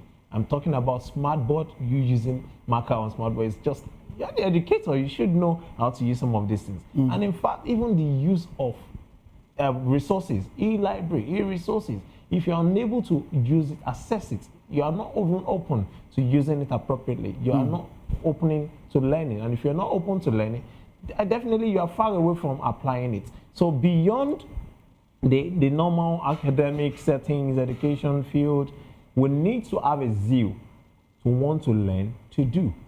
We learn to know sometimes. We learn to get certifications, but we're not learning to give solutions.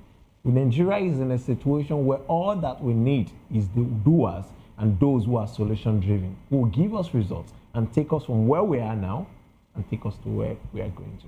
So we need to learn to do.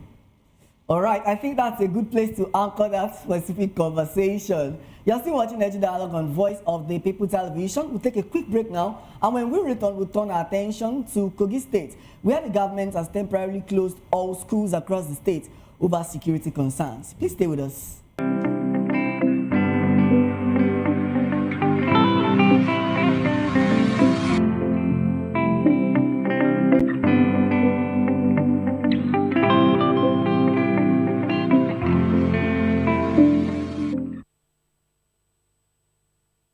Join us on People's Voice, where we amplify the voice of those that matters the most.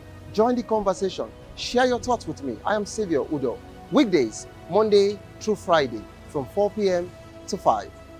Don't forget, our voice matters the most. Let us come together and concerns. Thank you. 2564 is coming up on Barney 9, right? The 2564 Atlantic Tower. What happens in the hush behind hangar doors? Who signs the papers that gamble with lives? Which truths were grounded before they even ever had wings? If you've ever buckled a seatbelt at 30,000 feet, if you've ever stared out of that tiny window and wondered who's really in control of the skies, it isn't just flight, it's power, it's politics, it's pressure sealed in steel. We're peeling back the clouds from runway risks to sky-high secrets. We're diving deep where most dare not to look.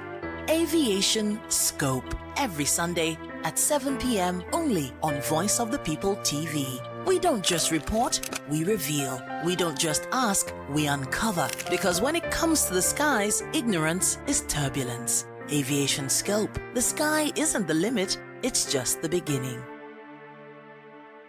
On Edu Dialogue, we bring you fresh ideas and conversations, shaping the future of learning in Nigeria and beyond. Welcome to the locker room, the home of football talk that matters. I am Jerry Arpelion. Join us every weekday, Monday to Friday at 5 p.m. Nigerian time, as we share the hot takes and hot debates in the exciting world of football. And joining me are the usual suspects, Ikechukwu and Mayowa, as we break down all the hot takes and everything that's happening in the football. Don't just watch football, live it with us. Catch us on the locker room and Voice of the People Television at 5 p.m. Nigerian time. And like I always say, if not 20 minutes off, please the sport. And it's Hakim Ziyech, who puts the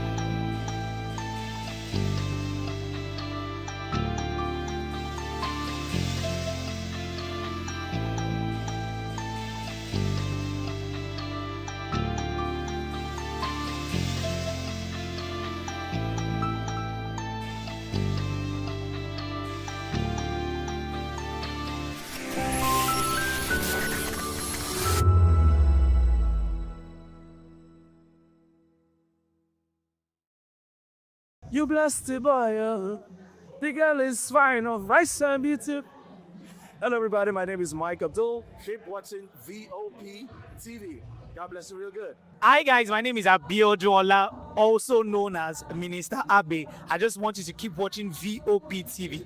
God bless you. Oretolu Amishe is a banger. My name is Yomi Olabisi Yomi Apala. Keep watching VOP TV. Baba ti sọ̀rọ̀ mi dayọ̀, ẹ wá bá mi yọ̀, mo more. Thank you, Daddy. Mio. Hello, guys. My name is Tosibi. Keep watching for TV, VOP TV. God bless you. Mo gbé ọ̀gá o, mo gbé ọ̀gá o, olódodo lọ́nà gbogbo. Mo gbé ọ̀gá o. Hello, people of God. This is your favorite girl, Mosu Exalta. Keep watching VOP TV, and you will be blessed. Love you. Etobi gan, Etobi Olua. Hello, everyone. My name is T Praise, and I'm here telling you, keep watching VOP TV. Don't change that dial. We are here.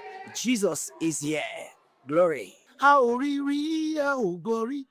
Iru you see Yakaways. Sure, don't mind my voice. I've gone so many places today. View. Okay, okay, wait. Hello, Lagos, Nigerians. My name is Minister K Wonder. Please keep watching VOP TV. Don't touch that out.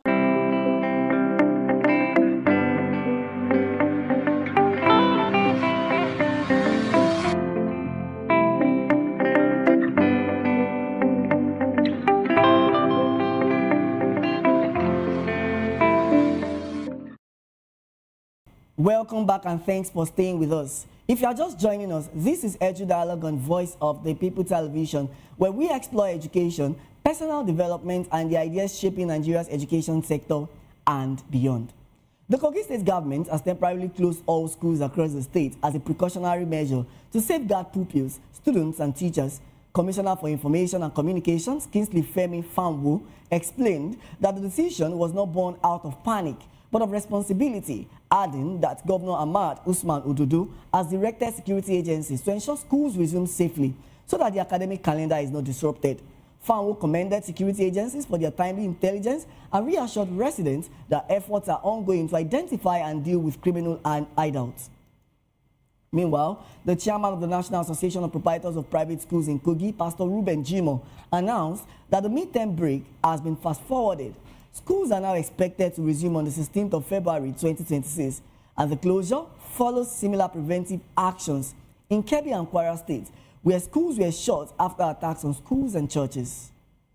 Now, still with me to unpack this conversation is Dr. Olasukomi Arowolo. Dr. Olasukomi Arowolo is a lecturer and academic researcher with extensive experience in media and communication studies. He is also a British Academy Global Talent in Media and Communications, recognized for his outstanding contributions to research, scholarship, and global knowledge development in the field of journalism. And virtually, I have Waziri Innocent, Education Research Officer at Ubungo International, with strong expertise in the design and development of engaging learning content and education materials for children. Let me begin with you, Waziri. Good afternoon, and thank you so much for joining me once again. That's you. All right, so let's look at the security situation in Kogi State. What does this temporary closure indicate about current security challenges facing students and teachers? So from what we have at the moment, it shows we are still where we were last year. Nothing has really changed. But it is commendable for the Kogi State government to be proactive. We're really happy that they were proactive. No child was hurt, nobody was kidnapped before they came out to try to salvage the situation. However, we want a situation where the government can act proactively, not just proactively, just as the Kogi State government has done, but a situation where security is strong enough to tackle this situation without disrupting education. So Kogi State government has really done well in making sure that these kids are safe, even though learning has been disrupted. However, we are looking forward to more in situations where if threats come up, we can salvage the situation while learning still happens. So Waziri, I know you are passionate about children, particularly in underserved and hard-to-reach communities. And looking at this security situation in Kogi State, and of course having an extensive experience in the northern states of Nigeria, how effective are preemptive school closures in preventing attacks or ensuring the safety of pupils?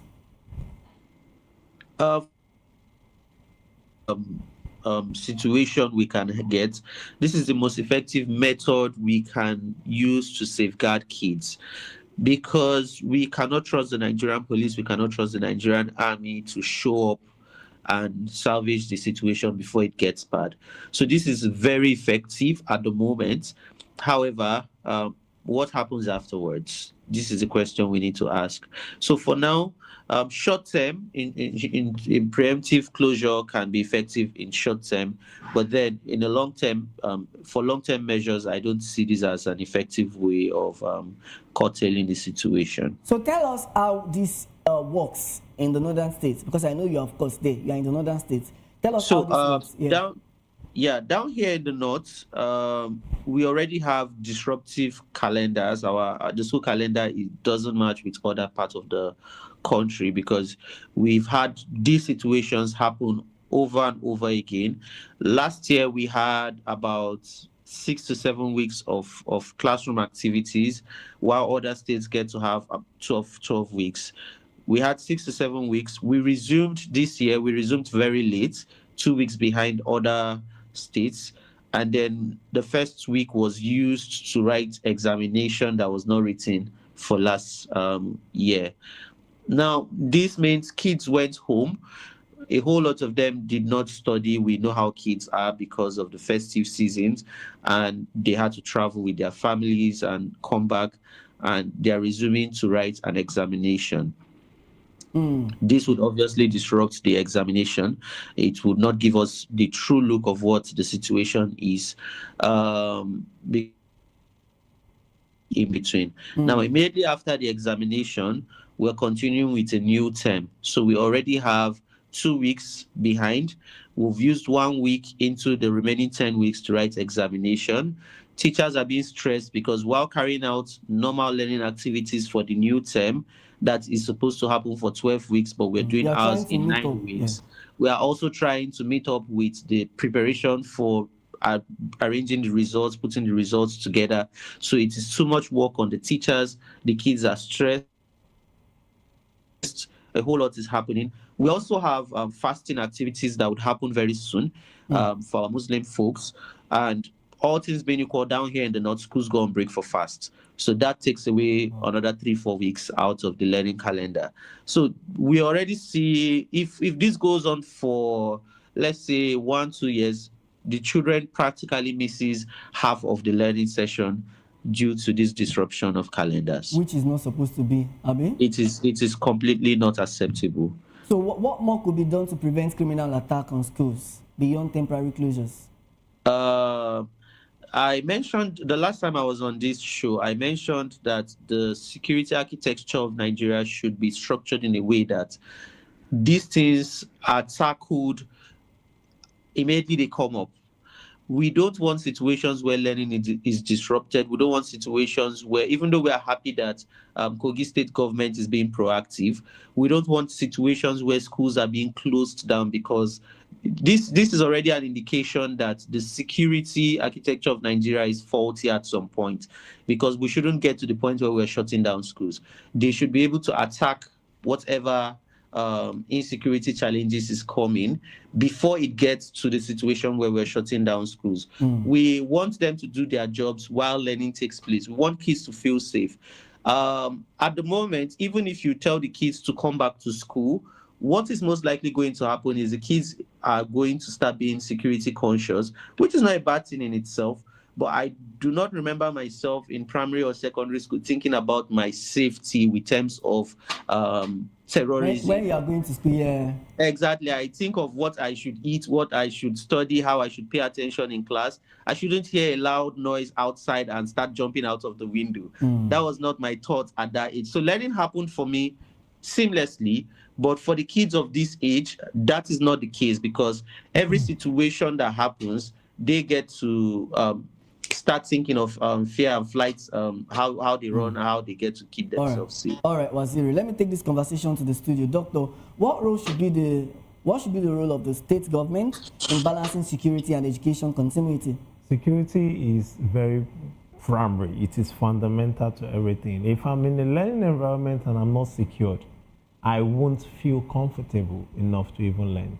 And in terms of learning continuity, I've always advocated for the fact that we need to take learning online. This is not the 5th year, it's not the 6th year. For over 8 years now, I've been clamoring on the same thing. And well, practically, I have also done some things in that regard. If insecurity is a continuous threat, why the military are trying to solve the problem, the students shouldn't be stopped from learning. They can continue this thing online. Infrastructures can be put into place so that they can have access even in their homes. In developed climes, students well registered, they have access to devices that they use for learning, strictly for learning, with education institutional policies. They can't use it for something else except what is of school. If we have adequately invested in our education, not the less than 10% that we're still doing for over 10 years, if we adequately invest in education, we'll have more than enough resources to work with. Even in the face of insecurity, students can sit back at home and education will not stop. Materials can be created. The welfare of the staff is also very important, because if they are well taken care of, they can be comfortably and be happy to be more innovative, be productive, not in an environment where there is no internet, not in an environment where their personal devices is what they use for government or for their employment, in their employment environment. So we need to look into the key areas and look after this. So looking about the key areas, how can schools, parents, and communities contribute to improving safety without disrupting academic activities? The job of the parents is not for security except in their homes. The case of what we have, if you look at the case of Kebbi, you have had attack the first time, second time, and you still boarded the students living in the premises, and they came again to attack. It means we are not learning from history. We need to be very sensitive and create. In fact, at the first attack, or in fact, at the intel that there will be an attack, safety they should be evacuated, leave the hostel, not to leave it. In fact, I looked at the video, the environment is not conducive. Look at their beds. That's a government property. Everywhere scattered. We can't say it's because of the banditry or the invasion that led to those disorganization. You can see some of the beds still arranged. So are you saying there's a place of personal maintenance, yes, proper maintenance? Yes, at the level of the government. We know government can do everything, but it's not parents or the community that will come and build schools, that will come and fix the environment. They are not the one that will ensure that the buildings are well protected against mosquitoes, because you can see some of the facilities there. The beds, each bunk has its own mosquito nets. I understand. And it's not even it's not a place where you want to wake up to study even in the night. So whether in school or off school, if we want to focus on digital learning, let's do it and let it be open. So that if the school in person is not working, these are digital natives. They are young kids. They have idea of these things. If we don't create the right resources for them, when they have access to such device without the right resource orientation in mind, they will go for the wrong platforms. They will go for the socials. But if they've been tailored and given a policy designed device, which is focused on education alone, because there are ways you can restrict it by policies. In fact, federal government can do that at the level of Ministry of Education, and also give control to each state, and then give control to each school, so they can decide what content they deploy to such devices, and such devices can be abused. So, well, for security, it is the responsibility of the management, state, federal, or the local secondary or primary school, whatever kind of institution is it, to ensure that as long as the students are within the environment, the premises of learning, they need to be secured. So what will be your long-term solution to tackling insecurity, not only in Kogi State, but in other northern states, and not only in other northern states, but across the country? I would say I'll pick it from across the country. If we think about this generally across the country, then we would have covered areas of our weakness. So, my colleague online I said, Waziri said we should review the security architect. And when we have that in mind, we should as well redesign the education to make room for contingency plans. So when we do this practical, we shouldn't do that in isolation. It shouldn't be just the lawmakers or a committee sitting. They need to go with research data. They need to drive their decision with data. Consult, know the actual needs. Visits, set up subcommittees to go visit, and they should bring holistic reports with video evidence to see where they are at. Then we can pick it up from there. Waziri, what will be your final word to the government in restoring public confidence in the state's education system? We still expect more. To whom more is given, more is expected. We elected them to be our leaders. We elected them to look after us. We elected them to make sure we don't find ourselves in this situation. So I would say our leaders are working or acting or performing below expected standards. Whatever is happening in the security architecture in education is not acceptable. We do not say well done to situations where learning is disrupted over and over and over again. We should have learned from the KB State incident, from the Niger State incident, that when we move into 2026, we don't get to experience the same thing. We recognize the little efforts they are putting, but it is not good enough. So our leaders, we need assurance from you that we are government. We need assurance from you that learning would not be disrupted. We already have situations where 4 years courses in the universities are studied for 8 years because of strike. We don't want a situation where a child spends 15 years in secondary school because of insecurity. We need them to nip this at the bud and make sure it doesn't continue. Waziri Innocent, Education Research Officer, Ubogo International, with strong expertise in the design and development of engaging learning content and educational materials for children, particularly those in underserved communities. Thank you so much for coming on Edu Dialogue. Thank you so much. Have a good day. And you too as well. And in the studio, I have Dr. Olasukomi Arolo. Dr. Olasukomi Arolo is an academic researcher with extensive experience in media and communication studies. He's also a British Academy Global Talent in Media and Communication, recognized for his outstanding contributions to research and scholarship and global knowledge in the field of journalism. Thank you so much, Doctor, for coming to the program. And we look forward to having you some other time. Thank you, sir. All right, you're still watching Edu Dialogue on Voice of the People Television. We'll take another quick break now and return with top stories in Nigeria's education sector. Do join us again.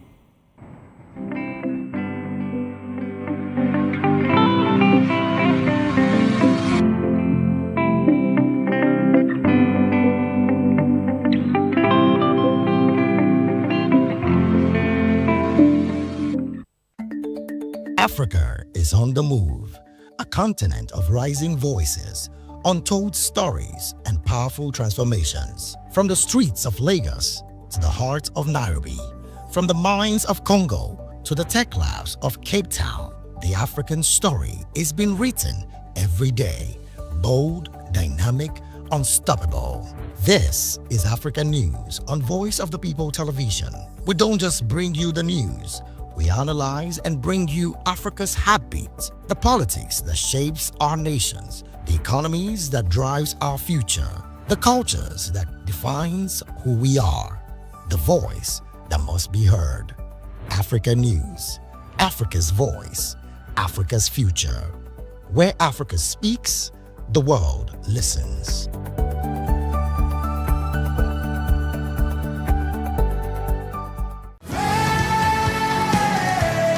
Ever wonder what inspires your favorite gospel artists?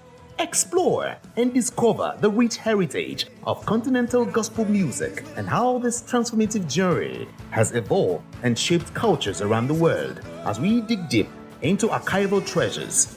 Feel the energy in our praise jam.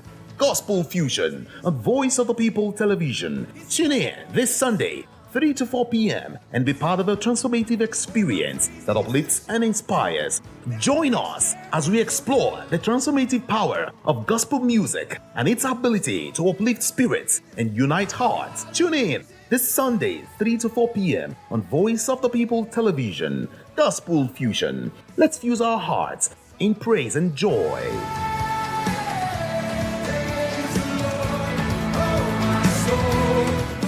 Hi, my name is Tosin Mohammed. I'm a gospel artist. Keep watching VOP TV. Almighty Father, you are the mighty Redeemer. We've come to worship at your feet, oh Lord. This is Ayotunde Adejimo, chilling with you on the Voice of the People TV. Don't touch that remote. You are where God wants you to be. Listening to the Voice of the People TV. The Bible says we should give thanks in all circumstances. And all circumstances include the good times and the bad, the high times and the low, the times when everything look as if they are going well, and those times when Enugbe, the ground is dry like the sand in the desert. Those times when you feel like giving up, you should give thanks still. My name is Jeff Melu, and I'm a gospel poet. And you should keep watching VOP TV. Don't touch that dial. Yes, sir. Kábíyèsí Olúọ̀run, we were born to give you twale, to give you worship. People of God, you are watching Voice of the People TV, and my name is Flo Rocker. I encourage you to listen to things of the gospel. You know, we live in a very perilous times where there are some things you watch on television, you will lose faith, you will lose God. Keep your eyes on Voice of the People TV and remain blessed. Flo Rocker says so. Kuzoshi. My name is Funmilayo, and here's to VOP TV. Keep watching, stay tuned, do not touch that dial. My name is Made Kuti, and you're watching VOP TV. Keep watching. Welcome, my name is Ika Davis. Distinguished ladies and gentlemen, boys, viewers, everybody, boys and girls. This is VOP TV. Do you know what that means? Voice of the People TV. You don't have a voice, don't come here. You better make sure your voice is heard.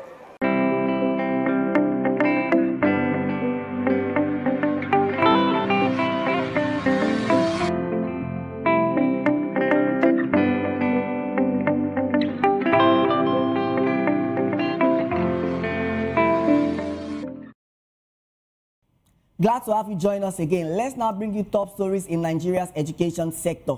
The Federal University of Kashere in Gombe State have appointed Professor Muhammad Inuwa Jafaru as its new Vice-Chancellor. The announcement was made by the Pro-Chancellor and Chairman of the Governing Council, Professor Williams Aderomu, after a rigorous selection process held at the university's council chamber. Professor Jafaru defeated 19 other candidates to emerge as the first substantive Vice-Chancellor of the institution. He will succeed Professor Umaru Pate, whose tenure ends on February 11, 2026. According to the Governing Council, his appointment was based strictly on merits and his outstanding performance during the selection process. Moving on, the Joint Admission and Matriculation Board, JAMB, has announced that persons with disabilities will receive free application documents for the 2026-2027 Unified Tertiary Matriculation Examination. The initiative will be coordinated through the JAMB Equal Opportunity Group, according to the registrar, Professor Ishaq Oloyede, who made the disclosure during a stakeholders meeting in Abuja. He said beneficiaries including candidates living with Down syndrome, autism, and attention deficit hyperactivity disorder. Professor Oloyede added that eligible candidates must possess 5 O-level credits obtained in not more than 2 sittings. He also announced that audiobooks will be provided for blind candidates, reaffirming the board's commitment to inclusive access to education. And to wrap up the news, let's tell you that the Federal University of Oye-Ekiti says 131 students will graduate with first-class degrees out of a total of 7,396 graduates. The Vice-Chancellor, Professor Abayomi Fashino, disclosed this during a press conference in Oye-Ekiti ahead of the university's 10th convocation ceremonies. He said 2,519 students earned second-class upper degrees, 3,777 obtained second-class lower, 966 graduated with third-class degrees, while 3 students finished with pass. Professor Fashino announced that the overall best graduating student is Adeni Miriam Adedolapo of Medical Science Anatomy Department with a CGPA of 4.89. He added that the convocation ceremonies will climax with the award of degrees, reaffirming the university's commitment to academic excellence, and examine the release of the 2025 NECO Senior School Certificate Examination external results, where 71.63% of candidates obtained 5 credits, including English and mathematics. We also turned our attention to Kogi State's temporary closure of schools over security concerns, a preventive move aimed at safeguarding pupils, students, and teachers. From examination integrity to school security, one message remains clear. The future of our nation depends not just on access to education, but on safe, credible, and quality learning environments where every child can thrive. For more insights and in-depth conversation, please subscribe to our YouTube channel. On YouTube, we are Voice of the People TV, and across all other social media platforms, we are as VOP TV Live. If you witness news or events happening in your community, we would love to hear from you. Please share your eyewitness report, event coverage requests, photos or videos with us on WhatsApp at 0814-606-4057. You can also reach our newsroom via email at news@vop.ng. I'm Matthew Ogusuada. Join me next week as we continue to spotlight the policies, people, and ideas shaping Nigeria's education sector. Until then, stay informed, stay engaged, and remember that education remains the strongest foundation for national development. Bye for now.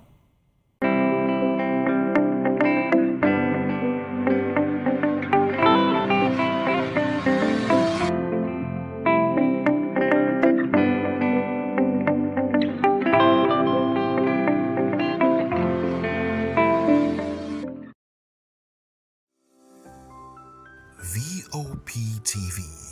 Now, you have more than a voice. In a world where truth is the ultimate power and opinions scream the loudest, it's time to wade through the noise. Hunger no get tribe. Hunger no get religion. And scan the human interest and trending topics that matter. Stay tuned to The Issues, your plug to the stories making the buzz, from politics to science and technology, social justice, and more.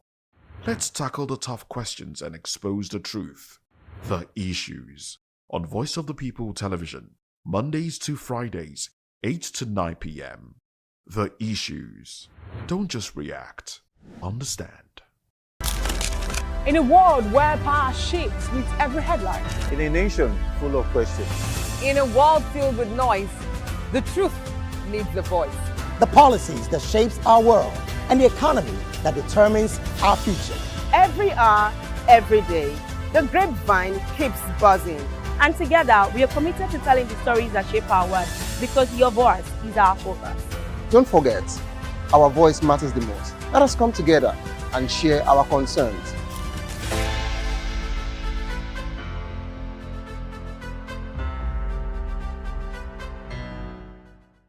Welcome to the locker room, the home of football talk that matters. I am Jerry Arpillon.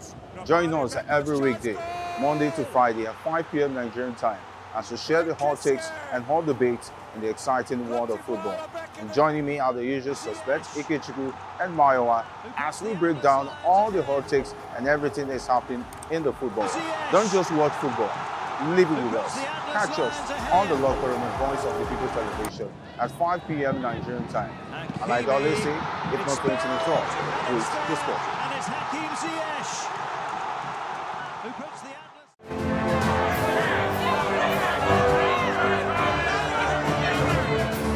Do you want your voice to be heard? Do you know that you matter in the scheme of things? The People's Voice, the show where ordinary citizens take center stage as we discuss the biggest stories that affect you and I.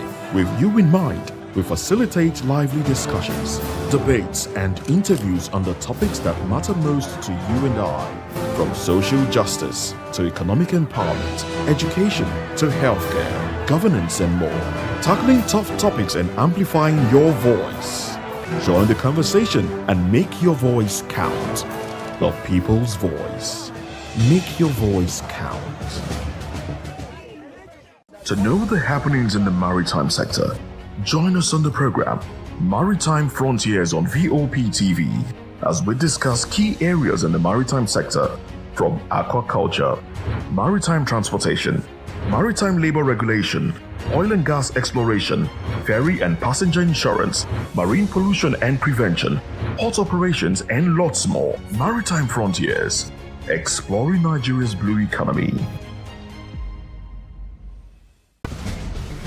Join us as we drive into the world of politics through insightful interviews with prominent political figures, both serving and former governors, ministers, senators, legislators, party chieftains, activists, and analysts. Get first-hand information into the decision-making processes that affect our daily lives. Highly engaging one-hour program that brings political discourse into focus. I am Chukwuma Okoro. Political Lens, Monday through Friday, 6 to 7 p.m. Join us.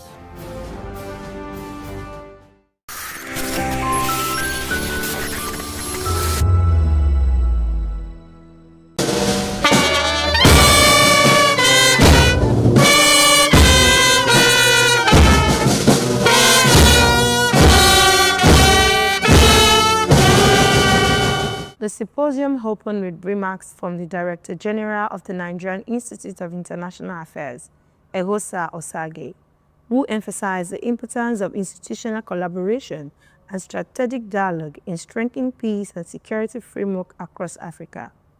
He noted that professional and accountable policing remains key to conflict prevention and regional stability. It's our pleasure at the Nigerian Institute of International Affairs to be collaborating with a very forward-looking police force. I said to us that the Nigerian police force is Africa's showcase police force. Delivering the keynote address, the Inspector General of Police, Kayode Egbeteko, spoke on the establishment of the Nigerian police force and its mandate in maintaining law and order. He explained that the force continues to evolve to meet modern security challenges, guided by core values delivered through 5 strategic pillars. Nigeria's consistent professionalism has strengthened African representation within international policing policy forums, including sustained engagement with the United Nations, Police Division, and contributions to evolving peacekeeping doctrine. The true impact of peacekeeping is often not captured in reports, but in lived realities. When schools reopen, markets return, and public trust is restored. In such moments, peacekeeping fulfills its highest purpose. Contemporary peace operations face unprecedented complexity. Asymmetric threats, violent extremism, transnational organized crime, and digitally enabled insecurity continue to reshape the operational landscape. Chairman of the occasion, Adewale Adebayo, stressed the human dimension of policing, reminding officers and stakeholders that before becoming members of the force, they are first citizens. He said this understanding is essential in building empathy, accountability, and a stronger connection between the police and the communities they served. What Nigerians want is a country where there is rule of law, where there is safety, where there is security, and that they can live their life and have good development. And that is what we should focus on. Nigerian police will adapt according to the law. Nigerian police does not write the law, they don't write the policies. It's we who are leading the country. When we come together and give them a good society to police, they will police it. So the duty is on us, national leaders, political leaders, to make everything right for the society and the police. Bearing in mind that first and foremost, before you are a police officer, you are also a member of society. Participants at the symposium agreed that strengthening institutional values and reinforcing community trust are vital to the Nigerian police force contribution to peace process, both national and across Africa. Oyindamola Olukuton reporting for Voice of the People TV.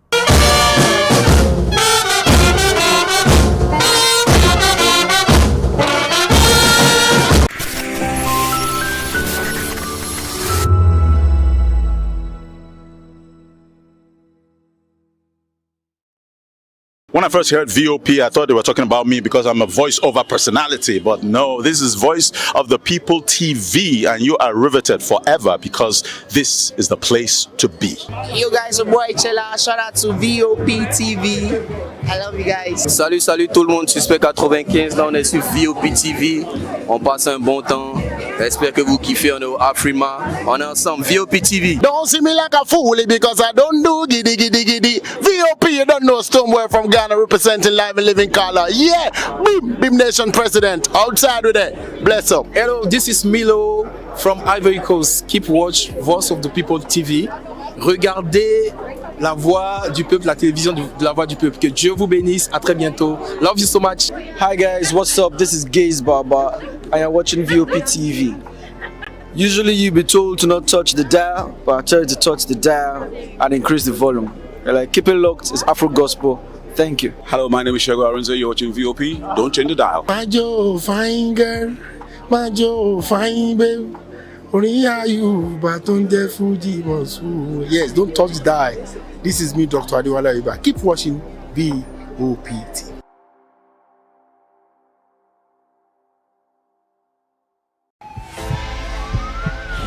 This is Health Check, your weekly guide to better living, smarter choices, and trusted answers. From everyday wellness to urgent health issues, we've got you covered. Health Check, only on Voice of the People television, where your health has a voice.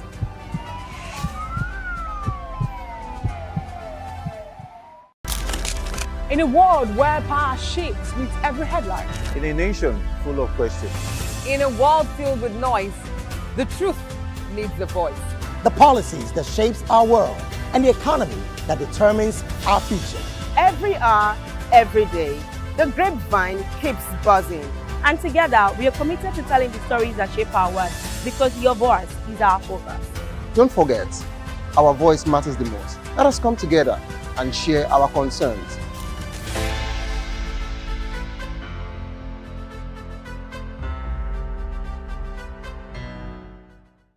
Are you ready for the extraordinary?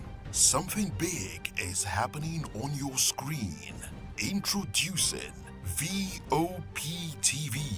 Now streaming on SLTV channel 264. From breaking news to captivating conversations, news analysis, giving you all sides to the story. We break in-depth discussions on the issues that matter, from politics to sports, entertainment, and lifestyle. VOP TV on SLTV channel 264. Join us as we redefine what television means to you. Voice of the People Television, VOP TV. Now you have more than a voice.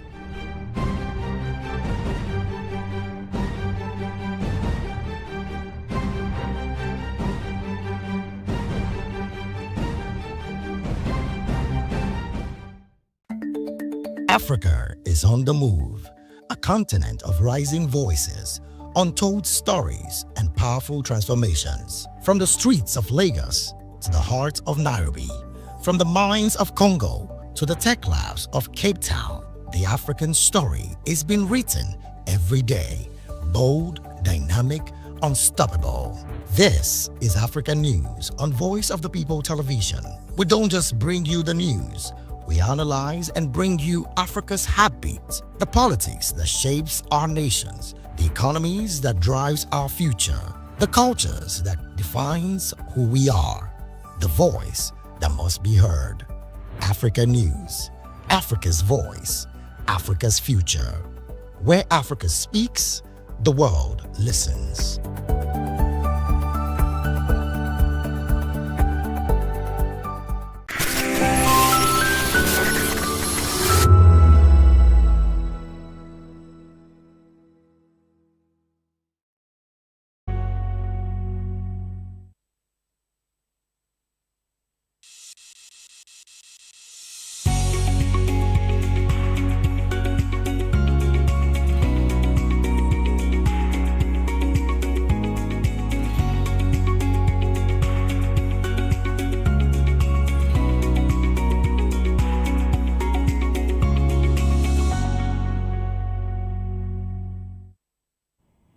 Hello there, welcome on board. It is People's Voice on VOP TV, where Citizen Story shape the narrative.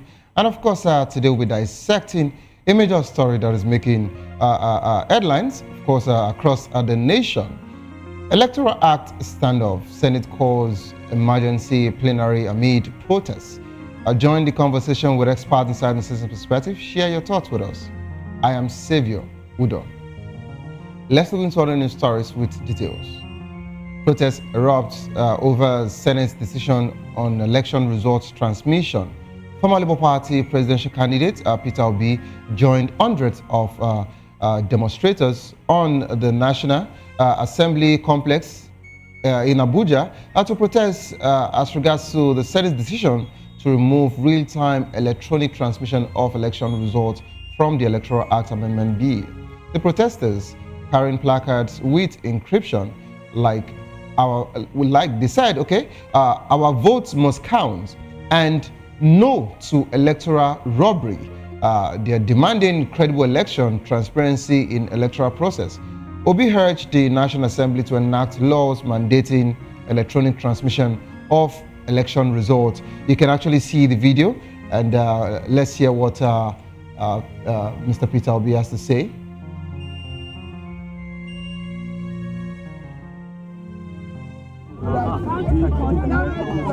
Small countries of the world are trying to do things right. Some have this in Ghana. Because of did the wrong thing, and then the sense of Africa is the one that wants to do things wrong. What is wrong is just a simple process of transmitting vote. Our Papa! Simple transmission. It's very difficult to allow the election to go through the normal process.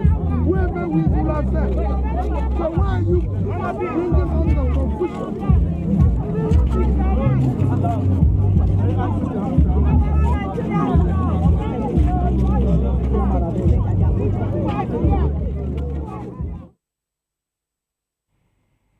All right, watching that particular video, you agree with me that Nigerians are actually complaining about the whole Electoral Act situation here, and we want the Senate to do something about it as soon as possible, just to actually avoid, anarchy in the country. Everyone actually wants transparency. We want credible elections, and basically, we just want a situation where if you are to announce any result, we should know that the result is free and fair, and it is truth, and not about, people feeling that there were malpractices or there are some things that has happened, behind doors that we don't know of, or even elections being announced, at midnight when people are sleeping. That's all we're saying. And away from that particular one, Osun governor dismisses call for state emergency. Governor Ademola Adeleke has dismissed calls for a state of emergency in the state, accusing the All Progressive Congress of plotting to seize power through the back door. Adeleke alleged that the APC, led by former Governor Gboyega Oyetola, is behind the unrest in the state and has mismanaged local government funds. He warned that no individual or group would be allowed to disturb the peace of the state and urged President Bola Ahmed Tinubu to intervene. Away from that particular one, NBA President clarifies statement on judicial corruption. Nigerian Bar Association President Mazi Afam Asigwe has clarified that he did not describe judges and lawyers as the worst bribe takers and givers. Instead, he delivered a data-driven speech on judicial corruption, citing statistics from the UNCAC, World Bank, and ICPC. Asigwe emphasized that corruption is a societal issue and called for reforms to strengthen the justice system. He commended the Chief Justice of Nigeria for our role and, of course, for the reforms efforts, and stressed that the need for collective action against corruption is quite important. All right, and away from that particular one, we have here NNPCL refinery failure validates privatization call, says Atiku. The former Vice President Atiku Abubakar says Nigerian National Petroleum Company Limited admission that 1.5 billion refinery rehabilitation was a waste of resources. It confirms this particular call for privatizing state-owned refineries. Atiku criticized continued public funding of moribund refineries, citing billions spent on salaries without production. He advocated selling refineries to avoid balloon debt and depreciation. Right away from that particular one as well, let's move forward because my guest analysts, of course, they would pick any of the news stories to actually dissect before we go straight to the main conversation. Tinubu's Lagos support unshakable, says Senator Solomon. Gani Olanrewaju's Solomon Goose believes President Bola Ahmed Tinubu's support base in Lagos is solid and nobody will beat him in the state in future elections. Solomon, a member of Governance Advisory Council, GAC, attributed Tinubu's strong support to his governance and development initiatives in Lagos. He cited the Lagos Blue Line Rail Immortal Rice Mill road construction project as examples of Tinubu's achievements. Solomon expressed confidence that Tinubu's accomplishment would translate to massive support in future elections, saying it will never happen again that Tinubu would lose Lagos. All right, if that's the case, let's move from there back to another conversation here. Nigerians demand technically sound electoral act. Dr. Eze Emmanuel Eze, the 2023 House of Representatives candidate for Bakiliki Easy Federal Constituency of Ebonyi State, says Nigerians are calling on the National Assembly to enact a new electoral act that prioritizes clarity, transparency, and integrity. The current electoral law has been criticized for ambiguities and weaknesses, leading to disputes and erosion of public trust. According to Dr. Eze, key demands include clear definitions of electoral technologies, mandatory electronic transmission of results, and inclusive voter accreditation. To join the conversation, kindly call the number 09044732605, 09044732605. Follow us on social media at VOBTV Live. You can use the hashtag People's Voice on VOBTV, and of course on YouTube, we're Voice of People TV. Kindly hit the subscribe button, and together we can make our voices heard.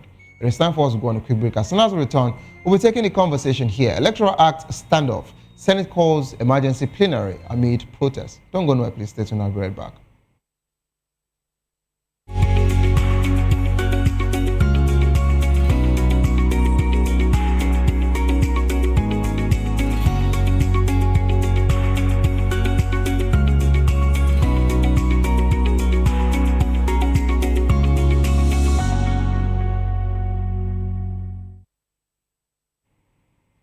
Welcome back to the program. It is still People's Voice on Voice of People Television.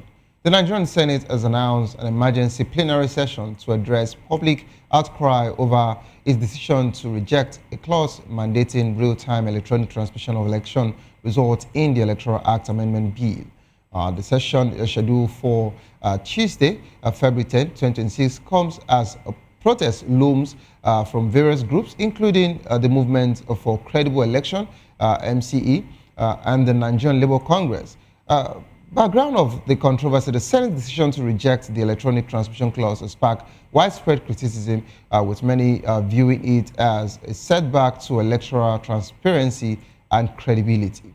The MSC has also condemned the move, describing it as a deliberate democratic sabotage and announcing plans for a mass protest occupying National Assembly in Abuja. And of course, the controversy surrounding the electoral bill has raised concern about the credibility of 2027 general elections.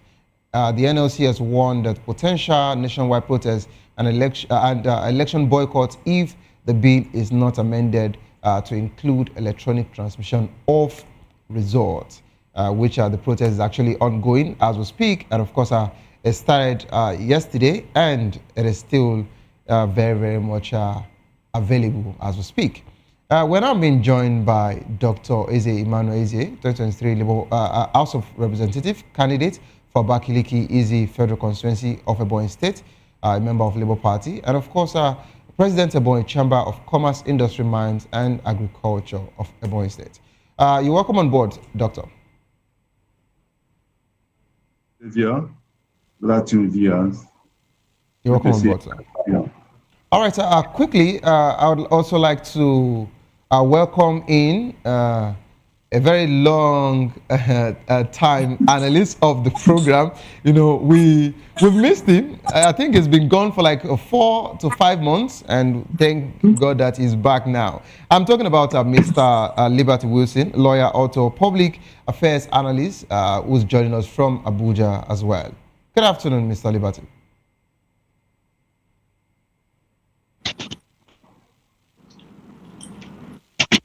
Mr. Liberty, can you hear me? Good afternoon to you. Yes, I can hear you, Mr. Savior. Good afternoon and Happy New Year to you. Happy New Year from us to you. You've abandoned us, but we are not complaining. So sorry. Things have not been easy for me. I've been traveling all around and doing a lot, actually. It's okay. So Thank you for joining the program. And of course, joining us in the studio this afternoon, we have Mr. Obong Thompson, a journalist and a political analyst. You're welcome on board, sir. Thank you, Mr. Savior,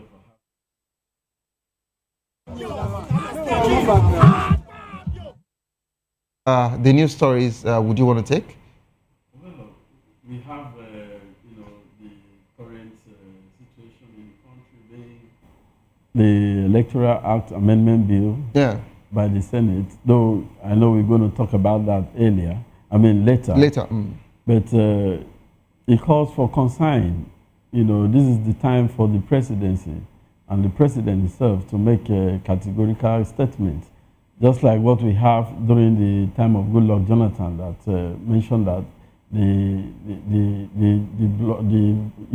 his election does not worth the blood of any Nigerians. So such a policy goes a long way to give confidence in the system and then build that trust within the electorate. So we expect the president to come out to state categorically that whatsoever is going on in the Senate is not all about him, you know, but about what is visible and possible and what is obtainable at the same time. So I think Nigerians has every right to, you know, complain and then ask for credibility of electoral process. Okay. And that's also which, you know, should be given to Nigerians. Okay. All right. Thank you so much, Mr. Liberty. Mr. Liberty? Yeah, would you want to respond to any of the news story, or you just want to go straight into the conversation we're having? I don't want to respond to anything. The conversation itself is actually very important to me, especially at this material point, yes. Okay. Yes. Please go ahead. All right, so talking about the conversation ongoing currently, is an issue of utmost importance. And I think on this show, we have, from last year, we've hammered on a lot of issues about electoral reforms. We have hammered about a lot of crises that will be occasioned by manipulations over time. And then we have seen like a leeway to success, as we see some members of the National Assembly have stood their ground to, in a way, ensure that at least the technology is inculcated. As advocates have been making over time to see how technology can be imbibed in our electoral processes. And somehow there is a light. And lo and behold, that light was truncated by the National Assembly. It's actually an issue of utmost concern at this material point in time. To me, what is happening in the National Assembly is not just a mere legislative disagreement. To me, it's an assault on our electoral process. And then I wonder how we can have a sustainable democracy without a standard and a trusted electoral process. So I honestly don't know. The entire thing to me is absolutely very, very confusing. The APC, that have the majority in the legislative arm of government, has the majority, like literally about 30 or 31 governors are currently members of the APC. I wonder what they are scared of. And if you say that you have such love from Nigerians, so what are you scared of? What is it about allowing the will of the people? Since you said the people love you, allow people.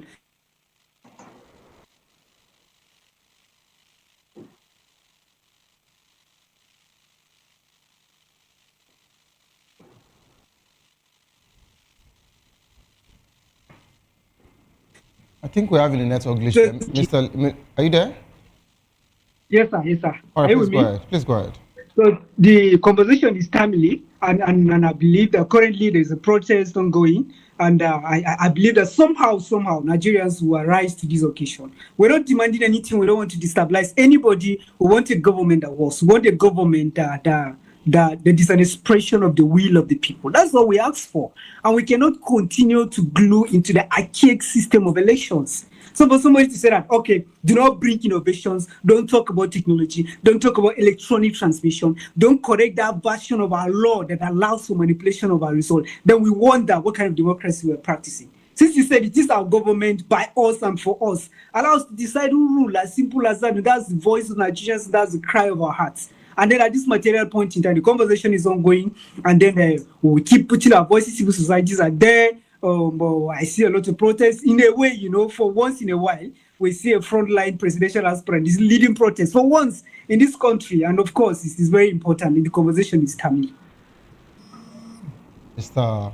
Liberty. Okay, Dr. Isaac. Yes, I'm here. Yeah, so, it's so nice that you are joining the show today. And not only that, I'm also, discussing one of, your news stories.